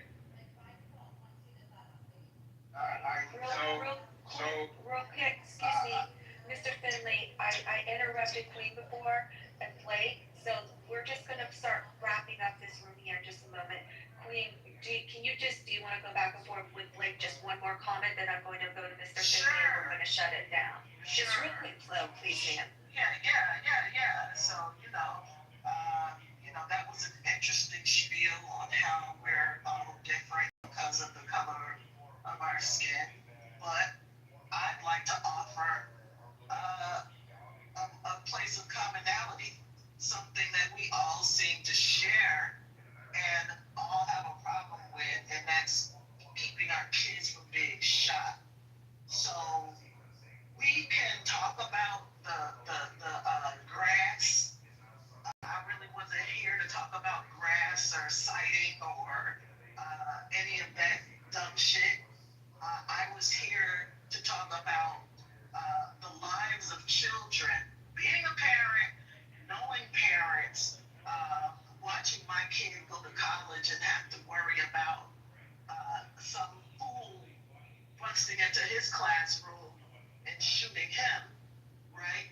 I think that instead of focusing on socioeconomics and the differences between a poverty area with uncut grass and a middle class area where they may have money to pay somebody to cut their grass, I think we should keep the focus on keeping these children alive, which we're all seem to be failing on because we want to, we know what we want, right? We want our guns, and I love that for y'all. Y'all can keep them, but again, don't act surprised. When you see on the news the consequence of that. That's all I'm saying. Got it. Thank you. I love that back and forth contention between Black and Queen. Mr. Finley is going to be our last speaker, and then we're going to go ahead and close down the room. If you are in the audience and have a pink ticket, please join the house. Just pin up to the top, the political compass. And if you have any room suggestions, flood Brad's DMs. Send him the most random, stupid shit you can ever find, to include how to use a crock pot.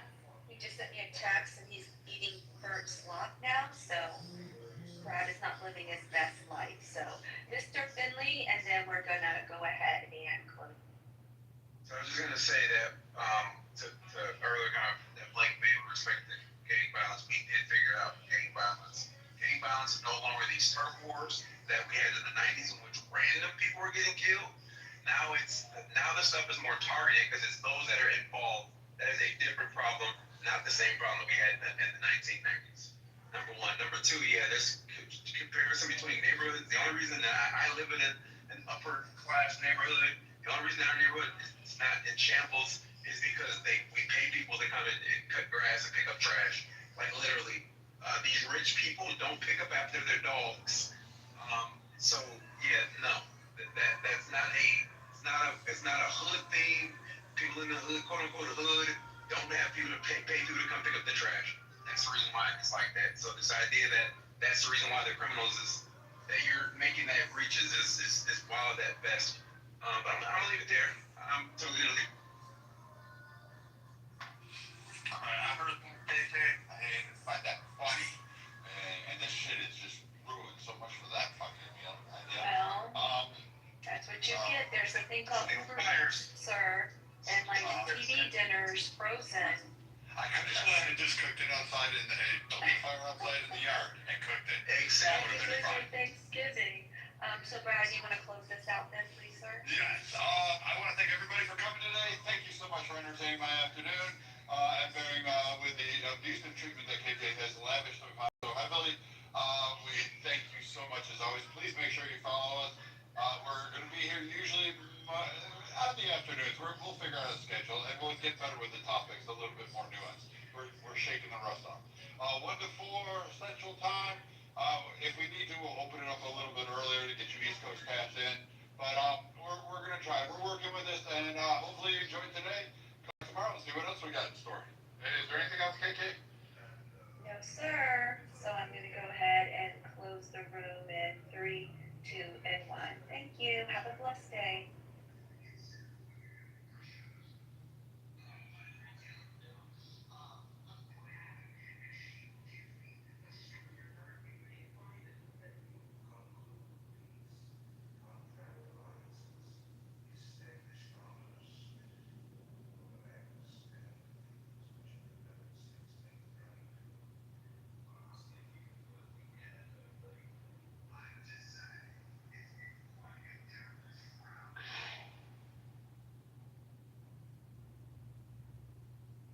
Hello.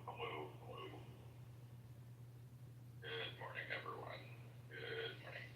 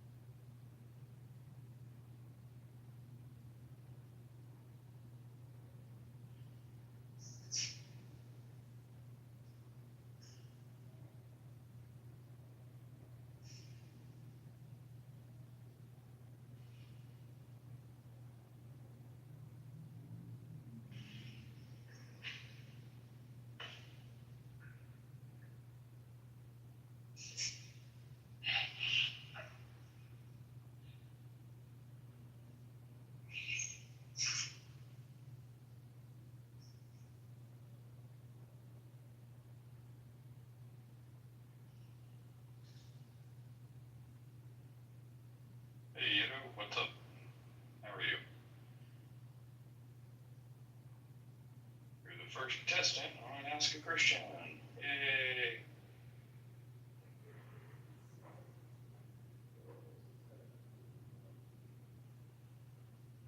Or not.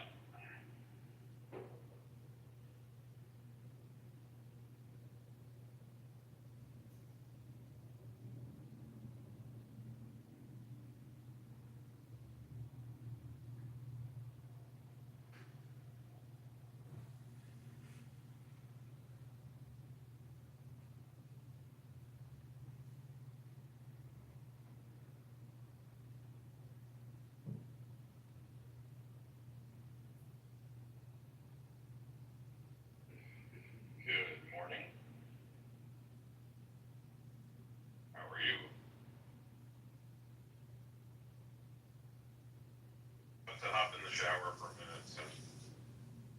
Sure. Makes sense. Join the room, then leave it. No, I just saw you. Dude, what was up with the marathon yesterday? I've been doing that more, like, since I'm not working on, spinning my wheels on websites and all this extra stuff. I'm kind of lost out in space floating around. So I'm like, well, what do I need to do with my extra time? So while I'm regrouping, I'm like, I'll just keep talking on Clubhouse. So yeah, they've been extra long marathon hangouts. True. Yeah, I didn't mean for the SDA thing to get out of hand yesterday, man. That went on for a long time. Well, I guess it's human nature at this point. Like, we like to punish ourselves because, I do it. I do it too. It's like, I'm not talking about this. And then someone asks a question, and 10 hours later, I'm like, oh, I guess I am talking about it. But did you notice this has got to be an example of something. Like, the Calvinists and non-Calvinists got along with hardly any opposition whatsoever.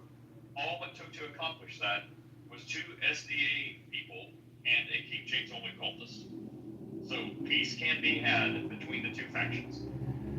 Well, this is true, but at the same time, like, the non-Calvinists did behave themselves. Like, you know, I don't care to get into Calvinism with people, but when they say crazy stuff or they make little side snidey comments, like, I let some of the snide comments slide yesterday, but, like, you know, I mean, overall it was peaceful because the aggressors decided not to aggress.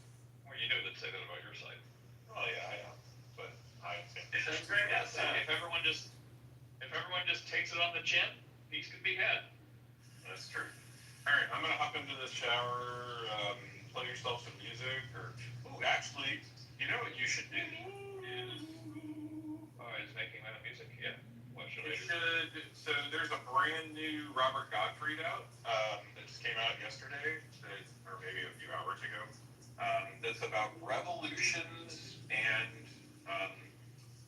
Christianity, and it's really good. It's only 20 minutes long, and it goes into a lot of stuff about the American Revolution that you probably didn't know, and the establishment of religion with the federal government and all that jazz. And then it goes into the French Revolution and like a compare and contrast between the American Revolution and the French Revolution. It's super interesting. You should check it out. I mean, if you got nothing to do before people start coming in. Oh, I'm playing Fortnite. Ditto was here for like 2 seconds. Mike? All right, well, I'll hop back out here in a minute. All right.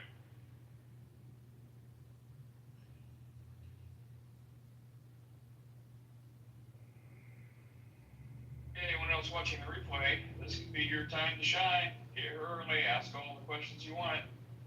Oh, hey, Luke. Good morning, Luke. What's up, Luke? How are you? How's your day going? Good. Just got my first break, as usual. How are you guys? What's up, good? Just got here. Just getting started. Very good.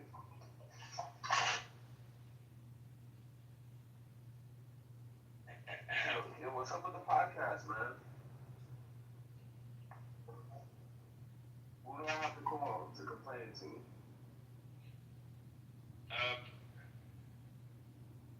I don't know. I was just telling Chris, I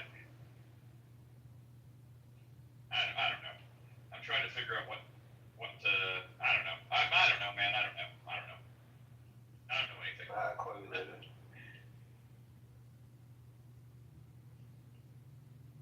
Yeah. Not sure what to do. It's like I took like a month off from doing that. Has it been a month yet? And it's like it already feels like a whole job to be like, oh man, I gotta like copy and paste and edit, put it back up there again, and then it's like, I don't want to do another YouTube channel, and it's like, well.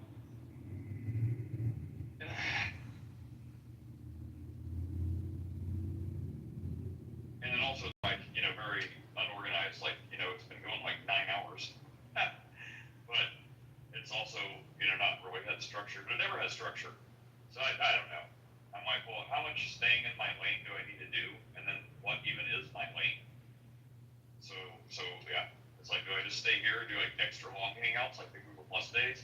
But then, you know, people can see them on replay, which I have started doing again, but I'm kind of regretting it because I'm like, I don't want to be like fighting and political. And then half of it is fighting and political. Hey, Michael. Morning. So, yeah, I don't know, man. I don't know. What I need is probably someone who's good at this stuff with structure and stuff like that. That can, I don't know, do all the stuff you want done. What do you want a free job? I wish I could, man. I really do. I really wish I could.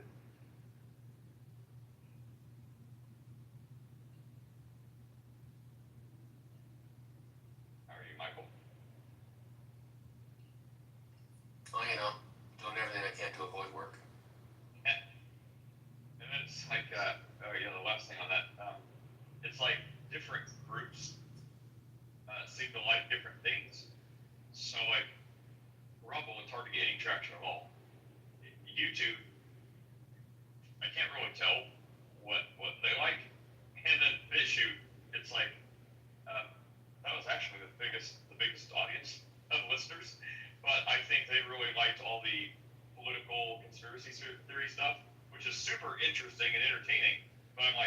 you know, how much do I want to go out of my way to get us all on some kind of list talking about like conspiracies that are probably true? And you know, no one's getting paid, so it's like let's just talk about stuff that's like sensitive topics and not even the gospel. So I don't know. That's where I am. So Not even the gospel. we're talking about conspiracy stuff, like you know, aliens under our orbit, things like that. Oh. See, I just did it again. Yeah. So I don't know, man. I don't know. Hey, one day, Floki. You're having a midlife crisis right here, live on air. Dude, Great. I think so. Oh my gosh. But hey, if this is the extent of it, and I don't have to like go buy a Corvette or anything like that, I guess that's okay. Yeah, if it's At a midlife least, crisis. if you're gonna have a midlife crisis, at least buy a Porsche. Come on. I can never do that. You just go with a Porsche. Because that's how it's pronounced. I know. And then there's people like, yeah, man, I got a Porsche. And there's people that's like, you mean a Porsche? I'm like, Yeah, that will land me in jail because I will slap that person. It's hysterical because when my wife and I were in Germany for our honeymoon, so we went to Germany, we rented a 911 there, drove to the Nürburgring, drove around the Nürburgring, and stuff like that. And there was a guy there that was like, oh, you know, this is really cool, look at all these Porsches here. And the side eye that he got from everybody was just like insane, and he immediately felt like a small person. It was interesting, and like he expected to hear that music, that kind of like wah, wah. Not the guy who like buys a Porsche jacket and doesn't have a car.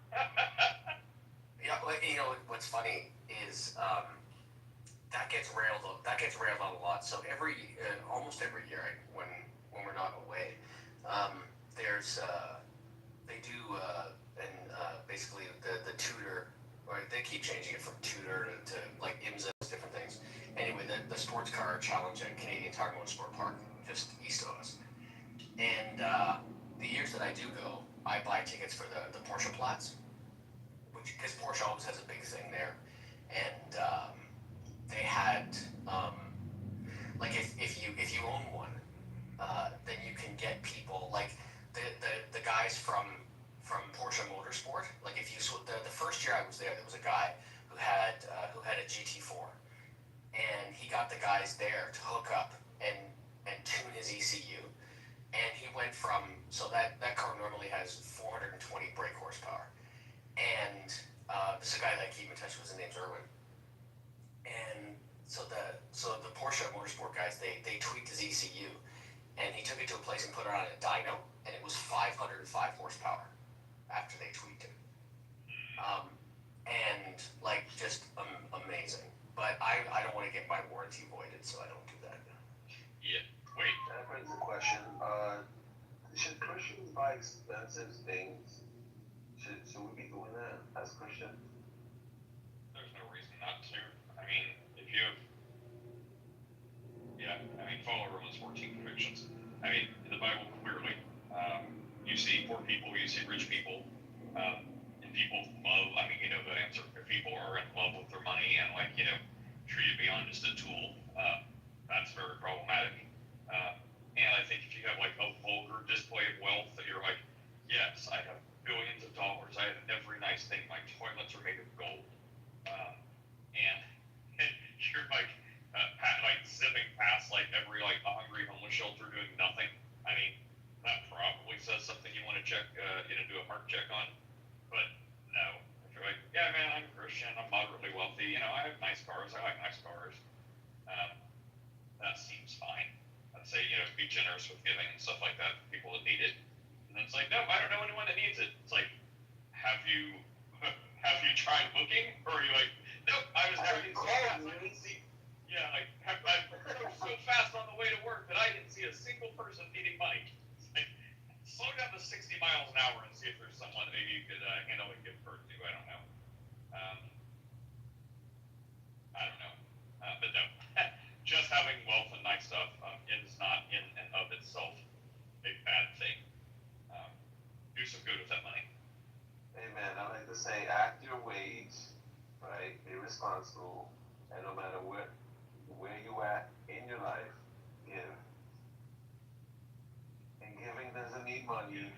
time, it could be space, it could be anything.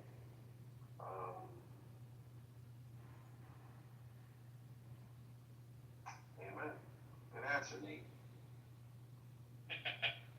You know, you would have said the same thing. I just did.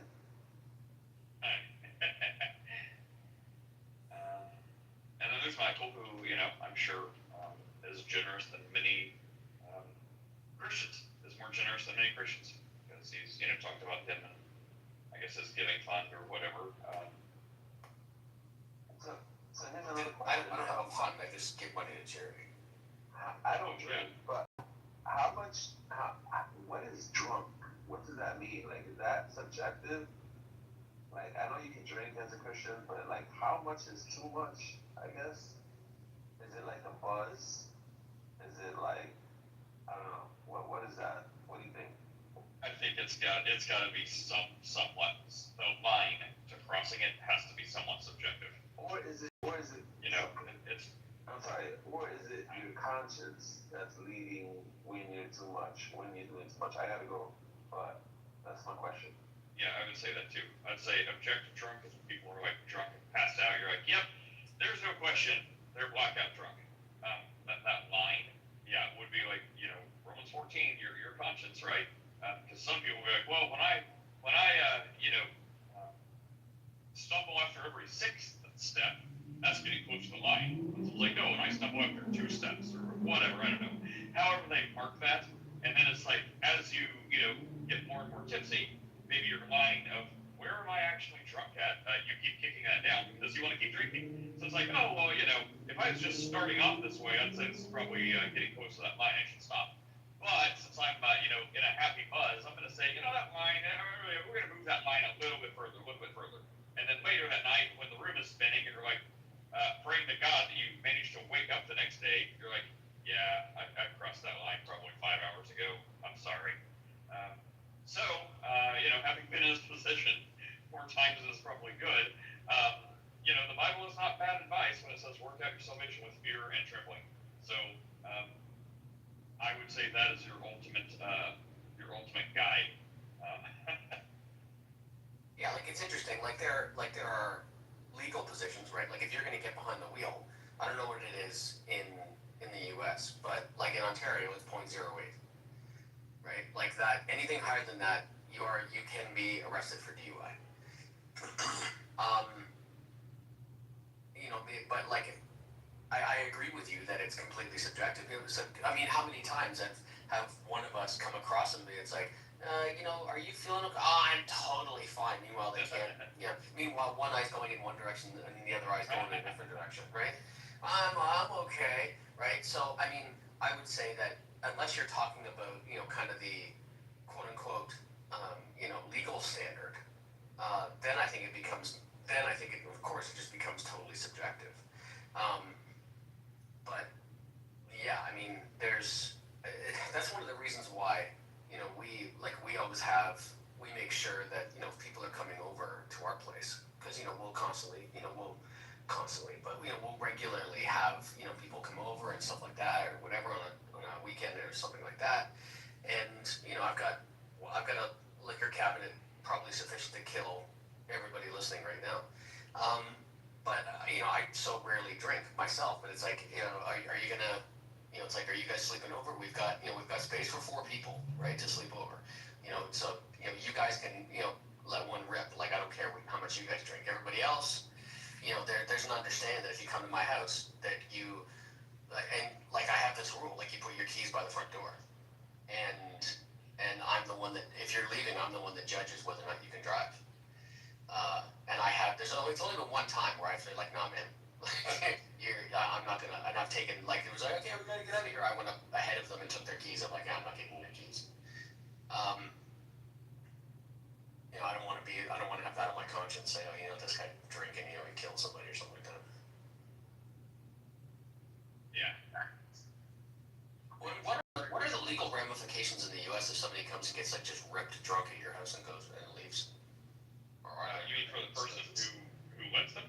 Yeah. Like I'm asking out of ignorance. I just don't know if there is a legal ramification for the individual, like for the homeowner. I don't know that either because, I mean, depending how forcefully they try not to let them leave, you could be looking at kidnapping. So I mean, I don't know. Yeah, I just don't know that. Felix, how are you? I'm all right, just listening. You guys were talking about levels of drunkenness and stuff. Like Blue asked the question, biblically speaking, what would be considered drunk? Because the Bible says, you know, you can drink alcohol, but don't be drunk. So how would you know when you're drunk? Is that a conscience thing, or how do you decide that? Well, doesn't that depend on the level of tolerance of the person? That was one of the things we're talking about. Okay. Yeah, I would say I have such low tolerance that a dose of NyQuil, which has 10% alcohol, will have me tipsy. Yeah, that's it's interesting you say that, Felix. Like my tolerance is next to nothing too. And so like when we go down south, the bars open at like 10 a.m. and I'm drunk by 10:15. I have one drink and I'm done. Like I'm already like, whoop, yeah, I would not get behind the wheel right now. But it's interesting you say that when you talk about like conscience and stuff like that, because you reach a point where you're like, yeah, I got a buzz going on, but then you kind of hit that tipping point where you're like, no, that's fine, right? Right? And so it's curious that you see that switch over, right, where you go from consciously aware to not aware anymore. You're like, yeah, like this person's so gone, they don't even know how gone they are.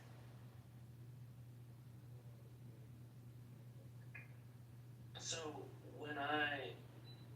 back when I was a Christian, or as some people say, thought I was,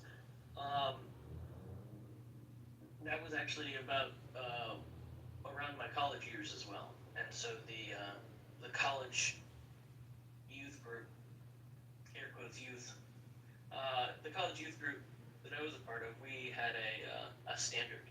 It was the gospel test. And if you could kind of like express the gospel without any sort of problems, you were still okay. That's interesting. You know that what Michael just said right now reminded me of when Jesus turned the water into wine, and they brought out that water turned into wine, and the host of the party, I guess I don't know how to say it in English. I'm sorry, I don't read in English, the Bible. He said that he was surprised that they brought out the new wine, because usually, as he explains, they bring out the inferior wine after people are already drunk, and they can't tell the difference between fresh wine or good wine or whatever it is with inferior wine. You know what I'm saying? Yeah. Yeah, that's what made me think of that when Michael said that.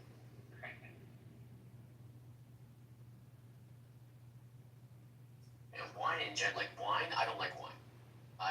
I understand that, there's people like, oh, a good bottle of wine, this and the other thing.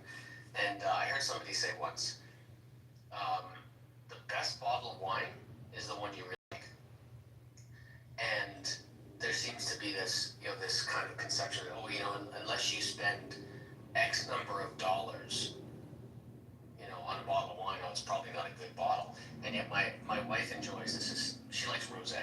And so this one bottle of rosé, I guess if we worked at it in your money, it would be less than $10 for the bottle. And she likes favorite wine. And yet there's some people who be like, oh, it's like it's not vintages, it's not, BQs, whatever, blah, blah, blah. That's obviously garbage. It's obviously swill, right? I've heard some things, I don't know if they're true or not, but some of it makes sense. Like how people would say about the vintage, they're like, it really only matters for like Italy and Europe, where not every year has like a good amount of sun because it's cloudy a lot, so the grapes don't get, I guess how proper grapes should be. But they're like, if you're getting something from California, it doesn't really matter because they have plenty of sun every year, so every year should be fine. That was one thing. The other thing is, someone said the price point would be around $15, and the reasoning makes sense. I don't know if it's true or not, but they said if it's under $15, they are probably splitting it and adding things like sugars and stuff like that to make it taste better. But they're like, if you just want pure wine, they said like look for things above like $15, so it doesn't have like extra sugars and I guess stuff like that. Again, don't know if it's true, but kind of makes sense because I mean, you know, a lot of whenever I was drinking, it's like I was definitely a budget connoisseur, so it's like $6.99, wonderful. And I mean, it was very sweet, very good. Probably, you know, mostly sugar, but yeah, I just got so sick of. I don't know if it's the sulfates, and you know, people are going to give me advice right now. I've heard it before, I promise. I don't care, but I'm not trying to drink anyway. Like I've been there, done that, probably more than a lot of people. And when I was younger, it was no problem. Spiritually, it's probably a problem, but it was no physical problem. You know, you're younger, you bounce back up. But in my older years, it's like there's just a really good chance. It doesn't matter what it is, wine, alcohol, beer, or no matter what it is, there's probably like a 60-40 chance that I'm going to take one drink, immediately get this feeling that's like, uh-oh, you're going to have a headache. And I'll have a splitting, pounding headache the rest of the day, and it's awful. And I have no idea why. Sometimes it happens, sometimes it doesn't. I'm convinced it doesn't have anything to do with the quality or anything like that, because I can do the exact same thing 2 different days and have 2 different results. So finally, I think like last New Year's, the day after was, I think that's the last time I had any alcohol to drink, and I think I'd like to keep going on that path. So it doesn't even matter that, well, the Bible says you can't drink. Well, yeah, but I mean, do I want to take a chance of getting a splitting headache? So that may be the bad reason for stopping. But still, for me, that's kind of where I am. So I'm like, I just got so sick of like awful headaches and high percentage chances of getting those headaches. Basically, if I look at a bottle of beer. So I'm like, nah, man, I'm done. I've got enough headaches. I don't want any more of that. Well, what's that line Chris Rock said in one of his videos once? You can drive a car with your feet if you want to. That doesn't make it a good idea. And yeah, like I think it's true. Like when it comes to like, so we're coming into, you know, we're gonna start to come into cooler weather soon, much to my wife's chagrin at least. And so I start, you know, this is when I'll put, you know, like beef stew in the slow cooker or something like that for the day, right? And I'm gonna have beef stew tonight. And I use the cheapest bottle of red wine I can find for beef stew. I just want the flavor of it. And I've never had to spend more than, like you said before, like $6 and it usually doesn't come in a bottle, it comes in a box, right? And I use like, you know, I get usually 3 rounds of beef stew out of it. So, you know, I'll make up, you know, and then I'll put a couple in the freezer and stuff like that. And it's, yeah, the cheapest bottle. And I don't even let my wife see what I'm using, because I think she'd be like, oh, I can't believe you're using, like, at least use this one. And she's never complained about my beef stew, so. Gosh, what was I gonna say? Look at us not talking about Jesus at all. Well, it came from how much Christians drink and water and wine. And to be honest, I was like wondering, I'm like, is anyone gonna ask a question about Jesus? And Oliver, yeah, even Merlot or bourbon. I was part of a bourbon club for a long time, and yeah, like sometimes was fine, no problem at all. Other times, I'm like, uh-oh. After round 1, I'm like, headache's coming. And sure enough, headache came. It's awful. Like, doesn't matter what it is. But, hey, Betty, hey, Sheep, what's up? How are you guys doing? I was saying yesterday, Chris came in here first, and I was saying, did you guys notice how, like, the Calvinist Arminians got along? Okay, so how the Calvinists and Arminians got along brilliantly yesterday. No one, like, really started to fight. And I'm like, all it took was 2 SDAs and a KJV cultist to make that happen. Oh, that's right. Yeah, yesterday there was that guy that, I don't want to say grilling, it sounds overly harsh, but, yeah, that this guy came in and I think he addressed something I said or something, it might have been random, he addressed something that somebody said, and, I think it got Chris's hackles up right away, and he started asking him questions, and when he got to SDA, and Chris was like, oh, but it didn't get terrible, so. It lasted about 4 hours. I think you, I I'd say the time. Yeah. It was about 4 hours or more. The two of them came in. He got a buddy, and it basically turned into Ask an Adventist. And then after that, a KJV only. Hey, Zio, welcome. KJV only guy came in, and it's so weird. Like, it bugs me so much when people get these pet projects, and it's like, okay, you say you're a Christian. What is the main thing we need to know? Well, the Nephilim, you see. No. Okay, guys, you're a Christian, great. What would you tell someone if you have 5 minutes to share the gospel? Grab a King James Bible and wait. Why? Because it's the official English word of God. All the others have been corrupted. Okay. How much do you think then? Totally. You cannot use ESV. Oh, okay. Wrong. No. So it bugs me for their sake.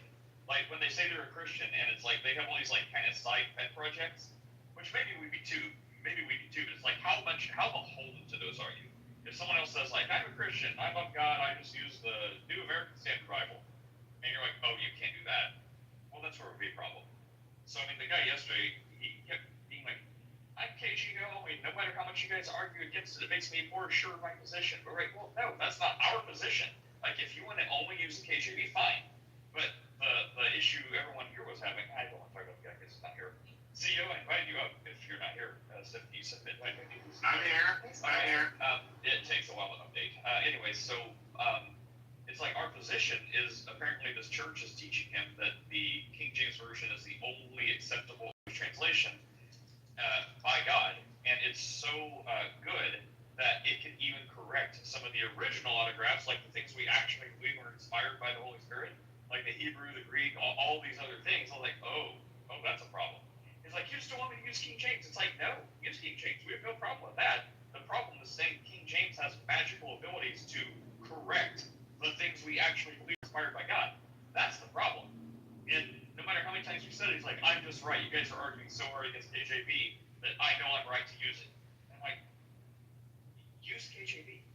That's not the problem. Anyways. Wait, not to change the topic, but sorry, go ahead, Michael.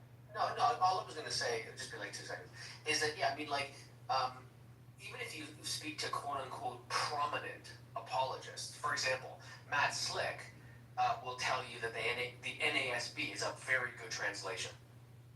Like, and so, like, if you want to go from, like, kind of, people who you would say are, experts are very well informed, this, that, and the other thing. What I've heard from other people, like for example, Kip Davis, who's a Canadian biblical scholar, and stuff like that, like he would say that the NRSV, the New Revised Standard Version, is probably the best one of the ones that are available. I found that the KJV only people are probably the least open-minded about that kind of thing, where they'll be, like you said, Nate, like kind of dogmatic about it. And look like that, just like that, we're talking about the Bible again. Win for Jesus. Okay. What was I going to say? What were you going to say? I don't know. Steph, what were you saying? Myrna, look, just real quick. The church is not just spewing rhetoric. I don't know what corner of suburban America you live in, but the church is like I think it's still, the Catholic Church alone is still the top contributor of philanthropy as far as organizations in the world. And in fact, in world history, nobody has given more money or manpower to help the poor or, whatever than the Catholics. I mean, even just in New York State, Catholic Charities is like the largest contributor to rental assistance. So this is not, anyway, okay. You should look up those numbers. Have we talked about this Minneapolis shooting already, Nate?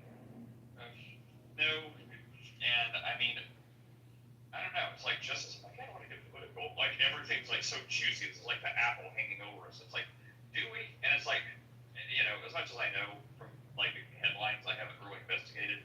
It seems like yet another trans shooter had a problem with Catholics and went to kill a bunch of them. I mean, am I wrong? Is that what you uncovered? Okay, Steph, go ahead, and then I have to say something about it. I just found out about it this morning, but I did read the manifesto that he'd written and like all this other stuff. But yeah, the What's mother the paraphrase of the manifesto? It was actually really creepy. Well, it wasn't a manifesto, it was the suicide letter. It was actually really creepy because it was incredibly like sweet. and sad. It was like all about how much he loved his family and asking his brother to forgive his mother and make up with her because she was a good person. And like, I don't know, the whole thing was just like really sad. And then apparently at the end, it's like, also don't read my journals unless you really want to. But it's like, I'm aware that I'm about to throw a wrench in all of your lives, but I've got to do this. Like, it was just really, really, really, really, really sad. So it's all about mother forgiving the mother. So why did he have to shoot a bunch of people? I don't know. Well, I haven't read any of them. I guess the manifestos are written in like a secret code that he developed, so they're still working to decode this. Yeah, I don't know. But like written on the magazines for the gun is like, "Where's your God? This is for the children." And there's one that says "Jew gas." I don't know what that's about. Free Palestine, whatever, all the usual stuff.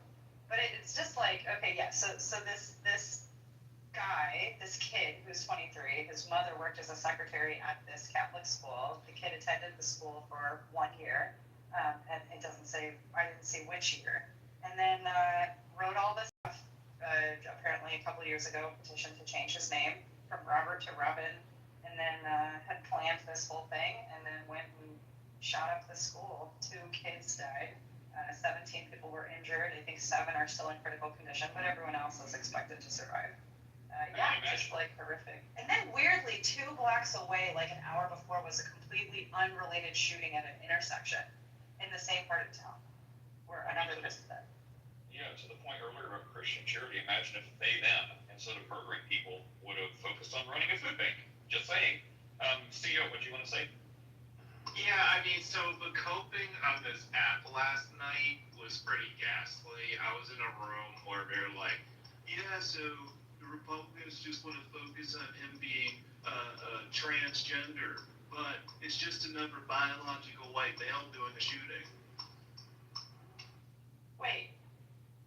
Wait a minute. Okay, they're confused now. So in the room last night, they were confused about whether they wanted to go with this was a biological white male or this person's gender pronouns need to be respected.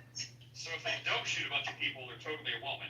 If they do shoot a bunch of people, they get right, it's a dude. Correct. Yeah, yes. Wow. Well, that was pretty much what happened, yes. That's absurd. I mean, while it might be fair to say that historically that may be the case,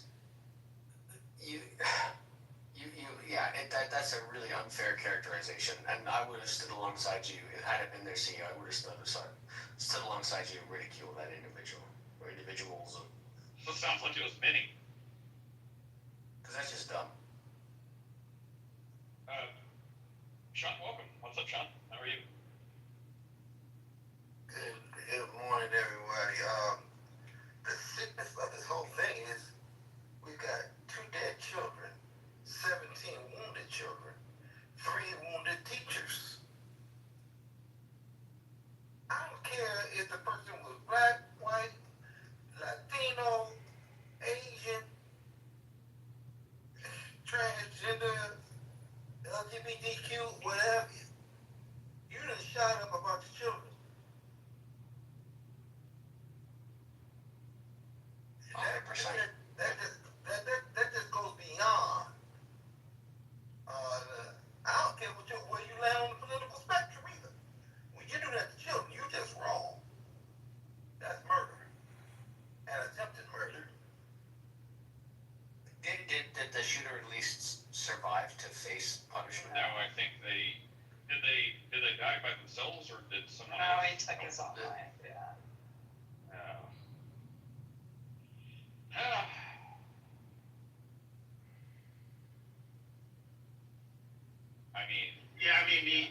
The mental health gap, I think, is that, like, he writes this note trying to say, like, Mom, don't blame yourself, I forgive you, pretty much, as though that's going to help after the actions that were just taken. Of course she's going to blame herself.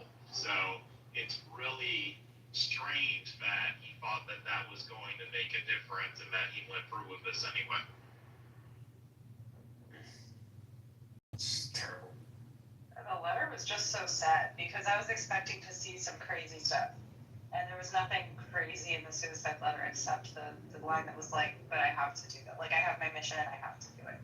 The rest of the letter was just like advice to the family and talk about how much he felt supported by his mother and by his friends and how much he loved his siblings.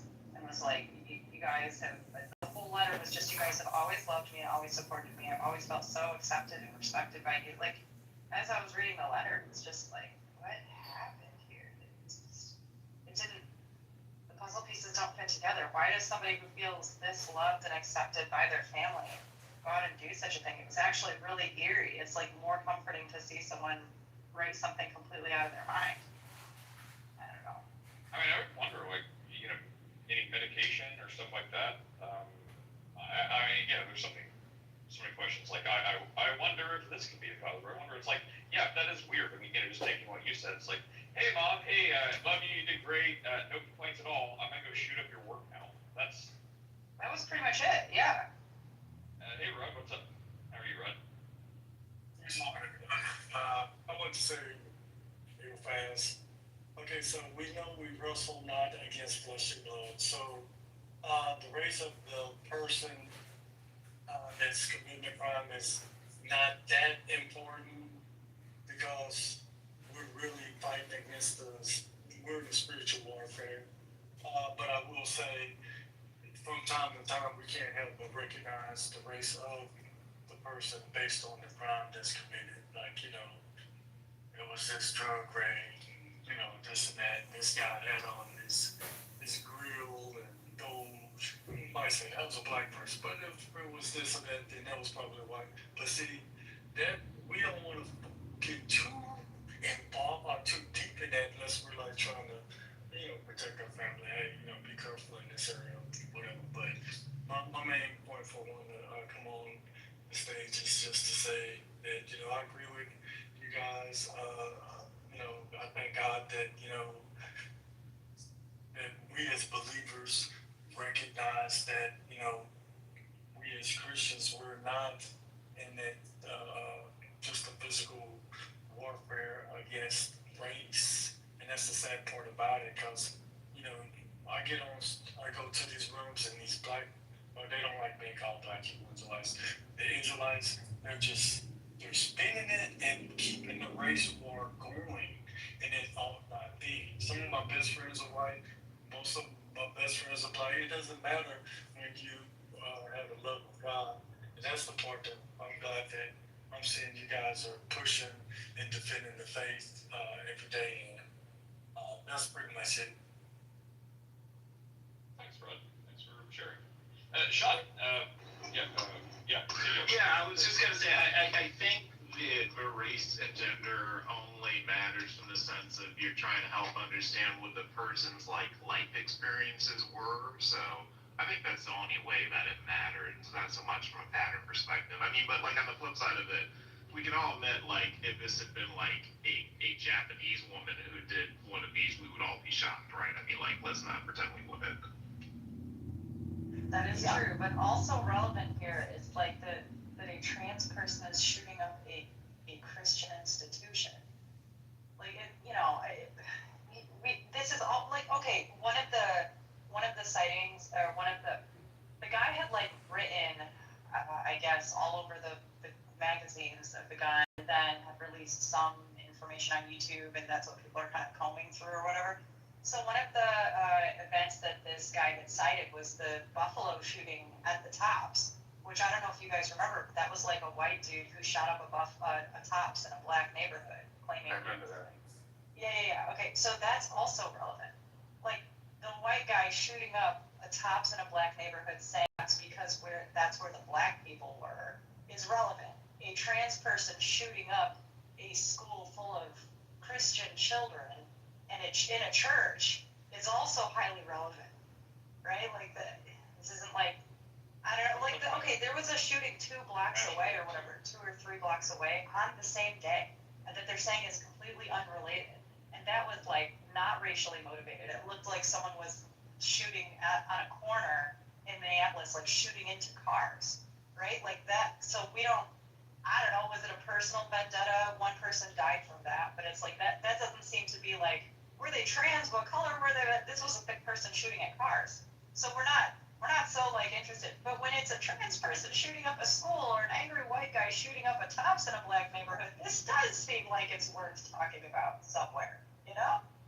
Well, yeah, I mean, what that statistic, right? There's something like there's 3 or 4 quote unquote mass shootings in the United States every day, and yet I think Steph, I think what you said is completely right. Like so here's 2 shooting events a few blocks away from each other, but only one seemed to garner attention. Yeah, why? Well, because it seemed more controversial. Isn't this one is going to be more, provoking in some way to talk about, right? Yeah, I think that there's a lot of truth to that. But I think it's easier, and it's also when you're talking about a group of people, right? If you can put them in a group, then it's easier to other that group. And right, these people did X, these people did Y, these people did Z, and it's easier to malign it's easier to malign a group than it is an individual. Well, this is where it would be, and I hope I don't have to talk about this forever, but it's like where some people, on the other side usually, would want to assign hate crimes, where, crime is crime, you don't need to add the word hate to it. We get it, it's already a crime. But for people who want to add hate crimes, this is kind of where it goes next level into that territory. Because if someone like, you said the other people shooting stuff, if it's someone who gets drunk in a bar and just goes to shoot people, and there's no other reason than they're mad, drunk, or maybe someone offended him, yes, that's bad, that's already a crime. But if you have 2 like known opposing groups, for whatever reason, race, religion, creed, whatever reason, and then someone of one group goes and like does this kind of thing to another group, it's almost like an extra level. I mean, crime is still crime, but that's where people would get the extra emphasis and where it gets national spotlights, right? Like when something, I guess that's the reason some garner more attention, because it's like, oh, they weren't just mad and indiscriminately going after people. It's like they seem to have a very special animus towards this other opposing group. And I guess that's why it gets the attention, because out of all things being crimes, this one has a little extra something to focus on. But to Rod's point, yeah, I mean, the biggest point is from the Christian view, the eternal perspective, yeah, this person did a bunch of bad stuff, and, hopefully the kids were already, believing in Jesus, so they're in heaven. They probably wouldn't change a thing now. But as far as the remainder, the parents and the wounded and things like that, there's a whole spiritual, probably, crisis unfolding. Like, why did God let this happen? Does God love me? How do I know this? Why would a good God do this? And then, they'll read the Bible and, they'll get their heads right. But then the person that did this act seems safe to say they're not proclaiming Christian views. So, if they're rejecting Christ, doing this evil stuff, their eternal state is very bad. And then half of the grumpy Christians do it. That's what they deserve. It's like, this is where I don't want to carry water for evil people. But the point is, any loss of life is unfortunate. And then they're like, even that murderer? Yes, because it's unfortunate that murderer had to be a murderer. Get it? And they're like, oh, you mean if that guy hadn't killed a bunch of people, that would be unfortunate? Yes, the whole thing is a tragedy. So it's a tragedy that they had to be in that position and do that thing in the first place. But since they did, now they're in a very, very bad place for all eternity, spiritually speaking. And that's like the ultimate tragedy, because there's like no do-overs. So it's just awful all around. But yeah. Yeah, I agree. It's awful all around. To say? Yeah, I think the last thing that I would say is if it's fair to say, like, so everybody remembers, the Pulse nightclub shooting from Miami years back, right? Okay, if it's because that was instantly labeled as a hate crime, right? That was like in 9 seconds people called that a hate crime. Was it? Probably. But if it's fair to call that a hate crime, then it is also fair if some person ran into, like a Christian school or a church. I didn't read any details about where this actually happened, but it was, people of faith that were murdered. If it's fair to call one a quote unquote hate crime, it's also fair to call the other one a hate crime. And that's something that I think doesn't get pointed out. Like it seems, and this is coming from someone firmly on the left, it seems that the left is more prone sometimes to look at something that happens and it goes, hate crime, because both things can be true. Yeah. Well, I think it kind of exposes bias, right? Because because if they want to call one thing a hate crime and they don't on the other, it's like, gee, it seems exactly the same, except a couple key differences. But Sean, were you saying something? Is that you, Sean? So, Yeah, go ahead, Sean. let me say this. Before my daughter was murdered in April by that coward she was married to, the Lord had given me a word. And it said, he said it's not about black, white, polka dot, or green, but it's a spirit of murder over this country. And everybody want to make it as somebody's crazy, they done lost their mind. That is not true. People open up the door and let that demon in. And it goes back to the word that someone shared earlier. For we wrestle not against flesh and blood, but against principalities and powers and rulers of darkness and high places. We just got to quit saying people are crazy. They're not crazy. It's not about what religion you are. It's just downright a spirit of murder. And nobody's praying against it. Everybody want to run right here where we live at. The church folks run right here, not worried about their feet being shod with the preparation of the gospel of peace. They want to run right here and dance and shake their tail feathers to the song "Boots on the Ground."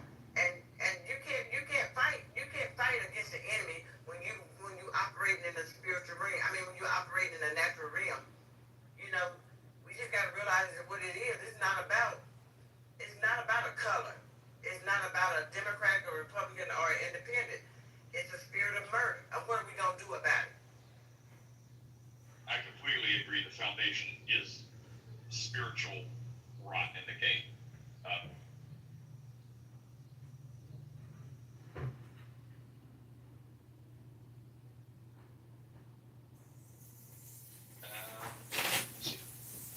So, I'm curious, Nate, what you think about was NT, New English Translation. My brother, who went through LCMS seminary, he has developed an affinity for the NET, and he showed it to me. And I don't know, I think the NET version is pretty good. I am not really familiar with that. Does anyone else share Sean, Steph, or you? Oh, but weirdly, this yesterday also. Oh, damn. That's crazy. It's like blazing hot over here. It's like 80 here in California. We've had some nice weather here. Our high has only been like 80, but it's kind of been hovering in the 70s. Yeah, it's been gorgeous. It's been nice.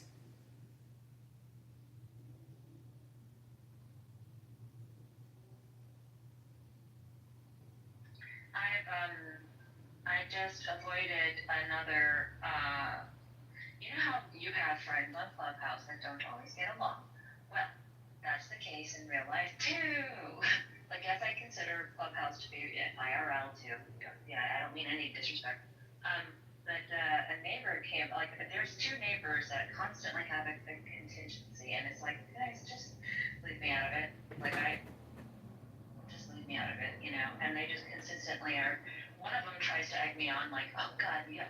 And she calls the other one crazy. She's like, that, you know, the crazy. Did you hear her yelling yesterday or whatever? I'm like, I didn't hear nothing.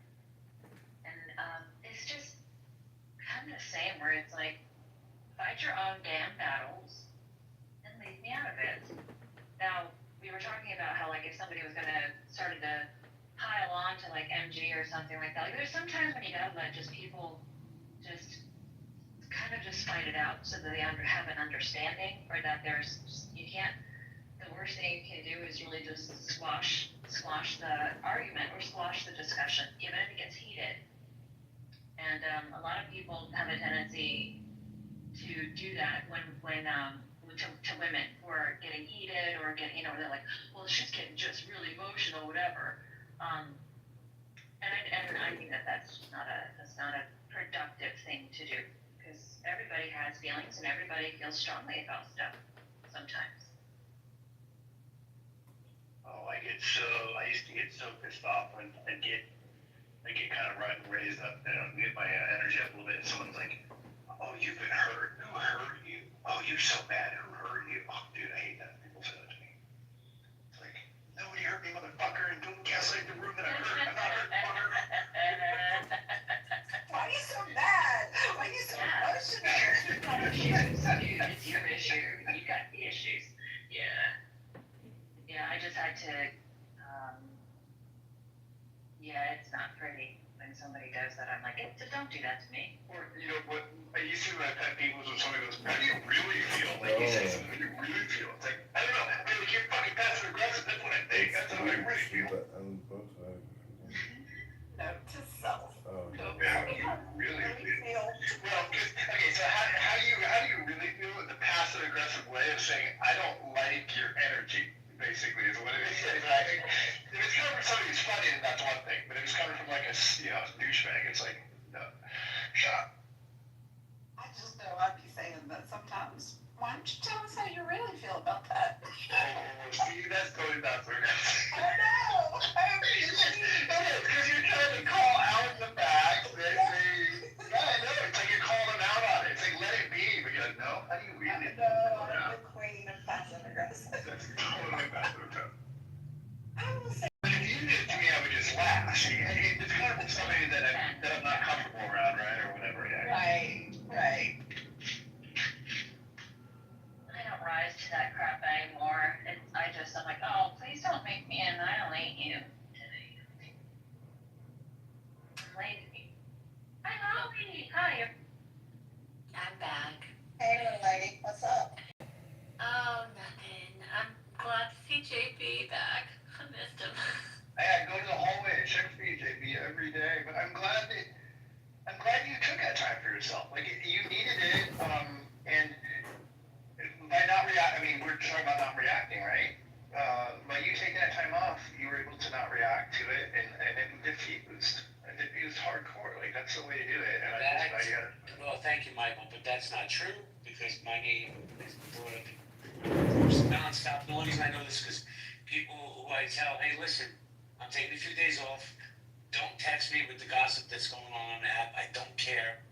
It got to the point, Mike, no bullshit. I had to block somebody who I like because they just wouldn't respect what I'm at. Dude, I don't give a fuck what people are saying. And I could care less. But like, dude, if I ask you just to leave me alone for a few days, just let me be. I'm okay, I promise. And you know what? The last few days, man, I've had a great few days with some really good people. So, and I appreciate all you people. That's great. I had a conscious thought. I actually, I felt like I wanted to text you and see how you're doing, and it dawned on me that, like, he's doing okay. Just give him a space from now. Like, he'll come back. That's how I literally had that thought a couple times. Well, certainty. You said our mics sound really good? That's good.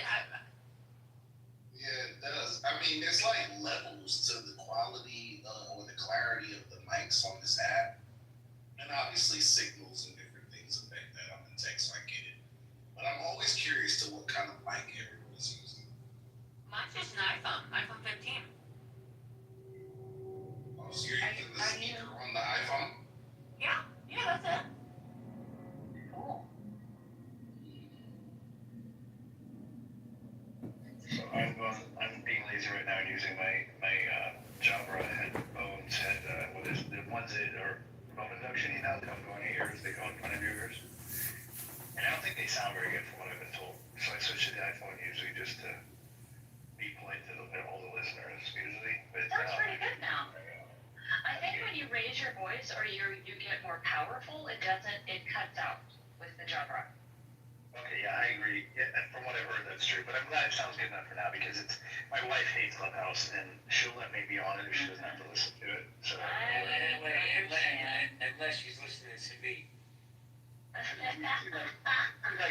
She does like to be. She knows his voice now. I was listening today to who was it? It was his wife Sarah, but what's his name? Oh, it was Ewan.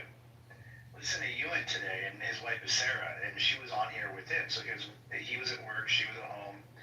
They're in the same room here together. They're part of our room. They're talking every now and then. They're talking back and forth, like, "Hey, you know what that thing is? Maybe it's in the laundry room or whatever." In the middle of the conversation or something. But I could not get over how fucking weird it was to think about what it would be like if my wife was even remotely interested in Clubhouse. Right. Because she's not. Like it's two completely different worlds, and the two shall never meet. She just would never ever do it. So I thought, oh my god, it'd be so weird to have a wife that liked Clubhouse or to be that kind of social. Because my wife is not social like that at all, and I am. So it's like I have to find my outlets. Yeah, same with me. My husband tried, like, in the early days, I kept pinging him, like, come in here, come in here. He'd be in my bedroom, you know, and then I'd see his face pop up in the down below. He would just, like, disappear very quickly, like, it's not for him. I would never, ever, ever go on here. I just know her. Like, you couldn't get right there. It's just interesting. I can't imagine having a wife that was like that. Akima, I just realized what your PTR was. I kept seeing it and kind of like, I wanted to look into it. I'm like, I'll look at it later. Because I immediately didn't notice what it was right away. But then I saw it, then I recognized what it was. Like, oh, I bet that's Trump's hand. Then I like clicked on it to look at it, and it's the whole poster with his hand, and that cracked me up. That's what folks look like. That's very creative. That's pretty damn funny. People's creativity never. Wait, I don't get it. It's Trump. Okay, so Trump's had this like giant bruise on his hand now for like a month at least. Oh. And he keeps covering it with makeup, but recently he went out without makeup, and it's all like nasty blue, like it's messed up. He has vein problems. That's why his ankles are really swollen too. He has vein disease. But anyway, it's a hope poster, like the Obama poster, but it says like fuck that hand, and it says hope, which is like just harsh, but it's funny. It's hilarious. They should have put a hope and for change on there. Mike, you better watch it. People be accusing you of being unpatriotic. No, we discussed what it takes to have proper patriotism today. We had that conversation hours.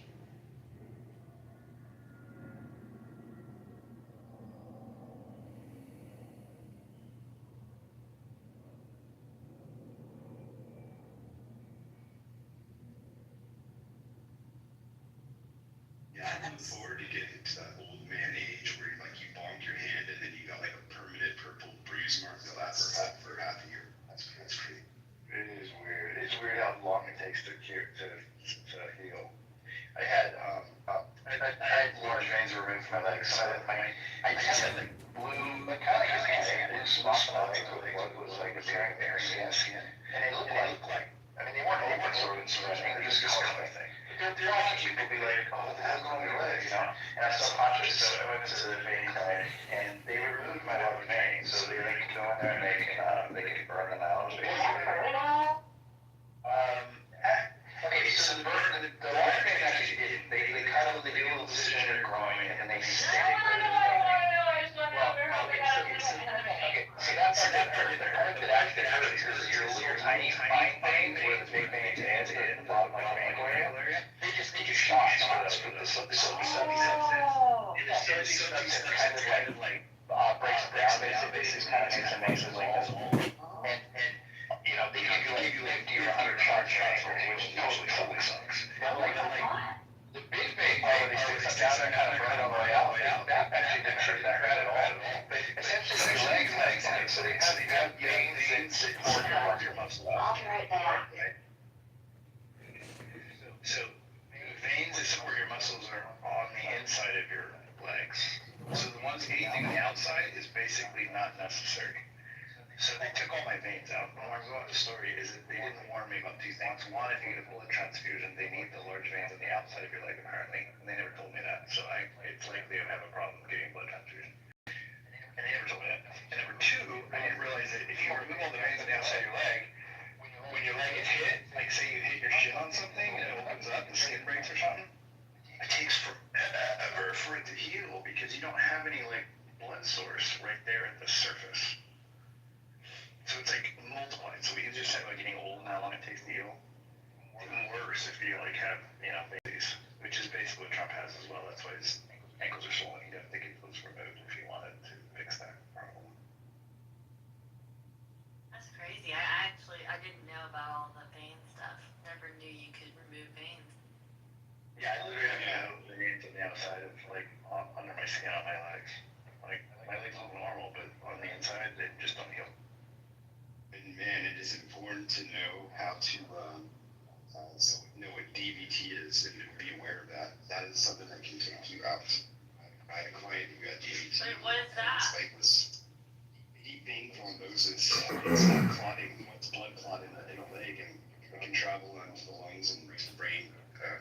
It's takes about anywhere from a year to a year and a half to fully recover from.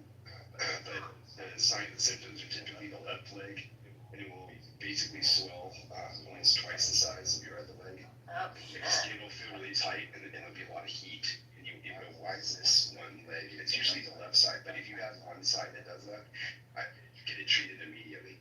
Like, don't even waste time. Well, if one of my legs double in size, you better guarantee I'm a doctor immediately. I'm not gonna sleep on that shit. You don't have a Lizzo leg. You might have one Lizzo leg.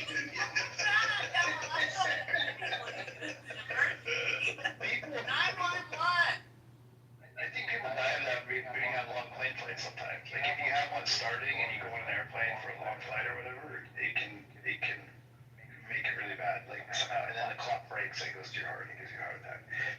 What I had was called large vein disease, which is what Trump has, which is why his ankles are like that. It's basically the blood, your heart, when it pumps the blood up to your feet, when it comes back up, you have little trap doors in your veins that shut behind the blood to help it keep moving up. And if those trap doors stop working properly, then the blood doesn't necessarily all come back. So it kind of pools in your legs, and it will break through capillaries and your skin, or it'll make your ankles fat and have that problem. It will give you varicose veins really bad ones. That's all because the blood's just blood disease because the little trap doors in your veins are not functioning properly. It's not deadly or anything.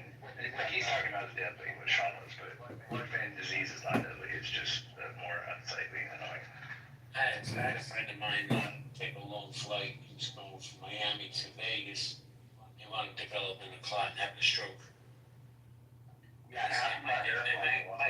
This dude, no bullshit, was the healthiest person you could ever meet.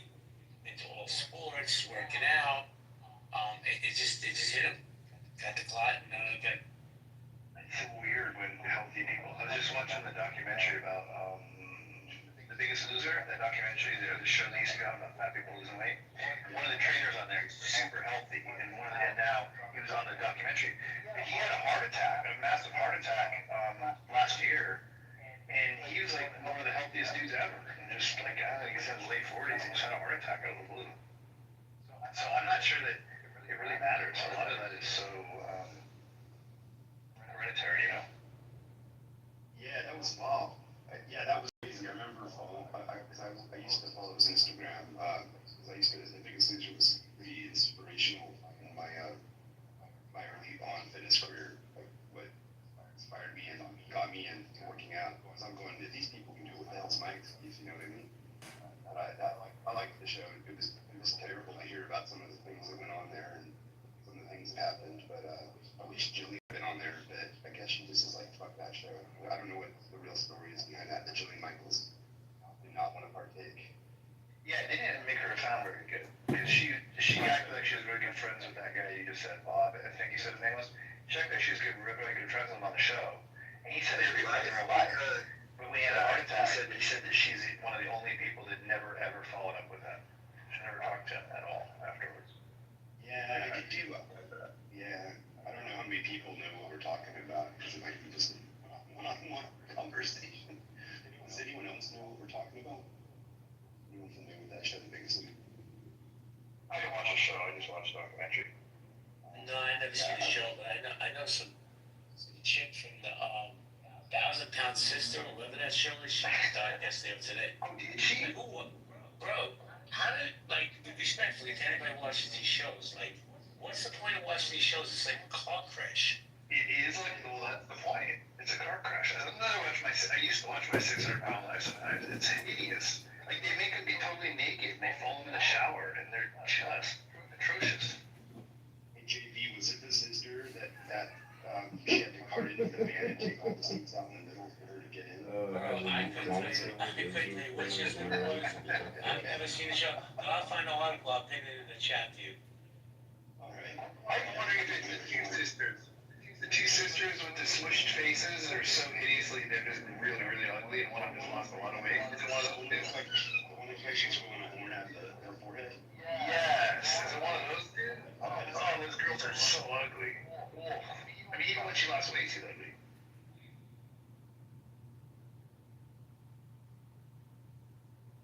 I just used to, I couldn't imagine living a life like that. Dude, there was this guy at 600-pound life one time. The doctor was like, how do you get your food? Because, I mean, these people eat incredible amounts of food. Holy shit, it's unbelievable. And he literally has a bucket. He lives in an apartment, and he lays on his bed. He can't move, and he's by the window.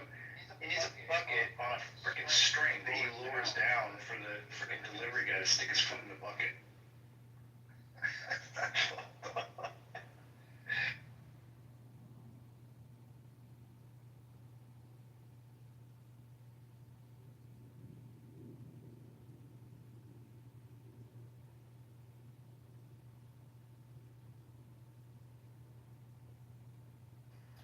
Welcome back, JB. Yo, what's up? How you doing, Adams? Pretty good, pretty good. Just wrapping up the tail end of my work day and decided to take a walk and welcome you back. So I'm glad to have you back, and yeah. Well, I appreciate it. I don't know how long I'm going to be here, but I'm definitely not going to make this a daily habit. You know, I don't know, man. I got to touch. I was at the beach the other day. The fucking beach still exists. I can't believe that. You know, and I live in a beautiful part, Brooklyn, contrary to what people say. So I'm just enjoying it. And I have to say, man, I don't know if anybody knows this guy BB on this app, the Jewish guy. If you guys know BB, man, please tell him I said hello. He's a real one. And that dude will always have my loyalty no matter what. I love baby. I like him too. It's been pretty clear. The last 2 weeks has really made it clear to me the people that are decent human beings on here and the ones that are fucked up, and the people that follow the fucked up ones and the people that don't want to be around the fucked up ones. Everybody is blocked. Everybody is blocked. Nobody in this room, but everybody is blocked. It's been really interesting. I've never had a week that offered so much clarity. I mean, it seemed like a lot of people were down the middle and they were kind of back and forth a lot of times. It's hard to tell like where they're coming from. They really fleshed out. They really fleshed out. Well, you know, Mike, always, and it always has and always will surprise me. People won't take the time to discern from the truth and from a rumor. Right? People just run with these fucking rumors, man. With no basis, no reality. Just say, he said it, it must be true. Mike Moon has a full head of hair. It's true. I'm spreading that rumor. 16. Can I say something really quick? I'm legitimately nervous and scared. I would appreciate that respect for me if you guys don't bring that in this room. I just know. I really sincerely appreciate it. Welcome to Politics. I'm very happy. Great guest today. Congressional candidate John Kitover. How are you doing today, John? George, I'm doing great. How are you doing today? I'm doing real good too. I see you got the whole campaign, the headquarters going Oh, there. yeah, but I've got a lot of folks, I've got a lot of YouTubes going, Instagrams. Reassurance, it will remain clean in this room. I love a drama-free room. Yeah. How many people can say, I'm being serious, that they have Clubhouse, what's the word I'm looking for? They have Clubhouse, PTSD. Clubhouse. PTSD. I try to do a lot of mass communication for the campaign. Okay, why don't you use a term that's more befitting, like Clubhouse fatigue? Well, I took a few days off. I'm not fatigued. I recommend it to everybody. We have John Kitover here who's being really quiet. He's quiet in the rooms usually too. He wants to read a poem. Yeah, this morning he got to read lots of. We let him elevate the room sometimes.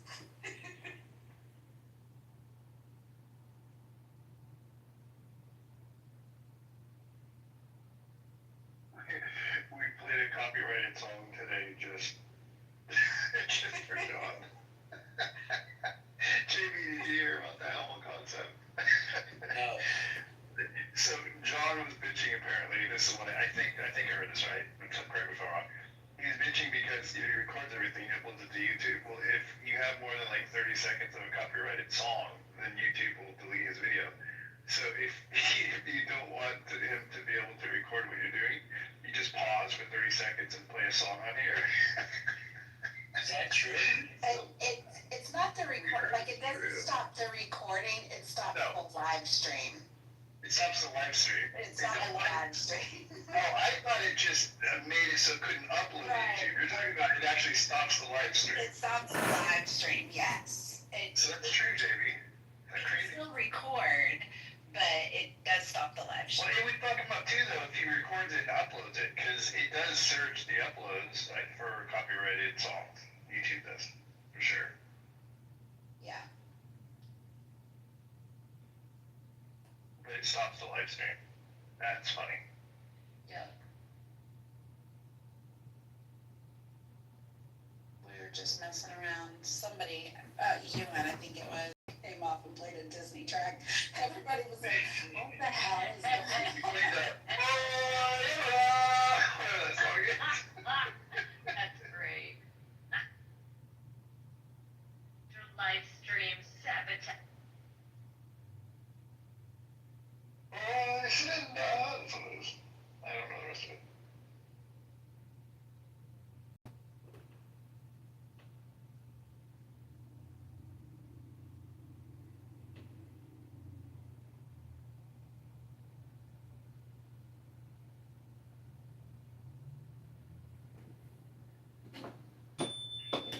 Everybody's thinking of something positive to say. Honestly, I'm just grateful for the presence and the peace. I'm thinking about No, this now. Very neat.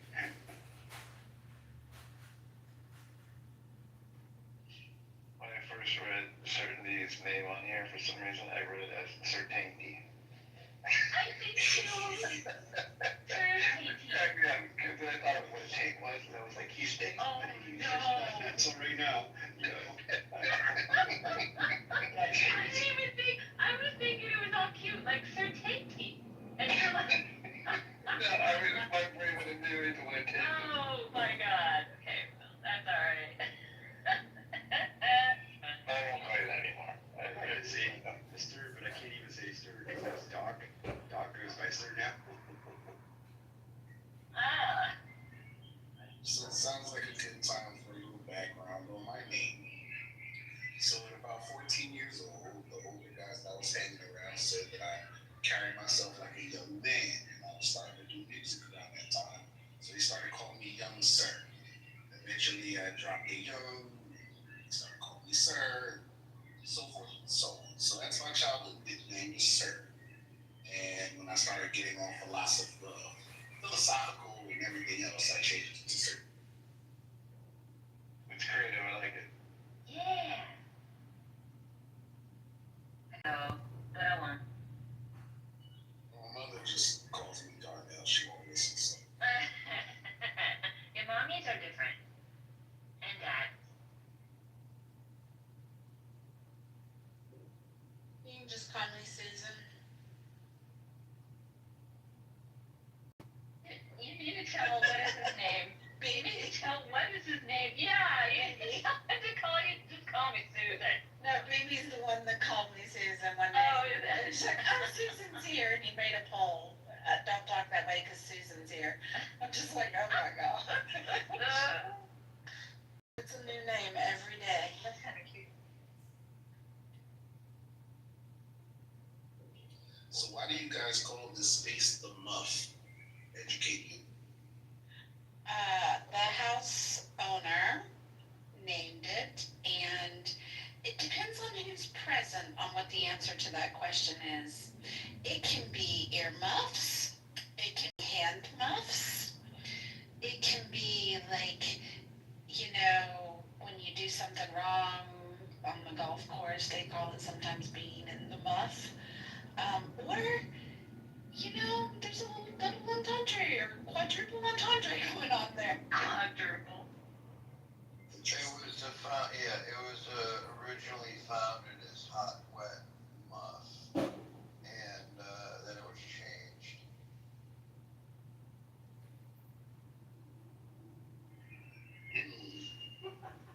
It's Roger though. It's Roger will make some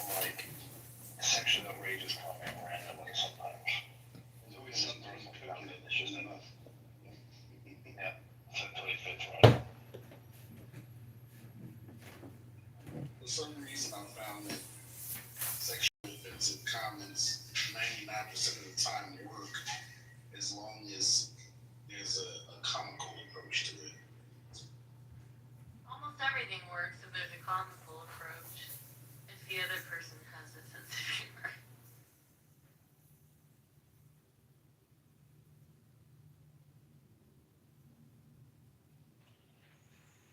Yeah, I've tested it on here with the worst joke I know. I know a really, really inappropriate joke that I told on here a couple times, and I got a couple people laugh, but most people just feel completely uncomfortable. Oh, I wish I love really terrible jokes, like dirty and horrible. Maybe I should type it to you in the back channel. Just say it, man. Funny. It won't be funny if you type it. Yeah, just say it. Alright. Oh god. It's even hard to say out loud. Okay. My wife is nodding no right now. You know what? Okay. I kind of think maybe you should listen to your wife. Do you think so? I do. Mike texted to me, I'll say it. Are we recording? People are always well. You can remove recordings now, so I'm fine. What's that? It's a joke anyway, my god. Even Louis C.K. is back telling jokes. Yeah, he'll make it back. I'll make it back. Okay. What's the best thing about taking a shower with a 9-year-old girl? What? Oh no, I wouldn't do that. I wouldn't. No. You can slick her wet hair back and make her look like a 6-year-old boy. Yeah, your wife is right. Yeah, yeah. Holy shit. My mouth is kind of open. Yeah. They told you it's the worst joke ever. See, here's the deal. This is the deal with humor. There was a time when Louis C.K. was the top of the humor chain, okay? And this whole generation of people that are about 15 years younger than me came out, and they completely redefined what's funny and not funny. So now, inappropriate things are not funny because they're inappropriate, but inappropriateness had nothing to do with humor, like 20 years ago. In fact, it added to humor. But humor is an evolving, ever-changing thing.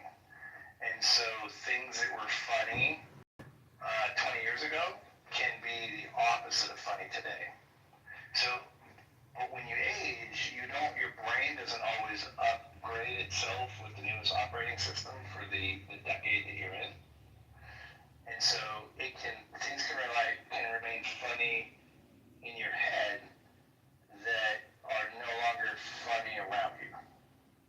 So making fun of that subject, the topic, is basically there's no joke anymore you could ever make fun of that topic with. But there was a time when you could make fun of anything and everybody would laugh. There's a guy named Stephen Lynch that had a whole career. Well, Mike, let's keep it real. I think once cancel culture got involved with comedy, that put a muzzle on a lot of people. It did, and you could argue that part of being a patriot is ignoring cancel culture at your own cost, right? Like it's, look at Louis C.K. Like, perfect example. Like his humor is completely inappropriate. If you go to Stephen Lynch, he's got these little goofy songs he makes with a guitar, and they're hysterical, but they're incredibly wrong.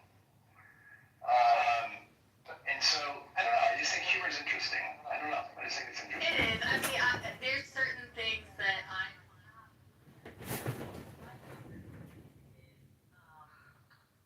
Oh god, I always forget his name when I'm trying to talk about him. Jerry Seinfeld? Oh yeah, I love Seinfeld. Of course, I love Seinfeld. But who's my British man? Howard Stern? Ricky Gervais.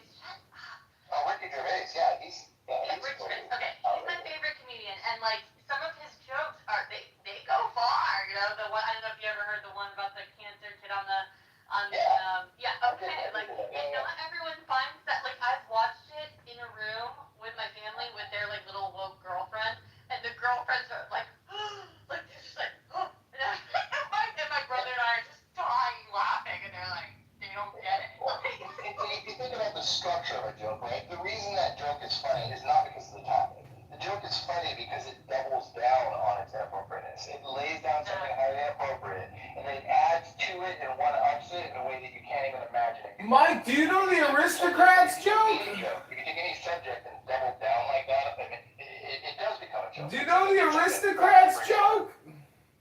What, Tom? Do you know the Aristocrats? Yes. You want to hear the Aristocrats?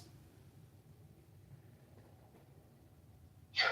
What's he talking about? It's a dirty joke. It's a documentary movie called The Aristocrats. It's with Gilbert Godfrey. Yeah, I don't find Gilbert Godfrey funny. I find him annoying. Yeah. Oh my god, did you see him? Well, that's the point, silly! Did you see that? I was just gonna say nowadays, Richard Pryor would have been canceled, Eddie Murphy would have been canceled. We grew up with that one. I mean, that Richard Pryor, man, if you don't look after him, I didn't even know how Andrew Dice Clay is still in business. I saw him in a show about 2 years ago in Pennsylvania. That dude was amazingly funny. Yeah, he was. No, I was gonna say, so Gilbert Godfrey, it's on YouTube, you can see it. Howard Stern had him on his show several times in the old days. But Gilbert Godfrey had this thing where he would go into the employee break room where they had free donuts, and he would lick all the donuts, but he wouldn't tell anybody. And he did this several times, and then he got caught on camera doing it, and pissed off Howard Stern on the show anymore. But there's a video on YouTube of him doing it behind the scenes, and he lifts up parts of the donut where you'd never know that it's been affected, and he would lick around it and stick it back together again. And he did that to all the donuts. He ruined the whole fucking box of these donuts. He's just an asshole. No, that might not be real, though. Maybe they staged all that. What's that, Tom? Maybe they staged all that just for content. Like, that's how next level the Howard Stern show is. One of the things that we can't overlook is the fact that women comics today, it seems to be successful, have to be so raunchy that it's kind of a turnoff for me. I'm prude, quite frankly. And You're a prude? I heard you put out. These female comics are just, they say the raunchiest things. It's hard to believe, really. I don't find females that funny, I'll be honest. There's very few female comedians that I find real, I actually think Ellen DeGeneres is hilarious. I think her stand-up is actually hilarious. I've always thought she was hilarious. Her bit about losing her eye after running into the yuck. glass door. Yes, I think she's very funny. But there's Roseanne Barr, now that's funny. Your microphone is broken on that one. Roseanne Barr is really funny. That's the thing about comedy too. It's also about who it's coming from. But you know who's the funniest to me is not Howard Stern. Judge Judy. That's Howard Stern with a wig on. Do you know how much Judge Judy makes a year? Her boy and mine. 30 million. 30 million. She was making like 80 million or 100 million or something like that. Right. She makes upwards of $45 million a year for that one show. amazing. It's crazy how much she makes. She's brainwashed women all around America to make them think that they're all Judge Judy too. It's not true, ladies. There's only one Judge Judy. She's gonna bring it back with Red Fox is my favorite of all time. And next to that would be Robin Williams. I bet you know what? Robin Williams will be hard to do a documentary on. Can you imagine someone trying to do Robin Williams? The Fisher King. Really good. So on one of my upcoming podcasts, I'm going to have one of the writers from Mork and Mindy on the show. He's a Mork and Mindy. Executive producer, but I think Gene Wilder and Richard Pryor in Stir Crazy, that was the kind of film that would get me choking from laughter, hysterical. Well, doesn't Clownhouse tickle your feather just as much, JCSpodcasts.com? Not like the way you arouse me, Mr. Congressman. Really? Well, I can read a poem if you like. Jordan. Hey, Dr. Jordan, I like him in Stir Crazy as well as See No Evil, Hear No Evil. Oh yeah, yeah, yeah. It's true. See no evil, hear no evil. And it's funny. Just to drop one more name really quick. Um, uh, Kelly LeBrock. I interviewed her once, and I've come to know her a bit. And I said, "What is your fascination?" I didn't say it like this, but like, what is your fascination with these Jewish guys? Because I think she dated, or no, I don't know if she dated, but I think she might have been interested, or Gene Wilder was very interested in her. Like, it's very interesting because he's not a typical Jewish comedian. He's far from it. A lot of them are just really raunchy, and my tribe comes up with some crazy stuff. But I do think Gene Wilder, Gene Wilder and Richard Pryor just get me choking for sure. Think about how weird it is that female comics almost exclusively talk about sex. They talk about their vaginas. That's all they talk about. To the point where my daughter, who really is turned off by anything about sex like that, she's 18 and she just thinks it's just annoying how sexualized the world is. To her point, she's like, I don't like female. I don't think any female comics are funny because all they do is talk about sex. They're just gross. They're doing that, but the guys that were doing that before them were all Me Too'd. Like Louis C.K. did that. He talked about dick and masturbation, this and that. Yeah. Me too. But then the girls come in and they talk about their vaginas the whole fucking time, and it's like the only thing they can joke about. It's really weird. I have trouble. I mean, God forbid this is a first world problem, but when a hot female comic talks about sex, I wonder how different that might impact the male demographic versus when a less conventionally attractive female comic gets on stage, because it's very interesting. I mean, one of them, what's her name? Whitney Cummings. Oh, Whitney Cummings is not an unattractive gal. Right. When she does some of her shticks, her shtick is kind of funny. Yeah, there's a research. From what I researched, women can really say anything and get away with it. There's this woman comic. She's got a Netflix special right now. Actually, she looks like a big lesbian. She's got an awkward build, and she's buff. Oh, Australian? She's Australian? No, she's not Australian. She's like New Jersey. Her shtick is kind of like a New Jersey chick. I'll have to find her name. But she talks about, her vagina and this and that. And when she does, it really grosses me out because she's so unattractive. And that's her shtick, is about being like obnoxious and gross. But for her, it doesn't hit the same as it does when a hot chick like Whitney Cummings does it. It's different. Like, I don't think either one of them are very funny, but she actually kind of really grosses me out. I'll find her name. I'll tell you in a second. She was on I swear to God, she was on America Got Talent one time or something. That's where she got her start. Something like that. I'll find her. Hold on a second. By the way, Kelly LeBrock used to be married to Steven Seagal. They used to live nearby in the Salt Lake Fields area of California. It was abusive. He was abusive to her. He's a fucking weirdo, that guy. That was the word around town. That was the nature of the interview, was talking a bit about we brought up came up, but I'm careful because she's got adult kids. Come on, Jerry, do your monologue. Then when the time comes, this is how I see it. She was also one of my. You could say something like this. Will you please give talk your about warmest a welcome woman who would to the newest weird king silence, of comedy, like, Rupert all the Pumpkin. teenage boys who Good evening, ladies and found gentlemen. out that they had any My kind name is Rupert Pumpkin. that anything could get them aroused, it would have been Kelly LeBrock. That was sensational. Yeah, and I always thought Kelly LeBrock was absolutely gorgeous. Yeah, I guess I just only like the lesbian female comedians now that you mentioned that, because I love Ellen DeGeneres. There's an Australian, what's her fucking name? Oh, Hannah Gadsby. I think she's really funny. And then there's Tidge Notaro. She's like I like her. She's funny.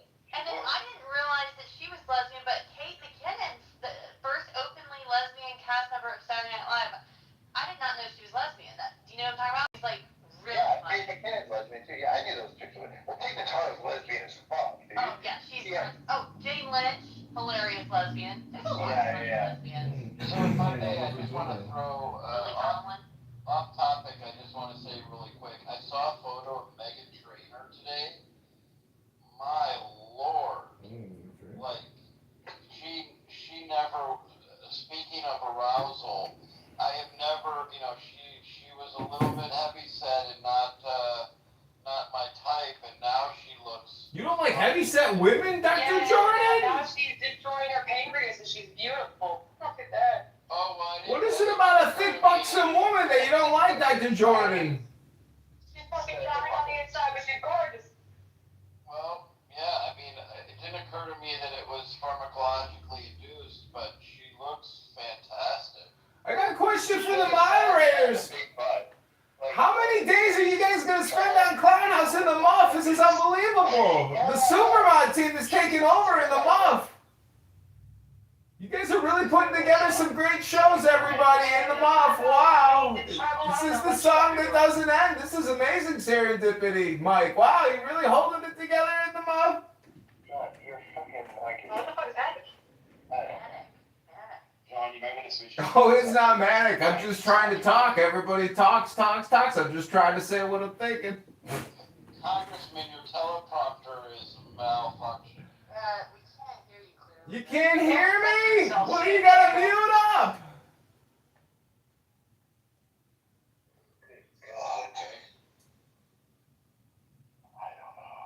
I'm just saying, I've been recording in the Muff for, it seems like many, many days now, and serendipity is like, wow, this is 40, you must be getting paid 40 hours a week here.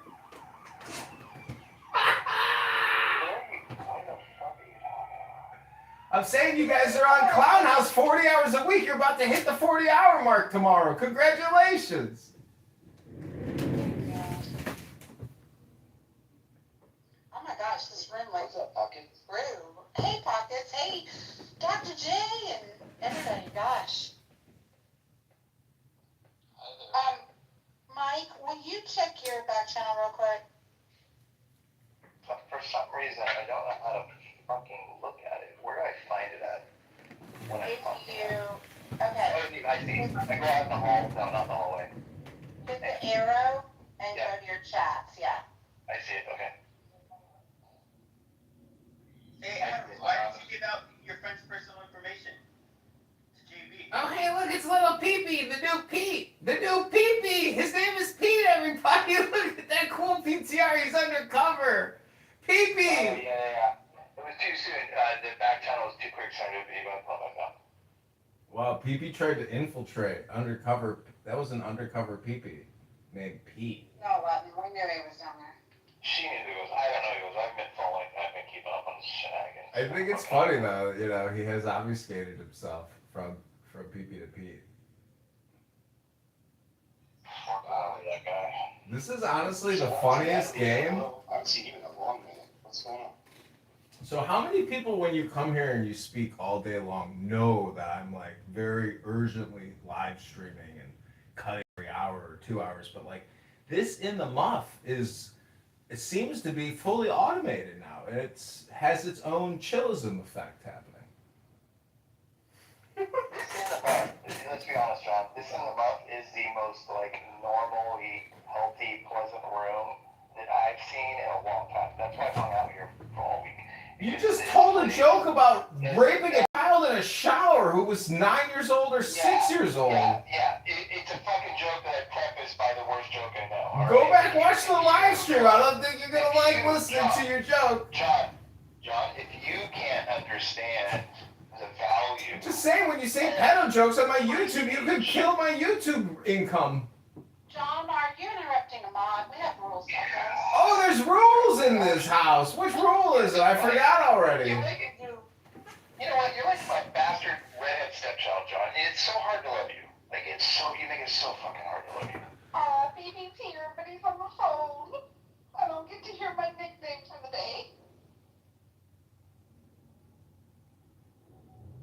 sorry, I forgot about rule number 5, Mike. My bad.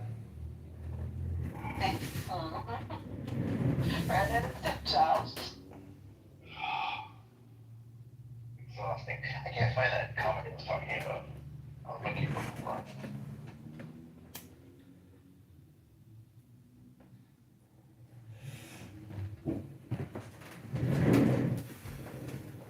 So this morning we recorded MAGA, aka Isaiah or the GOAT, and I gotta tell you, when you capture the GOAT live, you know, on Clown House, and then he looks at your live stream and he's like, "You're all being live streamed." Yeah, like it, you know, it causes his mind to, you know, start vibrating. That turns you on, huh? People are very worried about getting captured, you know, and put into YouTube. Wait. Hey, BB. Shanae, how you doing? I'm good. How are you? Not much. I was just wondering how you guys are doing today. Is it Shanae or Shadiqua? I'm not sure today. I don't remember. I can't remember. It's actually Surrender. Shadida. I don't know. Susan? No Susan. No Susan today. Susan's retired. I like that. Season. Rafi, Rafi, I got a question for you. Dr. Jordan said earlier that he doesn't like fake buxom chicks. Do you believe that, or was he telling a lie? When did I say that? I don't know, go to the YouTube live. You can hit replay because, you know, is your memory not working? You just said that. You're gonna do very well in Congress. You said that about one fucking woman, not the whole world. Well, geez, David, don't take it so personally. You're just like a dancing optimist robot.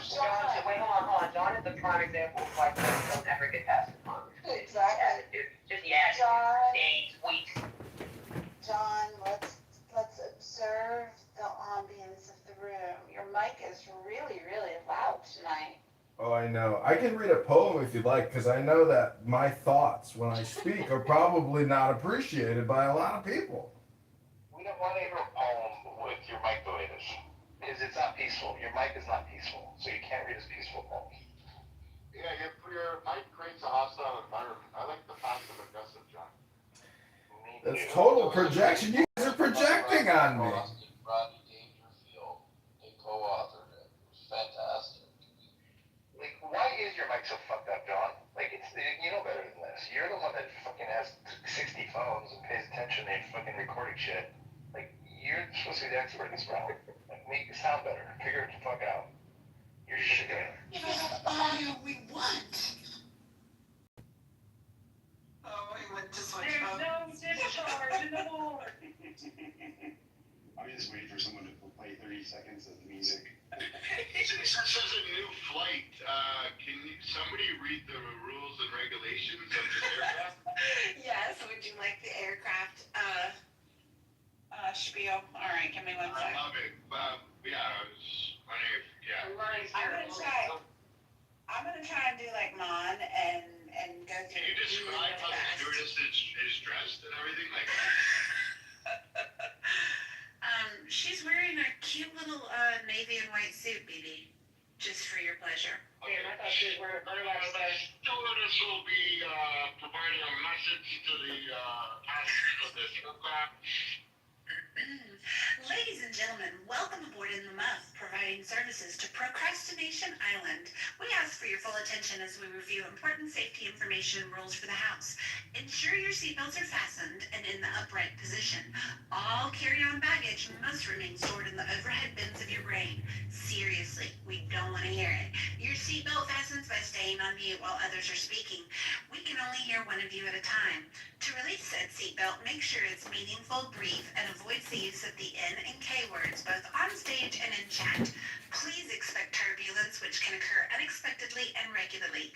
In the likely event of a loss of cabin pressure, oxygen masks will not be provided, but we can pretend they'll drop from the panel above you. Place it over your nose and mouth and breathe, for fuck's sake. If the going gets tough, you're welcome to get going. Please secure your own mask before assisting others. There is one exit on this aircraft located in the top right-hand corner. Exercise your personal discretion. If needed, a low-level moderator may guide you out to the halls. Better luck next time. Enough regulations specifically prohibit doxing, threats of violence, and keep families out of your mouth. Safety information can be reviewed on the house description page for additional details. We will be monitoring compliance before, during, and after takeoff. Thank you for flying with us, and we wish you a most pleasant journey.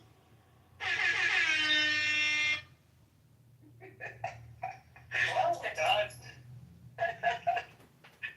There you have it. Serendipity question for you. Did you drink water before or after, or how'd you do that whole thing? Neither.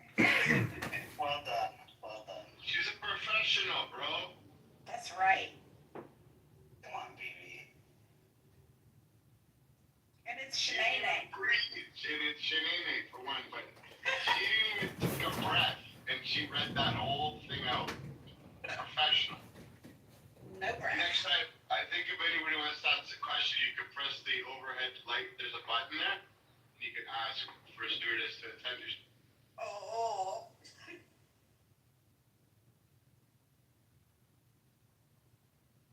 We strive for customer service excellence.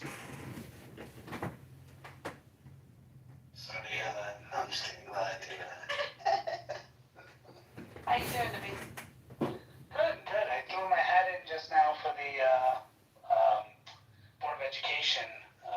They're appointing someone because someone resigned, so I threw my hat in, so we'll see what happens. Sorry to hear that.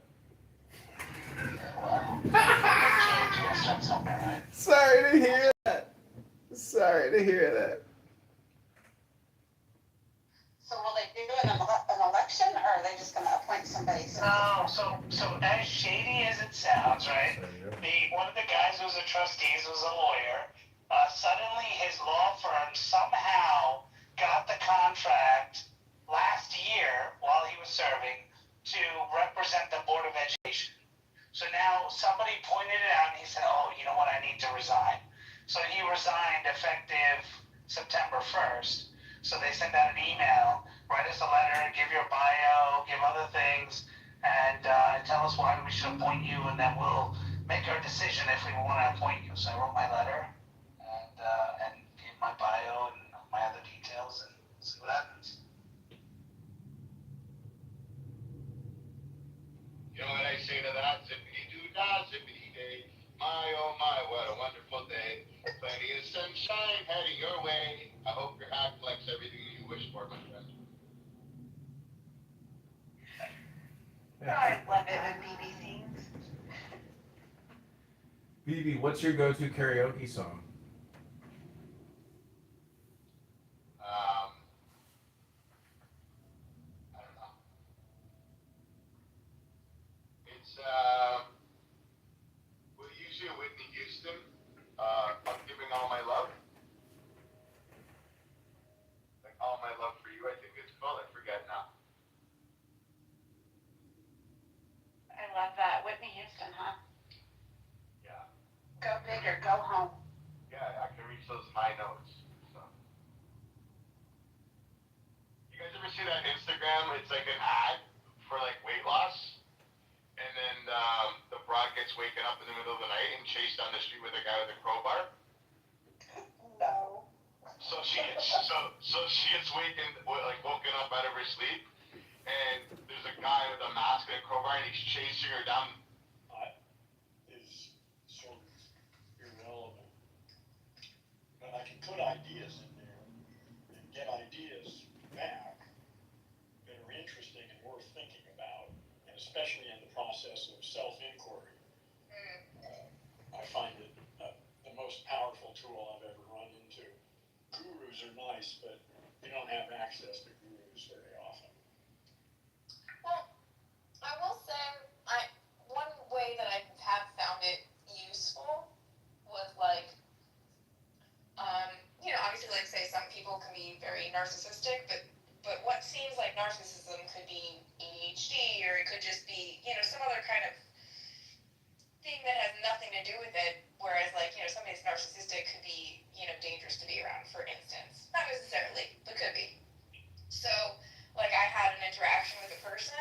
And I was unclear if it was like, could that be just Holy ADHD, shit, lack of that's tough. self-awareness, or is this person narcissistic? What are like signs? And being able to like plug in a specific story and being able to dissect, well, this is what narcissism would look like in that situation, this is what ADHD would look like in that situation, then I was able to kind of see it laid out and be like, okay, maybe I'm making a little too much about nothing. They're probably fine. So, yeah, it was kind of a tool in that way. Not self-inquiry. It wasn't self-inquiry. I guess it was like self-protection, but still, yeah. Well, like I say, all I can say is I have found it to be the most powerful tool for self-inquiry that I've ever found. And I'm just stunned by the impact it's had on my own thinking and the way I thought you was a story as well. What's something that you don't mind me asking? What's something that you feel like you took away from it that you wouldn't have necessarily in another situation, like with a therapist or something? I'm not sure that I can. It's hard. It's something that's emerged over a period of months of conversations with it. Yeah. And yeah, I don't know how to answer that question. I'm still trying to sort this all out and figure out, how it works. Well, I'm just, you made the room, so I'm trying to ask your question. And I'm just here.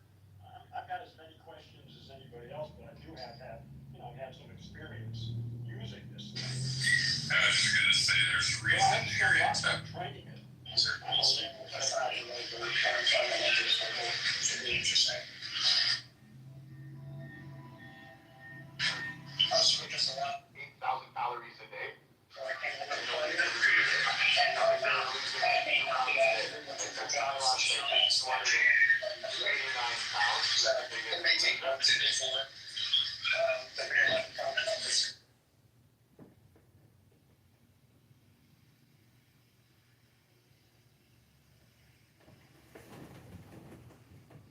still had this upper hand disadvantage. You got pushed to lose 240 fucking pounds. You can't blame the show because you gained the weight back. They didn't feed you afterwards. But now they're trying to say that because you lost this. Like that one guy was arguing, you should have had like an active care program, like put a gym membership and the whole thing. Because he's more concerned that the show made billions of dollars, like the brand. I think it would be a fucking hit if they brought it back out. Personally, people need to be responsible for their fucking own actions. Everybody wants to blame somebody for something they've done. Like I don't get that. I think they should bring it back, but this time say, shot or no shot, pre-Ozempic and post-Ozempic, and just see who dies at the end. Why you think people are gonna die from Ozempic? Well, maybe not. Maybe Wegovy. They'll die from diabetes, and it doesn't help. What's the difference between Ozempic and Wegovy? One has a nicer theme song. No, but like why? No, just the gentleman said. I said, do you think they'll die from Ozempic? He said no, but maybe Wegovy. But why not Moderna or any of those things? From all of them, I just don't know how good all these are. There's so many side effects to these. Would you rather die fat or skinny? Depends how big my casket is. No, I know, but at the same time, I hear these complaints about people that are like complaining about it. Like, I see this girl like Amy half my size on Instagram, and everybody's like beating the shit out of her because she's lost like a crazy amount of weight, and she's like bragging that she was on Ozempic. I think good for her. It's either that or die from obesity. Why not use something to lose weight? Who cares? I think she did something great for herself. I don't understand. She did not do something great for her. Why not? Because she lost weight. It's healthier to be obese. No, I don't think you understand how unhealthy it is to lose weight that fast and what it's doing to your other organs in your body. Wegovy and Ozempic are a huge risk of pancreatitis. It's literally destroying your pancreas, so you're able to lose this much weight. Losing that much weight this fast, baby, is not healthy. You don't really lose that weight that fast. You lose 15 to 20% of your body weight. So people that are over losing weight, it's not from that drug. It's because their mind has changed. Well, at least for me, it's because it's cheating. Like you're taking a medication to lose weight. Once you stop taking the medication, unless you're gonna take it all your life, you're gonna have the exact same health problems you did in the first place. No, but the whole thing about it is, it's training your mind into thinking differently about food and thinking differently about like conscious decisions. No, it's not. And you can. No, it doesn't. No, it does not. Okay. So the point I was trying to make was, it's cheating because you've done none of the work, and when you stop taking it, because people have to stop taking it. But you're still doing the work, guys. You're still doing the work. You're still putting the fork in your mouth. They're going to gain again the weight they had already lost. Because they didn't correct their diet. They didn't correct their exercise regimen. They just took it. They wouldn't lose weight, though, guys. I don't think you really understand how Wegovy and Ozempic and all that works. If you eat like a pig, you're still going to gain weight. You're not going to lose weight because you're on Ozempic. That is true. You don't eat when you're on it. To BB's point, I have heard, I've read some articles about people that are struggling with different types of addictions, that it's having like a really positive effect on their addiction because of something that it does to, there's some part of the brain that it turns off that mechanism. So I've heard that like a lot of alcoholics have gone on it to break their addiction to alcohol and stuff. So I don't know, but I have heard a lot here lately about people talking about it. It is like screwing up their pancreas. Yeah, all it does is just slow your digestion. That's all it does. There's a bunch of class action lawsuits against all those companies right now. You're a good girl. You're a good fuck girl. There's better ways to do it. I lost 110 pounds without any of it. So it's hard, but it can be done. I was still clear of all the rest of it. Yeah, it leads to serious digestive issues because it's literally slowing down your digestive system. That's all it's doing. It's making you feel like you're empty, so you'll feel a little bloated. You'll feel like you're full, but you're empty. So your digestive system starts literally eating on itself, and your organs start shutting down because you're not getting the full nutrients that you need because your body thinks it's full. It just slows your digestive process down, and it's like a chemical rubber band around your stomach that people get to curb their appetite and stuff like that. It's like cocaine. It can help. Can you lose weight on coke? It takes away your appetite. People are definitely, models do coke. At least the models that, they come out and say, I like crackers. Just so you know, people know I like Coke Zero. Just like you know. It's not real coke anymore, no. Yeah, I lose weight and I gotta get hungry.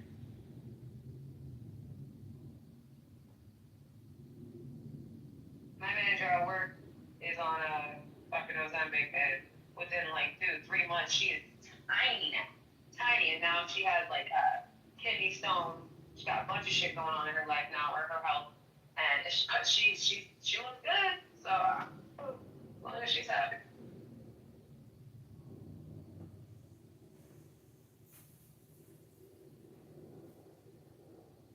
Holly, everyone is doing this. So sad. Some of it's not even legally done. These people got like backdoor doctors. They got on their payroll. Well, I mean, the problem is doctors.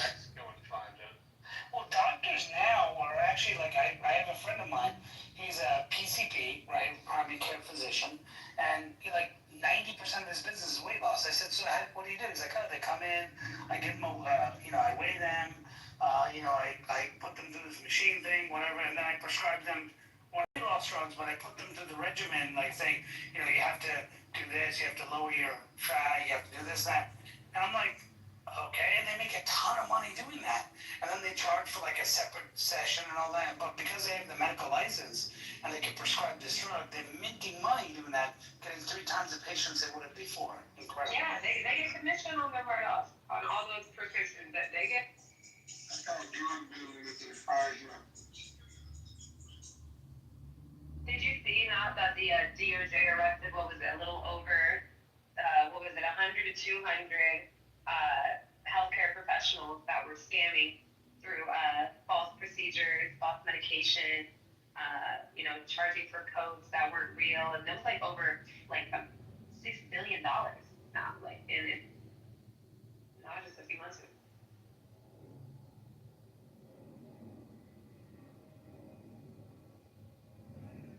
Yeah, I'm not surprised. It's crazy. Are we still talking about Ozempic? I'm on healthcare, but we can. Well, I can tell you one story about Ozempic. People need to be responsible for their own actions. I'll tell you one thing. I have a client who has diabetes and she takes Ozempic. So the weight loss isn't just that secondary kind of benefit that goes with it. But her doctor misprescribed her the Ozempic under weight loss instead of diabetes, and now she has to cop up $500. I said, you need to go ahead and change that for diabetes, so your insurance will cover it. But that was crazy because now they're just defaulting, thinking it's for weight loss when it was originally used for diabetes.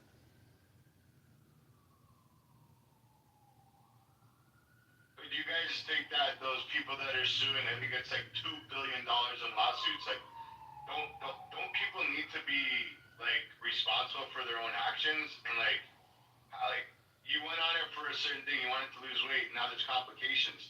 Everything's got a complication. Walking outside, there's a complication. You could get hit by a fucking bus. Are we gonna sue? Who we suing? Well, what's important when you prescribe someone medications, you need to do regular blood work to make sure that they are all right with the dosage you're giving them.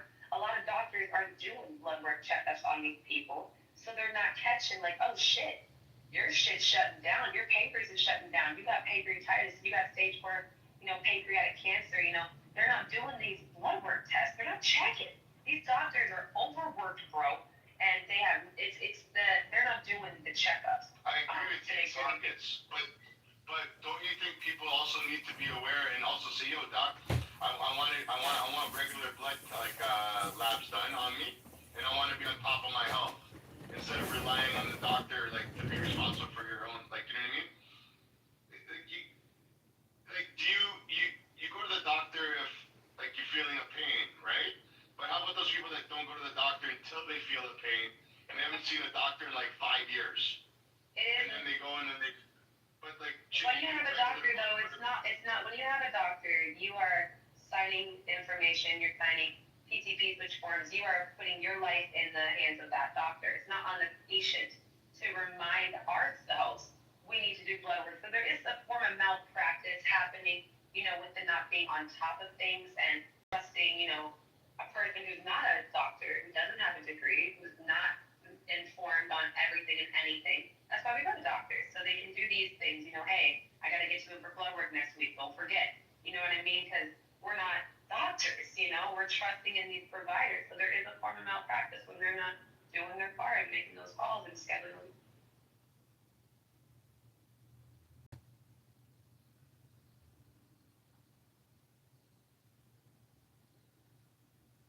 Danny, Joe, welcome to the stage.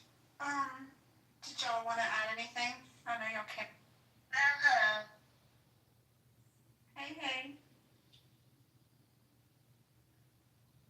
So, I guess, I've seen the class action lawsuits against those. Is there something that's leading? Because, originally, all of the medical talk around those drugs was, really positive. Is it overusage of them? Is it... People feel that they gotta be on it for the rest of their life, because they probably do, because they don't have self-discipline, and then they don't know. Listen, the best form of weight loss you could ever do is, and it's an easy task, I'm doing it in front of yourself right now. Take your 2 arms, and maybe while you're starting, push forward. Not you pushing the fucking dinner table away from you. I'm sitting here trying to do what's he talking about? People don't want to be responsible for their own actions, and they want to be able to blame somebody their whole life and have this victim mentality instead of choosing to be a victor. You could be a victim or a victor, and I do believe it's your responsibility to look after your health care. Because you can go to a shit doctor, sign all those papers, and still fucking die. Or you can educate yourself on certain things and say, listen, I have this, I have that. You know, how can I make myself feel better? And what can I tell my doctor to do? Because you have some doctors that don't like to prescribe meds, and you have some doctors that are drug dealers. And you have some that are into holistic care. And at the end of the day, it's your body. I can't rely on like anybody in this room to say, I want to make sure you keep me healthy for the rest of my fucking life. Right. Yeah. It always comes down to accountability, doesn't it, y'all? Always. Absolutely. She's right though, it's like a form of malpractice not to test people's blood when they're on it. One question. Sorry. Who said that? Oh, Mohammed. So you come into a room to show how fucking highly uneducated you are, and the first thing you say is, do I suck dicks? Right. Well, I don't think you heard the whole like introduction that if you wanted to enter this aircraft. He's in the game. What a tool. A funnier answer would have been, my name is actually Captain Sucks on Dicks, get it right. So that's like me right now saying, I want to sue Clubhouse because Mohammed doesn't know how to speak to me properly. Or better yet, you want to sue Shanae. Shanini, Shadika, yeah, Susan Sarandon, everybody with an S. But Right. anyways. Susan Sarandon is like the biggest anti-Semite on the planet. The biggest. Is she? Hey, don't call me Susan BB. Sorry. No, I know, you got Susan, but not Sarandon.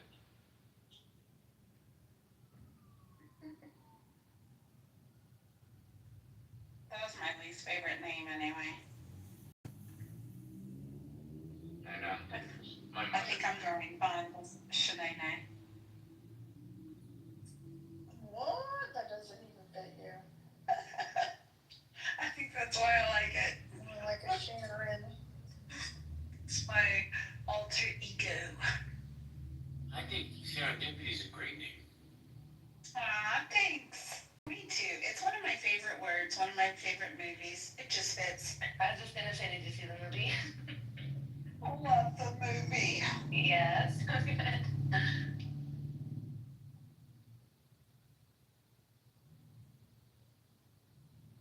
Yeah, I actually changed my name because there are like a million of me on the app. And Yeah. every time I went into a room, my name would come up and it was like, who are they talking about? Oh, not me. Never mind. There's even one that used to go by Sicilian Pasta, which was also weird. Right. What's up, Moose? What's up, XG? You. Hey, guys. What's up, Serendipity? Mike MG, how y'all doing? What's up, welcome. I was not just blowing smoke up your ass earlier. I happen to love you as my little liberal representative. Oh, shucks, you're making this Moose blush. Right. Moose blush? I do love you being him. So Oh my gosh, not serendipity with one of her stray dogs again. Eeyore, is that you?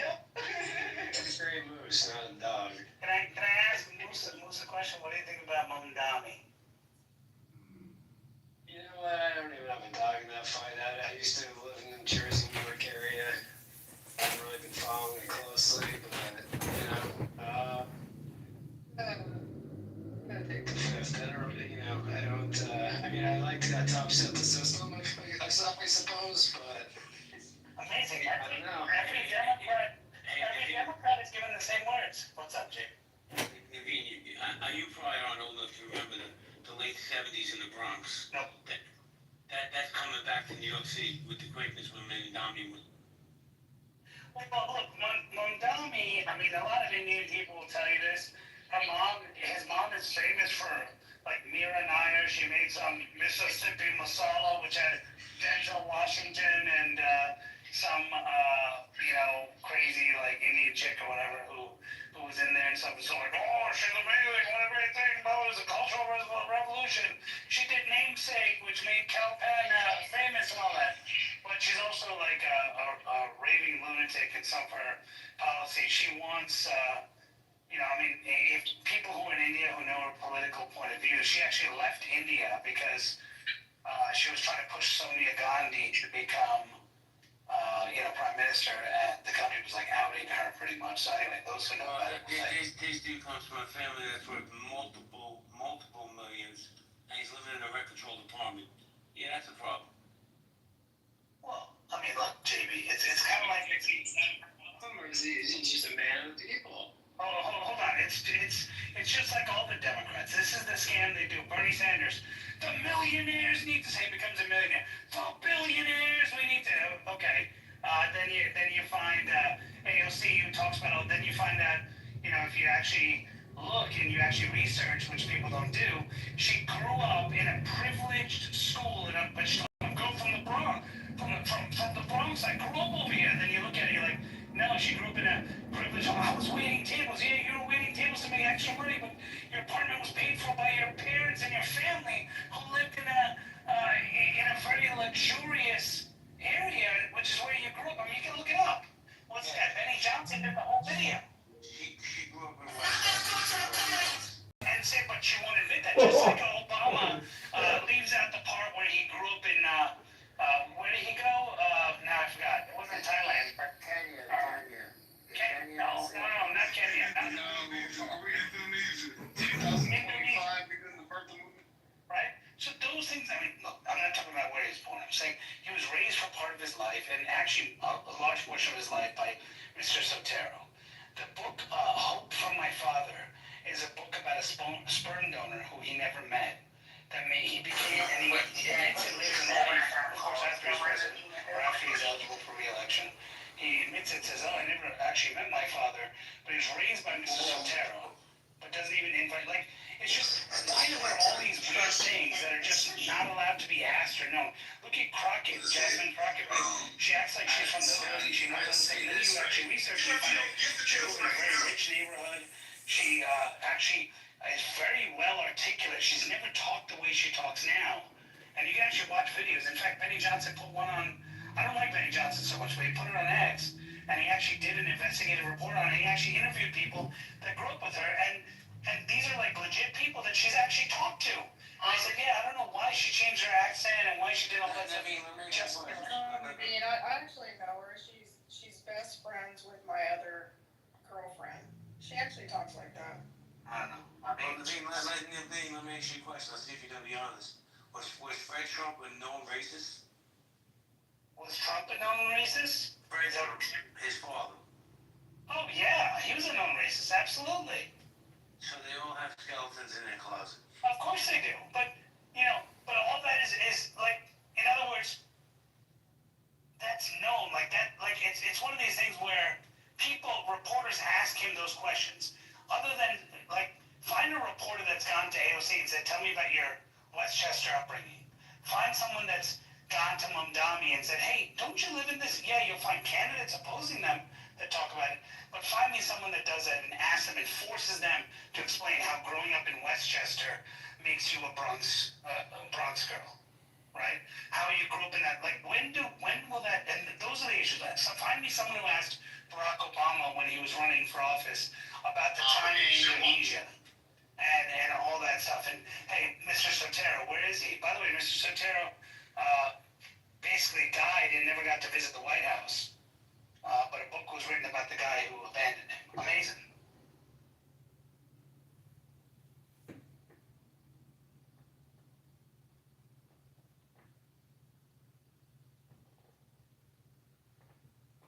That's the problem, is that when politics becomes about profitability and notoriety is where we have the problem. And I think, and by the way, on the Republican side, there's people that you can talk about, now I can't believe I forgot his name though. The guy who was speaker before Kevin McCarthy, now I can't believe I forgot his name, Paul Ryan, right? You talk about Paul Ryan, right? I mean, this guy, if you look at his background and how he was raised, he actually, his parents took part in Social Security. The guy wants to get rid of it. These people are ready. They don't have to answer these questions, and it's pretty sad.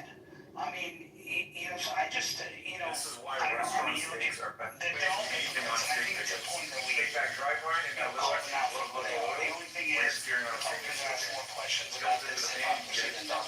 And I'm cooking a ribeye steak.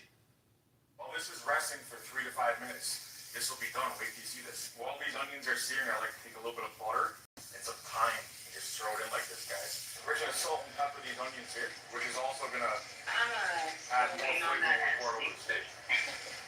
Give these onions a little bit of a flip here, guys. Let it get more color on the other side, or we put it beside that. That's where most people go wrong when they're doing tasting. They just put butter and thyme and garlic and then leave all that fond on. Maybe a little bit of water here, pour it like that. We didn't get it for 40 years, why would we get it Get all that fond on. Look at that, automatically comes up. I'm going to take some of the heaviest cream I can find. Push it off just like that, guys. Our presidential nominee, and he's gonna deliver on the. Let the residual heat of the clad stainless steel pan go ahead and take this time out. I like big chunks of time.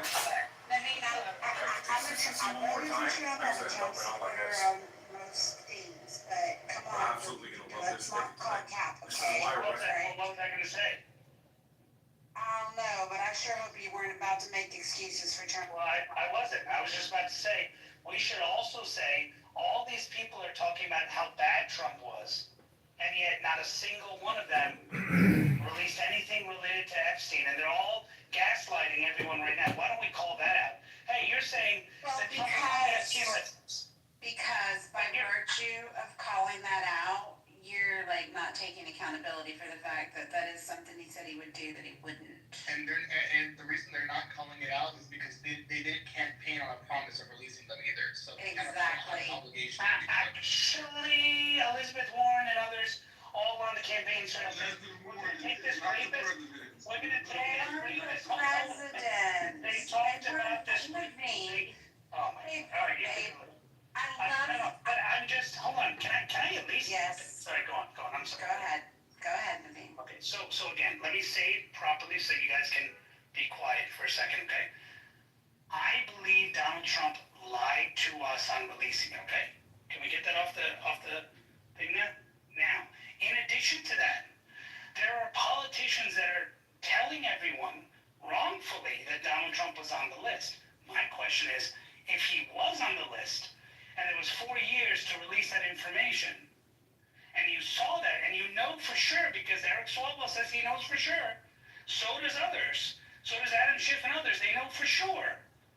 And how come you didn't say, hey, Merrick Garland, please release this information? That's all my point is, Sarah. During that time, worldwide fucking pandemic. That's probably why. They were more concerned with dealing with a worldwide pandemic than they were with dealing about an Epstein file. So last year? No, I don't believe that's true either. Because some of them on the list as well. No, they were more concerned about Russia. Hold on, Hakeem was right. No. I want to talk to Sean B. Hakeem was right. I said, you go ahead with me. No, Hakima, you are 100% correct. All of these people, I mean, Hakima, you and I disagree many times, but I agree with you a lot too. He's 100% right. These people are on the, that's what I'm saying. Like, Donald Trump is, I guarantee you, on that list, but I also guarantee there's other people who are on that list too. And Donald Trump should have released the list, and the main reason he didn't release the list is because his fucking name is all, pardon my language, his name is all over it. Okay, so, and we should be clear on that. But these other people know he's not going to release it. So they say, hey, let me use this as an opportunity to try to go at him, but never answer the question why they didn't ask the previous guy to release it if Donald Trump is on it. Naveen, he's on the list of predators who raped underage girls on Epstein's Island. Wait. Before you go, here's the thing. I don't really. Here's my thing, Naveen. Oh my God, I just freaking completely lost my thought. I think the list is full of a lot of beneficial, mutually assured destruction across both ends of party lines. And I'm not even necessarily ticked that Donald Trump chose not to release the list. What pisses me off is that instead of nutting up and being a man and saying, I know it was a campaign promise, but because of the nature of the information in the list, what the fuck ever, I'm not going to release it. Instead, he literally turned it around guess you ain't my supporters no more if you can't just accept what I'm putting out here on Twitter. Lame. Horrible move. I'd have had a hell of more respect for him for just nutting up and being honest with the American people than to turn around and try to gaslight us. Why the fuck y'all still talking about the episode? Just like we're all stupid. That was the most ignoramus thing he could have done, and that is my issue with Donald Trump. He wants to sit here and act like, what? What are you talking about? Why are you still talking about the list? Isn't that like years old drama? Like, he didn't think anybody was expecting that list. Shut the fuck up. Don't insult my intelligence. I mean, and you're right. I mean, there's no argument beyond that. So, I mean, you just said it perfectly. But at the same time, I'm just saying we should also be able to call a spade and say, hey, everyone has a vested interest in protecting this list and making sure it doesn't come out. Because, by the way, members of Congress have also seen that list. And we know Adam Schiff leaks a lot of information, but yet he ain't leaking that list, and that's incredible. And he didn't leak it when he had his own attorney general in there, and he's not leaking it now. So I'm just saying, like, you know, there's you know, we gotta also call that out. But you're right. The way Trump did this is disgusting and probably disqualifying. Yeah, absolutely. And the thing of it is, I think when you make excuses for it, when you say, well, yeah, but everybody else in Congress is X, Y, and Z, like, it sounds like you're brushing aside the accountability piece. And that's the point I'm making. Sometimes you just have to say, yeah, fuck you, Trump. You didn't keep that campaign promise. You don't have to make excuses. Two wrongs don't make a right. Yeah, but you can. But that's the problem that we keep having, Senator. We keep blaming Trump for everything. We never win this. We should say, yes, Trump is wrong. There's no point in saying he's not when he is. But at the same time, you should also be able to call out the others. What I'm not hearing from you is calling them out, saying, hey, what are these guys doing? I'm hearing you saying only Trump is at fault 100% when Congress also has. Because he's the only one that made the promise. He's the only one that made the promise. Trump has the biggest mouth. He's held accountable for not doing so.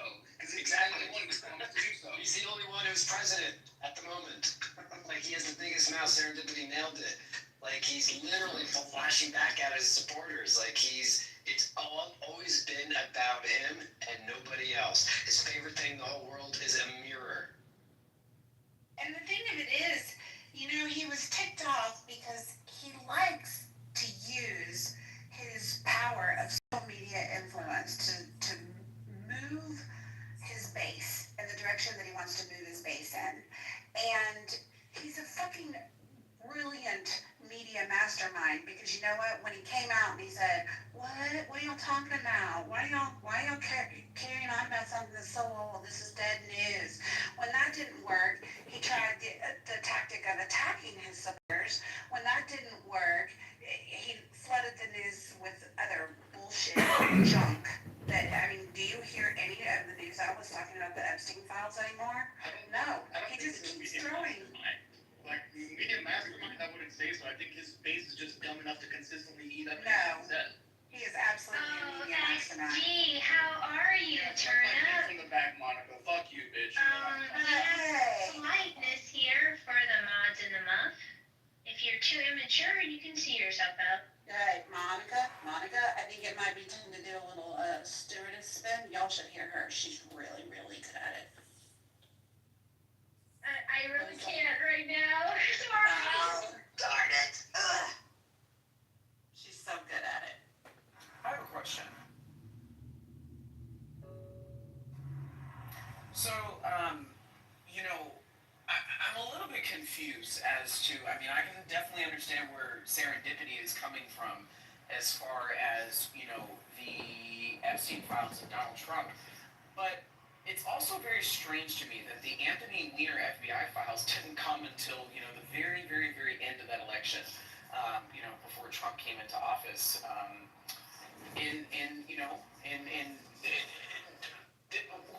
was the president back then? Obama? So it's very, very, very interesting that Obama didn't release those documents towards the very, very, very end of his presidency, but then people want to give Donald Trump smoke for not releasing documents that, quite frankly, I don't believe his name is on in the same like kind as people believe that his name is on.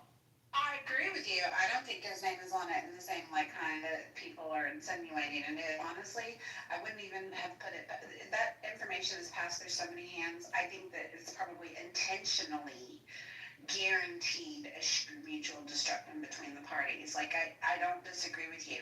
I think the ultimate issue is Trump made a promise, and then rather than just nut up and say, hey, I can't make good on that. I thought I could, I can't.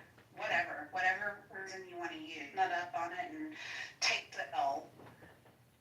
You know, he turns around and he gaslights his supporters. I think that's the key difference there. But from what I understand, it's not him that's holding up the release of that information, it's the court. So, I mean, is he supposed to violate the court order and release classified documents to the public? Rule of law 24/7. Releasing classified documents to the U.S. public is a completely different issue. Don't be an apologist.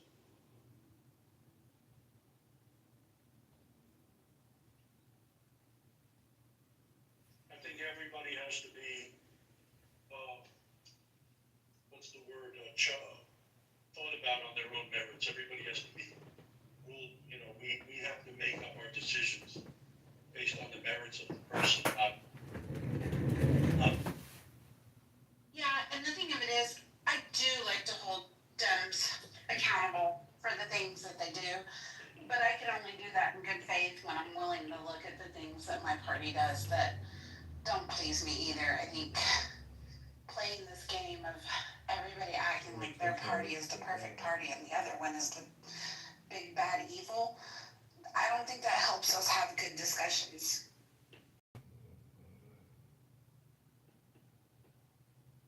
I actually did a replay a few minutes ago about the left's apparent heroizing of bad characters. The Luigi Mangione guy, who is treated like a superstar, and he killed an innocent father, husband, working class CEO who worked his way up into that position.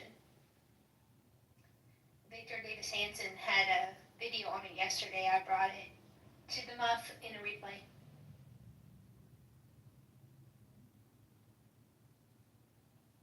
Wouldn't it be fair to say that the average person, and I'm not talking about the fringes of politics on either side, but wouldn't you say that the good middle center of people who are reasonable, Monica, denounce Luigi Mangione's actions, and what we're hearing is the loudest parts of the Democratic side that, you know, that are just the loudest parts. I mean, I feel like they're very small in numbers, and I feel like they're very fringe.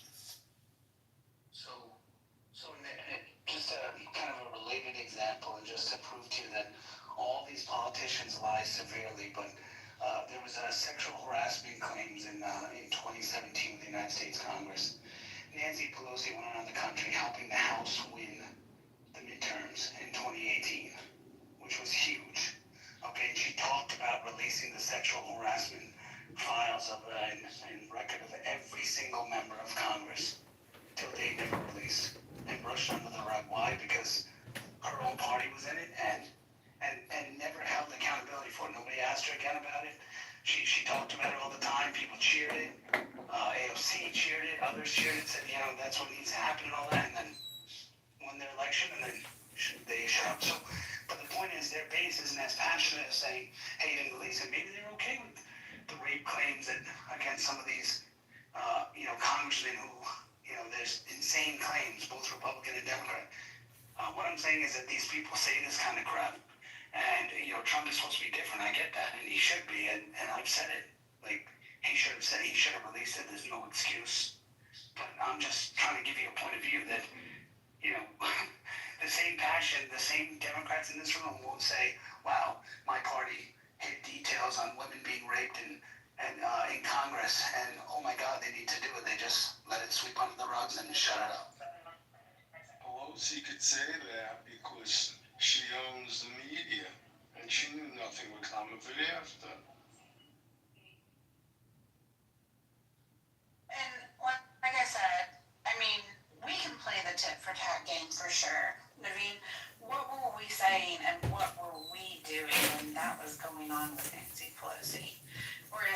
something that we dug up later in defense of what the Dems are saying. By the same token, that's why the Dems are saying, oh my God, y'all support a pedo president who rapes people and is a convicted felon. I mean, I don't know. I think in the vein of like having the discussions, you have to quit playing the tit for tat game. But just to be clear and transparent on that is, Republicans didn't play the game challenging her for doing it because Republicans were terrified she was going to release it. They didn't want to say to her anything about it because they were freaking out the list. So they didn't come and say, because a lot of the claims were against Republicans. She was trying to claim all the claims were against only Republicans, which is why she was winning. But no Republican really came out in 2018 and told her to go and do. They even asked Trump about it. He's like, oh, whatever Congress wants to do. Like he sidestepped it as well because he was president at the time. So, I'm just saying, like, those are things that, are people just didn't release, but the difference is that our party didn't go in every day and try to tell people, oh, Nancy Pelosi, she's allowing this kind of stuff to happen. We just stay quiet because we're, people on our side were actually on those things or whatever, but they just stay quiet on it. And maybe that's the reason why we lost. That's what people say. I mean, who knows? King, just like the stock portfolio, you want to see that too. But all of Congress has that same bullshit going on. This is the price of a corrupt Congress. You can't accuse and prove the other wrong because you did the same shit. And we were all sick of it. Well said, 100%. Apparently not sick enough to pay attention en masse. Like, the true, you know this to be true, the true folks that are going to get involved are doing a sacrifice of their time. The last check on a bad government is citizens calling, mailing, being obnoxious and annoying to the staffers. Not being mean to them, but hounding them. If you had more people like that, you would have more response in Congress. But there is not enough of a societal check on Congress to push it to do what it wants to do, i.e. things like giving up its prerogatives to the executive. But I disagree, Marshall, in some ways, because there was an outcry from the public regarding things like immigration in local communities, and the president didn't do his job and Congress didn't do theirs. So I think what happens oftentimes is, I'm not blaming the current Congress. I'm saying Congress as a whole. Correct. Over my lifetime, abdicated a lot of its authority to the executive branch. And you're 100% right, because Congress has moved from legislating to trying to be an arbiter of enforcement, if that makes sense. I know it sounds weird, but because they're saying, okay, well, we don't want to pass them. You get what I'm saying? Sorry. Naveen, you didn't answer my question earlier. You believe Trump is on the Epstein list? Well, I don't think he's on the list for the stuff you said. I said his name will be named in the files, whether it's on the planes or whether it's going somewhere. The question is, we don't know what list it is. Did Epstein write a list and say, here are the child molesters and here's the right? Here are the people who raped you, right? Or is it a list of people that flew on his plane or on a log? Whatever it is, I'm saying whatever it is, he doesn't want to release that has his name on it, right? And we know his name is on things like logs and all that stuff, but it's I mean, from what I saw that's publicly available, it's a trip from, Mar-a-Lago to New York City, right? But again, right, could there be more, like on a trip from Miami to somewhere else or something? 3 times, the flight logs have been out. This is not news. 3 times Trump flown on the Lolita Express, and I think 2 of the 3 times his wife and children were with him. There's hardly a trip one would make with their family. So there's a couple of logs. And never to the island. Well, there's a couple of logs that are missing, but secondly, do we even know what the list is? I mean, is there an actual Epstein list? Like, do we have any verification from the previous administration or from the lawyers in the Obama administration or I guess that's why I'm pushing back so hard on you, Naveen, is because you keep saying, yeah, I'm sure he's on the list, I'm sure he's on the list. I'm sure he's on the list, correct, because I think he's on the list. No, not a list, the list. Well, what the list of predators that determines that? Who knows that this? He actually keeps what a I'm list of telling predators. you that you're not hearing is when you say, I'm sure he's on the list, people think you're talking about a list of predators that assaulted young people, mainly girls. And I wish you would be more impeccable when you're saying he's likely in the Epstein files, but that does not indicate his guilt of being a predator of underage women. I'll use that terminology moving forward. Well, it's a little awkward, so I admit that. But you understand what I'm saying? Like, you're giving credence. But do you understand what I'm saying too? Is that who's defined? It's the media and the Democratic Party that have defined what they believe is the Epstein list. That's right. Everyone actually knows what there is. Bingo. There's nothing, and there's no evidence of anything. We're in fucking America. A list by Epstein made up for the papers is bullshit. Can't we get that straight? Can we get that straight? That a list made up by Epstein is like a list made up by the Democrats about Trump and Russia. Made by Epstein was good enough to get Ghislaine Maxwell put in prison. Yeah, but not like keep talking, Jules. Keep making sense. You don't get to pretend that the Epstein report is something that you need to release to your base, and then when multiple national security officials tell you appear in reports, to slow up that shit. No. If you said you were gonna release it, release it. It's not that fucking hard. And if you can accuse him of being guilty of anything, you'll wake up. I didn't say he was guilty. I said he promised his constituents he would release the report. So he fucking lied. Where do we go from here? Actually, he said he released the report. I want my president to report. What universe do I want my president to lie to me? And in what universe should that president be Donald Trump? What universe? Do you think presidents don't lie to you? No, that's not what I'm saying. I'm saying the Republican Party lit up the Democratic Party on that very issue. Okay. And now when it comes to us being consistent and having that same level of behavior, you're like, no, the rules don't apply. No, the rules fucking apply. It is what it is. Well, and I mean, if you're gonna say, so what, he fucking lied, well then when Biden pardoned Hunter, and we all pitched a fit and got our panties in a wad because he gave Hunter a pardon when he promised he wouldn't, we probably need to shut the fuck up too. Well, at that time I said he's going to pardon Hunter. Big deal. You knew that was a lie. Just like you knew this was a lie. This list isn't coming out. You don't There is no say it's a lie simply because the administration has retracted from its original point, which is that it was lying up to Democrats until they want to reveal it.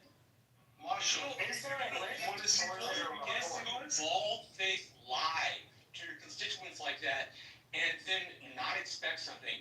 You saying it's fake is gaslighting like a motherfucker. You are gaslighting because the administration no longer wants to release that report. For whatever reason, we can speculate all we want. Maybe it's me, Marshall. I never gave a shit about the list, because any list that they showed meant nothing. You're missing the point. You can't be a party that lectures the Democrats on telling the truth when you decide you're not going to tell the truth. No, I didn't hold it. I'm not listening. I think he should. I think he's wrong. What use is telling people to be truthful. What use is lambasting the Democrats for not telling the truth. If when it comes to our thing, we don't hold the same energy and the same rules. I'll tell you what it says. We don't believe anything we say we believe. What we believe is the pursuit of power for power's sake. That's disgusting, and it's something that tears down republics. Because it's Marshall, about addition. let me put it in perspective here. Let me put it in perspective. I believe he should release the list because he said If there is a he list. would. Yes, he should release the list because he said he would. But that's not the same lie as the borders are closed. Well, what are you talking about? The borders are closed. It's Donald Trump's presidency. I don't know if anybody has rung that bell for you, but it's Donald John Trump in the White House, not fucking Joe Biden. Right, right. But you're comparing it. I think he should release the list, but because he didn't want to, or for whatever fucking reason, I don't care. I don't care. It doesn't bother me. Well, that's great that you don't care, but those of us that also helped to put him in office and that try to support his presidency, when he attempts to gaslight us and imply that, like, what are y'all talking about? I don't know what you're talking about. Are we still talking about Epstein? When you attempt to gaslight your own supporter base, so far as to tell them you are former supporters, you are not MAGA, like, I'm sorry, it's just blatantly wrong. Well, I think it's more of a chance that he doesn't want to release the list. More of a chance that Bill Clinton's saying about releasing a list while spending a decade lighting up the other party about not telling the truth. This is why I didn't vote for the guy. He is self-interested. He cares about himself more than any president in the United States. Buchanan was the worst president. But this guy puts himself first in a way I'm not really fucking comfortable with, and is able to twist his supporters into Marshall, humor me. Who would you vote for? pretzels. Who would you vote for, Marshall? To a set of behaviors which they lambasted the other party for 10 years. So Marshall, Who would you vote for? You don't get to tell me that our party simply gets to gaslight. He voted for Chuck Norris, Jules. He voted for Chuck Norris. No, that's not my point. Like, I work on campaigns on the Republican side. I don't do it because I want people to lie. I don't do it because when we say we want people to tell the truth, and then when it's our turn and we don't, I do it so that when we get power, we guide it the exact same way we said they should. Hope you have the same energy for Bush. You have the same energy for him. You know, it's not so much that, it is the, like, blinding light of some of his supporters who think he walks on water, who wanted him to release the files, and now that the files are not released, all of a sudden that shit's a lie. It is a pretzel contortion that is nowhere near principle. Okay, so a couple of things. I think we're contorting something here. The thing that I have, the question I have is, he promised to release the Epstein list, okay? And he didn't release that, okay? That's clear, okay? And he lied about releasing the list. Well, wait a second. The list or the files? Hold on, that's what I'm trying to get at. So, if you read everything, he says he's going to release the list, okay? This is the presumption. I'm going to ask this question to Marshall or Serendipity or others. Has any of the previous administrations or any administration or anyone who locked up Epstein the first time, second time, third time, verified that there is such a list that's there, that someone has? Because they arrested him in 2008, I believe, and then the Obama administration, nobody's actually verified that a list exists. So does it exist, and is this a play? Now, this could be more nefarious, Marshall. Hold on, Marshall, this could be more nefarious. Hold on, watch this could be more nefarious. Is it something that Trump created to energize the base, knowing that there is no list? Because remember, he was president before, and there was no list, right? And so he conflated the files and lists, knowing that he can't release. I'm just saying this hypothetically, because if there was a list, right, there would be evidence. There's so many court hearings, there's so many things that have happened, that the list, like, we would know that, yes, there is a list, but someone is just hiding it or reality. Ledger to convict Ghislaine Maxwell. They used his ledger to convict her. Correct, but that's a ledger that we have publicly. It's a ledger full of, it's a thing full of client lists. My point is that you should not gaslight an entire other party and your base by saying you're going to release it, and then when it's too politically unfeasible, like going back on it, all the while promising people that you're going to be a steadfast leader. Steadfast leaders don't flip-flop like that. Like, I didn't vote for Trump, but, like, that bothers me to be. Yeah, and Marshall,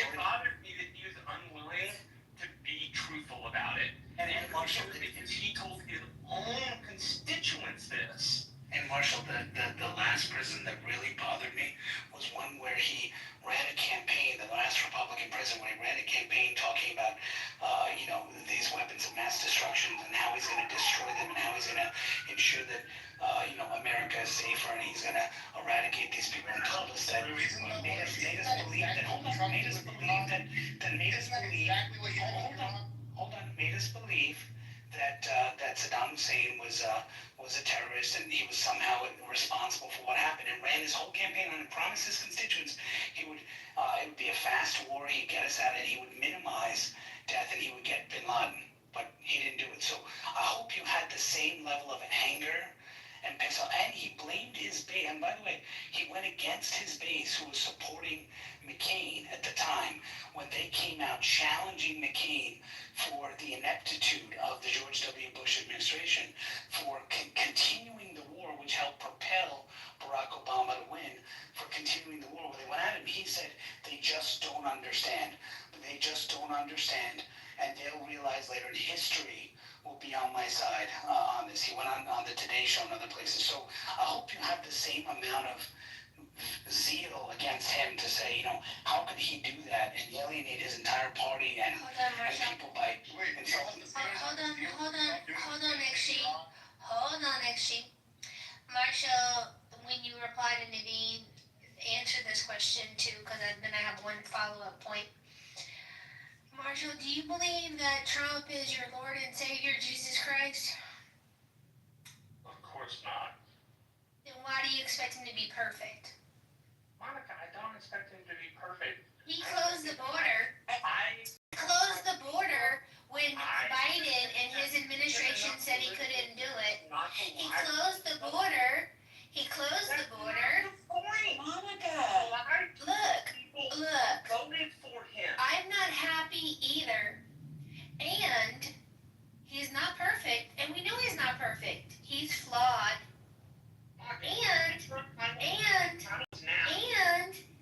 And Putin just attacked the UK. Might we have some global concerns? That is annoying is not getting Live deflection, Monica. That's impressive. Live deflection in progress.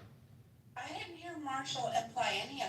I heard Marshall say that he expects more, and I think we're entitled to expect more from our politicians. I don't think he said he expected perfection, but there are certain things, like to not acknowledge certain behaviors is completely obtuse and thinking. Like, there are the things he's done wrong, and I don't think Marshall expects perfection at any given time. I think he's arguing what he's frustrated with. Well, you know what you should be frustrated with? The fact that the previous administration had the list and the files, and if there was anything, Why am I blaming today's nonsense on yesterday's president? Because can we take a minor break from the whataboutism Olympics? Just take a whataboutism. Just take a union break, brother. Take a union break. Can we just have a full conversation that if we're not talking about fucking Joe Biden, can we not mention the last presidency we're not speaking about? Like, it doesn't make sense to me. Everything is always a constant rubber ball deflection onto the past administration as if they are somehow still currently responsible for anything right now, even though they have no fucking power.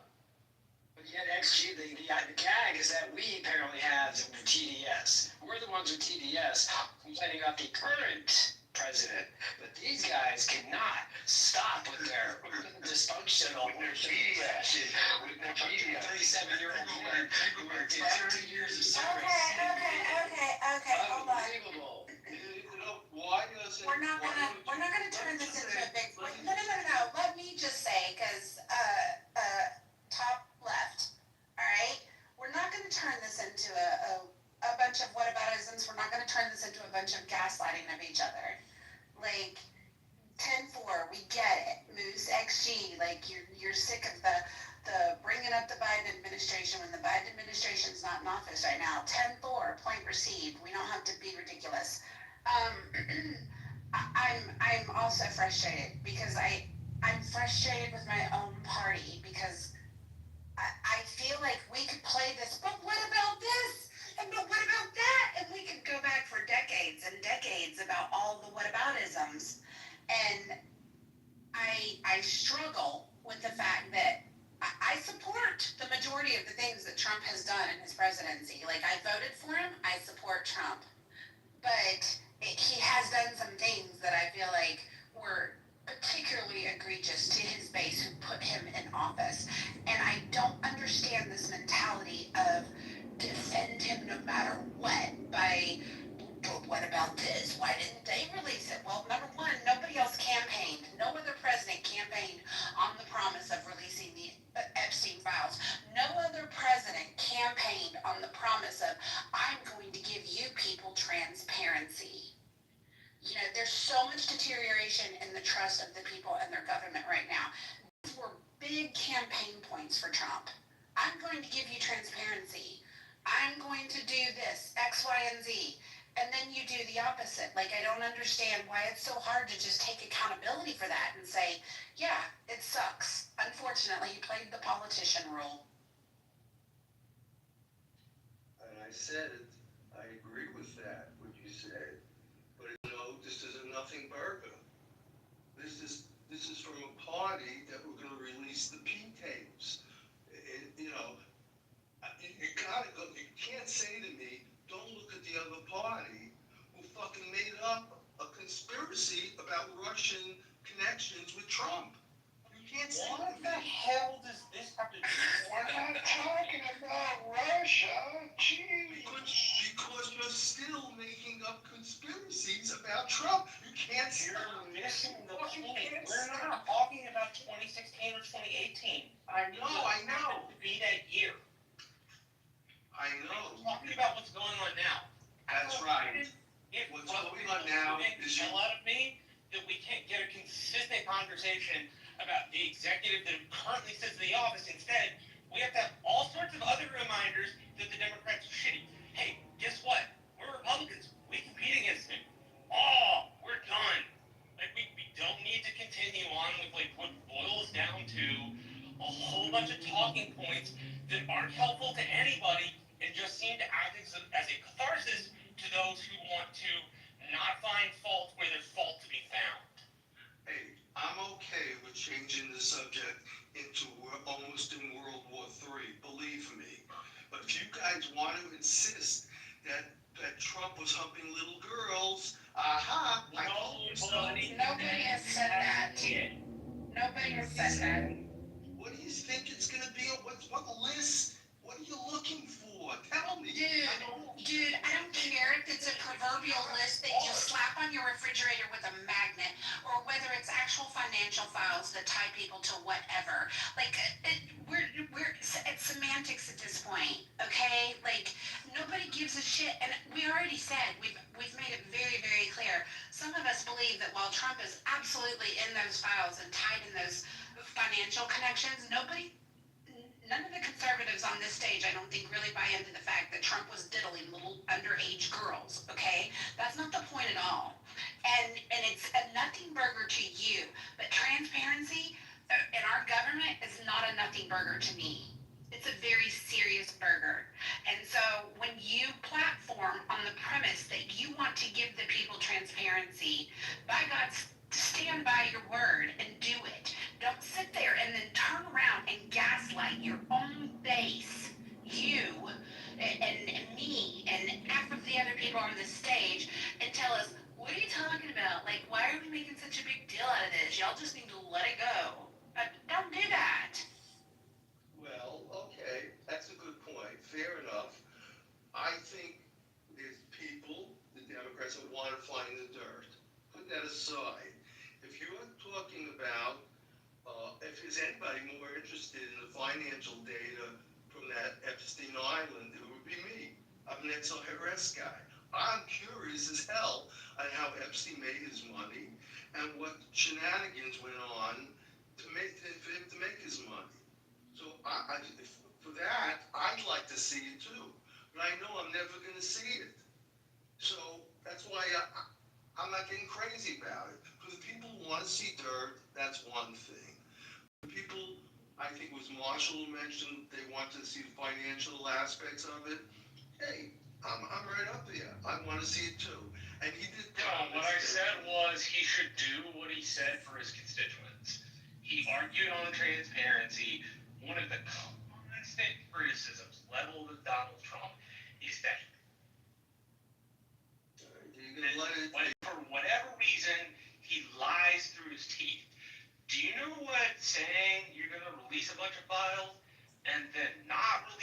gives the impression of that you're lying through your teeth, and nobody believes you. And that's the exact last thing we fucking need. Say we was releasing anything. And provide During the campaign, he's going to release the Epstein files. provide the receipts. He never actually said that. I'll look it up. I'm driving right now, but yeah, I'll look it up for you. He actually never said that. I don't think he said My point is that he made it clear to his is that they were going to release some of that information. Then he decided not to. Like, the reason I get irritated by it is because as a Republican, when I'm the negative side effects I get.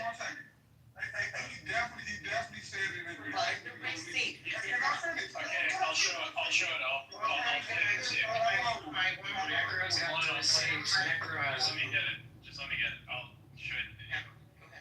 I think the best you're gonna get is that he said he'll leave it up to his attorney general or something. You guys had made him sound less confident. On Rogan, he actually said, yeah, we'll look into that. He did not say, we are. That's right. Yeah, he did say. If you can provide that. He said you put Go ahead and link it. a lot of things shit into it. Go ahead and link it. I'll be. He hesitated, but he Let's have it. Yeah, just like one. I put it in the, I posted it in the chat, it's like a few. All right. Hold on a second. I will stream it to the room. Hang on. That way we can all listen to it together. Now, when this video clip gets done, wait. Yeah, when this video clip gets done, we're gonna give the floor to Elle first, and then we will open it up. But one at a time, please. We can't hear multiple people speak all at the same time. We're not getting anything. All right, so give me 1 second. Hakeem has tried to talk all the time, so I think we need to let Hakeem say something. Would you declassify the 9/11 files? Yeah. Would you declassify the JFK files? Yeah. I did a lot of it. Would you declassify the Epstein files? Yeah, I would. I guess I would. I think that less so because, you don't know, and you don't want to affect people's lives if it's phony stuff in there, because there's a lot of phony stuff in that whole world. But I think I would. So there you go. He said he would. Your Honor, the people read. I thought I got to go first. So if you heard him, what he was saying, I think I would, because he understood that he didn't have the legal authority to actually release it himself. By the way, are the files classified in the first place? The man said twice that he will release it. Then he halfway trying to backtrack, because he don't want to hurt a few people. But then he confirmed again that he will. Can you be quiet? Actually, I'm glad you said the victim. That's the list we need to talk about. And that, like, fuck the claim that we hear from the victims, including the 13-year-old that said that Trump and Epstein raped her. She filed multiple lawsuits saying that. I would like to know more on the woman who just killed herself in May, right in the middle of the whole Epstein scandal. That Trump admitted that Epstein stole from him from Mar-a-Lago, and now all of a sudden she commits suicide on video, saying that she would never kill herself and she's gonna fight this to the end. And right in the middle of the fucking Epstein scandal, in May of this year, she somehow commits suicide. So I want to hear from the fucking victims. Like, fuck the list. That's the list we should be talking about, the victim list. As soon as the judge clears that, it should be released. But as far as I can see, there's been multiple roadblocks put up. The judge probably will leave. That's right. Could be. Well, Who knows? I mean, it's also interesting because actually Fox cut out the parts where he said less so. They just said yeah and left out everything else.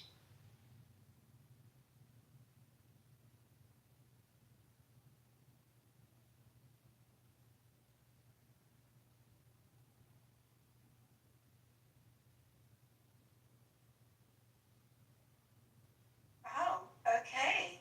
Are we done? Oh, isn't that pleasant? I think I rest my case. I don't know what point.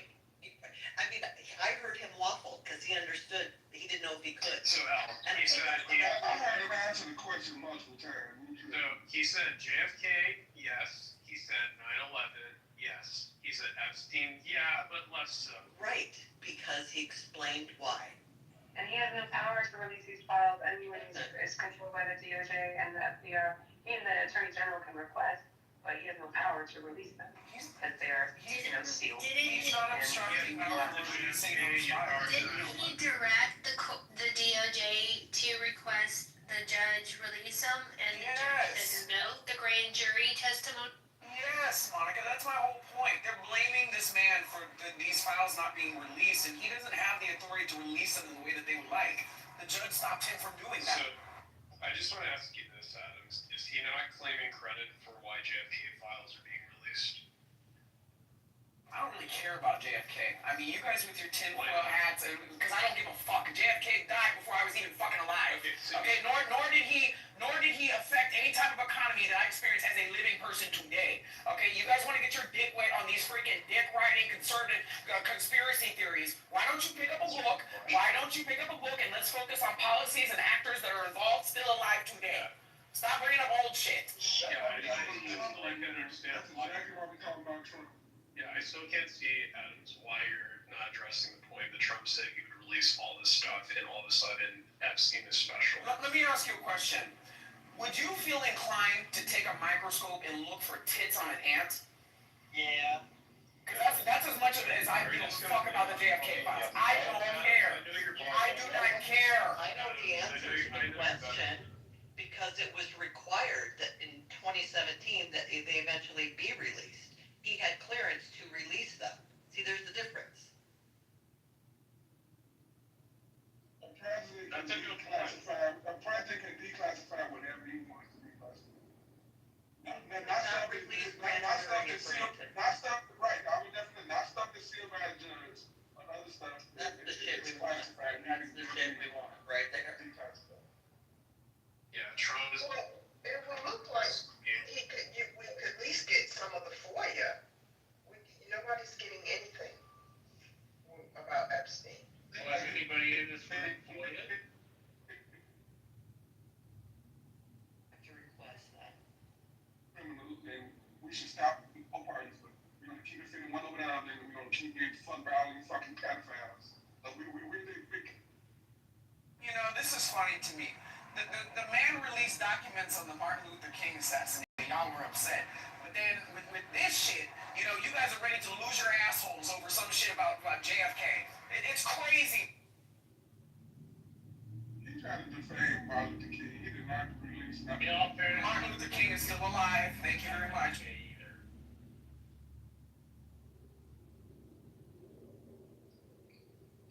Yeah, still not releasing the Epstein files. Well, yeah, but there was a little bit of detail added to that, which is like, if they're sealed by a court, he can't release them no matter what he wants to do, because sealing by a court means you have to have a federal judge to unseal it. It means the executive doesn't have the power to unseal it himself.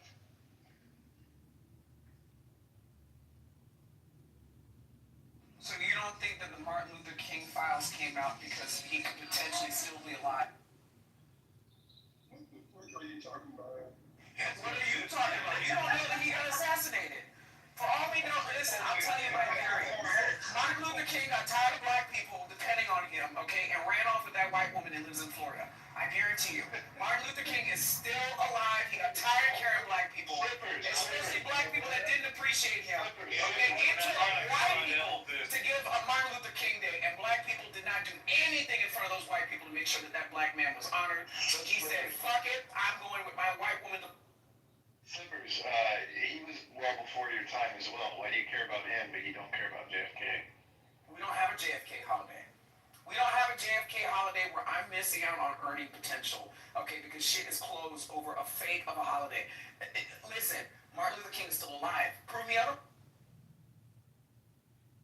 We have President's Day. I approve it because, he still has children that are alive and they could tell you, and then you can go to the monument in DC and that's just reiterated. The grandchild will tell you, and they'll probably punch you in your face because that's a sensitive topic to say that their loved ones are not resting.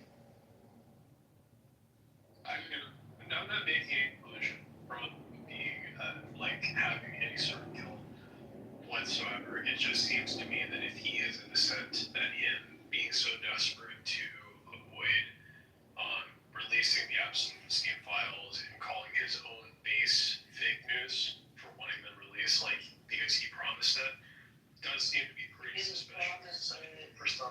someone who said, yes, he did. No, he didn't. Yes, he did. You lost the battle, Al. I'm sorry, no, I did not hear a promise to release it, I'm sorry, I did not. Yeah, you listened all through. I listened to just like you, you didn't hear that either. Yeah, and he said, yes, I think less so. He swore on a stack of Bibles, Yeah, right? he swore on a stack of Bibles, I promise, never fucking came out of his mouth, but. Right.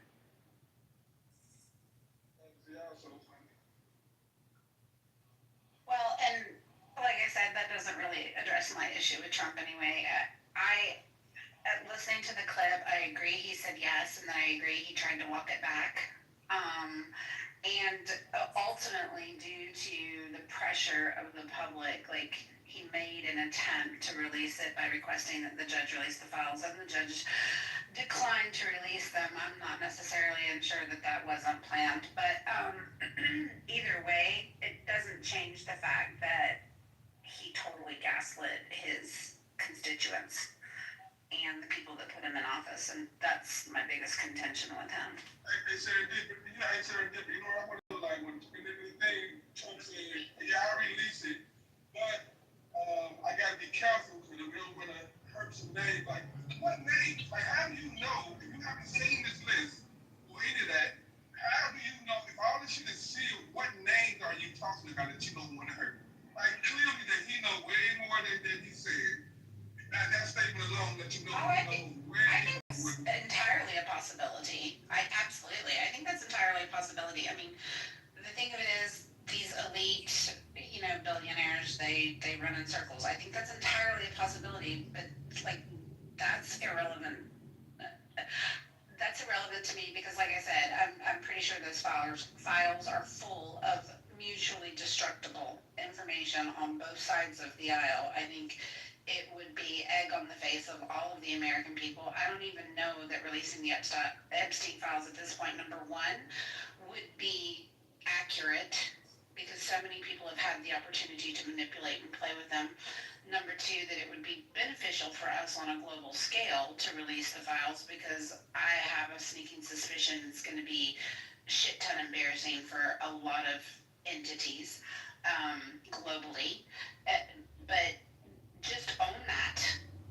You can say, you know what, I thought I could, I can't. Like, you can own that. Don't turn around and particularly the people that put you in office, gaslight them and act like they're fucking crazy. Like, why are you still talking about this shit? I mean, that's my big issue with them. You ran on transparency and then you're gonna turn around and turn on your base? Like, who the fuck does that? Do you think he got one vote from saying that he might release it? I don't think he got one vote. I think transparency is a big issue to a lot of people in this country. Yes, I do. It is. You're right. I don't disagree with you, but I guess it's up to a judge to release it. Hey, dude, I definitely think he got out of his supporters. Wasn't thinking about him on the list. I don't know why, but they was thinking about it, exposing a bunch of Democrats like Bill Clinton and things like that. So yes, I do think people voted for him because of that list. They was going to shame Democrats. Well, I think the list was tied into the assassination of the Kennedy brothers and Martin Luther King. It was, let's release it all. Let's, show it. Let's be open to everything. Sometimes you can't. And the Kennedy brothers, what conclusions came out of those lists? There were so many conspiracy theories on who killed Kennedy, who killed Robert Kennedy, and it's still going on. People saw Sirhan, people didn't see Sirhan. I mean, I was alive when Kennedy was killed. I was by the television set. I heard the rumors. I saw a live on TV Jack Ruby get killed. Or Jack Ruby kill Oswald. And then the rumors started flowing out again. We're never going to fucking find out the truth. You can say what you want. I mean, I think really just that this is kind of the problem he's got is that Trump created his own, based on conspiracy theories, and then like is now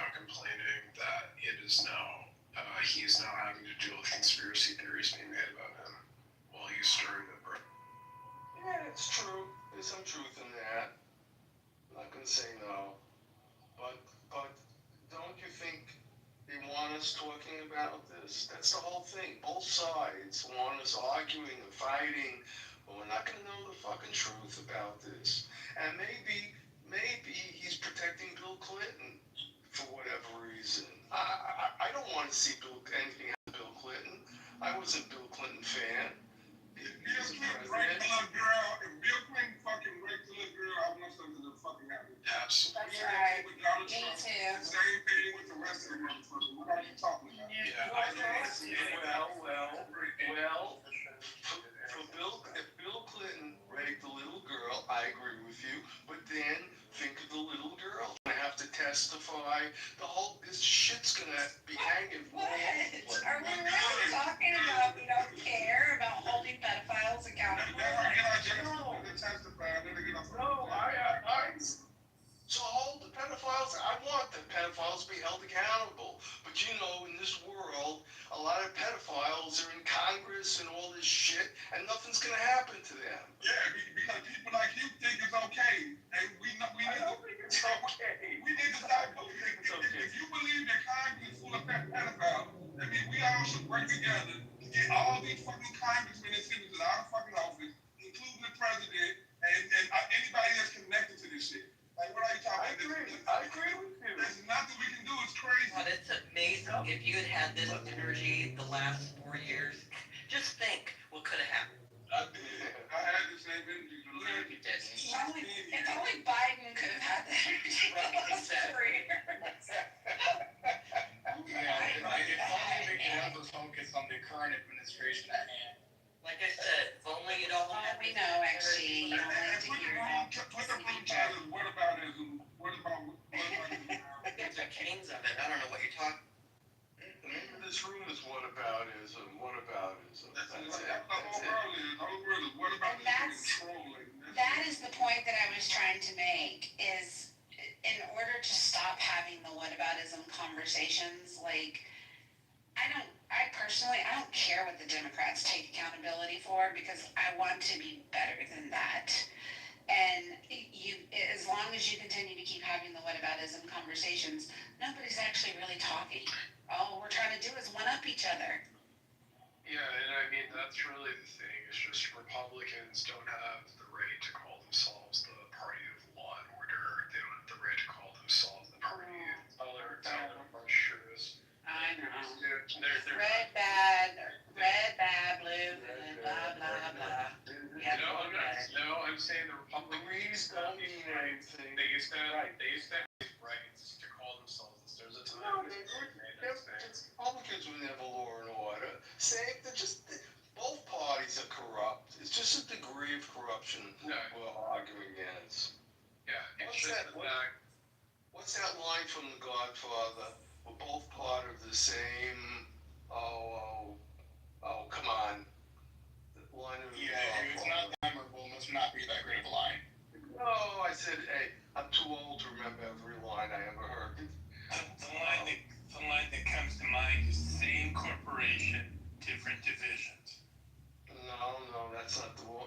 Pacino said it. We're both part of the same hypocrisy. He was talking to a politician. Queens, Staten Island, or Long Island? Neither. God, I hate New York something. Yeah, I think it's interesting. There was a poll that was recently done, was collected by CNN that showed that 45% of the world considers Trump to be a greater threat to world peace, while only 17% consider Kim Jong-un, and it was like 9% consider Putin. You know what I think is interesting? Yeah, I can pull it up. You know what I think is interesting? That a Democrat just turn a blind eye to these transgender people that they groom and then make them go crazy, brainwash them, and then they go shoot up schools with little kids. That's what I think is. And you're right about that. I'm just confused as to how. And then they point all the fingers to the conservatives and the Republicans. I'm just But no one's talking about that. People, when apparently, whenever it's a white straight person, it's never because of their skin color. When has it been a white straight person? When has it been a white straight person? I know like the last 4 shootings have been transgender. Yeah, how about the last 3 decades?